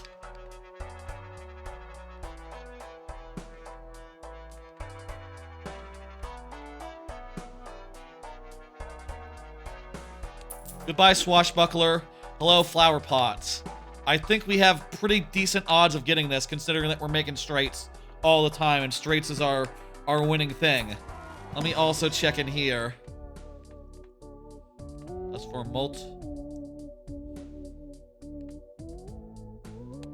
Skip. Skip.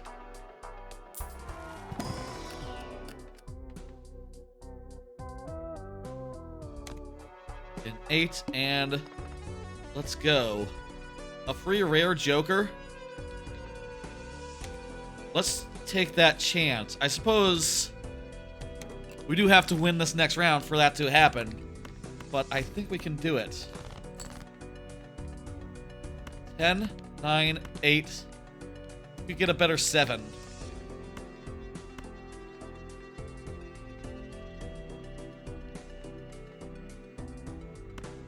This feels weird. I mean, I guess I could just play this. And it'll do, like, jack shit for us because 4, 6, 7. There's no clubs. 4, 6, 7, 8, 9. Let me put in this this 10.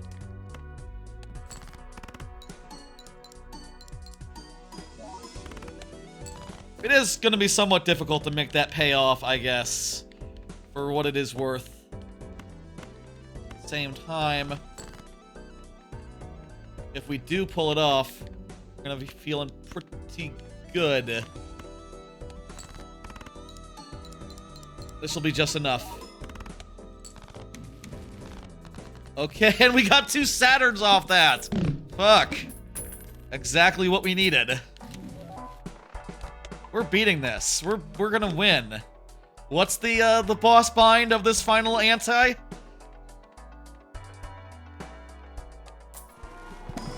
I don't know, but I'll find out in a second. Hopefully it's a good one.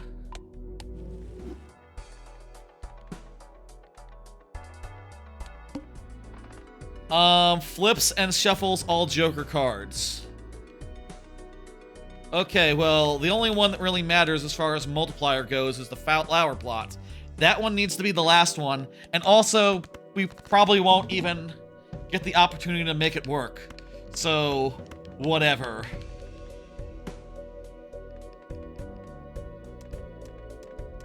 Let's actually start by... Okay. I'm gonna discard these 4 to start with. Then I'm going to play these 3 plus the stone card plus the jack, and we'll see what that does.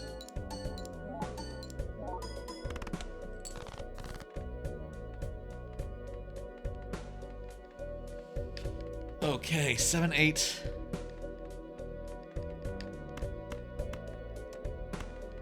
We need to make ourselves a straight here. So I'm going to get rid of everything that's not helping. There we go. And I believe... Yes, we've gotten our ×3 condition. Have we? No spades, no spades. Whatever. That's half of what we need. Okay. 4, 5, 6, 8, 9. And use this 4 instead, and we have the ×3 met. The ×3 was a little bit far to the side, but let's go. Woo! Now we've won. That's great. Endless mode is very cool as well, I'll say. I mean, we could keep rolling until we bomb out here. But I feel pretty good about getting a win. I forget, did I do any streams of this back when it came out? I might have done. I probably did. I probably did play a little bit of it.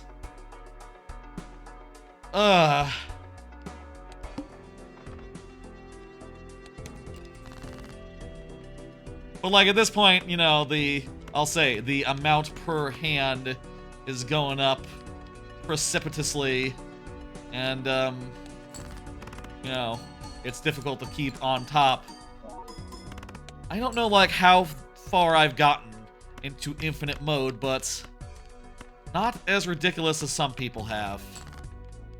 I'm surprised that the bus turned out to be a winning thing for us. I guess I didn't know that the riding the bus could be good. I guess it's like many things, you know, you gotta build into it, you gotta deck accordingly. You've never won? Also, it's anti. Anti. What did I say? I think I said anti. Did I not say anti? Oh, I guess I probably said round. I maybe used round and ante interchangeably. I kind of sometimes do that. Mix up words randomly. Happens. Wheel of Fortune! Yes! Plus 50 chips, that's okay. It's not like the most best thing in the world, but I'll take it. Wheel of Fortune is a 1 in 4 chance of doing something, and otherwise does nothing. Get this. me that 3. Really good 3. I need a negative joker. I need a negative joker. That's what I need in order to, like, take my game to the next level. I need a negative joker and, like, the right RNG. This is a big blind. This is the big blind.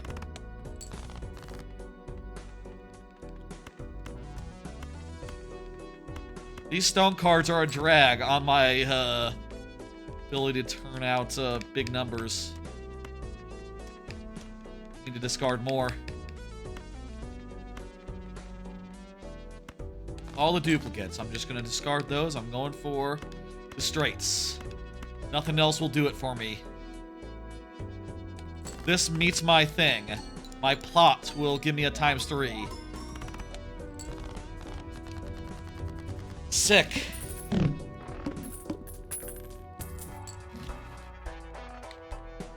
Flush, gold card, buffoon pack. At this point, go more into Arcanas and hope for another,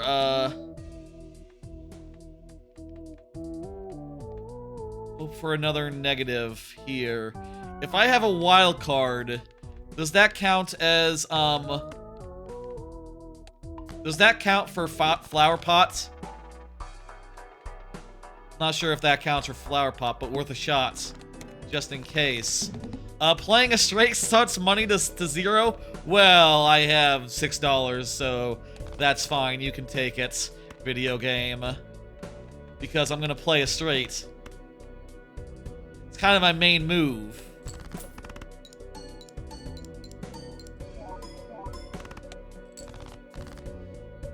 But I don't know if it's gonna be enough. I need to...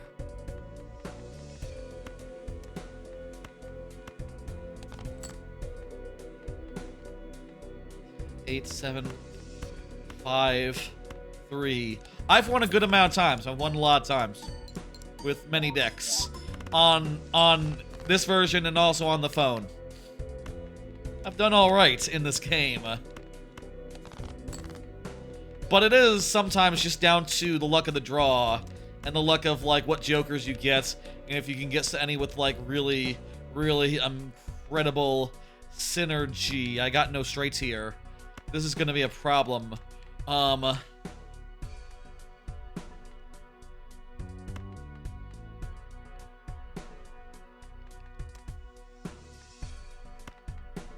need to get rid of some cards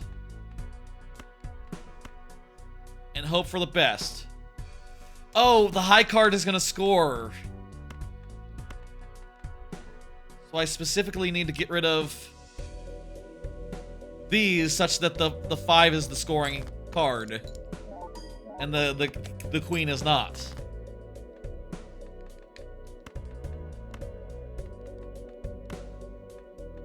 There's a gap. There's a gap. We're boned. We can't do it. I can't get a straight. That's it. Best I can do is 2 pair, and that's ×7. That's not gonna cut it. I can put in this 10, and that'll give the ×3. I think. Maybe. But it's just short. Ante 9. Not, the best infinite result, but I'll take it. That's the first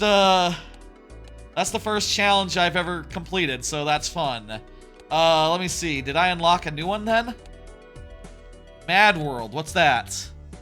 Extra hands. No longer earn money. No interest. All cards are face cards. It's negative, so that's free. That's nice.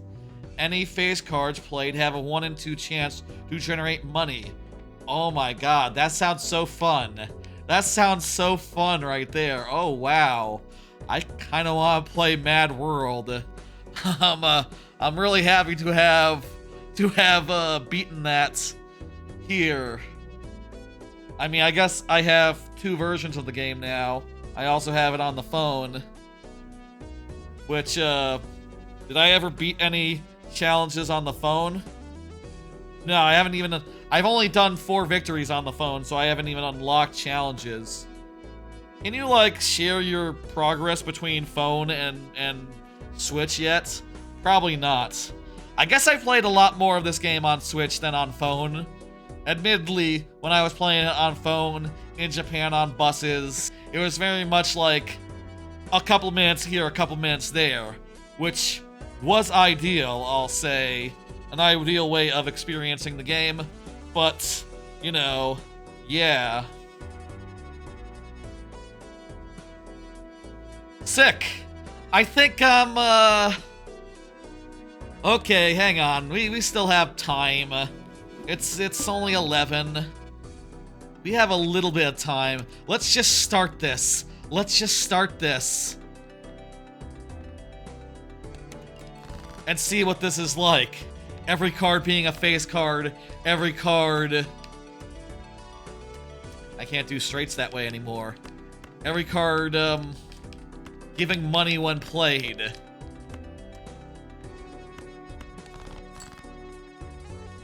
It sounds sick as hell. Play some cards. Money, money, money. Ooh. Man, you're gonna have so much money here. How the fuck? What the hell? This is strong. I guess the other one was pretty good as well. The ride the bus, so long as you play to it and actually make it work. Each king held in hand gives points. Well, that's free also, so we gotta do it. Also, let's get a buffoon pack. Looking for anything that has to do with faces. I guess that one. That's not great, though.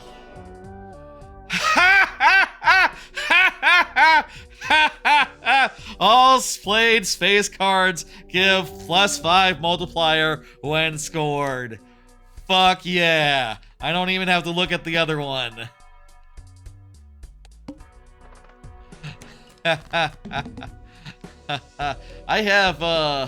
I have kings in here, don't I? Oh, I don't have any kings at all. This is actually, worthless, as they say. Oh, well. Doesn't matter. Money, money, money! Oh my god. What beautiful RNG that we have gotten today. God, I almost want to go another 7 antes. I kind of want to go the distance. We'll go a little bit more. In a misprint. Misprint is so good. This game fucking rules. Ooh, negative Joker. Negative Joker. I love a free Joker. 9977. Hey, Astro Bot version 2 Windows music. I'll say Astro Bot also rules. Also real high on my list, don't you know? Let me assure you, that's what we started out today playing. I keep on saying ante. Well, in English, you could say, ooh, this is great. This is a fantastic one for us to get. Splash. Ooh. Ante. People don't like the way I say ante. Ante. Whatever.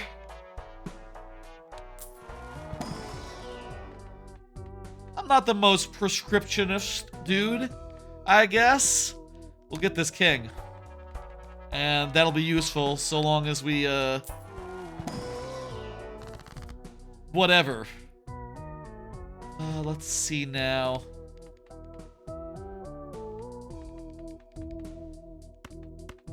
Turn these into lucky cards. Lucky number 9. Play only one hand. Ooh. But we're so fucking powerful right now. How can we lose?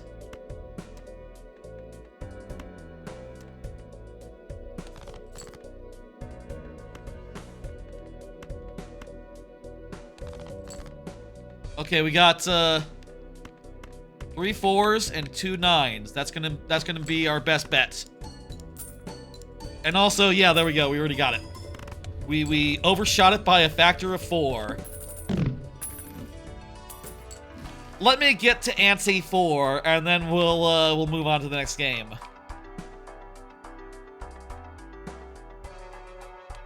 Give me this. Did I say it right that time?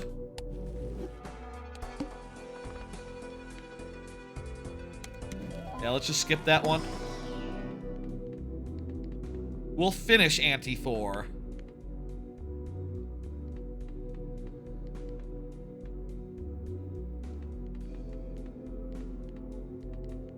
Three of a kind. Give me a 2 pair. Free polychrome. Oh man, that's pretty good. That's better than the king. We gotta do that and get rid of the king.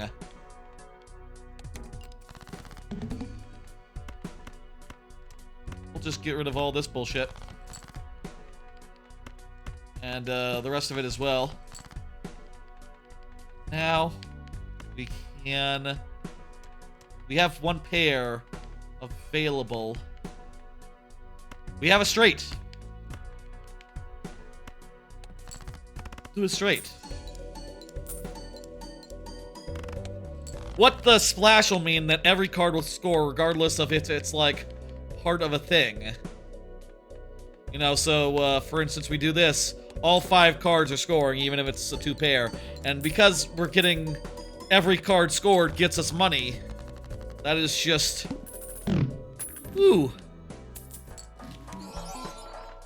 1 free. Oh, that sucks. But it's kind of better than this guy. Given that it gives 0.15 without any condition.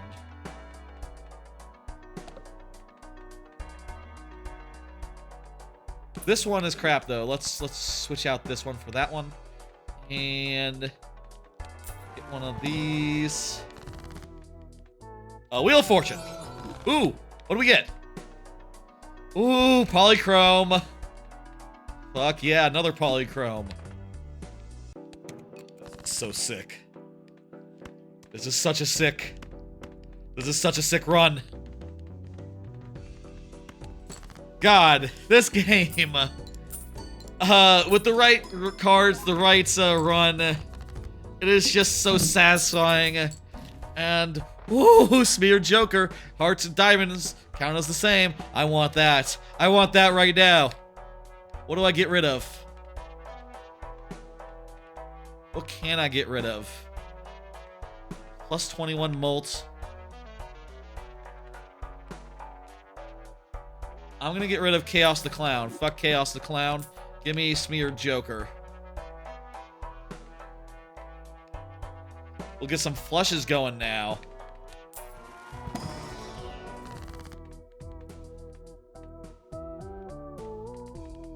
Two cards into molt cards. Okay, these 9s. This Smeared Jokers makes Hearts and Diamonds the same, as far as faces go. So now we can be like, flush that easily. That's a flush.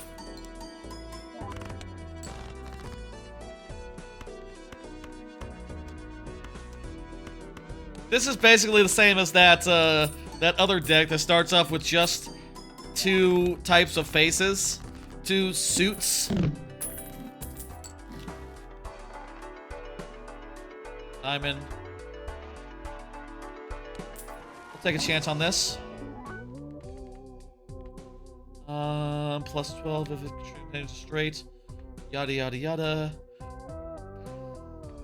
This is just ×2 for every face card. All our cards are faces. Yeah, I think I gotta get rid of the Smeared Joker and take that. That is better than flushes. We don't really need flushes, honestly. As cool as they are to get flushes, we don't need them.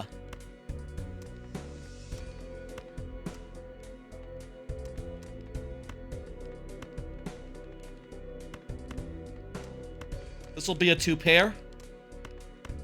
Whichever way those go, it's a, yep, 2-pair right there. Enough.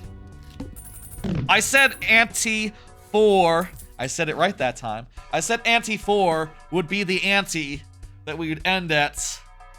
So, yeah, that's Balatro.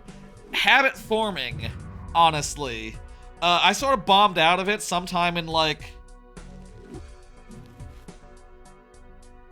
I sort of bombed out of it a little bit at the starts, like after a month or so of playing, or let's just see how many hours I spent. 30 hours? I guess I spent 30 hours in the game. I bombed out around 30 hours in, and stopped feeling like doing runs because I was just having bad luck, and bad luck just was very discouraging, and it can be like that, I guess. But playing it again, it is as addictive as it ever was.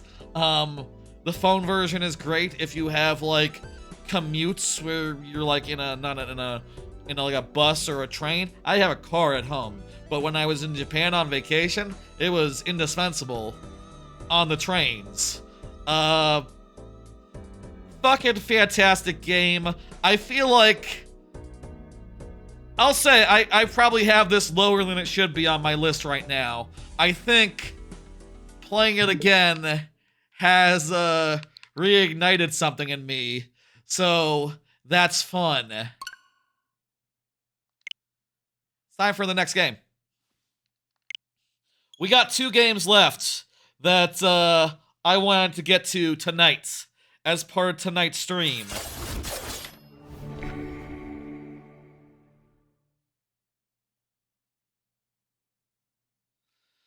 Two games that I wanted to get to tonight as part of tonight's stream.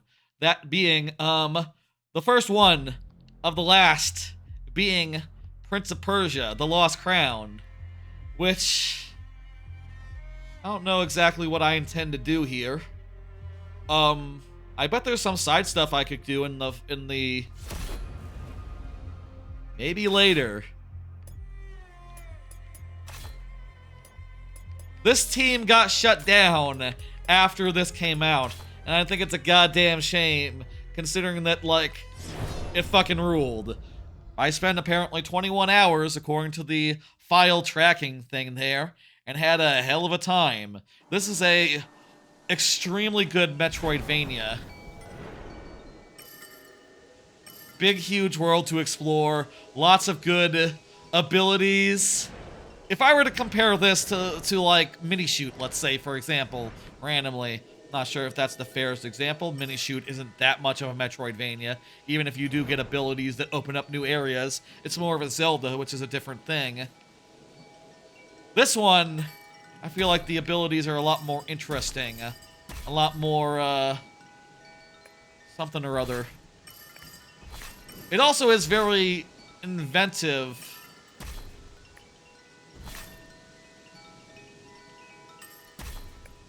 As far as, like, how it uses the map system, right? There's some really good quality of life stuff where basically,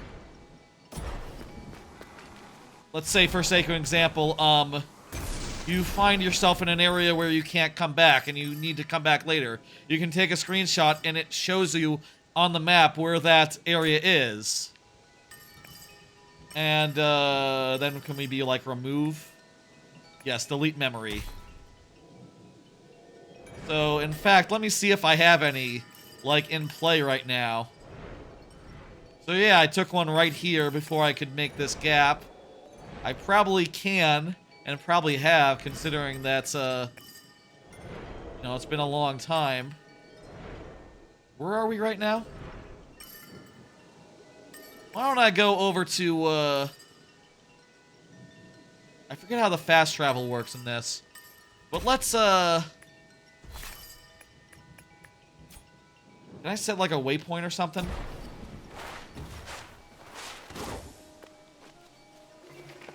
Interact with this tree, and maybe...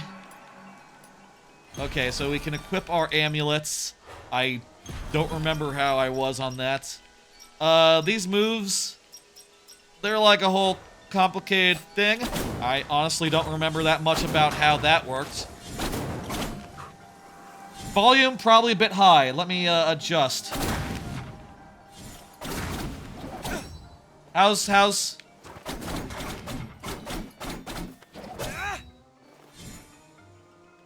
Feel like that's fine.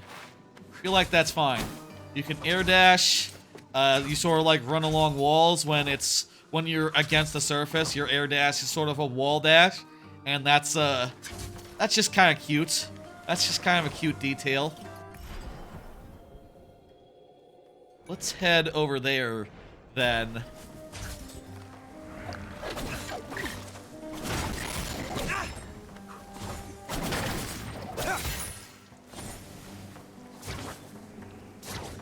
I got like a grapple, I got like a really cool bow.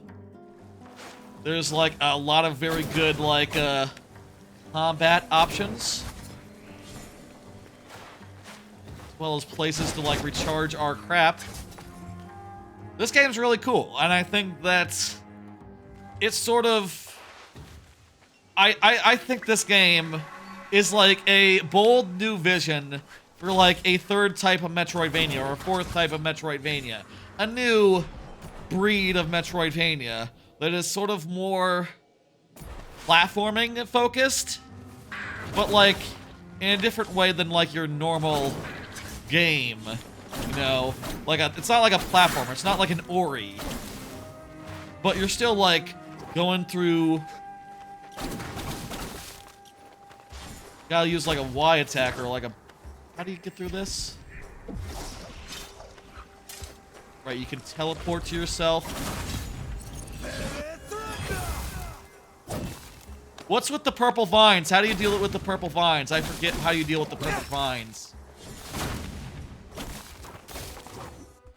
Let's see. Do I have like a gear powers? Okay, here we go. Yeah. I can open rifts. I can do shadow stuff. Right, I open a rift to like suck in a guy. Guess the thing. Clairvoyance. See elements from another dimension. Jump. Pull things to you.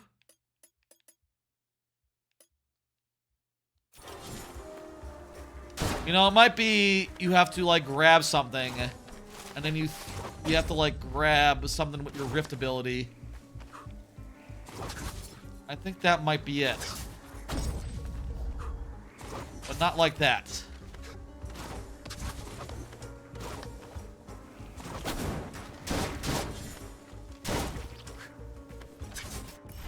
I guess...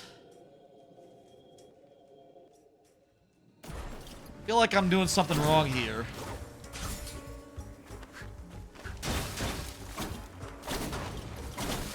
But this seems pretty, pretty tight.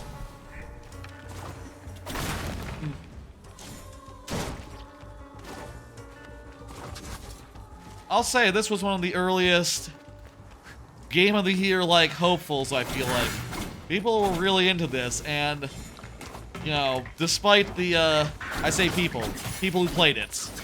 You know, maybe if Ubisoft's closure of the studio is any indication, maybe it didn't do so well financially, I don't know. But, like, it had some real, like... Hi, Sargon. Hey, what's up? Lend me your eye of... Okay, I'll buy a map, why not?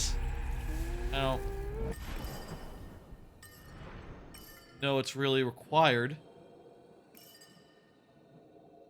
It seems like I've been over there, so I'm not sure how I avoided going through there on the way. Whatever, with that being out of reach apparently, let's go, I want to go somewhere else. I want to go... There's some dark spots over here, as well as... I don't know why these are dark. As well as... down here. It seems like there's some sort of room over here that I would like to see if we could get to. But let's just explore for a bit. I'm gonna say... that I would like to wrap this up within like the hour, around midnight. And then we'll do Animal Well for like an hour as well. And that'll be the last one. These two are going to be pretty high on my list. So it's good to spend some time with them and really assess how I'm feeling. Oh, son of a bitch. Wait a minute. Can I do the thing? Can I do the warp thing?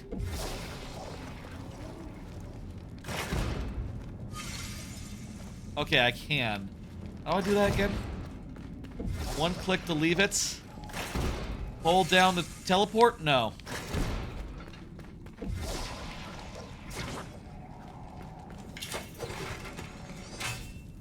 Oh, I wonder if this boomerang thing was the way to destroy those things. Oh, you know what? It's a charged attack like that. I had to charge it up. I thought I was trying every input, but I guess I didn't. Whatever. How do I do this again? Let me see. Let's see. Press R again to return to it. Oh, it's single press both times.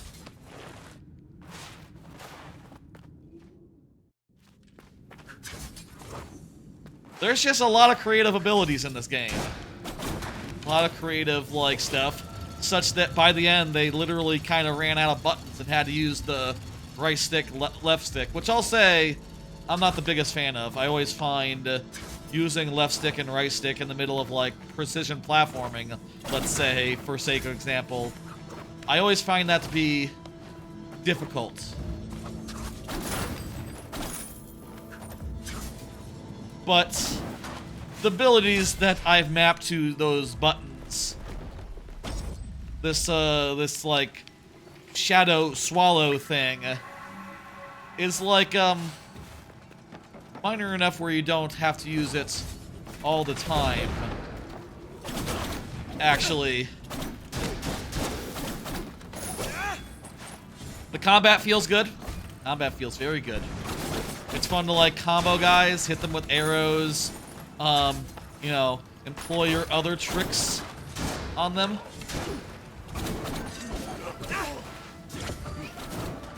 Grapple to them. Pull them to you by holding down the grapple button. You just have a lot of options, and it's very,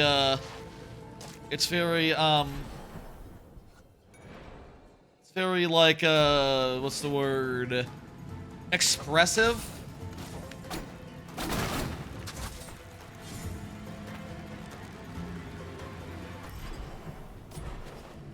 Very expressive. Head that way.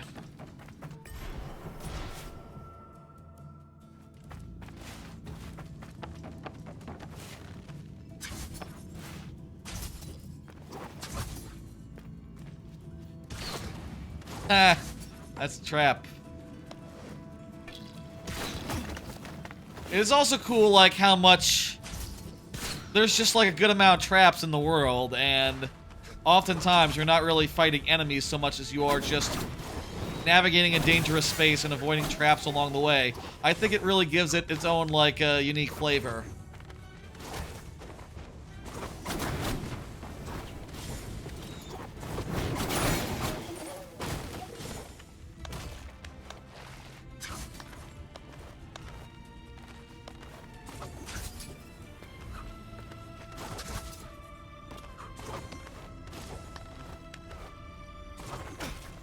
Oh, damn it, can't stand on top of those things. Is this a good place to go?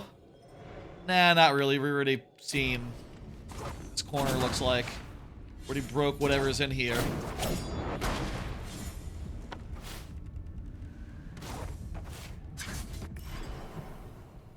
It's a damn shame that they fired everyone who made this game and broke apart the team. You know, I'll say it's a tragedy when any layoffs happen, but it is a injustice, I think, when a team that has made a quality game gets laid off, gets shut down. I mean, I think like the hardest part of making... Not everyone can make a great game, you know? Not everyone knows how to make a great game. Not everyone has the track record of quality in that respect. So when you take that a team with that track record, with that pedigree, and say like, goodbye, hit the road, hasta la vista, it's just like, oh my god. The 1 in a million team. Enlighten you as promised. The 1 in a million team that can get it done, and you shut them down. Ubisoft, how could you?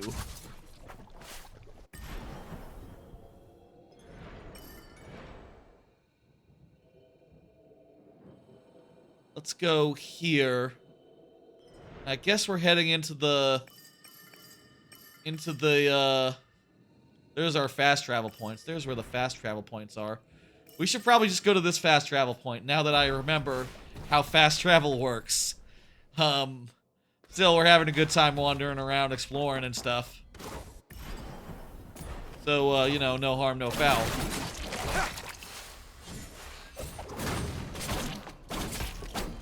Indeed, hey, here's the bonus thing.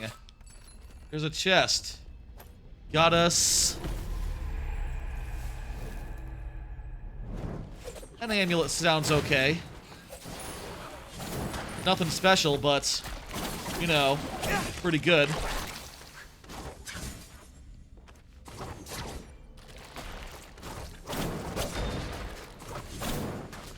Can I get like a...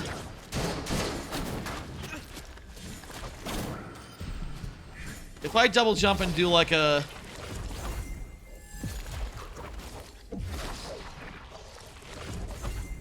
Okay, so it doesn't like refresh my jump to teleport to my shadow clone. Hi, Sargon. She's just selling maps. I'll buy a map. That's fine.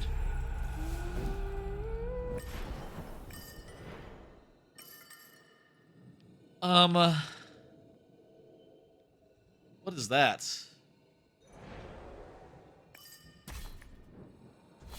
I don't know what that is. The thing with the 8 on it.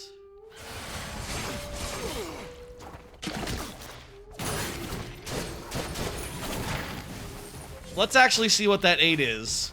Now that we're already screwed out of fast traveling anyway. Or at any rate would have to backtrack to the fast travel point. Is it even worth it?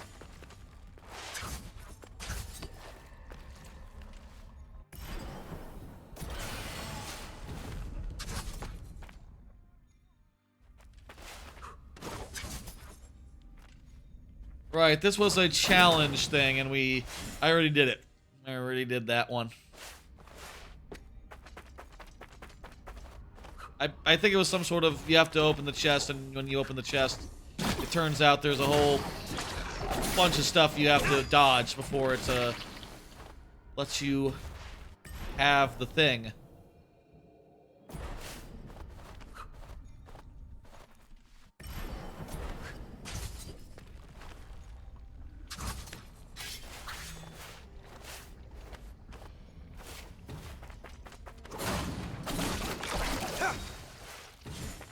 I'll say some of these rooms can be pretty labyrinthine, and the map is not like a...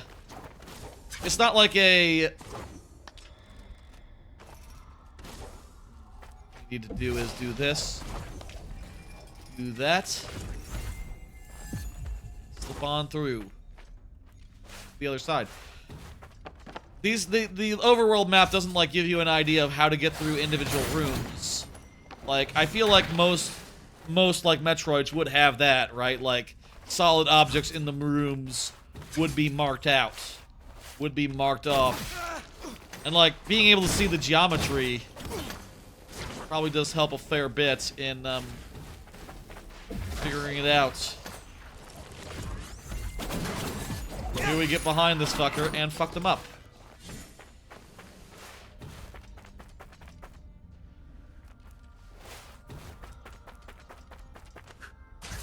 I think for sure this is the best Metroidvania, or, you know, adjacent in the year. And I was consistently impressed by, like... My light cannot shine beyond the place of its beginning. Goodbye, Sargon. Goodbye, silly eye.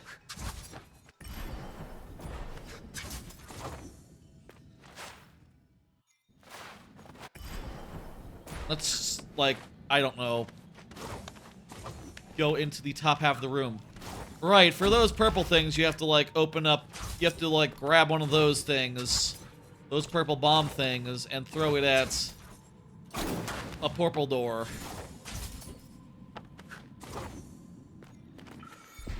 Right, also you got, like, a little bit of on-off thing. You can... There's some areas where you're toggling between one world and the other, which is pretty cool.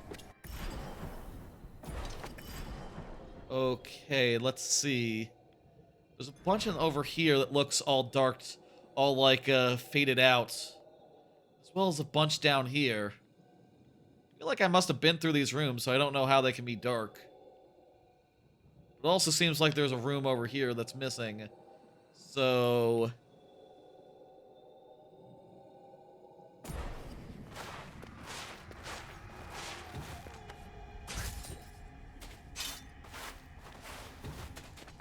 The dash is also a slide on the ground.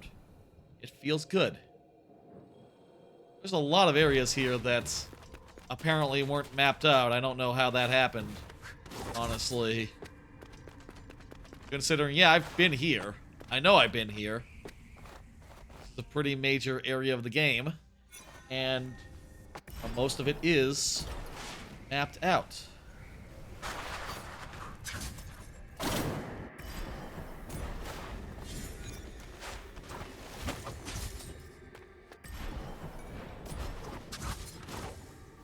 Again, I guess with how this is laid out, it's hard to know, like, what is a hole and what isn't, you know? What is blocked off by stuff and what is pretty much just open for the taking.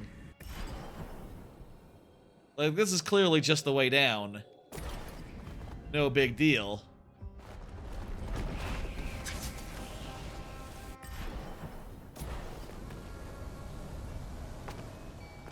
But, like, it takes a bit to find the path.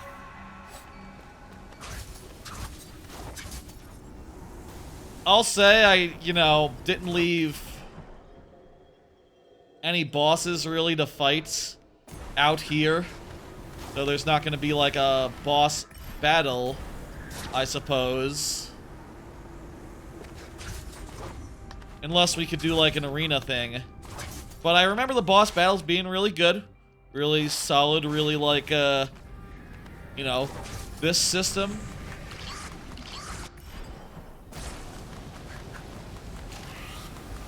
The combat system is good, and it's very much like a Metroid, like a Metroid, like a Castlevania. There is a lot of skill and nuance in battling.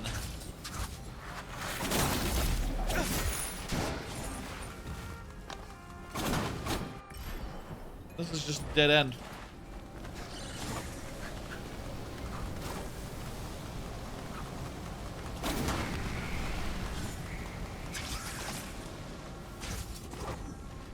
I like the sea parts.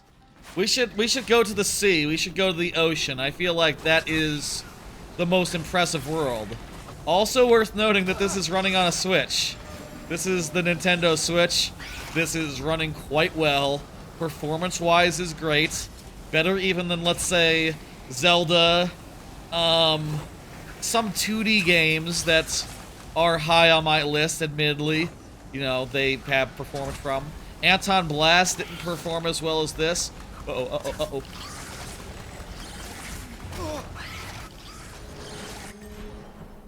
No big deal. We're just back to the start.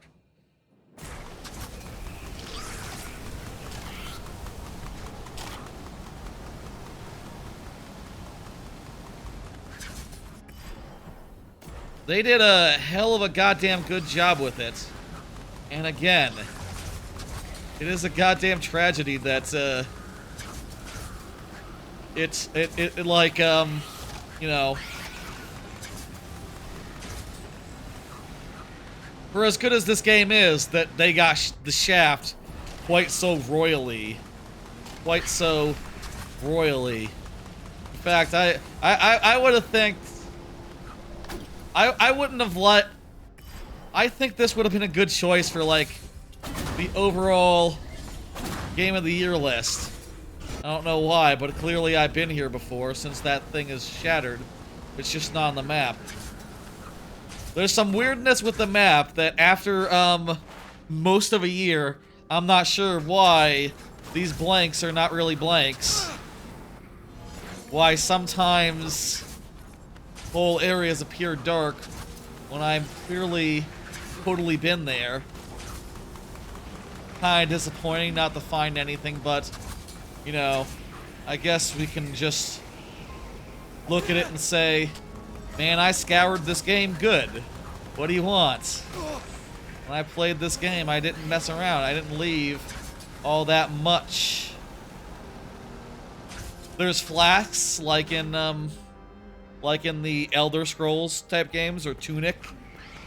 Games of that nature. They make for, like... I think the flasks make for a great addition to Metroidvania-style, gameplay. I say that. I played Hollow Knight this year, for the first time. Hollow Knight's, I guess, probably has, like, the, is the one you should thank for introducing it to the genre. But, you know what I mean. Metroid and Castlevania never had that shit before. I guess reserve tanks are not entirely dissimilar conceptually. But mechanically, no, they're very, very different. I'm confused. Why was that... Why is this one-way marker on there if the door is already open? That's confusing to me. I thought that meant that you can only get in from one end.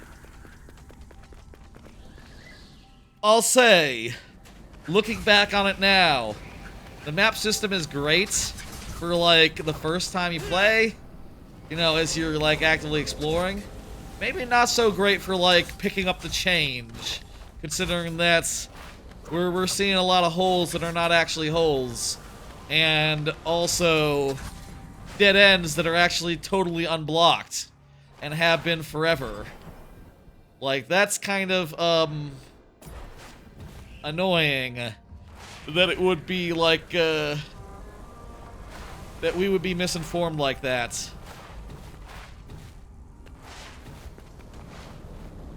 When playing in the ballpark of Game of the Year, this sort of thing, I think, does matter. This sort of consideration, this sort of, like, minor difference, right? Let's just...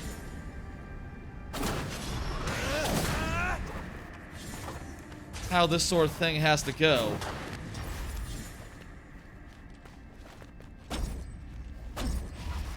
There we go, I grabbed a rock. Know why.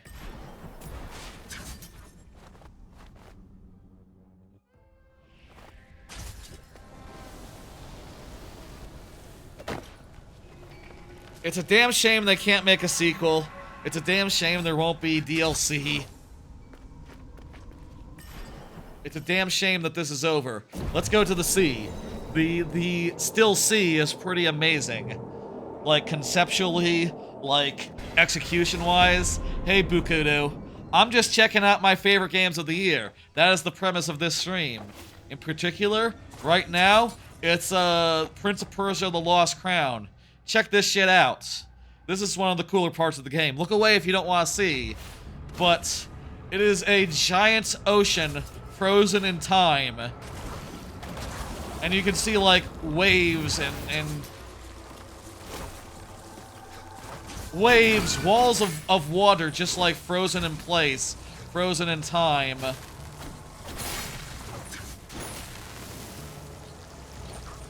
You can walk on the water. There's a bunch of, like, you know, boat carcasses. Mermaid come out of the water to come and fight you.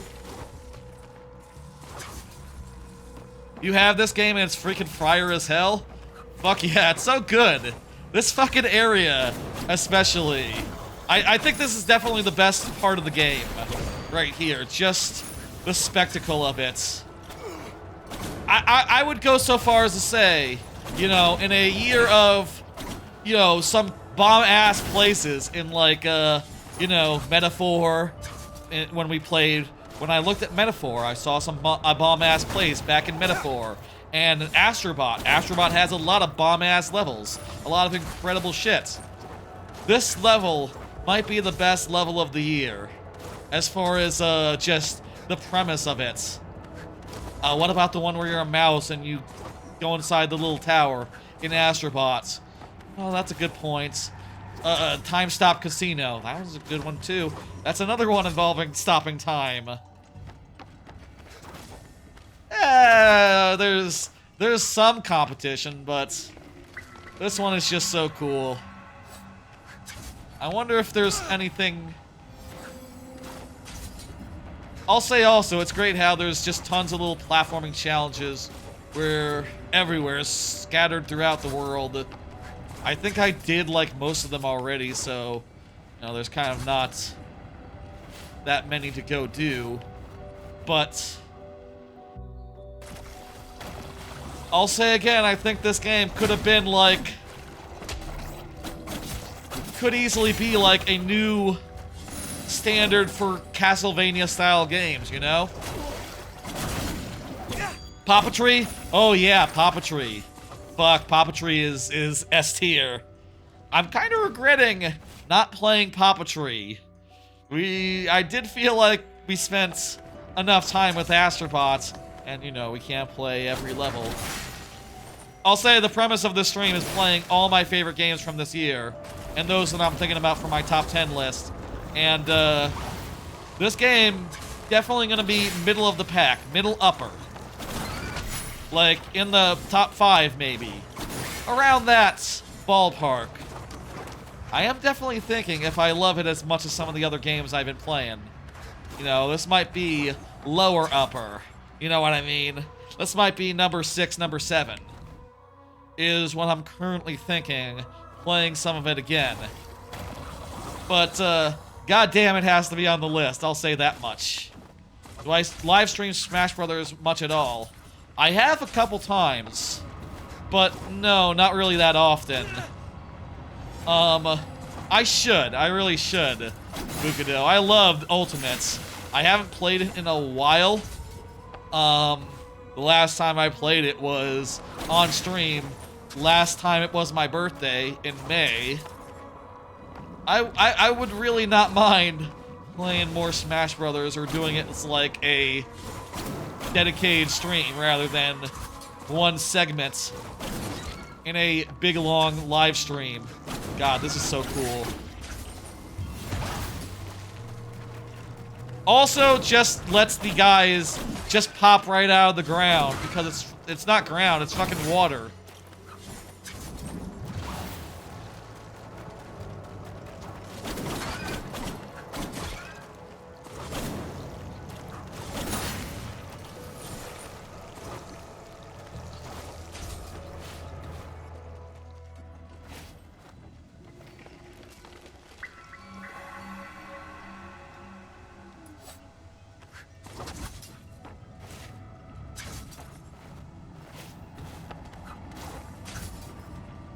What a cool thing.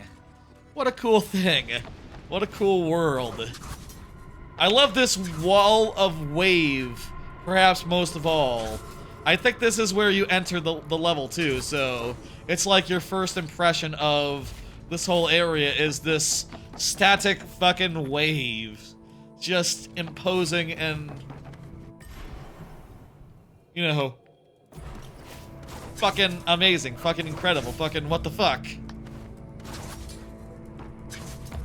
One of the coolest areas of the year, that is for sure. Perhaps the coolest.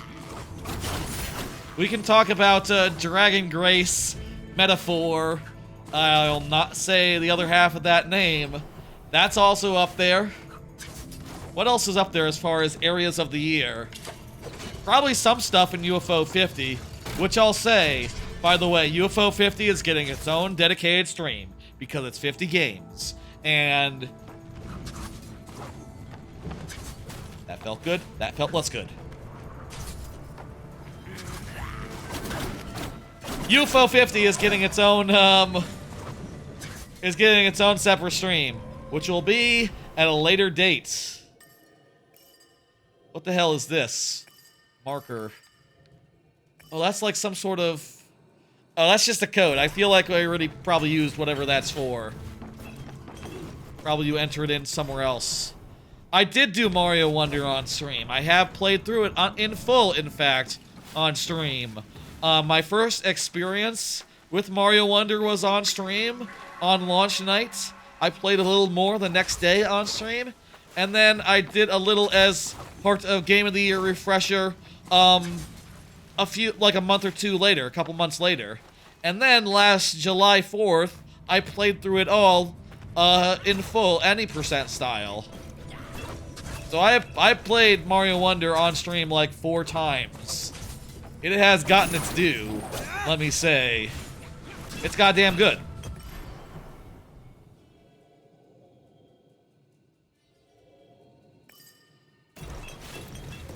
I want to find a fast travel point. I want to see... I don't remember. Did I finish this game? I think I did. I think I got through the ending. That's one of the cooler platforming parts of the game.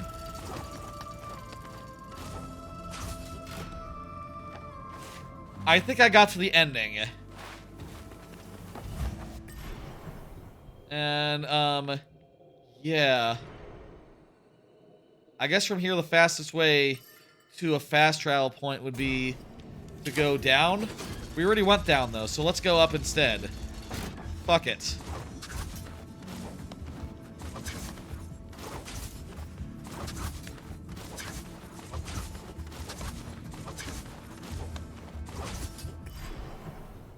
There we go. Yeah, we're pretty close now.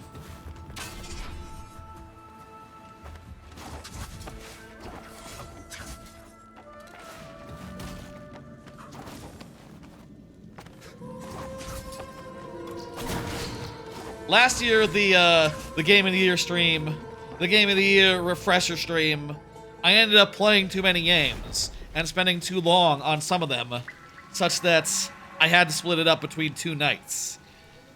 And specifically, you know, I actually do have to split it up tonight as well, for what it's worth, but that's not because of all the games that came out this year, more just because UFO 50 is such a special case. UFO 50 is such a, Oh, the fast travel was over there. UFO 50 is such an oddball. You don't know UFO 50. It's the one game we will not do on stream tonight, because it is 50 games in one, and we just can't. There's just not time. The end of the game is over there. Let's go back to the start of the game, the hub area, and see, like, if there's anything over there we can do. Oh. It's around 11:45. We'll wrap this one up and move on to the next one soon, I think. I forgot there was a parry system. That's probably important. Welcome. Allow instant travel from one walk tree to another? Wait, what?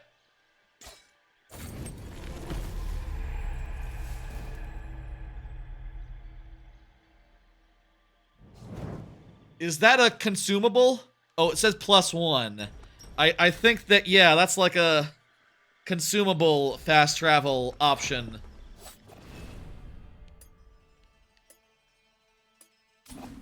Is that consumable, or is that just Hi, Sargon. instantly improving my, like, wow. Okay, they patched in one of the things I was low-key thinking about, which is like, man, I'm kind of sick of having to navigate this whole fucking world to get places. I mean, it'll suck if I just use up my fast travel thing right here, right now, and there's not, it's consumable. But we gotta test this out and see if it's as cool as it sounds. That's nice. I bet they added that in as a patch. I bet that was a patch added later on, if I had to guess.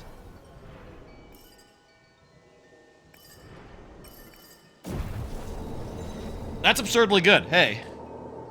And really nice as an endgame thing. Thoughtful stuff like that, you know, might make the difference between a number 8 and a number 7, you know? It might make the difference between a rank on my top 10 list. Good to see you. Okay, so we can do boss revenge, boss rush. Hey, this is interesting. This is a pretty good, like, why did I get something unequipped? Got something unequipped there. I guess some things aren't allowed for this boss mode. Okay. Let's see health bars. That sounds good. Some of these can be pretty meaningful. Like, let's look at what I have equipped. I have equipped melee damage, increase all melee damage in the air, emit a special sound to indicate nearby chest. Oh, I don't need that.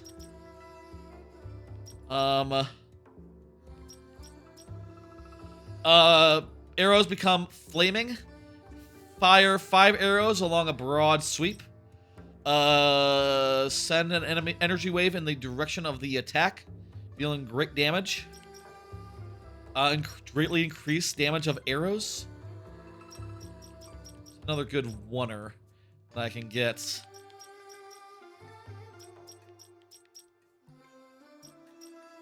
Kind of like that one though, so I'm not going to unequip that. Slightly increase the damage of dodging attacks. Dodge back, side dodge. Okay, let's go with that one then. I don't know that's super useful. But let's see. Greatly increase melee, damage of arrows, energy wave. And a bunch of these synergize together like all the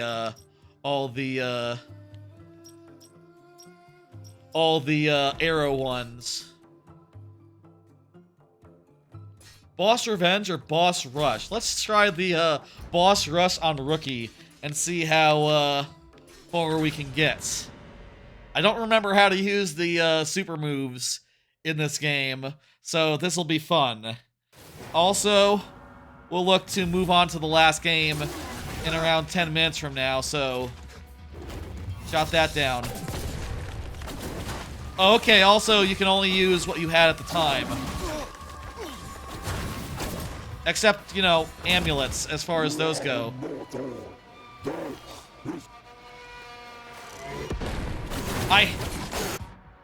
Bukudo is asking if I played Animal Well. Animal Well is the last game up tonight. That's next. Animal Well is the next game. That's a great question. Animal Well is the last and next game and the last game. And I'll say, before Astro Bot and Metaphor, Animal Well was like pretty much the contender for Game of the Year. And, you know, I do have to ask myself, is it number 3? Is Balatro number 3? Is UFO number 3? It is definitely in that upper middle.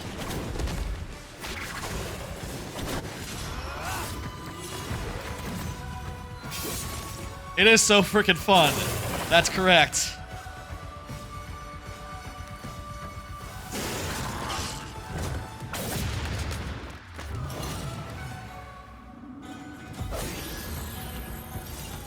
This guy does some cool stuff. Let's keep rolling until we, I guess you can switch your amulets on a per boss basis. That's nice. Your health goes down. per boss.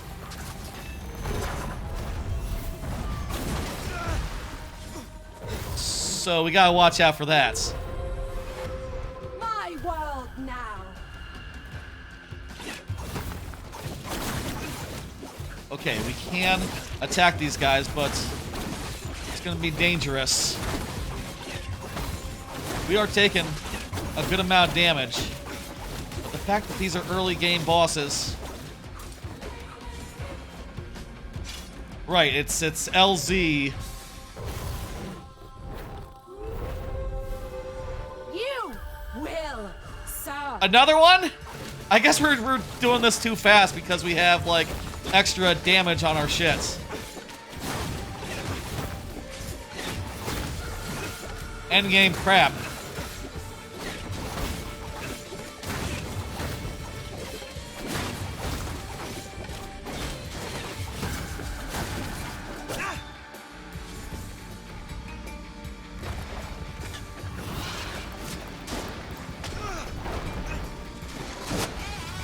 There we go. Another one. We can just skip these. They're very cool. They're very cool finisher move thingies. I'm not sure how much health we recover per thing. I'm kind of cooking. Kinda. I'm not sure, like, how much I should wait. For boss fights I haven't seen in forever.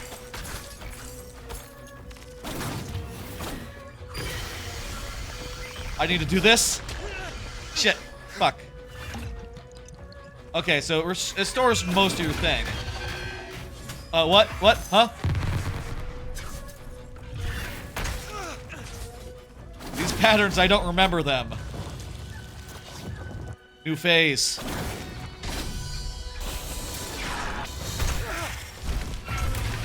I was trying to do the counter there.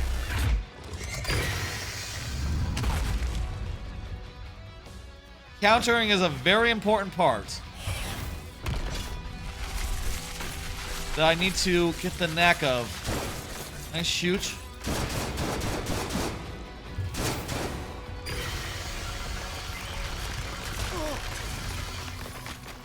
Oh, that wasn't a good. I gotta use the teleport thing here. That's the ticket.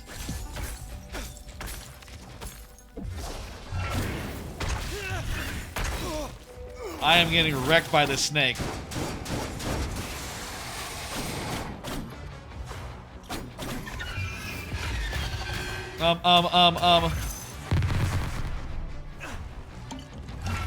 Oops, I used two. I used 2 potions instead of 1. That's a rookie mistake.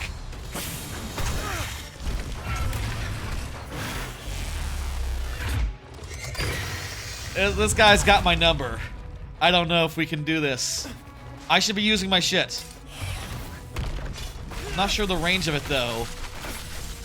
I don't want to whiff with my meter.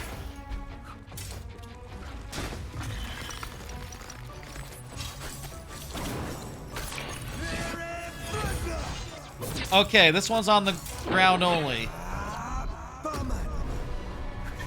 Oh, right, that one's like a big heal. That one's like an AoE heal.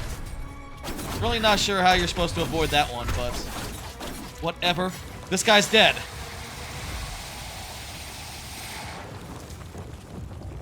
Never played Roblox, Bukudo.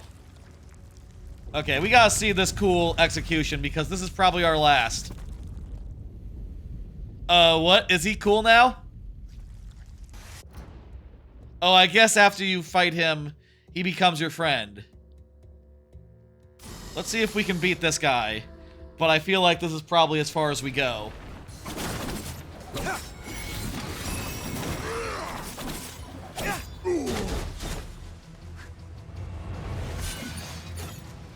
I mean, then again, this guy's...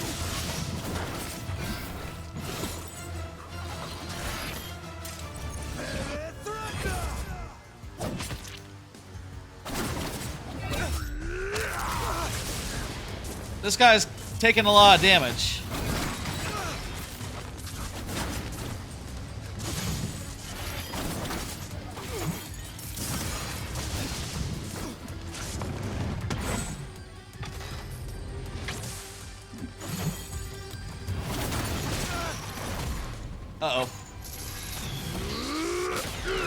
really gotta counter those. It's pretty important to counter those.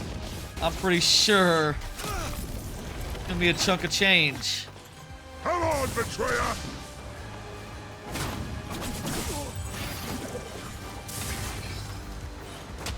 Moment of truth!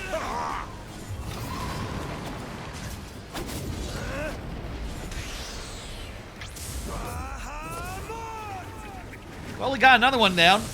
I'll take it. I'll take it. Better than I was hoping.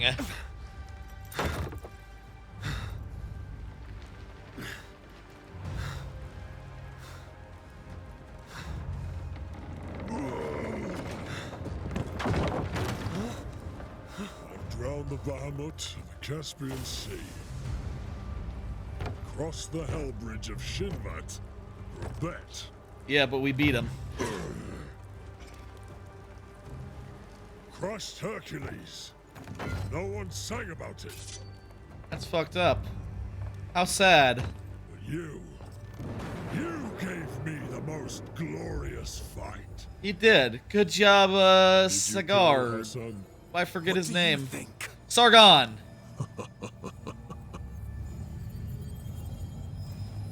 Don't fight the current. Learn to sail in high winds, kid. That sounds like a good advice. If you're, sailing. If you're a sailor. It'd be cool if you could get those anchors and use them as weapons that he just dropped. I'll miss you, brother. I doubt that's how it went, though. Those are just for, show. I mean, this game has plenty of cool weapons. It doesn't really need that much more. Keep on trucking. Time to heal. What a shame. I'm all out of arrows. Really? You don't refill arrows between fights? All those arrows were for all of the fights together?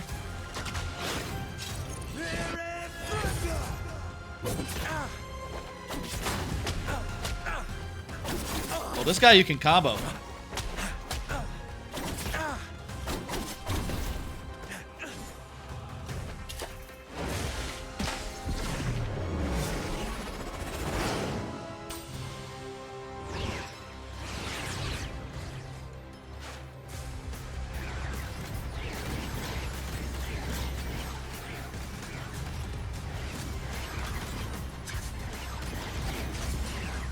These are some very cool boss fights with some extremely flashy animation. After all these years, all those battles, no one has pushed me this far! Yeah, and I'm like 5 boss fights in, 6 boss fights into a thing. So, what the okay.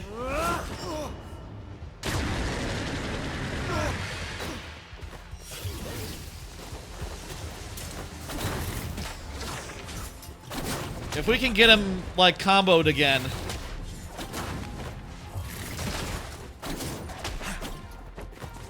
That would be ideal. I don't know if we can, though. Let's see.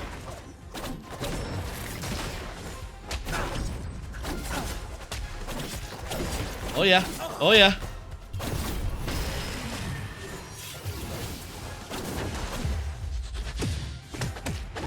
I don't know the timing. I feel like I'm hitting the button, but I'm seeing no, like... If it's supposed to be like, you know...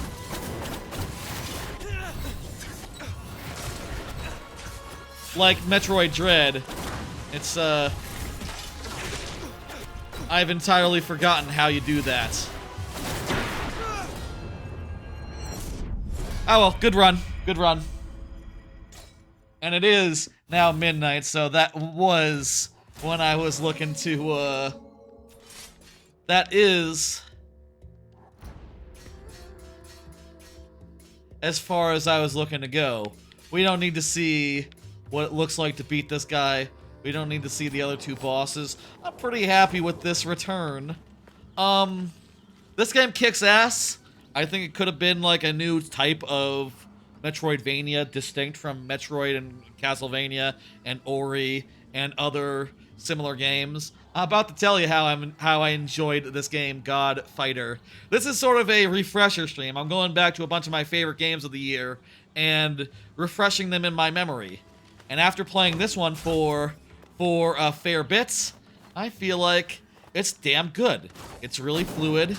It's as fun to move around as I remember.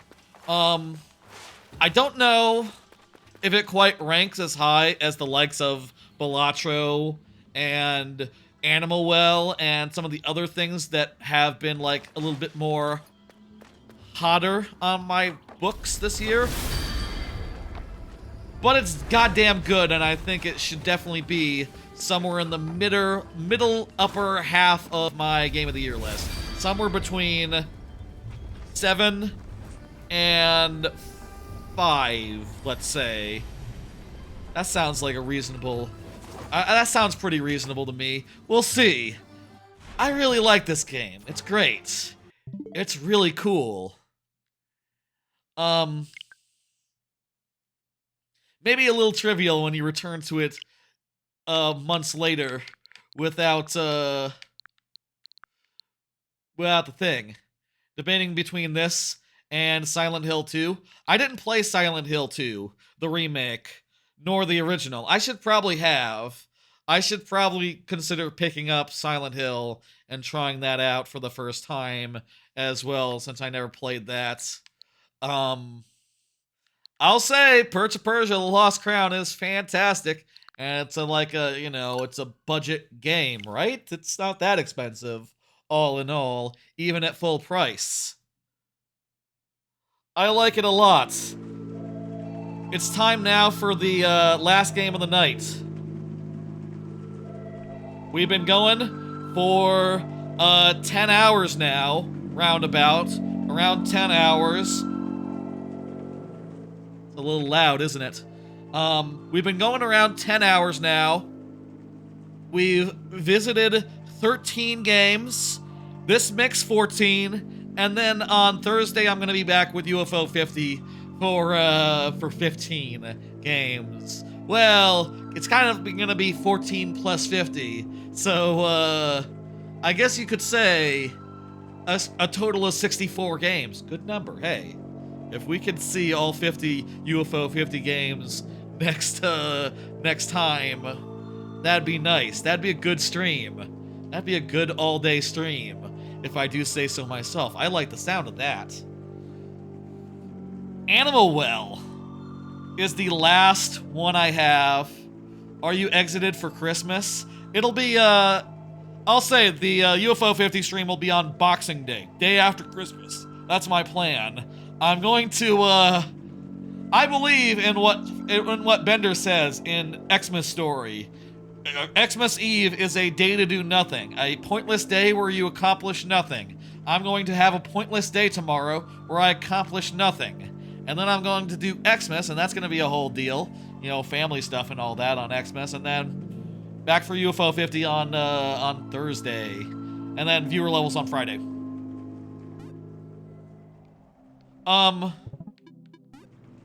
There's nothing like we can do as far as like, I don't want to do new game.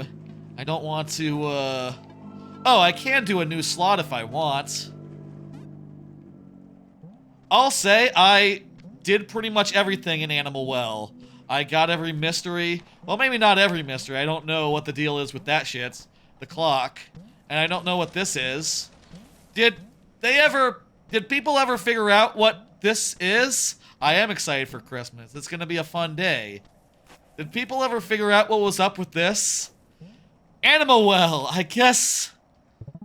You know, let's start off with a new file. Let's start off with a new file, just for shits and giggles here. And then we'll bounce into the established save, like, later on. Maybe don't start with the end.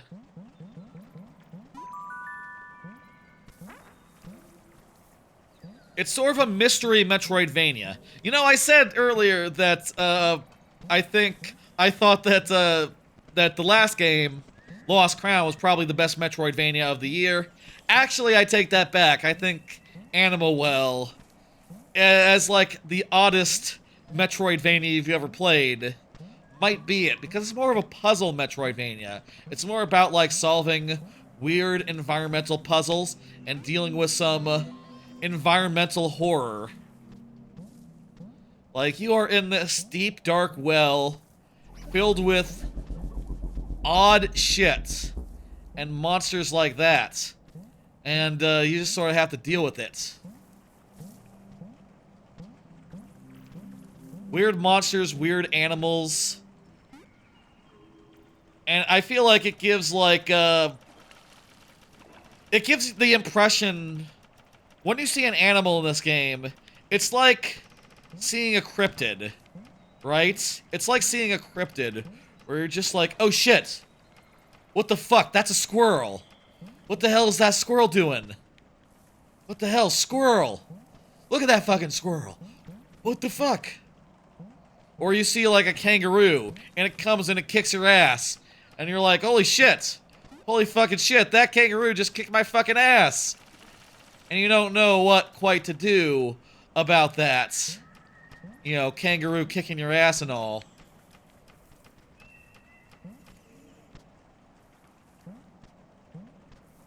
It's almost scary encountering animals in the well. Just, you know, you gotta be careful around them. Some of them will really just they'll just get you. They'll attack you. They'll kill you. They'll put you down. And, you probably don't want that. Right now I have no inventory. So I don't know if I can get through. Here we go. We go through here. Yes. The look of it is brilliant. I love the way this game looks. The like, goddammit. The scan line aesthetic is just fantastic. It's dark as hell. You can't barely see what's going on wherever you go. It is probably the most atmospheric game of the year, I would say, by a country mile, and one of the most delightful, just sheer joy of exploration things in a minute. You open this door, that gives us some firecrackers. With the firecrackers,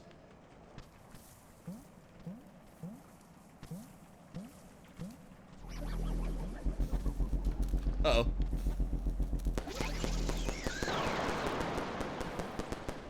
With the firecrackers, we fuck up that dude.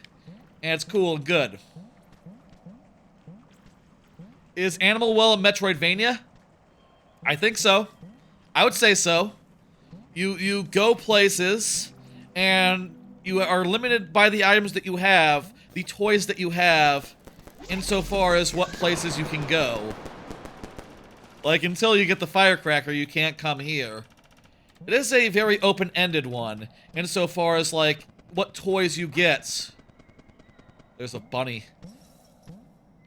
Oftentimes, the toys that you get, you can, we got a map. The toys that you get, you can kind of get them in, any order that you please. You can kind of go any direction you like. Get anything that's cool. Wonder if this time, the first time I went left first to the bubble area, is that the place to go? If you had to pick one game for the rest of your life, Mario Maker would just be a good choice, considering like how much variety there is in Mario Maker. But I don't know if that would be the best choice overall. Probably Mario Maker. That's just infinite supply of levels. Then again, like, hey, eventually there's gonna be a Mario Maker 3, and then I'm gonna be shit out of luck on Mario Maker 2. That's It would be a fate worse than that's like being stuck as with Mario Maker 2 when Mario Maker 3 comes out. That's like shit, fuck. That's a desert that's like as a desert island game. That's like a all the books in the world and oh no, I dropped my glasses. And also my hands if I read Braille. My hands fall off. And also I can't hear audiobooks anymore. It's like that situation. Fucked up. You're currently making Metroidvania levels, so you'll ask, what's the worst thing about Metroidvanias? Well, I think in a Metroidvania level in Mario Maker, you always gotta make sure that there's... As much as you can make sure that it's foolproof and you can't lose progress, either by, like, you know, unlocking refreshment power-ups by using the current power-up. Like, let's say that there's breakable walls that you can break to, let's say there's breakable walls, sake of example. Let's say there's breakable walls that can, oh, damn it. Let's say there's breakable walls that you can break with the hammer that lets you get new hammers. Something like that can, I think, I think can help with the problems of a Metroidvania in a Mario Maker context. That said, you know, it's very different in the actual like, you know, genre. It's not really a problem losing progress like that, unless you're talking about Mario Builder 64. Oh fuck, yeah, I forgot about Mario Builder 64. I remember when that came out, I was pretty interested and wanted to do a stream. It's just that the timing never worked out, I guess. Remind me tomorrow, Mario 64 sometime soon? Builder, Mario Builder 64. Okay. I have a note to remember that now. That's something we should do in the new year, or perhaps sooner? We'll see. That's definitely on the agenda. I think I would do that as a bonus stream, not like the replacement for a Friday stream, but it is a fun idea.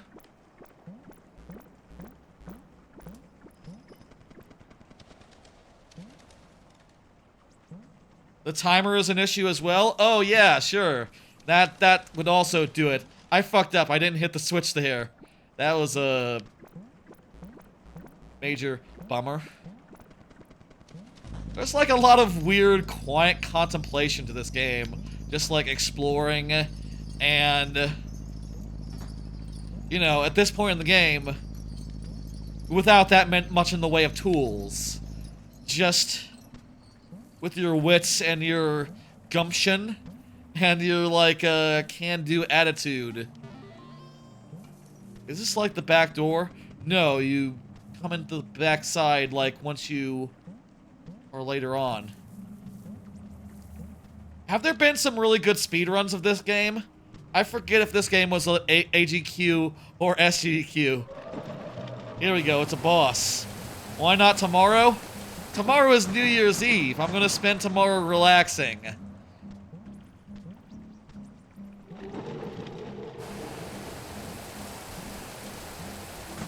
Or Xmas Eve. It's Xmas Eve. New Year's Eve is in a week from tomorrow. Very different occasion, I know.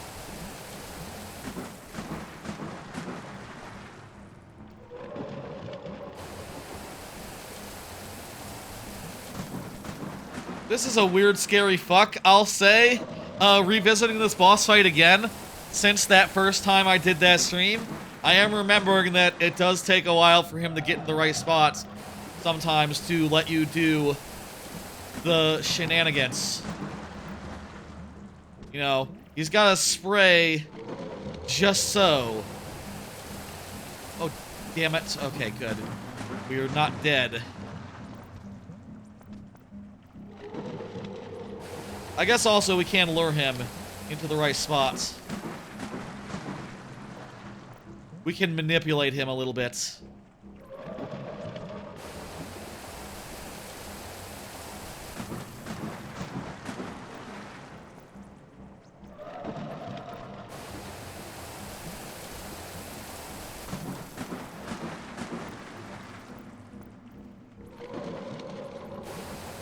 I guess it's weird to say this guy is a boss because he's kind of just a dude. And you don't actually kill him. At least at this point. Do you kill him later? It's been a while since I played the game. I can't remember if you do ultimately end up killing him. You know, you might do.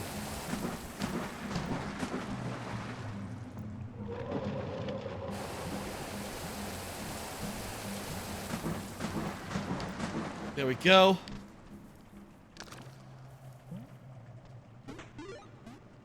The Bubble Wand. Bubble Wand's fucking fantastic, and I think, like, one of the cooler toys in the game. You know, I'll say not every toy is top tier, but this one is basically like a Squitter platform where you blow a bubble, and then you can jump on it. And something that I realized, like, right away, within the first, like, couple of minutes, like, on stream, literally, I figured out that you do this to just infinite bubble jump. And I gotta wonder if everyone else figured that out at the same time, like, minutes after.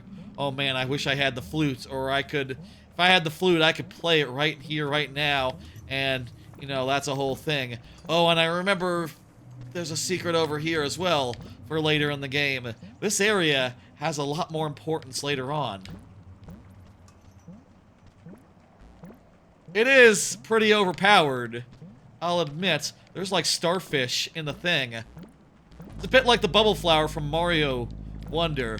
That's right, but it's a little more limited and a little more just skill-oriented. And you can use it to cheese stuff. But also, so here's how it's not overpowered. When it hits these vines, things like that, it will pop. You cannot use it through vines. So there are places in the game where they're like, okay,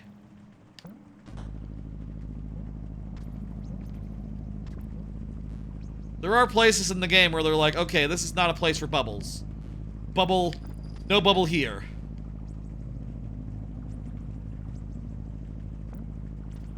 Also, it can, like, drift down as you're standing on it. It drifts down as you're standing on it.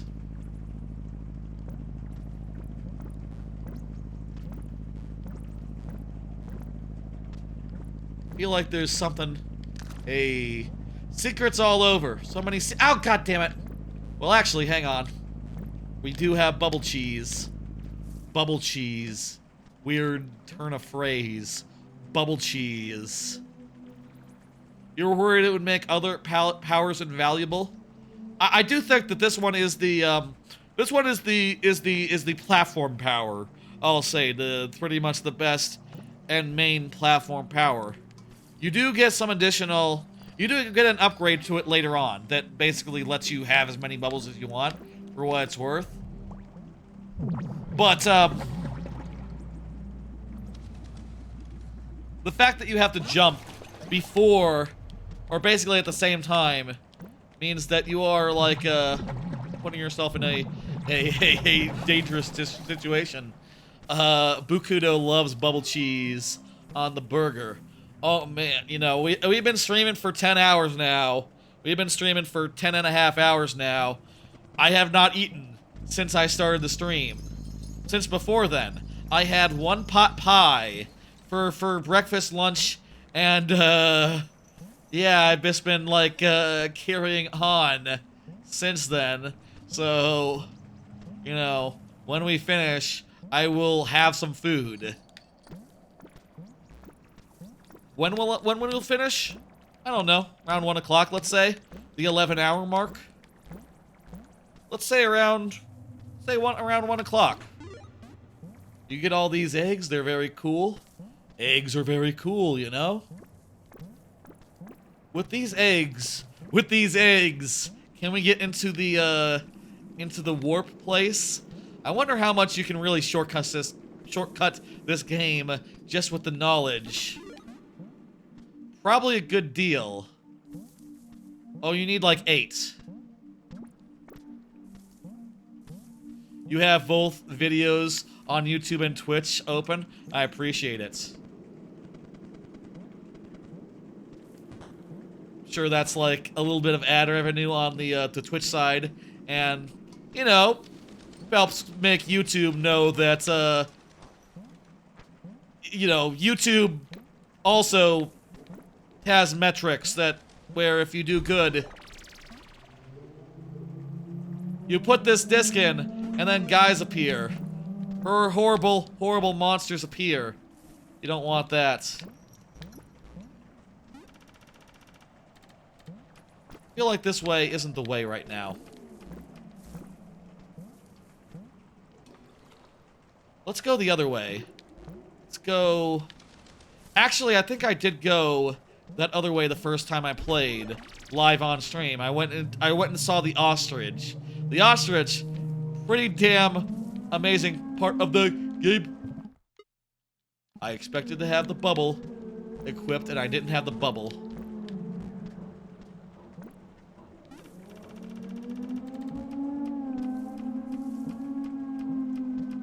Okay. The dog just wants to play. This is a whole thing you do. You, like, escort this dog around, and it's a whole fucking... No answer. You can't save while the dog is chasing you.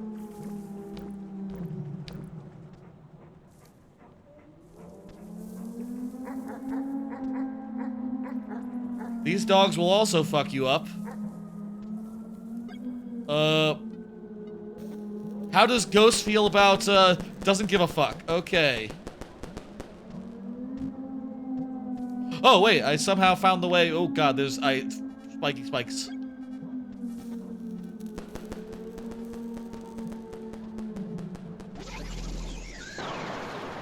Hey, that killed that thing. Ahead of time before it was a problem. I lit a candle, used one of my matches. This is, I don't know if this is the best room to have lit up. Lit up.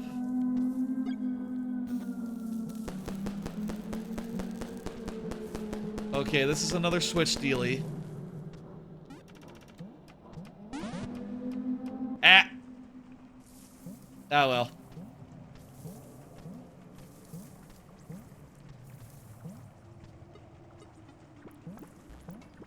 How many eggs have we gotten? Not that many. Not that many.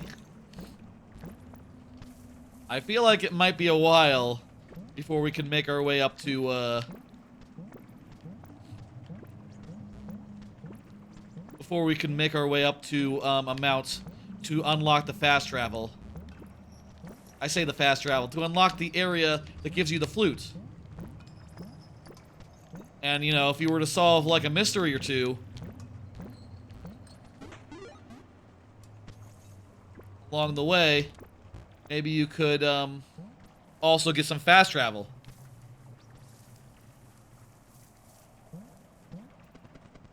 So yeah, that disc is cool. It is one of the abilities that lets you get through the world, but and especially would help you in rooms like that one where there's a bunch of those weird swan things. Those guys will totally pop your bubbles if you try to just bubble past them. Don't even try. Don't even front. No. Is that a word? Front? Is that a word that people say anymore? I'm not sure if that's a current word or if that's a word that has long since, exited slang. Do people still say, don't front? Or is it I guess the kids these days, they'd probably say something like, the cap thing, right? They would say, like, don't cap, or do cap, or that's cap. That's no cap. I don't know. I'm not an expert on what the kids are saying these days. Do I only have 2? Thought I got another egg.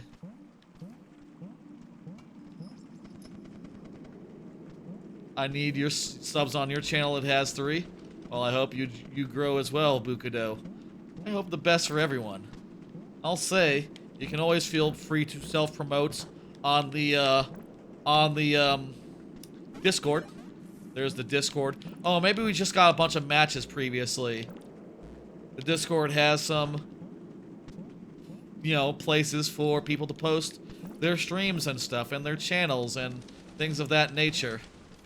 And, you know, I encourage that on the Discord. Up to you, though. I know Lord Bowser. Lord Bowser does that. Lord Bowser does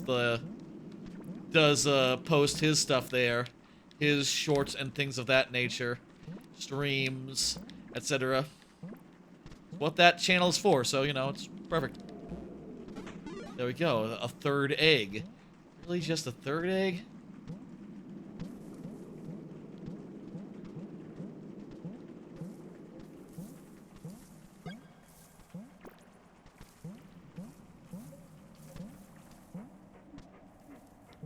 Can I get over this guy?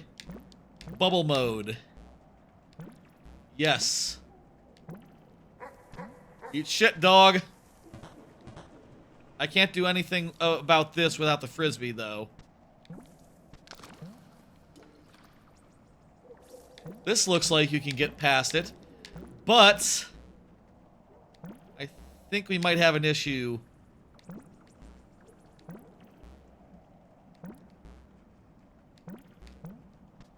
Oh, thank God. I thought this was the place where the...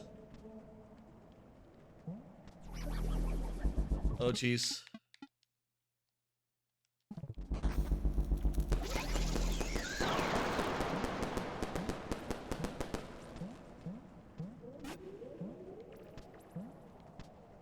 There is totally a place where you can try to get across a gap like that, and a fucking... This is a good place to go to. And a fucking... Dread horror. Fuck.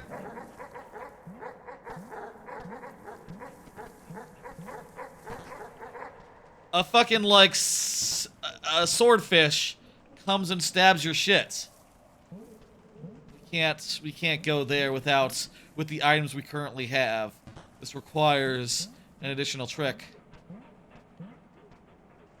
We can't go over here and immediately get stopped.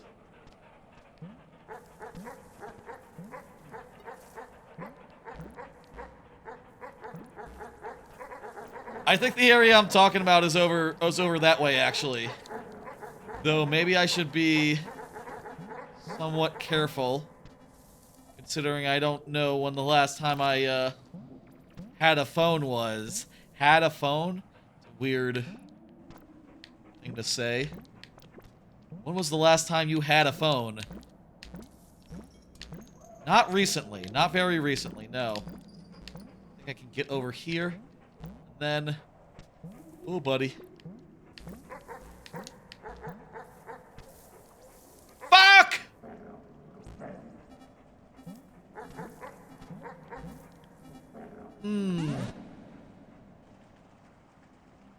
Yeah, we're back all the way here now. That's cool. That was a cool trick. It's fun in this game, just like exploring and seeing all the fucking weird ass shit that lives in this world, lives at the bottom of this fucking well, and dealing with it. And managing and just making your way through, man.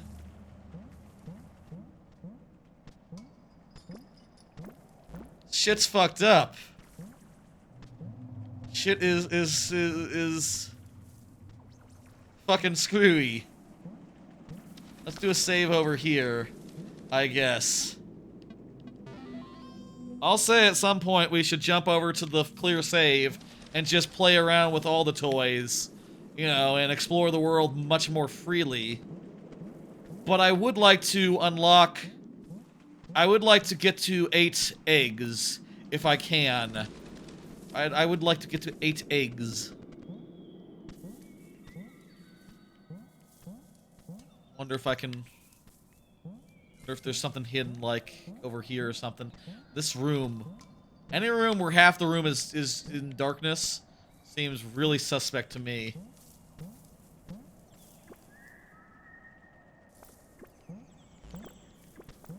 So in that case, the vines stop us from using bubble trick. So that is right out.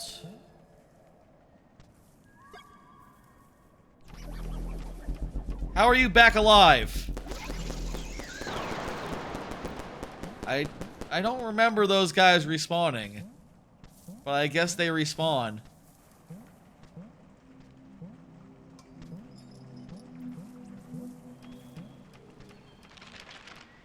Let's see now. Wasn't there a hidden thing in, like, the first room? I feel like there was a hidden thing in the first room, the very first room that we started in. I bet, maybe.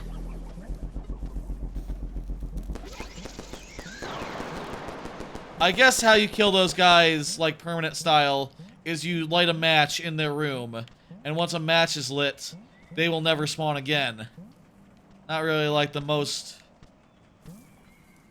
I don't really want to spend my matches on these losers, I guess. I don't know. Ah, yes. Secret thing over here.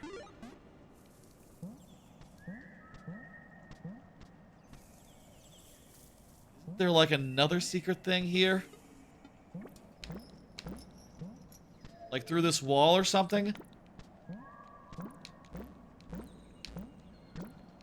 Some of these might require different stuff that you get later. Ooh. Ah, I don't have the squirrel. I can't make its mouth open.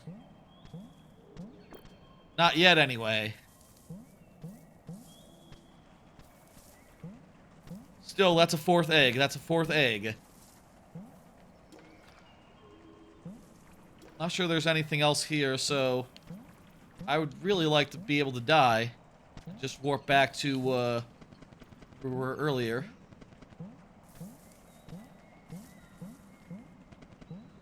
I bet this game is great at speedrunning type events.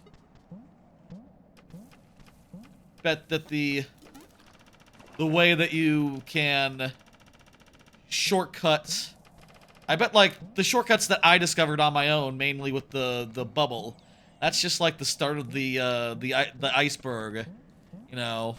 That's just the first trick.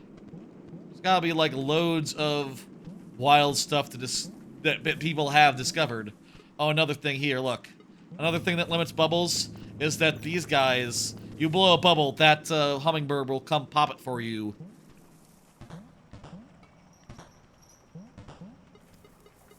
Here I need something to weigh down two at once. Was this guy always here? I forgot this guy was just hanging out. Or is that a statue? I think that's a statue. Maybe it's a statue. Coming up for you, squirrel.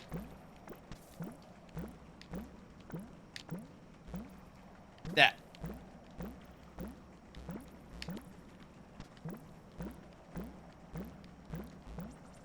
There we go. Let's go here. Bunch of weird critters in here. Such as the animal well. Okay.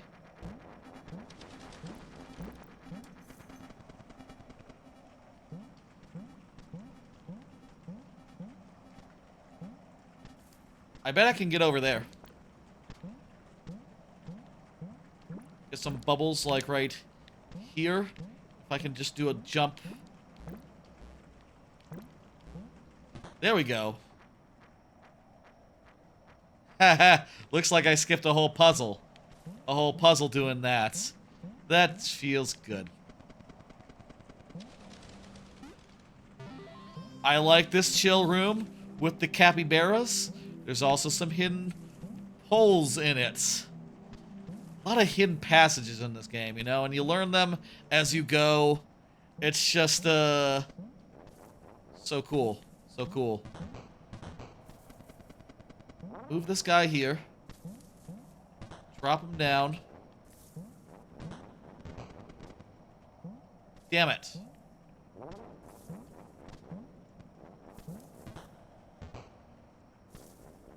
mean, I guess I'd have to get through there. Then I would have to lure this guy back over here. I think this is the kind of thing that requires more tools. Kind of thing that requires a bit more in the way of tools.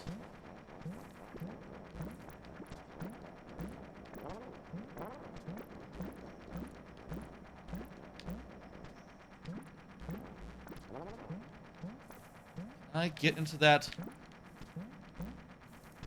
I think I can get into that.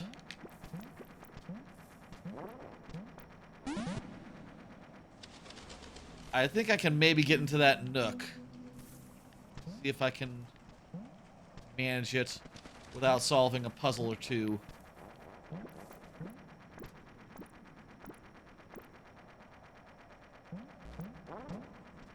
Okay. Put that down as a maybe. Ooh, that's close.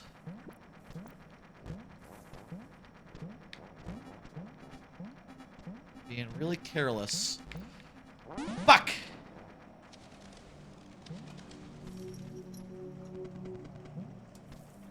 It really just feels like you could do whatever you want here. You know, and you can solve these puzzles in, like, multiple ways. And, you know, depending on what tools you get. I guess for a Metroidvania, it is, like, so goddamn non-linear, right? Like, perhaps that's the thing that would make it not a Vania, right? The fact that you can literally go... You can literally have the bubble be, like, one of the later things you get. Maybe you go up here to start...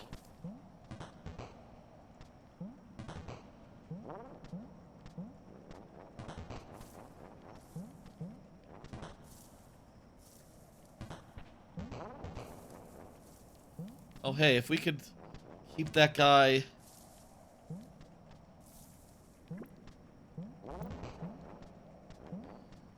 Stay there.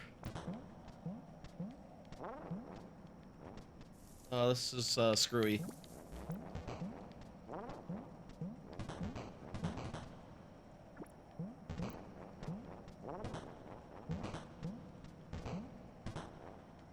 Can you not move? Please? Yes! I got a key. I don't know what that does. Also, I don't know how... Oh, that unlocks the door and that lets you do the thing. Okay, cool. And then with this, I unlock that. Unlocked a new area. This is not a good area. I'm all out of firecrackers.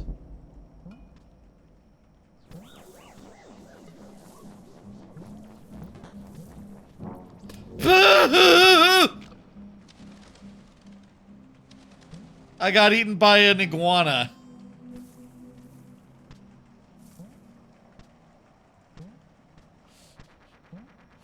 That happens in the animal well. What are you gonna do? Don't be such an obvious target, I guess. I don't know.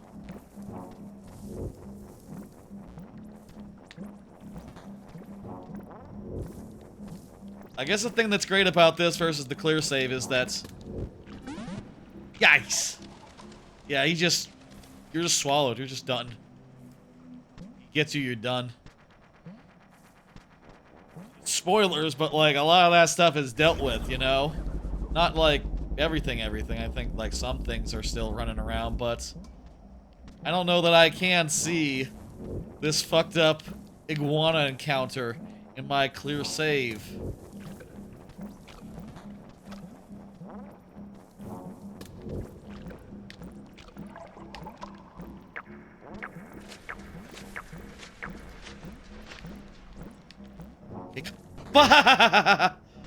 Okay.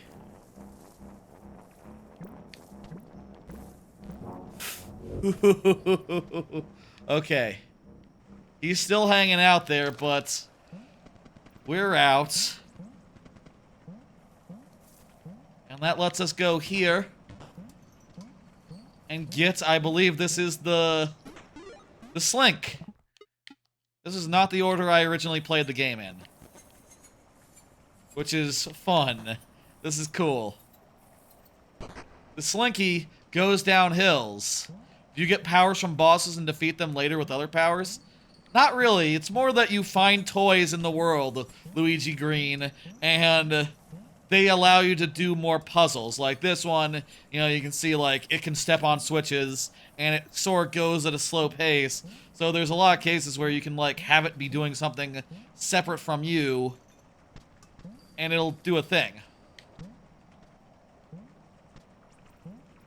Okay, let's fall down really good. Like here, for instance. You see there's a switch down there? I can have my Slinky go down and do that. And it can hit it at the same time I'm hitting the other switch, and that opens the door. Brilliant. Slinky is really good. I think Slinky is one of the more inspired powers, the inspired toys, as far as, like... Yeah, I don't think I've ever seen a Slinky be a puzzle object in a video game. It is a damn clever application. Yes, you defeat the bosses. That's in fact, that's the entire goal of the game, is to find them. I say find them as if they're not hunting you on to a certain degree. Is to eventually, with each area, beat the bosses and you know, beat all 4 of them, and a thing happens, and then more things happen. See here that this Slinky... What does that switch do?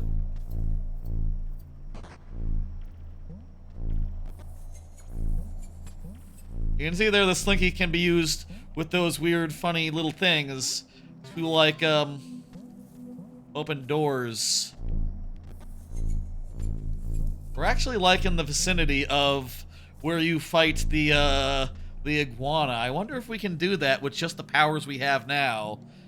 That would be rad, if possible. Oh, no bubbles in this room. Bubbles not allowed in this room.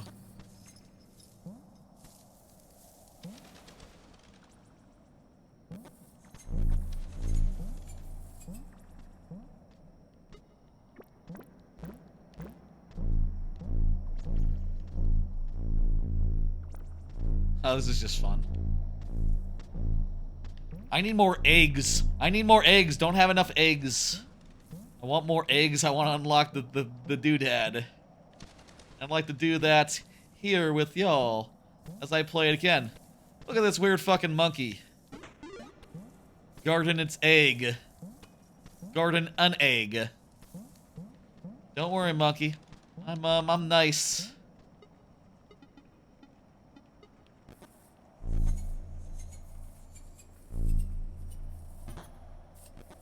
Here, like, depending on where you drop it, the Slinky ends up at a different location and triggers a different... God damn it! I pulled out my Slinky prematurely.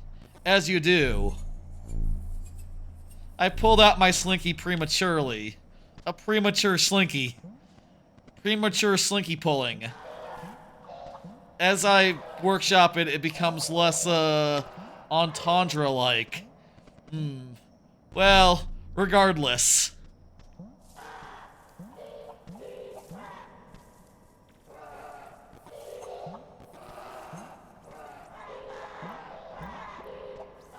These crows, if you hit the red buttons, they'll kick your ass. I remember. Don't hit the red buttons. This kind of looks like a skull.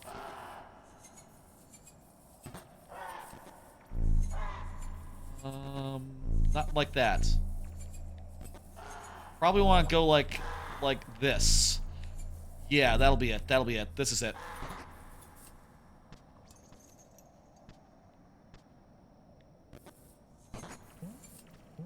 Sick, that's another thing opened.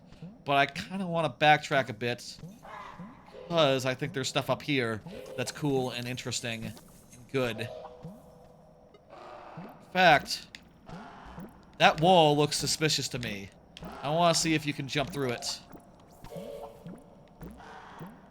Kinda looks like the answer is no. Yep, no. Okay, don't hit the switch. Important.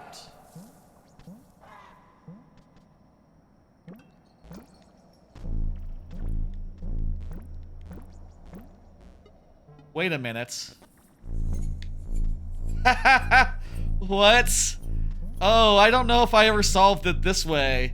I think I don't remember how I did this room. But I don't think I did it like that. Or if I did, I forgot, because I have no memory of that being the thing.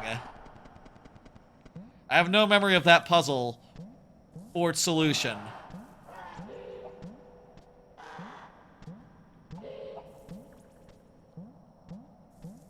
Playing this again, I am still delighted. I'm still, like, enraptured. I could do this whole game again. And, perhaps that is a sign of a game that is, like, should be towards the top of the Game of the Year list. And I'll say, I'm feeling like this is number 3. That's my thought right now. This is number 3 behind Metaphor and Astro Bot. I dare you to hit a red switch. Already did. I already hit a red switch. The guys did not appreciate it very much.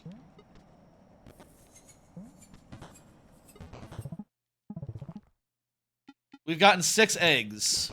We want to get...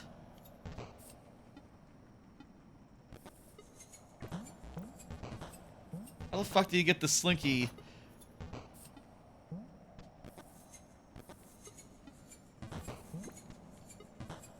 So, slinky here. Slinky here, bubble. Let's see if we can do this. Slinky here, bubble. There we go. There we go.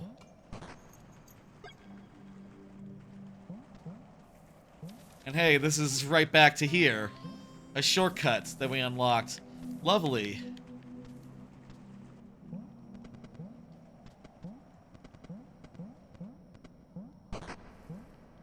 That opens up that thing.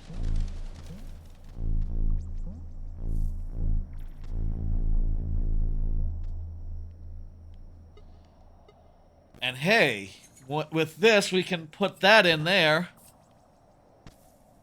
Okay, I see what we have to do.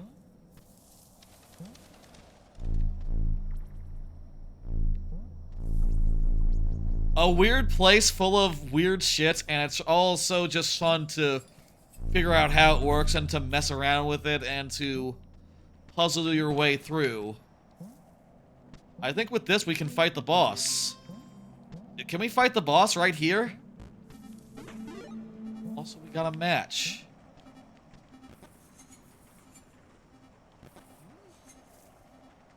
I think that might be another power-up that you need to get to, Well, I don't have anything that does that trick yet, so... Maybe we're done for now. In this area. But we can drop down this big old shaft.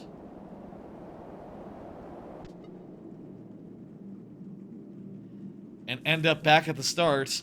Let's go back up there by dying.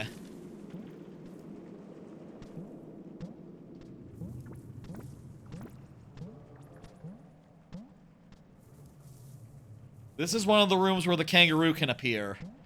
I don't know like how likely that is, but it's fun when it happens. I really just need something to damage me. Not particular as to what, honestly. Oh, actually, I think there's probably another thing to collect up here, another egg.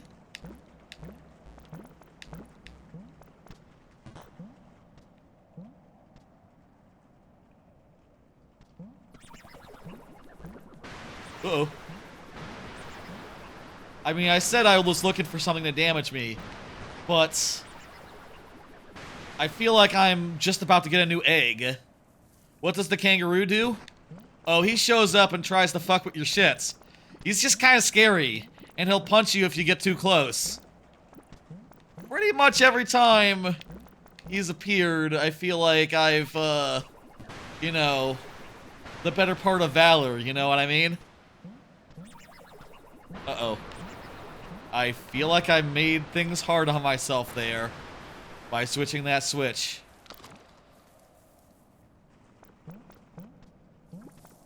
Clearly, I have to exit through the top. Oh, boy.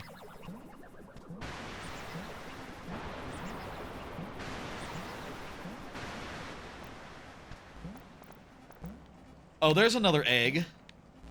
I bet that's another egg. Mystic egg, okay. I just need one more, and I'll be able to unlock a cool thing. And show that off in this file. You know, as opposed to the clear save file that I already have that is plenty cool.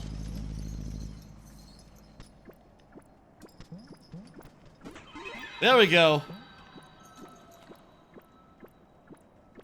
We got enough eggs to do a thing.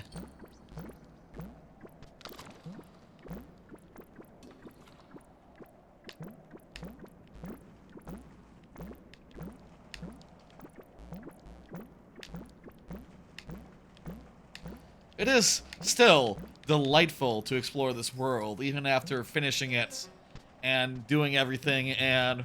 Ooh. I don't know I expected it to be quite this, like, right back in it. And, you know, knowing what I do know, it's like, I'm a lot more dangerous. Have I played Piku Niku on stream? On stream, no. I have played Piku Niku. That was well before I was a streamer, so it wasn't really a consideration at that time. I remember Piku Niku being, pretty okay. Wasn't like the biggest Piku Niku fan, but... it's alright, it's pretty good. Here's a big thing. We can now pretty much do it. The animal flute.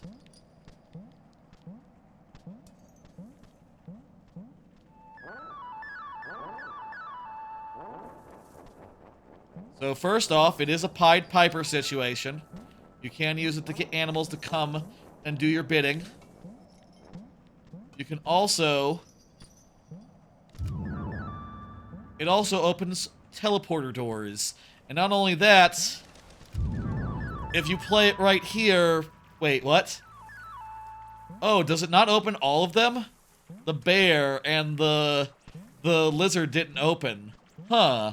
I always thought that once you opened this one, everything was opened. But I guess it's not that simple. Like this one opened from earlier in the game. We saw this area earlier. But the other ones did not.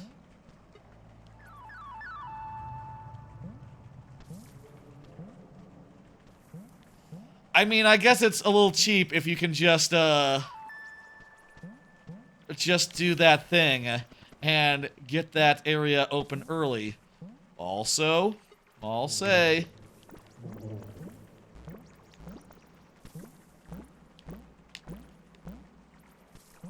here we go. There's another guy over here. I guess you have to open him as well, so he doesn't just start open. I remember the warp song! There's a warp song. There's warp songs in this game. I remember that one. I don't remember any others. There's a YouTube streamer that does Mario Maker 2 levels, but also Violet's Shiny Master. I don't know the fella. I haven't done that much in the way of, like, Mario Maker community collabs. That would be maybe a fair thing to do. Kind of, honestly, I've been sticking just with my own network as far as that stuff goes.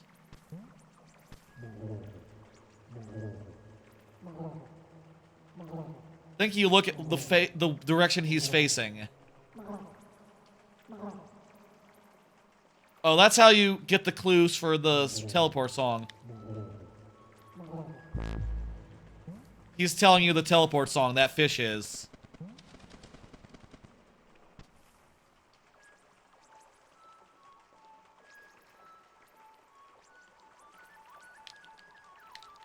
I can't remember any of the other songs. I can't shortcut the game in that way without looking it up. But I have seen later in the game. You watch his and my live streams all the time. I appreciate it. I appreciate the support, hey. Let me Google. Let me refresh my memory as far as the warp songs in this game. Let's warp some places and see what happens if you warp places prematurely.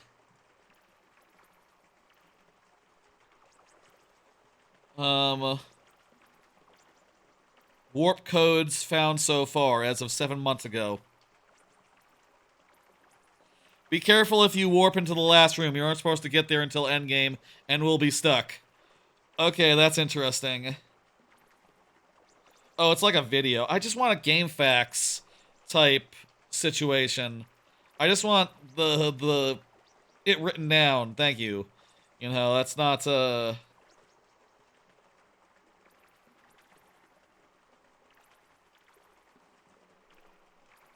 Right, right, left, left, down, down, up, up is the main one. Yes, yes, yes. Oh my god. Dude. Game rants. You didn't put the rest of the things in there. I'm just looking for a cheat sheet here. Oh, I guess I could do this now. I could do this now. Get rid of that ad. Ads all over. Where is... Okay, here we go. Bunch of songs, bunch of things. I'm gonna hide it now that I found it, and hopefully it doesn't unload. Right, up, left, down, left, down, left, down. I misinputted that. Let me try it again. Oh. Right, up, left, down, left, down, left, down.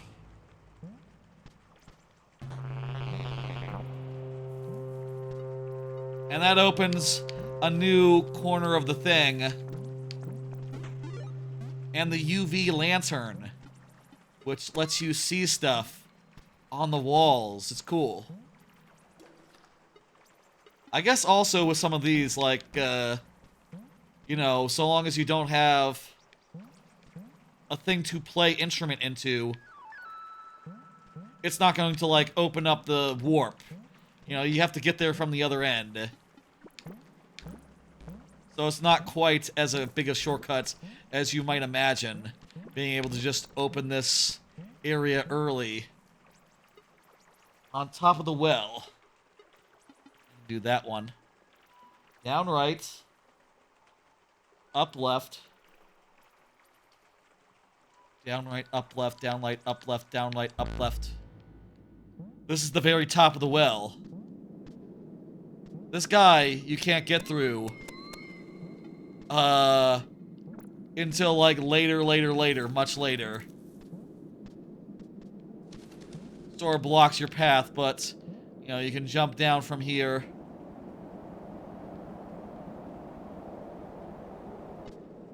And the song is simple enough to bash out. So long as you don't fuck it up. Okay, here's what I want to do. Down here. Flame altars. Flame altars. What is flame altars?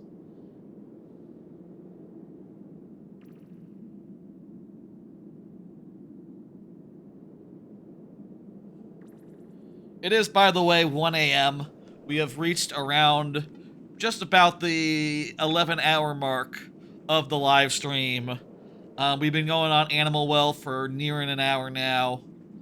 It will be time soon to end the stream and to, you know, send y'all off for tonight. But I want to poke around and do a few more things in Animal until then. Before then, whatever. It's another egg, a chocolate egg. Fantastic.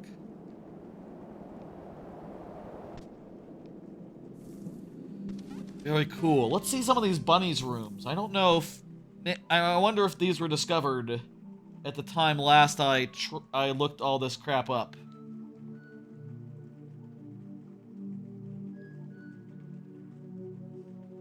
I did it wrong.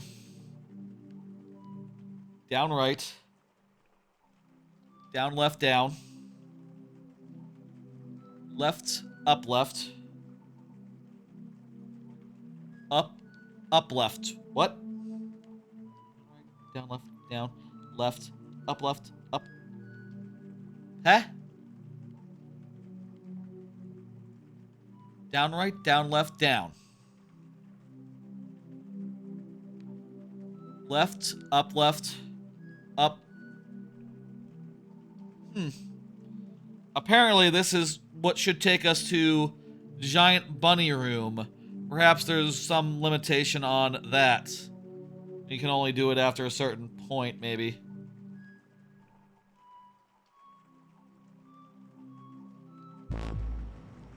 I can be taken to this Secret Bunny Jingle Room.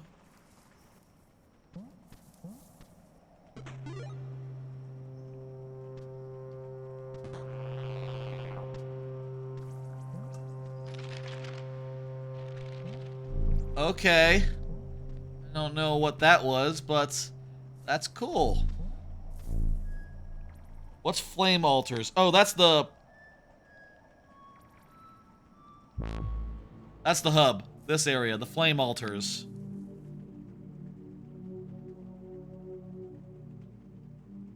Okay. I don't see anything else here about any other codes. I think there's a couple more, but it's no big deal.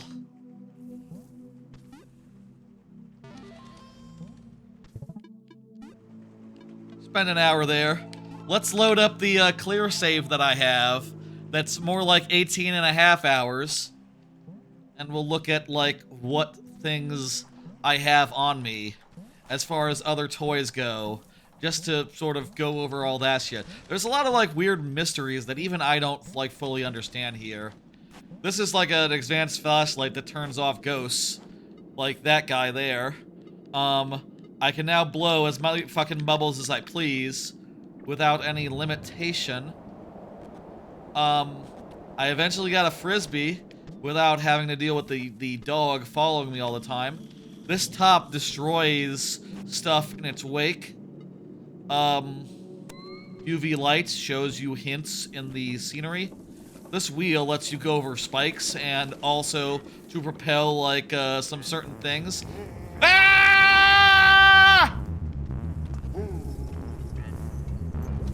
This ball bounces.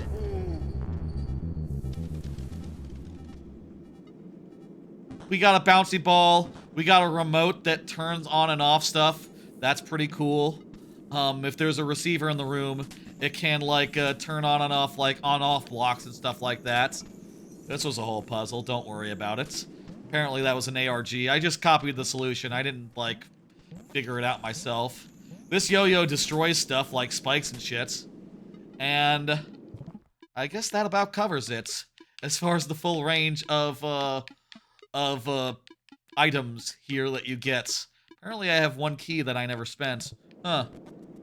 Odd.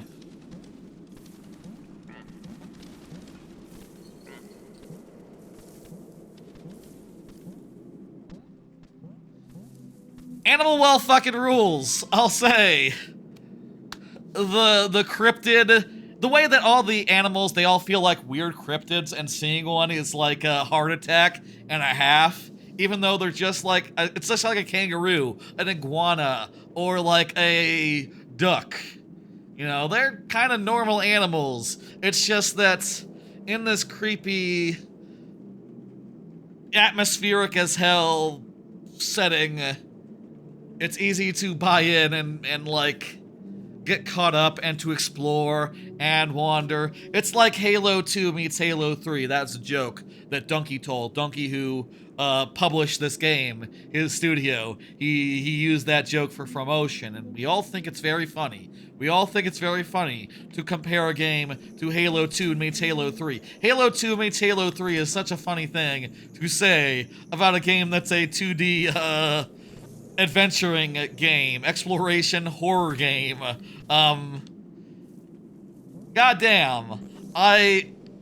Before Metaphor and Astro Bot came out, it was kind of my front runner for #1, and after revisiting it tonight, I am happy to say I think that this probably is like #3 with a bullet. That's about gonna wrap it up for tonight, I think, folks. We could wander around some more, I guess. We could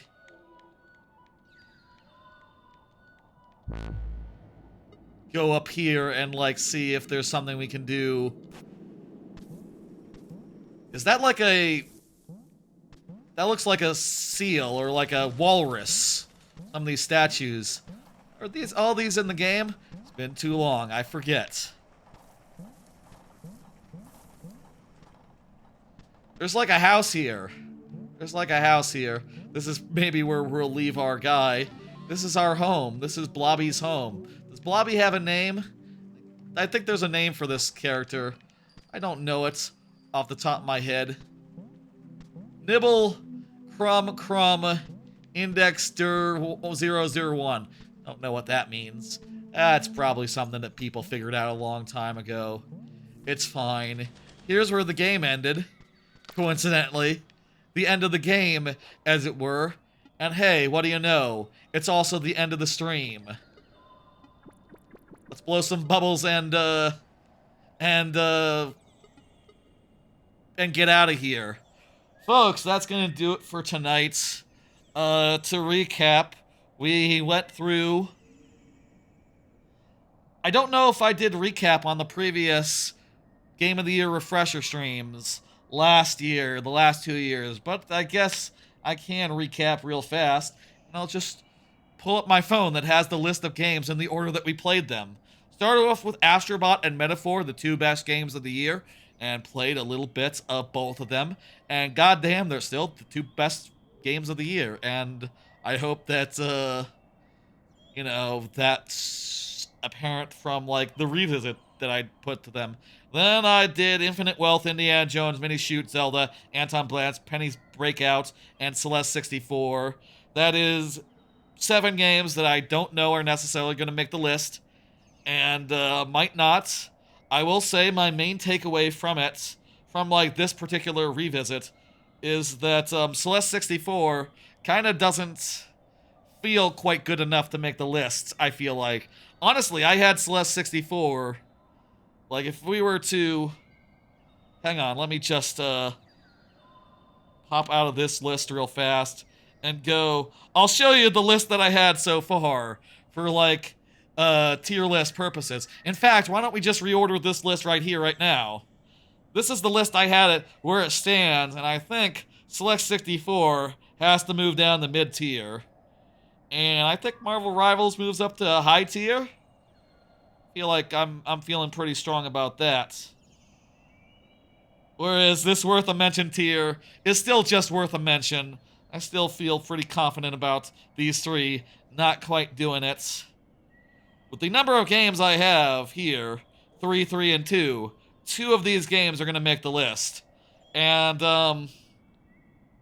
you know, I don't think it's going to be Celeste 64. So, shit, it's Infinite Wealth, Minishoot Adventures. I think Minishoot Adventures definitely makes the list. Infinite Wealth or Zelda. Ooh, I think that's what it comes down to. Huh. Oh, and we didn't do UFO 50. That's going to be next time. Does that sum up? Yeah, I think this is kind of the order. This is kind of the order. I could see switching Pokemon Pocket and Prince of Persia. That's something for me to think about in the coming week. but I think this is roughly the list. Also, we could scroll down a little bit farther and see the Don't Think So Bud category. Angerfoot, Nico Dorico, Call of Duty, Euden Chronicles, Rivals of Aether 2, Stitch, and the Fuck No section of Life is Strange 2. Colors sequel. Plucky Squire, Jeff Minter Story, Stormgate, Another Crab's Treasure, Pepper Grinder, Mario and Luigi, Little Kitty, Big City. Those ones I didn't like that much or not enough to even rank, even be like considered. Life is Strange, True Colors, really, or... No, it was the other one. Double Image sequel. That was it, yeah. I don't need a reminder for that. Thank you. Thank you, Clear App. Yeah, I think that, this might be the order, but, I got time to tweak. And, of course, we haven't really seen where UFO 50 falls. Does UFO 50 fall below Prince of Persia, below Marvel Rivals? Or does it even top Balatro or Animal Well? Let's think about that next time, I guess. I'm gonna hide my iPhone now.